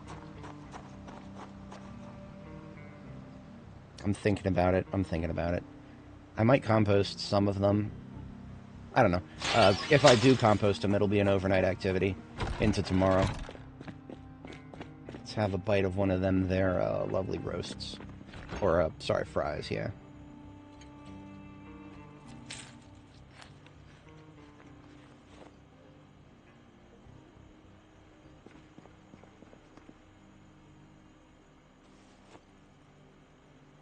I'm gonna go milk the cows.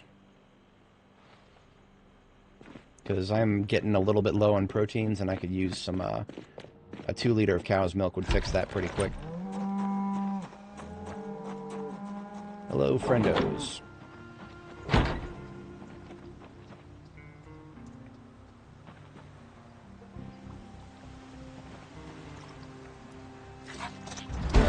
That was a level of animal care, and that means that I am now capable of reading multiple books.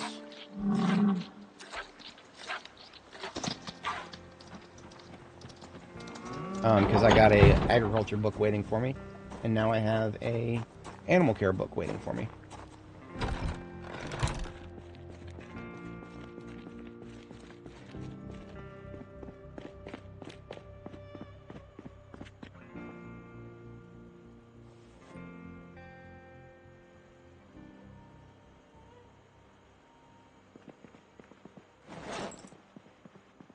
A little bit late for my bedtime, but that's alright.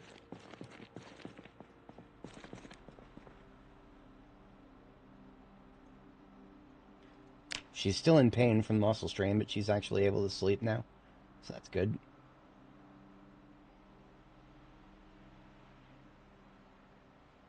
For anybody joining, welcome. We just finished our May harvest, or sorry, not harvest, our May planting. So May 1st has come and gone, and we have planted all of the crops that I have allocated for May. What am I doing now? I'm drinking a 2 liter of milk to get my calories back and to increase my proteins. So my calories are now all the way up to the cap, 3,700. My weight is just above the 75 kilo threshold. I want to keep gaining weight until I'm just below 85 kilo, because 85 kilo, above 85, you're overweight. Below 75, you're underweight. So I've actually been underweight for a little while. And proteins, you want to keep above 50 and below 300. So your good zone for weight, 75 to 85. Good zone for proteins, 50 to 300. How do you track proteins without a stat bar meter? I don't know. Why would the game make that a thing if there's no fucking way to track it? The devs of this game, man.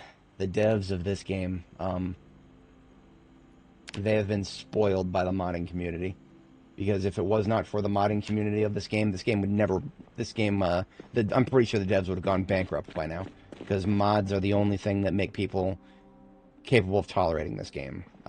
Me, I'm an edge case. I'm never going to not pretend that I'm an edge case. I am absolutely an edge case. Very, very few people are willing to put up with this game on its default vanilla settings. I mean, even me, I cannot put up with its default vanilla settings. There's a reason I have to have a stat bar. I'm not going to play without it ever again.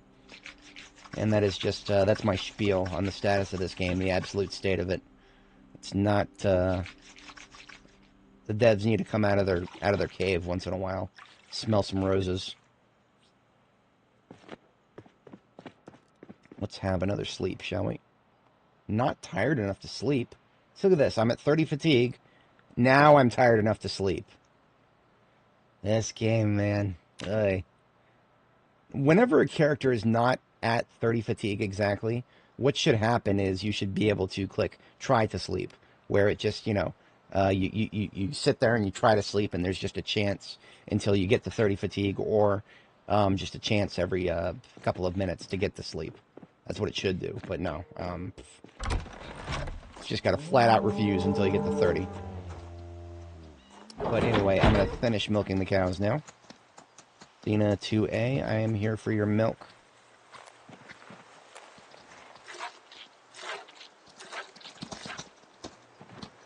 Cersei, I will take milk into this 2-liter. See, I've already got more Holstein cows than I really need. I'm actually considering butchering a cow in the not-too-distant future here. But I need to find out if there are any bulls I need to get rid of. We have a calf over here, an Angus calf. If we have an Angus calf, that means I need to check it, because I always rename them based on their sex. It is a female, okay. And it is the daughter of Annetta. So that means our calf is going to be named Angus Annetta II. Sorry, where's her calf? There she is.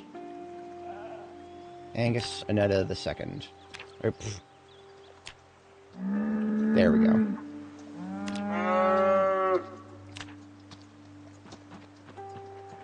I do believe Atten over here has grown up enough to be actually...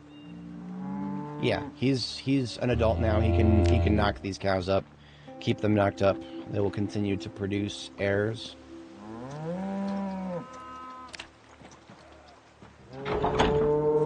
Yeah, we've got Beretta and Annetta II already here. Oh, so that's Annetta 2B. Sorry. So this calf right here, this is actually Annetta 2B. Because we've already got an Annetta 2. So that is the second daughter of Annetta right there.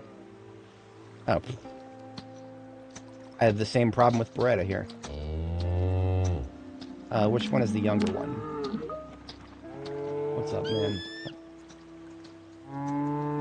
The juvenile is going to be 2B.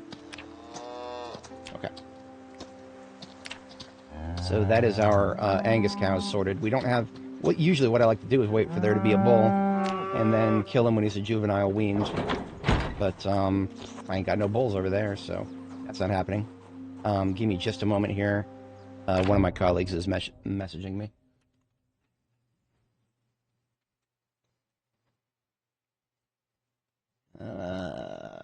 Wow. Okay, write me a whole paragraph, why don't you? Usually when you write me a paragraph, that usually means I'm going to tell you to just ticket it.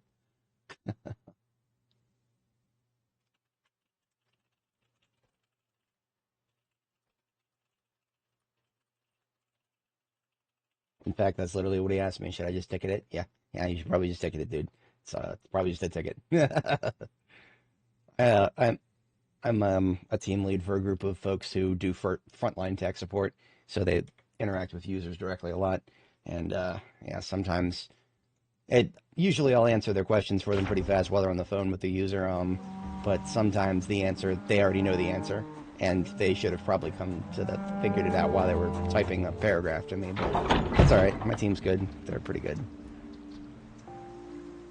I have no complaints about them. Whenever you have a good set of coworkers, you've got a good job. I've got 3 rams that I need to get rid of. One of them is actually already an adult. Now, thankfully, the rams don't kill each other when they're outside of their mating season. So even though I've already got an adolescent ram here, he and his father have not started killing each other yet. That's basically how every mammal works out in the wild. If you pen them up, the males will start to kill each other. No, thank you. Yeah, we've been actually doing some firearms, so it's not exactly an inaccurate representation this time. We've been doing a little bit of firearm work, so Robbie Martin would be proud. All right, let's get rid of these buckets of cow's milk here. And then we can actually get some loot sorting done. And you know what? I've been getting hot more and more often. I might need to start thinking about getting rid of some gear here. I might need to start thinking about that. Definitely the long johns. I'm going to have to take the long johns out. So the long johns are an underlayer that gives you a lot of insulation. It also gives you a lot of good platform area to put leather strips to protect yourself. However, you have long john bottoms. One thing I've noticed about getting hot in this game, the heat, and this is real life too, the heat coalesces a lot more in your upper body than your lower body. You can wear, even in the dead of summer, you can wear some pretty heavy insulation on your lower body, and it won't impact you anywhere near as much as the upper body. So because I don't want to remove all long johns, I'll just remove the full set. I'll remove the full set and replace them with long john bottoms, so that my lower body still gets increased protection. We just need, for that, we need a needle and some thread, and we've already got the leather strips ready. And let's get this padded up.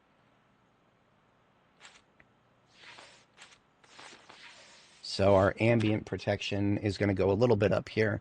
Right now the growing protection is actually below 30%. I like to keep things protected as much as possible without compromising on my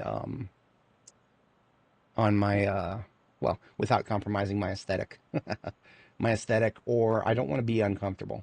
That is my threshold. If I'm going to wear stuff that makes me uncomfortable, then I consider it armor as opposed to clothing. So, you know, I only wear armor when I'm going into a known combat situation. And now I am going to put away the long johns that I've already... This is good to go until next year. So, my upper body is okay-ish. What I'm going to do eventually what I will do when it starts getting really hot is I will actually take off most of my layers on the upper body and wear a coat of plates as part of my armor kit. We're not quite there yet. It's going to need to be a little warmer for that, I think. But let me get rid of some of the... I got a bunch of sacks here.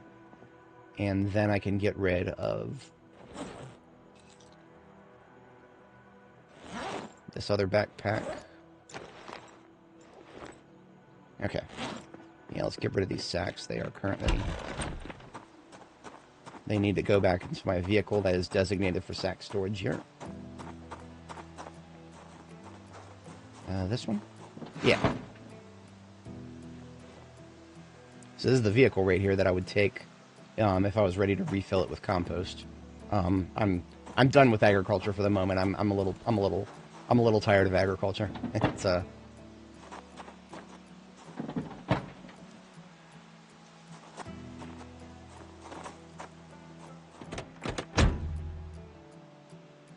put one of these spare e-tools into the glove compartment of that bad boy.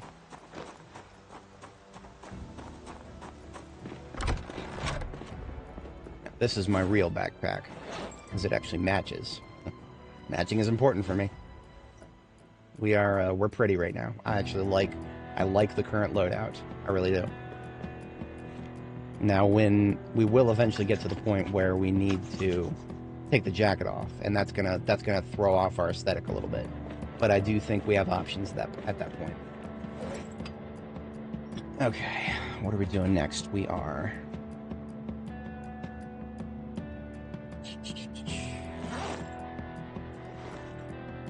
Ammo. We got some ammo. 556. Box of shoddy and 9mm. Shotguns right now are the only thing that I can one-shot a zombie that is standing upright. If the zombie is not standing upright, I cannot one-shot them reliably with any weapon of any caliber other than shotgun, which is... That's a little goofy. I'm just saying it's a little goofy.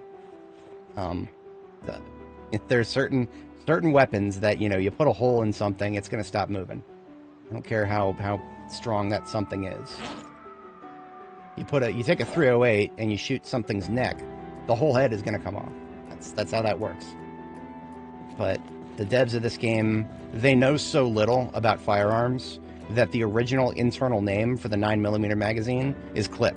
Like, the devs of this game know so little about firearms that they got clip and magazine confused. Now, I understand, that's a lot of normie people are going to hear the word clip, especially Americans, they'll hear it in gangster rap, and they'll assume, okay, yeah, clip, they're talking about a magazine. No, that's a completely separate concept. Clip is something that, it's basically just a, think of a paper clip, but for ammunition. It's just like holding a set of ammunition together so that you can shove it into a receptacle of some sort. You don't see those very often these days with firearms. You usually are either putting in the rounds one by one, like loading a pump shotgun, or you're just putting a magazine in these days.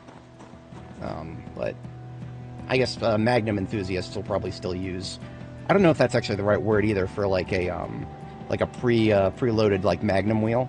I don't know if that's the right word for a clip for that, but why did I come out here? I was going to put something out here.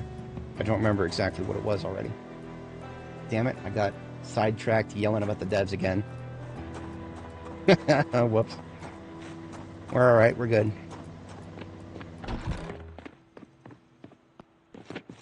Welding rods. We're supposed to go in here. Welding kit. That may have been what distracted me there. So welding rods in there. And we've got some welding rods that I need to consolidate too.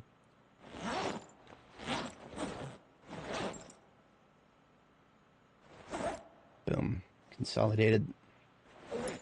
Some steel sheets for the steel sheet god. And then we've got some small form metal. Toss into the metal bin here.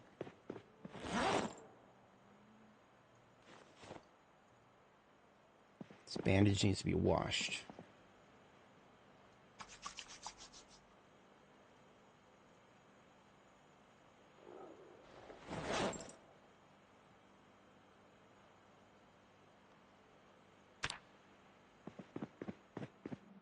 Can into the first aid bin with that.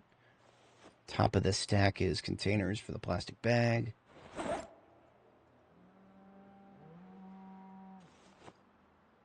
Got some stuff for the electronics bin. Small form materials that I picked up.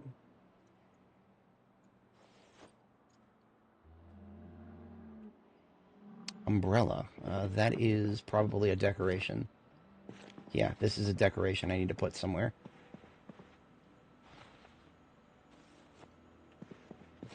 Picked up a few metal baseball bats. Unfortunately, our sporting equipment box is full. Like, completely full. Shit. These firefighter axes could probably get removed.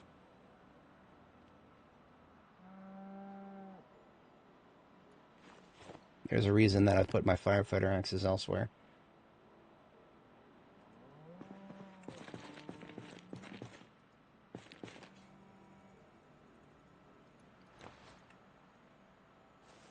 Nope, I ran out of room. This table is full. It doesn't look like it, but it is. This is my pottery table. There's not a lot of pottery going on it. Because, I needed to put it together for like one or two things. And I don't know if I'll ever use it again, but it's there now if I need it. And it's also there. Oh yeah, my CD collection is nice. This is more CDs than I've had for a very long time. Back in the 90s, I didn't have very many CDs, but the early 2000s, I was a big collector. I would burn things to CDs even if I didn't really have a reason to. Air gel and a mirror that can go over in the salon over here.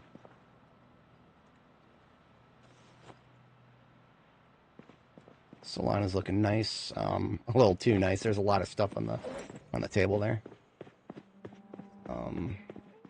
Aluminum fragments were supposed to go over here. And then I do have a designated spot for the comic book. Matchbook. Into the fire.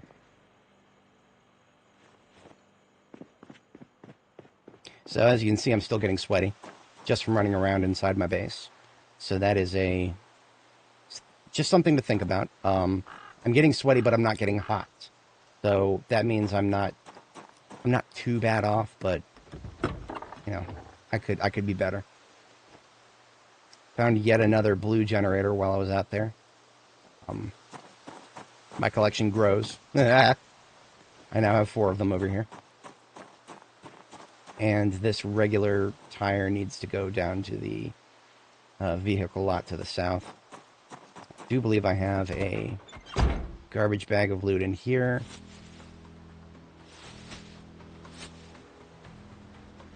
Just going to transfer that to my main backpack.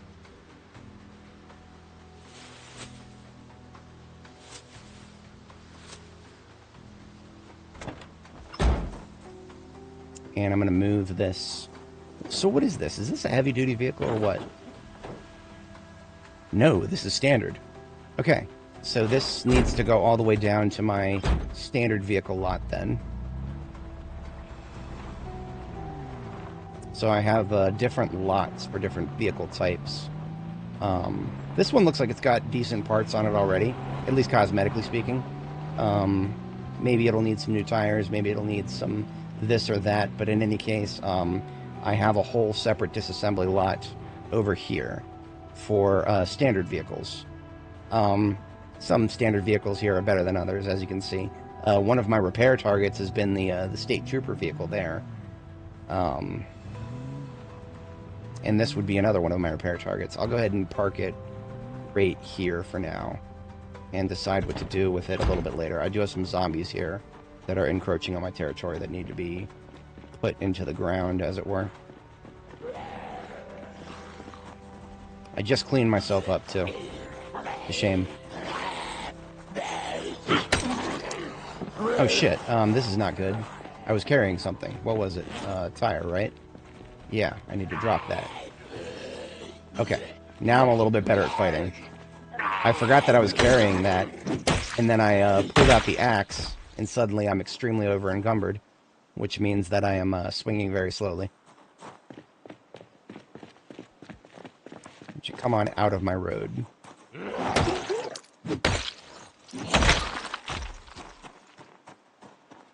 As you can see, I've done a little bit of tree cleanup in this area, specifically for this kind of scenario, where I want to do some fighting in this area. Hello. Don't let this axe fool you, kids. Its model is longer than its actual swing. Where are you going? She's trying to group up with people who are on the other side of the fence there. Just like this one. Why don't you fuck off away from the fence?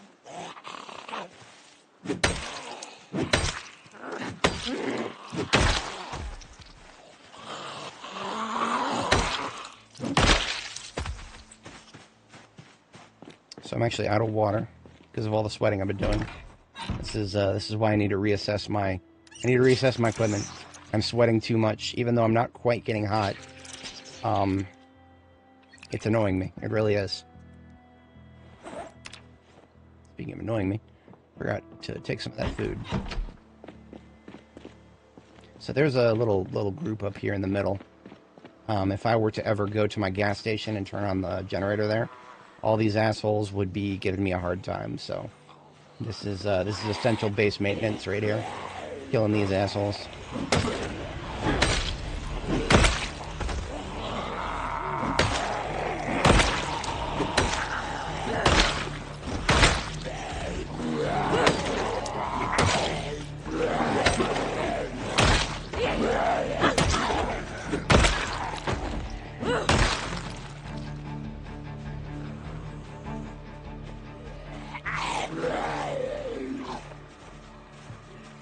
Oh wow, I'm already exerted. Probably the sprinting. I turn around to go inside and take a break, and of course, there's Jimmy John over here, trying to come get his chow down. Y'all gonna make me whip out the short blunt?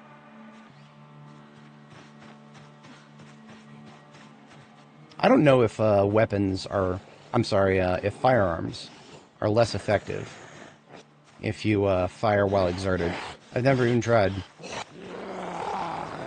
But you know what? I'd like to find out. That, you know, it's pretty ineffective if you don't even have any ammo in it. That's pretty ineffective.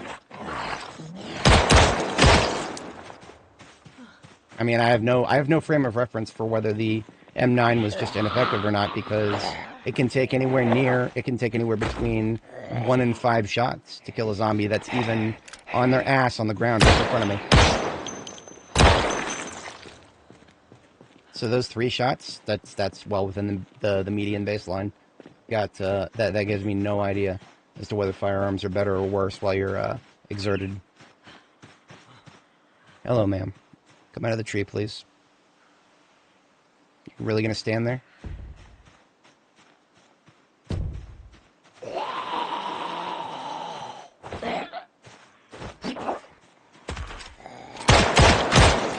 Once again, 3 shots. Even, every time. The, whatchamacallit, the M9 is down to 6 rounds. I needed to take a little breather here.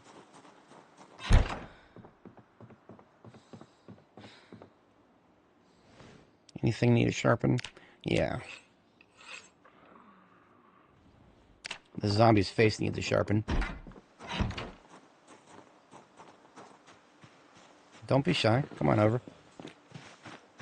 I don't bite, I just swing.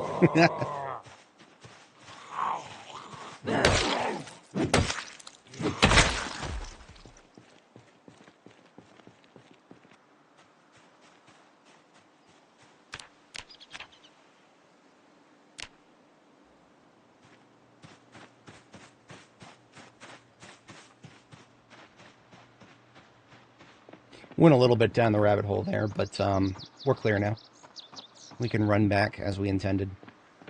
So what we're doing now is we're sprinting back to base, but we're also checking our body heat generation. So the last thing down here at the bottom of my stat bar, body heat gen. 7 is already higher than you're usually ever going to see during combat. So I still am not getting the hot, the unpleasantly hot modal. I'm still not getting that until I'm past body heat gen 7. That being said, I'm still sweating a lot. Like, my heat gen seems to be keeping me a little too warm at this point. So what that tells me is I do probably want to reassess whether I should wear this jacket right now or not. Do I want another 2 liter of milk? I'm going to go ahead and do another 2 liter. Because that will get my proteins nice and high. Maxing out my calories once again, proteins up to 189. So I won't have to think about proteins for another couple days. And as fate would have it, I got some stuff to put away from this loot box here in the kitchen. Stand by. You know what? I'm actually gonna... My character needs a break, so I'm gonna have her sit down and read a book for a second while I respond to that. I'll be right back.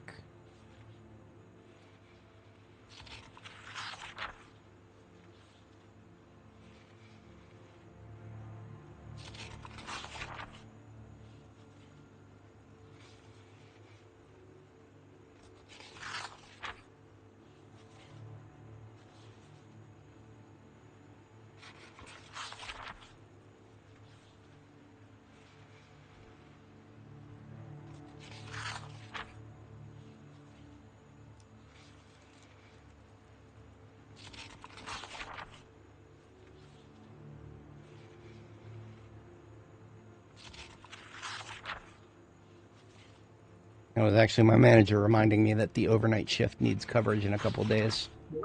So that is, that, you know what, my wacky-ass sleep schedule right now is, there's a part of me that wonders if my body remembered that I need to do that. Because my conscious mind sure as hell didn't remember. I completely fucking forgot. Oh, we have fun. We have fun here. So, let's see. I am now, man, the girl is still sweating. I sympathize, believe me. I absolutely sympathize. But what that tells me is we need to reassess our layers. Let's go ahead and ditch the jacket. And the formal shirt.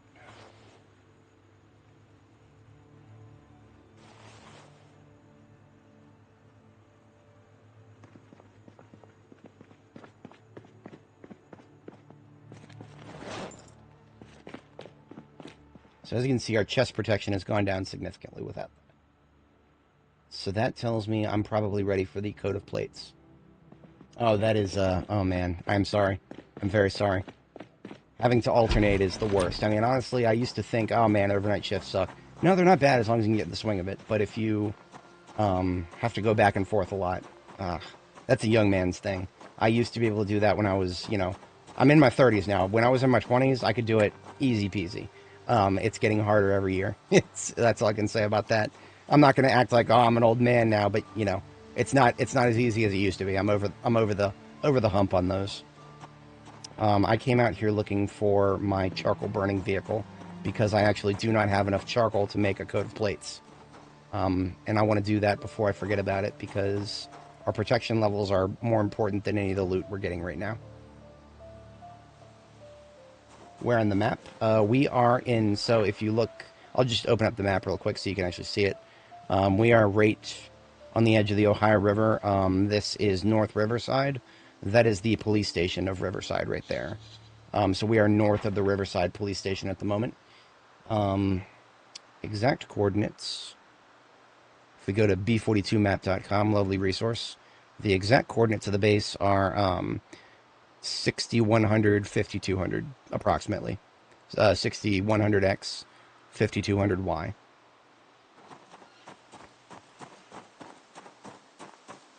So we are technically at the edge of the map and edging out into the river outside of the map. That is specifically to avoid respawns. What was I doing? I was putting down the charcoal burner. So this van right here has all of my charcoal burning equipment in it. I probably should just go ahead and put it right here so that it is not blocking access to the parking spots. Should go in between the parking spots on this side. So now what I can do is I can just back the van up to the burner and burn charcoal straight out of the trunk. I don't even have to pick it out.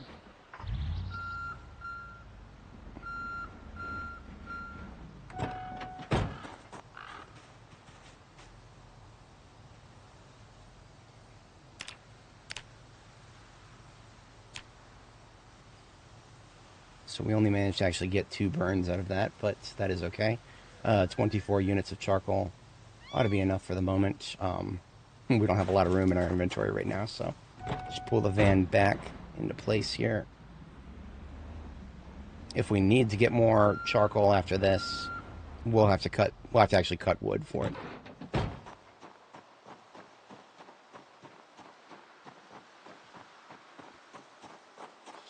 To recap, while we're getting charcoal, we are just getting charcoal so we can make ourselves a coat of plates. Oh yeah, absolutely.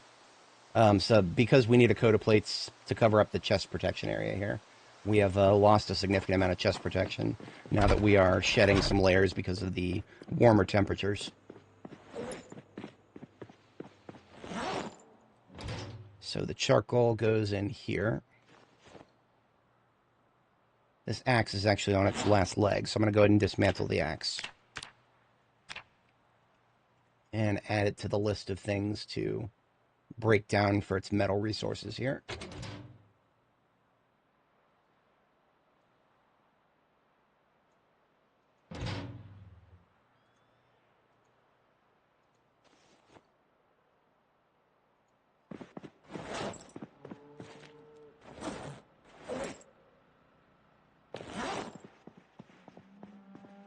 I really need this. I need this backpack of mine emptied.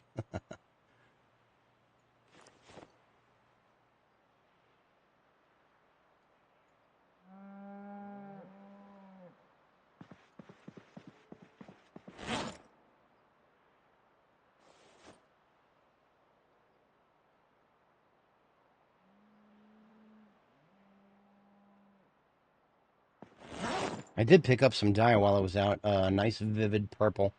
I'm okay with that. A lot of dye that you'll pick up in this game will be various colors kind of all over the map. But in this particular case, we got ourselves something really nice. What was I putting over here? We're putting... No, we don't have any small form materials to put here. We're putting the tarp in there. And the rope with that. Got a steel bar for the steel bar gods. And we've got an empty bucket to go outside. Whenever I get another empty bucket, I just toss it outside to let it get filled with rainwater.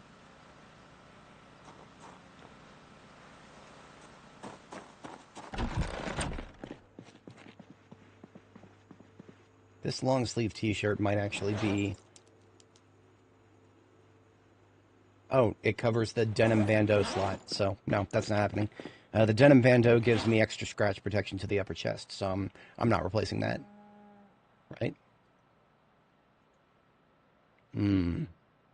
That's an interesting conundrum. That is an interesting conundrum.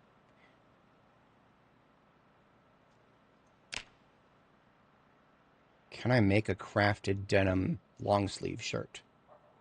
That would be interesting. Well, actually, no, it wouldn't matter. It wouldn't matter, because even if you craft something out of denim, it doesn't give you the protection of denim. It's not like, denim jeans, for example. This is one thing where the devs have given us the ability to craft things out of certain materials, but all it gives us is the appearance of those materials, not the protection levels. So you would think crafting something out of denim, maybe that would make it stronger. No, that's not how this game works. That would make the game easier. We're not allowed to have easier things. We've got to be miserable all the time. No exceptions. Formal white shirt can go.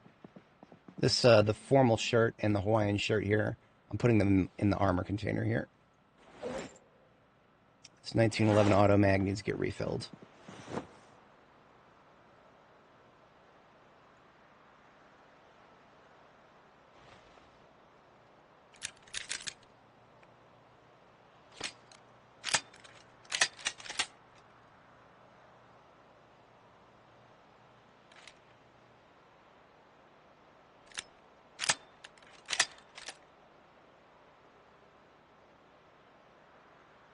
I know I have more 1911 magazines that need to be refilled.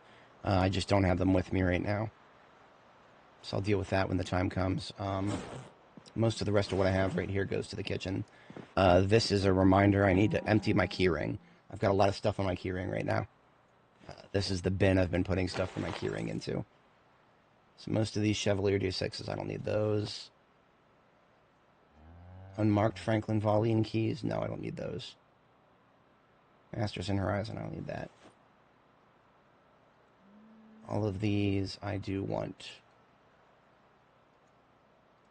I don't need keys to 9 different residences.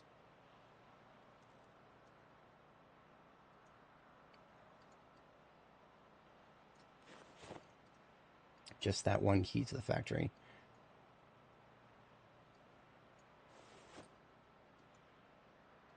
Okay, that's good for now. That's my key ring. Half of it has been emptied. That will save me a little bit of space. I do have a couple of tapes I picked up. Those go in here for the moment. Eventually I'll get this upstairs. Okay, I was correct about Cyber Killer 2. I didn't have a copy of that. I already had a copy of All Over Again, so I can put that up here. Everything else... magazine. Magazine goes up here.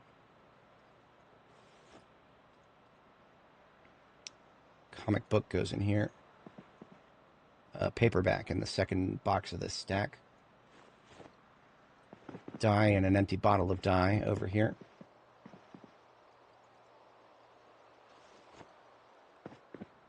And I did have some small form materials after all. I wasn't going insane.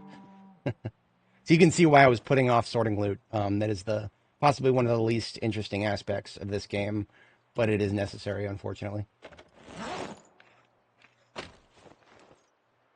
Sorting loot is less interesting than it's ever been because of the frame rate drops that you get whenever you stand in front of large containers full of anything, really.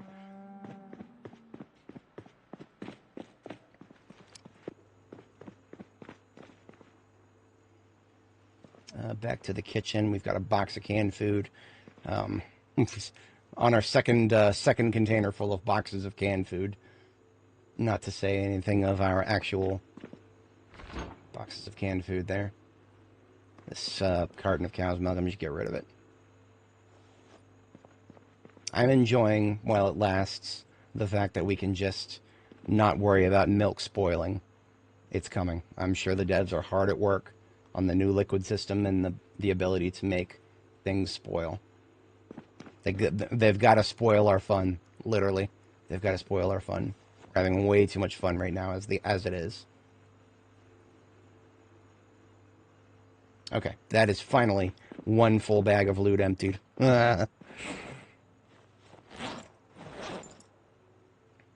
So, what can I do to get more chest protection without insulating myself too much?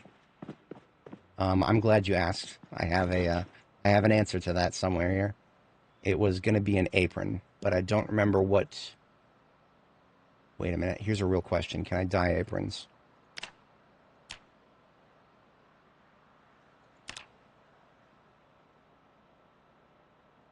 Damn. It doesn't look like you can. It doesn't look like you can. That is a damn shame. I would very much love to dye an apron. So that means I'm kind of stuck with the existing colors of things when it comes to aprons. Now there's a straight black one, a straight black apron. And I do think I actually have one. I think I just need to patch it up. Yes. Oh no, it's already patched up.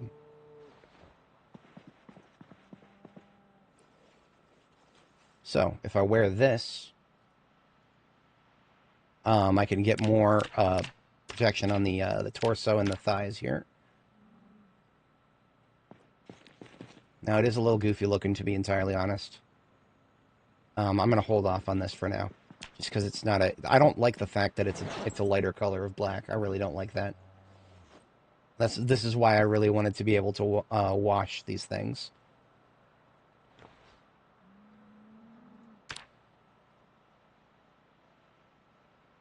So this is a pretty low low insulation solution here. Once again, though, it is the wrong shade of black.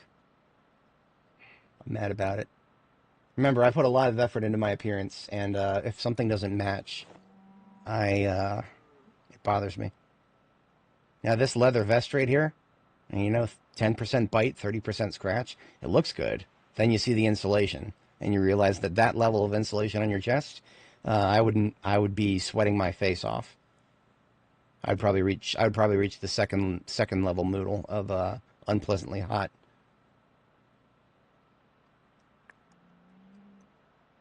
I don't know, a lot of good options for that right now. You know what? Let's take a quick look at our options for crafted stuff. I could make a bone pectoral. A bone pectoral is that would give me some chest protection. It's also uncomfortable as fuck all. My character would get miserable after just wearing it for a few hours.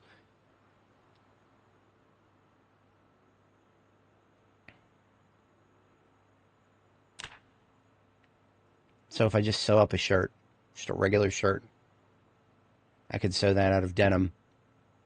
But it probably wouldn't even have the protection of a denim shirt. Tire body armor. Once again, that is a high-level recipe that would probably get us some pretty good tailoring experience, but it would be uncomfortable as oof. It would be pretty miserable.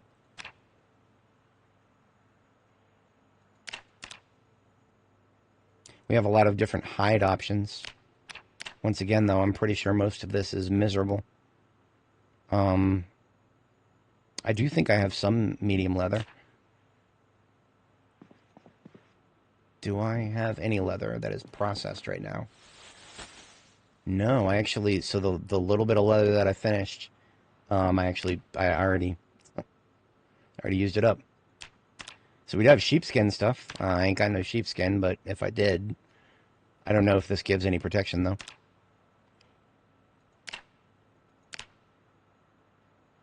So we got all these options. Most of them give discomfort. and therefore most of these are useless. Magazine body armor. One of the only recipes I don't have.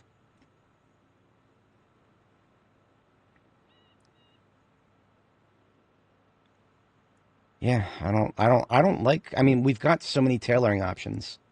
They all fucking suck. I'm sorry to say it. Like, the devs are out. The devs have been on a killing spree with the friggin' tailoring options. They've been giving us so many, and they all make your character miserable to wear. It's like, why would I wear this if it makes me miserable? What's the point? Make it make sense. Yeah, I don't have a lot of options in that regard. I think I'm gonna go forward with the coda plates, and I'm gonna see if I can't get away with wearing that more often. What do I need for that? For a coat of plates, I'm going to need 12 steel sheets. Don't have any right now? Okay. Thread, obviously, 6 leather strips. Okay.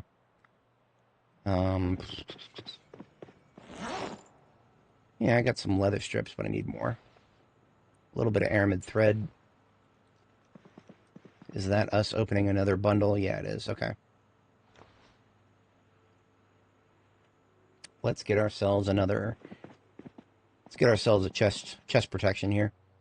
See, this is going to be uncomfortable. And it's actually going to tank our combat speed just a little bit.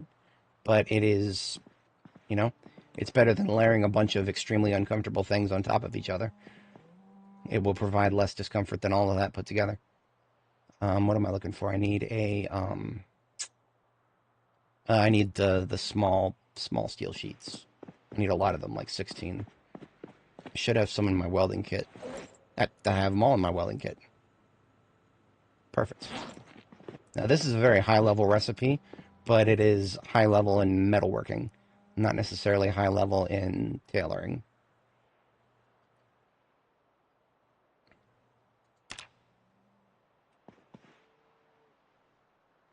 Coat of plates, body armor.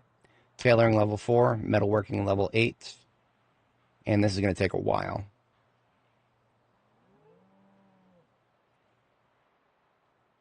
$104 tailoring experience for all that. Now, the discomfort is significant, but it has 0 insulation, and it will protect our chest damn well. Like, that is a very good chest protection right there. I have a feeling we're going to start getting miserable pretty soon, but I want to see how long we can tolerate it as is.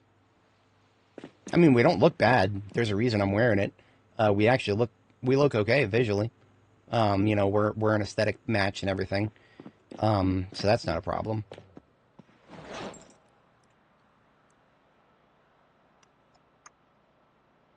But yeah, now it's just a question of whether we get uncomfortable from just straight up discomfort. We are. We most definitely are. That's not even a question. We're gonna get uncomfortable. It's just a question of how long it takes for it to build up. Steel sheets can go in here. Leather strips and aramid thread can go back in here.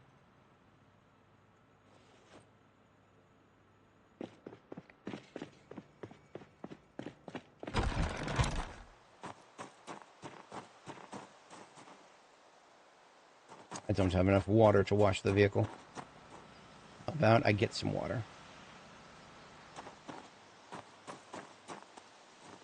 That ugly zombie blood off of my hood.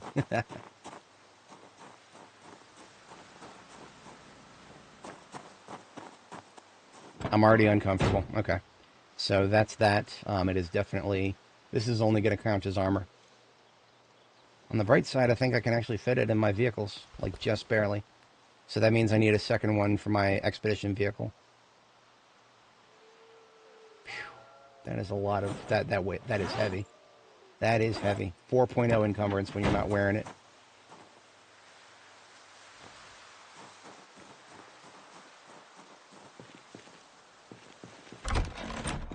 I actually wonder, is a bulletproof vest less uncomfortable?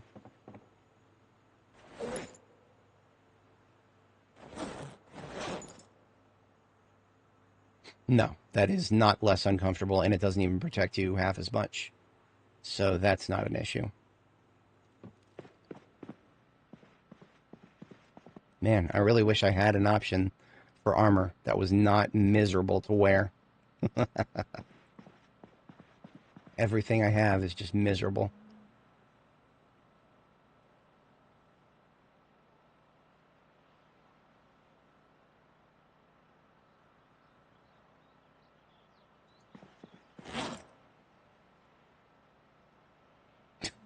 If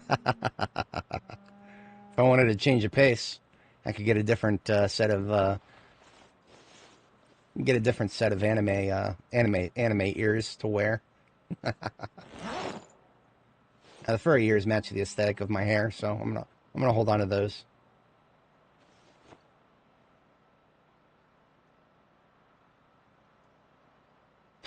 I could actually wear the bunny suit underneath my layers right now. That's kind of funny. I'm gonna keep wearing that.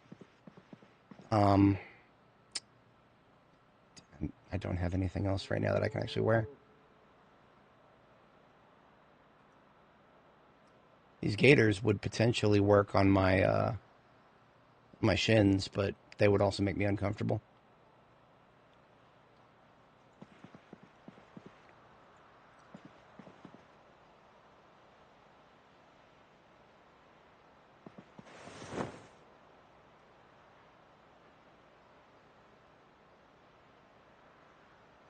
The Gigamart waistcoat, as it were. Once again, it is chest protection platform that is weighs a lot. So one thing that I've been on the lookout for is scrubs, medical scrubs, because they could go in the chest slot, and they have like very little insulation. You know what? There's another crashed ambulance here in Riverside. There's another crashed ambulance that I could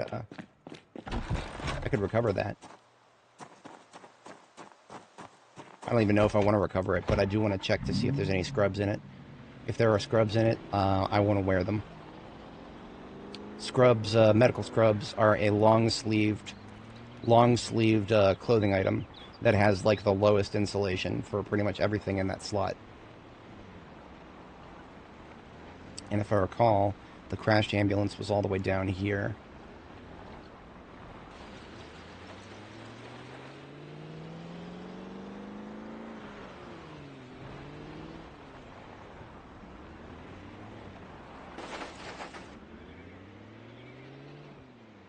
Here it is.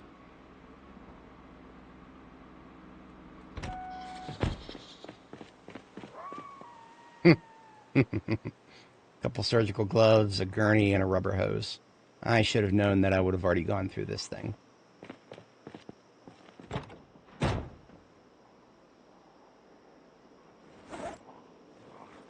Shit. Right this way, sire.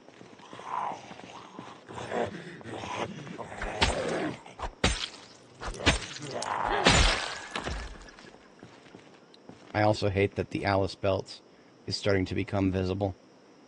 That's a mismatch. I'm gonna have to go back to the forest camo backpack. I mean, you know, threaten me with a good time. It's not that big of a deal. But yeah, that means that this ambulance is not it. Not what we're looking for.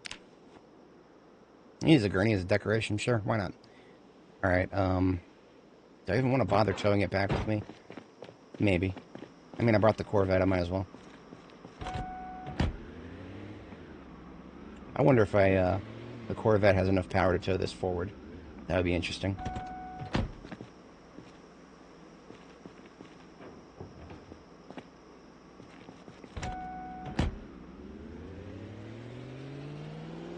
We might make it out of third gear.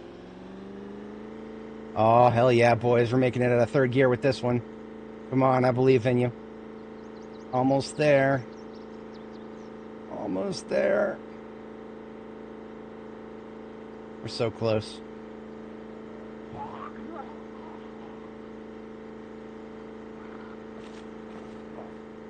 Not quite. It's a shame.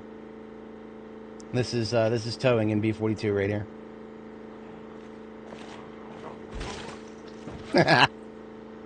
I don't want to touch it with my vehicle, but yeah, the vehicle I'm towing. Okay.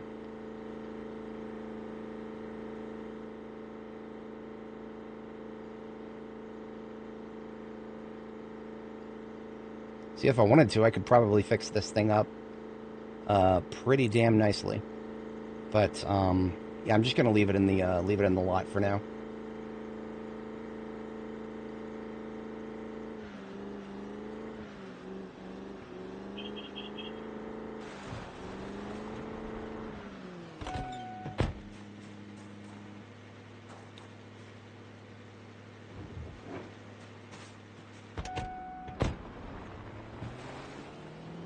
I was hoping for some scrubs, but no luck.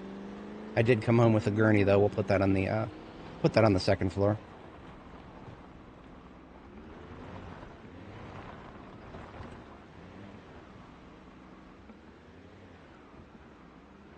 That's gonna bother me. Come on now, park it straight.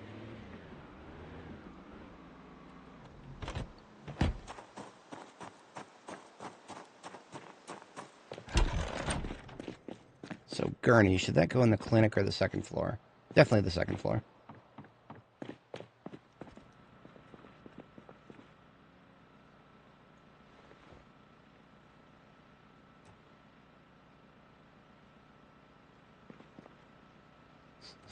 Pretty morbid to put it right next to the morgue table.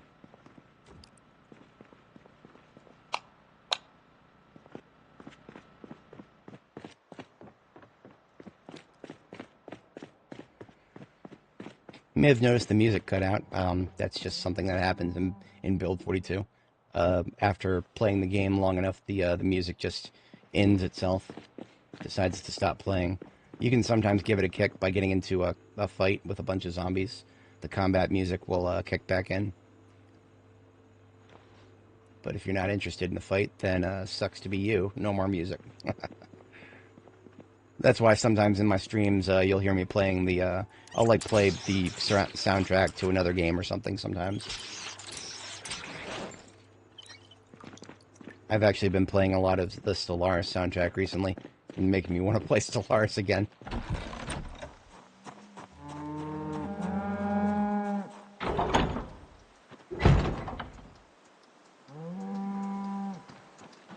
Is anybody ready to be milked?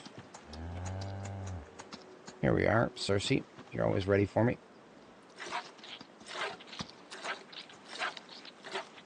Alright, that is all of my all of my fountain cups in my collection filled up with cow's milk. I have a rather large collection of fountain cups at this point.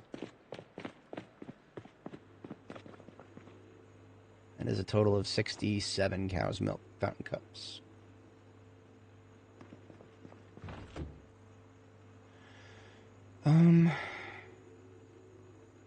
Got a lot of stuff to do. It's just a question of what order to do it in.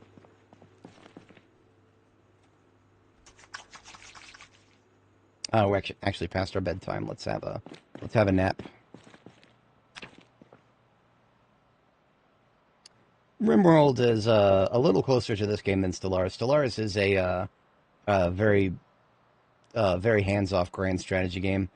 Kind of a bit of a different genre, but it has a lot of food for the logistics enjoyer in me. I'm a big fan of logistics, if you couldn't tell from this game. But yeah, you can go down some rabbit holes with that game. I don't know if I would recommend it, and in fact, we look at my review for Stellaris. It is a thumbs down. That thumbs down is not necessarily because I don't like the game, but I don't like how the devs keep changing the game to add more DLC. I really don't like that. A lot of people are just like, oh, it's more content, man. At least they're keeping up. Fuck you, dude. They're changing the game constantly and making it worse for the people who don't have the DLC.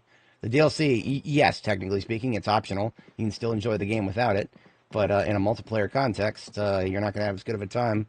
There's going to be a lot of people with DLC who are going to be able to do things that you, without it, cannot.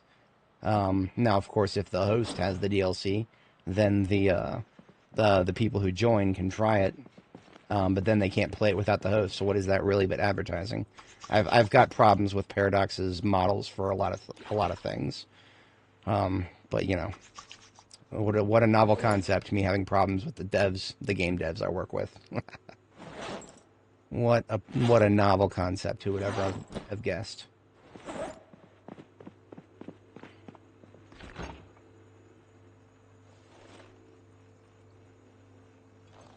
Two jars of eggplants now. All this coffee, and if we brew it, it actually makes it less useful. I got a little bit of everything in here. Peanut butter and Scout cookies can go out. Man, that's making me hungry. What time is it? 10? A little too early to order food. My sleep schedule is thrown off a little bit, so I'm actually coming closer to the evening for my schedule, where I would start getting hungry.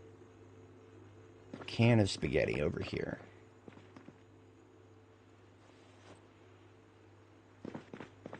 And then we got some books.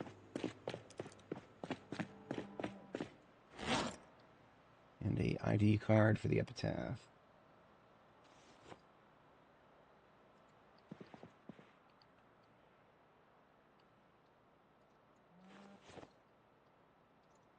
Got some red light bulbs. That's going to be second. No, that's going to be third. Yeah, red and blue light bulbs go in the third side here. Bunch of electronics.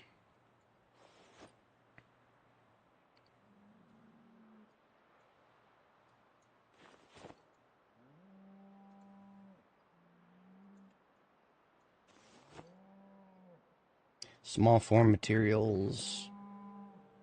Quite a few.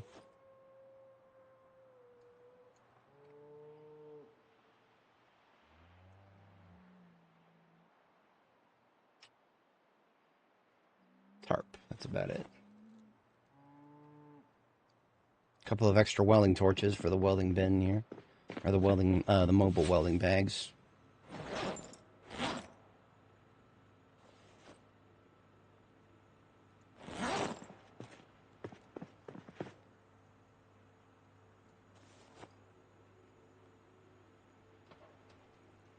Pocket watch. Can I put that into the clothing here? I cannot, alas. Into the memento bin. So I've got some steel and some iron here. Iron for the bottom of this rack. Steel for the second. Button and buckle for the for over here. Candle for over here. We've got a box of 9mm rounds for the 9mm round god over here. So this is one of the reasons that going through residential loot is not the most attractive prospect for me right now. Just going to put this copy of the Bible somewhere where I can actually access it easily. Right next to all of the axes, that seems appropriate. This jack needs to go outside. Slate it for moving down to the garage area at some point. And then everything else in here goes upstairs. Harmonica over here to the to the conservatory area. And then a beer pack.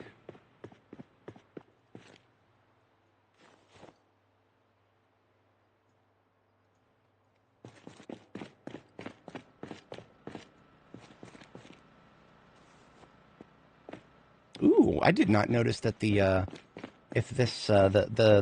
pinball machine lights up. I'd never noticed that. I think the devs actually want to make it so that you can play the arcade games. I remember them. I read somewhere explicitly they stated they want the computers to be interactable, assuming obviously you get power to them. But that's a rather large assumption in a lot of cases. Got to find those generators.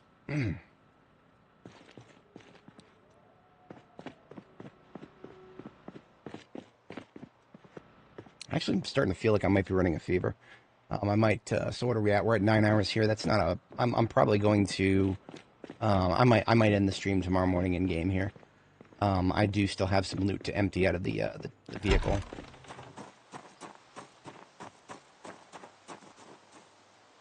I have a lot of loot to empty. That's going to be a while. I'm going to go ahead and get these magazines resorted. Put away the 308 here.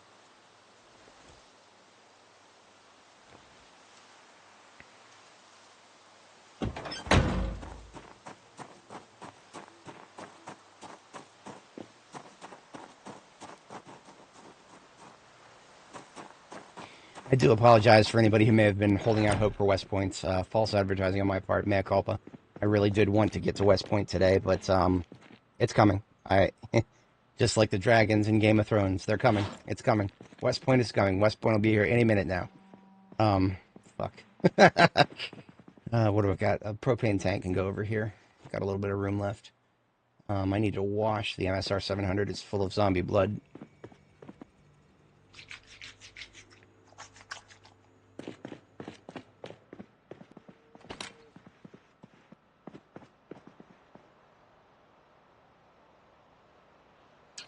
You know what? As much as I like this one, I don't have as much MS. I don't have as much 223 as I thought I did.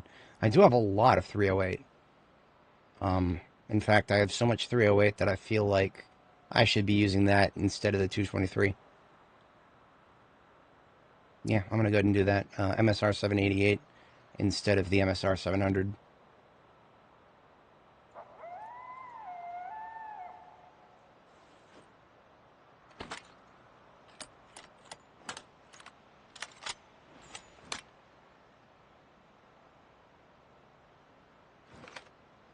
And we'll take a whole nother box of that glorious 308. Just carry it with us. Now, there's another problem. Actually, that's a serious problem. When I'm looking at when I'm looking at all these boxes, I see 4 cartons. 4 cartons of 308. That seems like a lot compared to some of the other ones. However, there are 50 bullets of 223 in a box. There are 20 bullets of 308 in a box. That is something that I cannot afford to not remember, because that's a significant difference. As expected, 308 is actually more rare than 223. Even though I already have a lot of 308, I will go through it a hell of a lot faster if I use it at that rate. So I think I'm okay with continuing with the 45 auto then.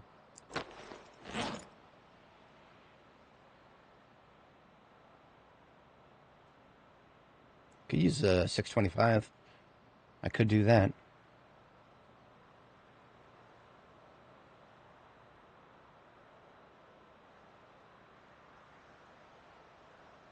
Decisions. Lots of them.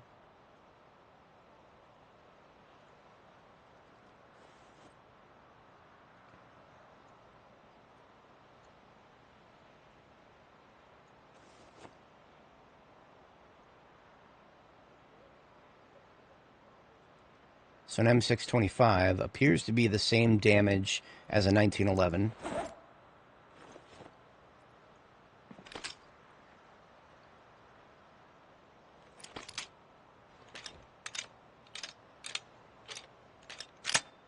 Feeling lucky, punk. Not quite as big as the other Magnums, though.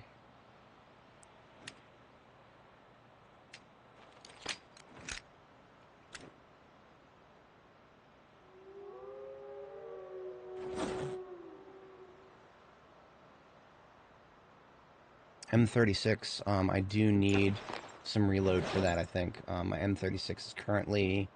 Oh, no, I'm 5x5 on M36. I'm good. I'm not exactly swimming in 38 special, though. So that is fine. 45 auto, I do have quite a lot, because I have 4 cartons of 45 auto, and those are boxes of 50 bullets. So I actually do have quite a lot of that. 556, too. I do not have a gun that shoots 556. I have 2 magazines for an M16. I've never found an M16 in this game. You know, what are we up to? We're 210 plus hours now. And nothing that shoots 556 yet. Guess that's super special bullets. And now, as expected, 44 mag is, yeah, I ain't got none of that. I mean, well, you know, I've got some of it, but not a lot. Because these are boxes of 20 bullets here. Shotgun, of course. I do got a fair bit, but it's, yeah, shotgun is I want to not be using that until I get somewhere nice like Louisville. I think I'm going to save a lot of my shotgun for Louisville. I have overstayed my bedtime quite a bit here. I need to get this girl some sleep, and she's getting cold. Go figure.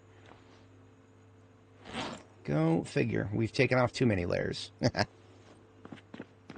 What that tells me is we can probably put on, I have a longer sleeve shirt here. I got this formal shirt that I think is actually a good color to put leather strips onto.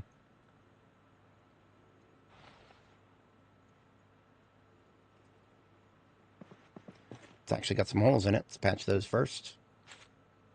I love being able to do this. This is a privilege. Tailoring level 8 is a privilege. I'm very glad to have grinded my way there.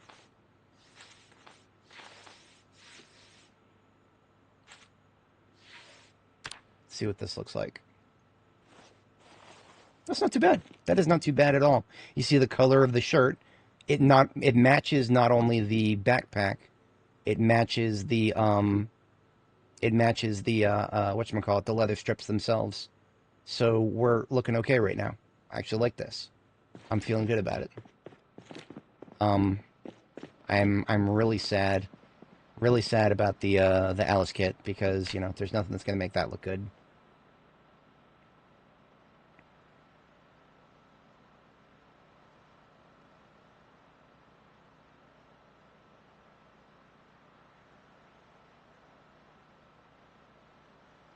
But I think we're going to call it here. I'm going to go ahead and clean up my inventory for next stream.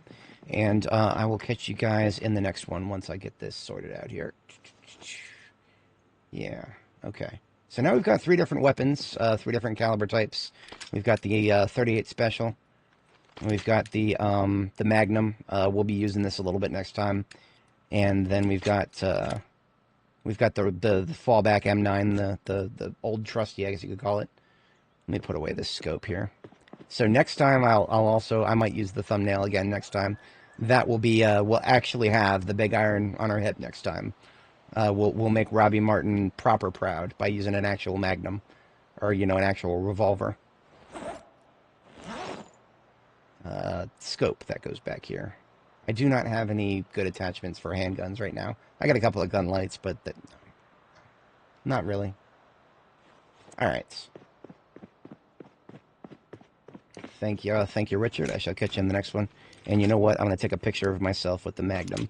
I can use this for the next thumbnail.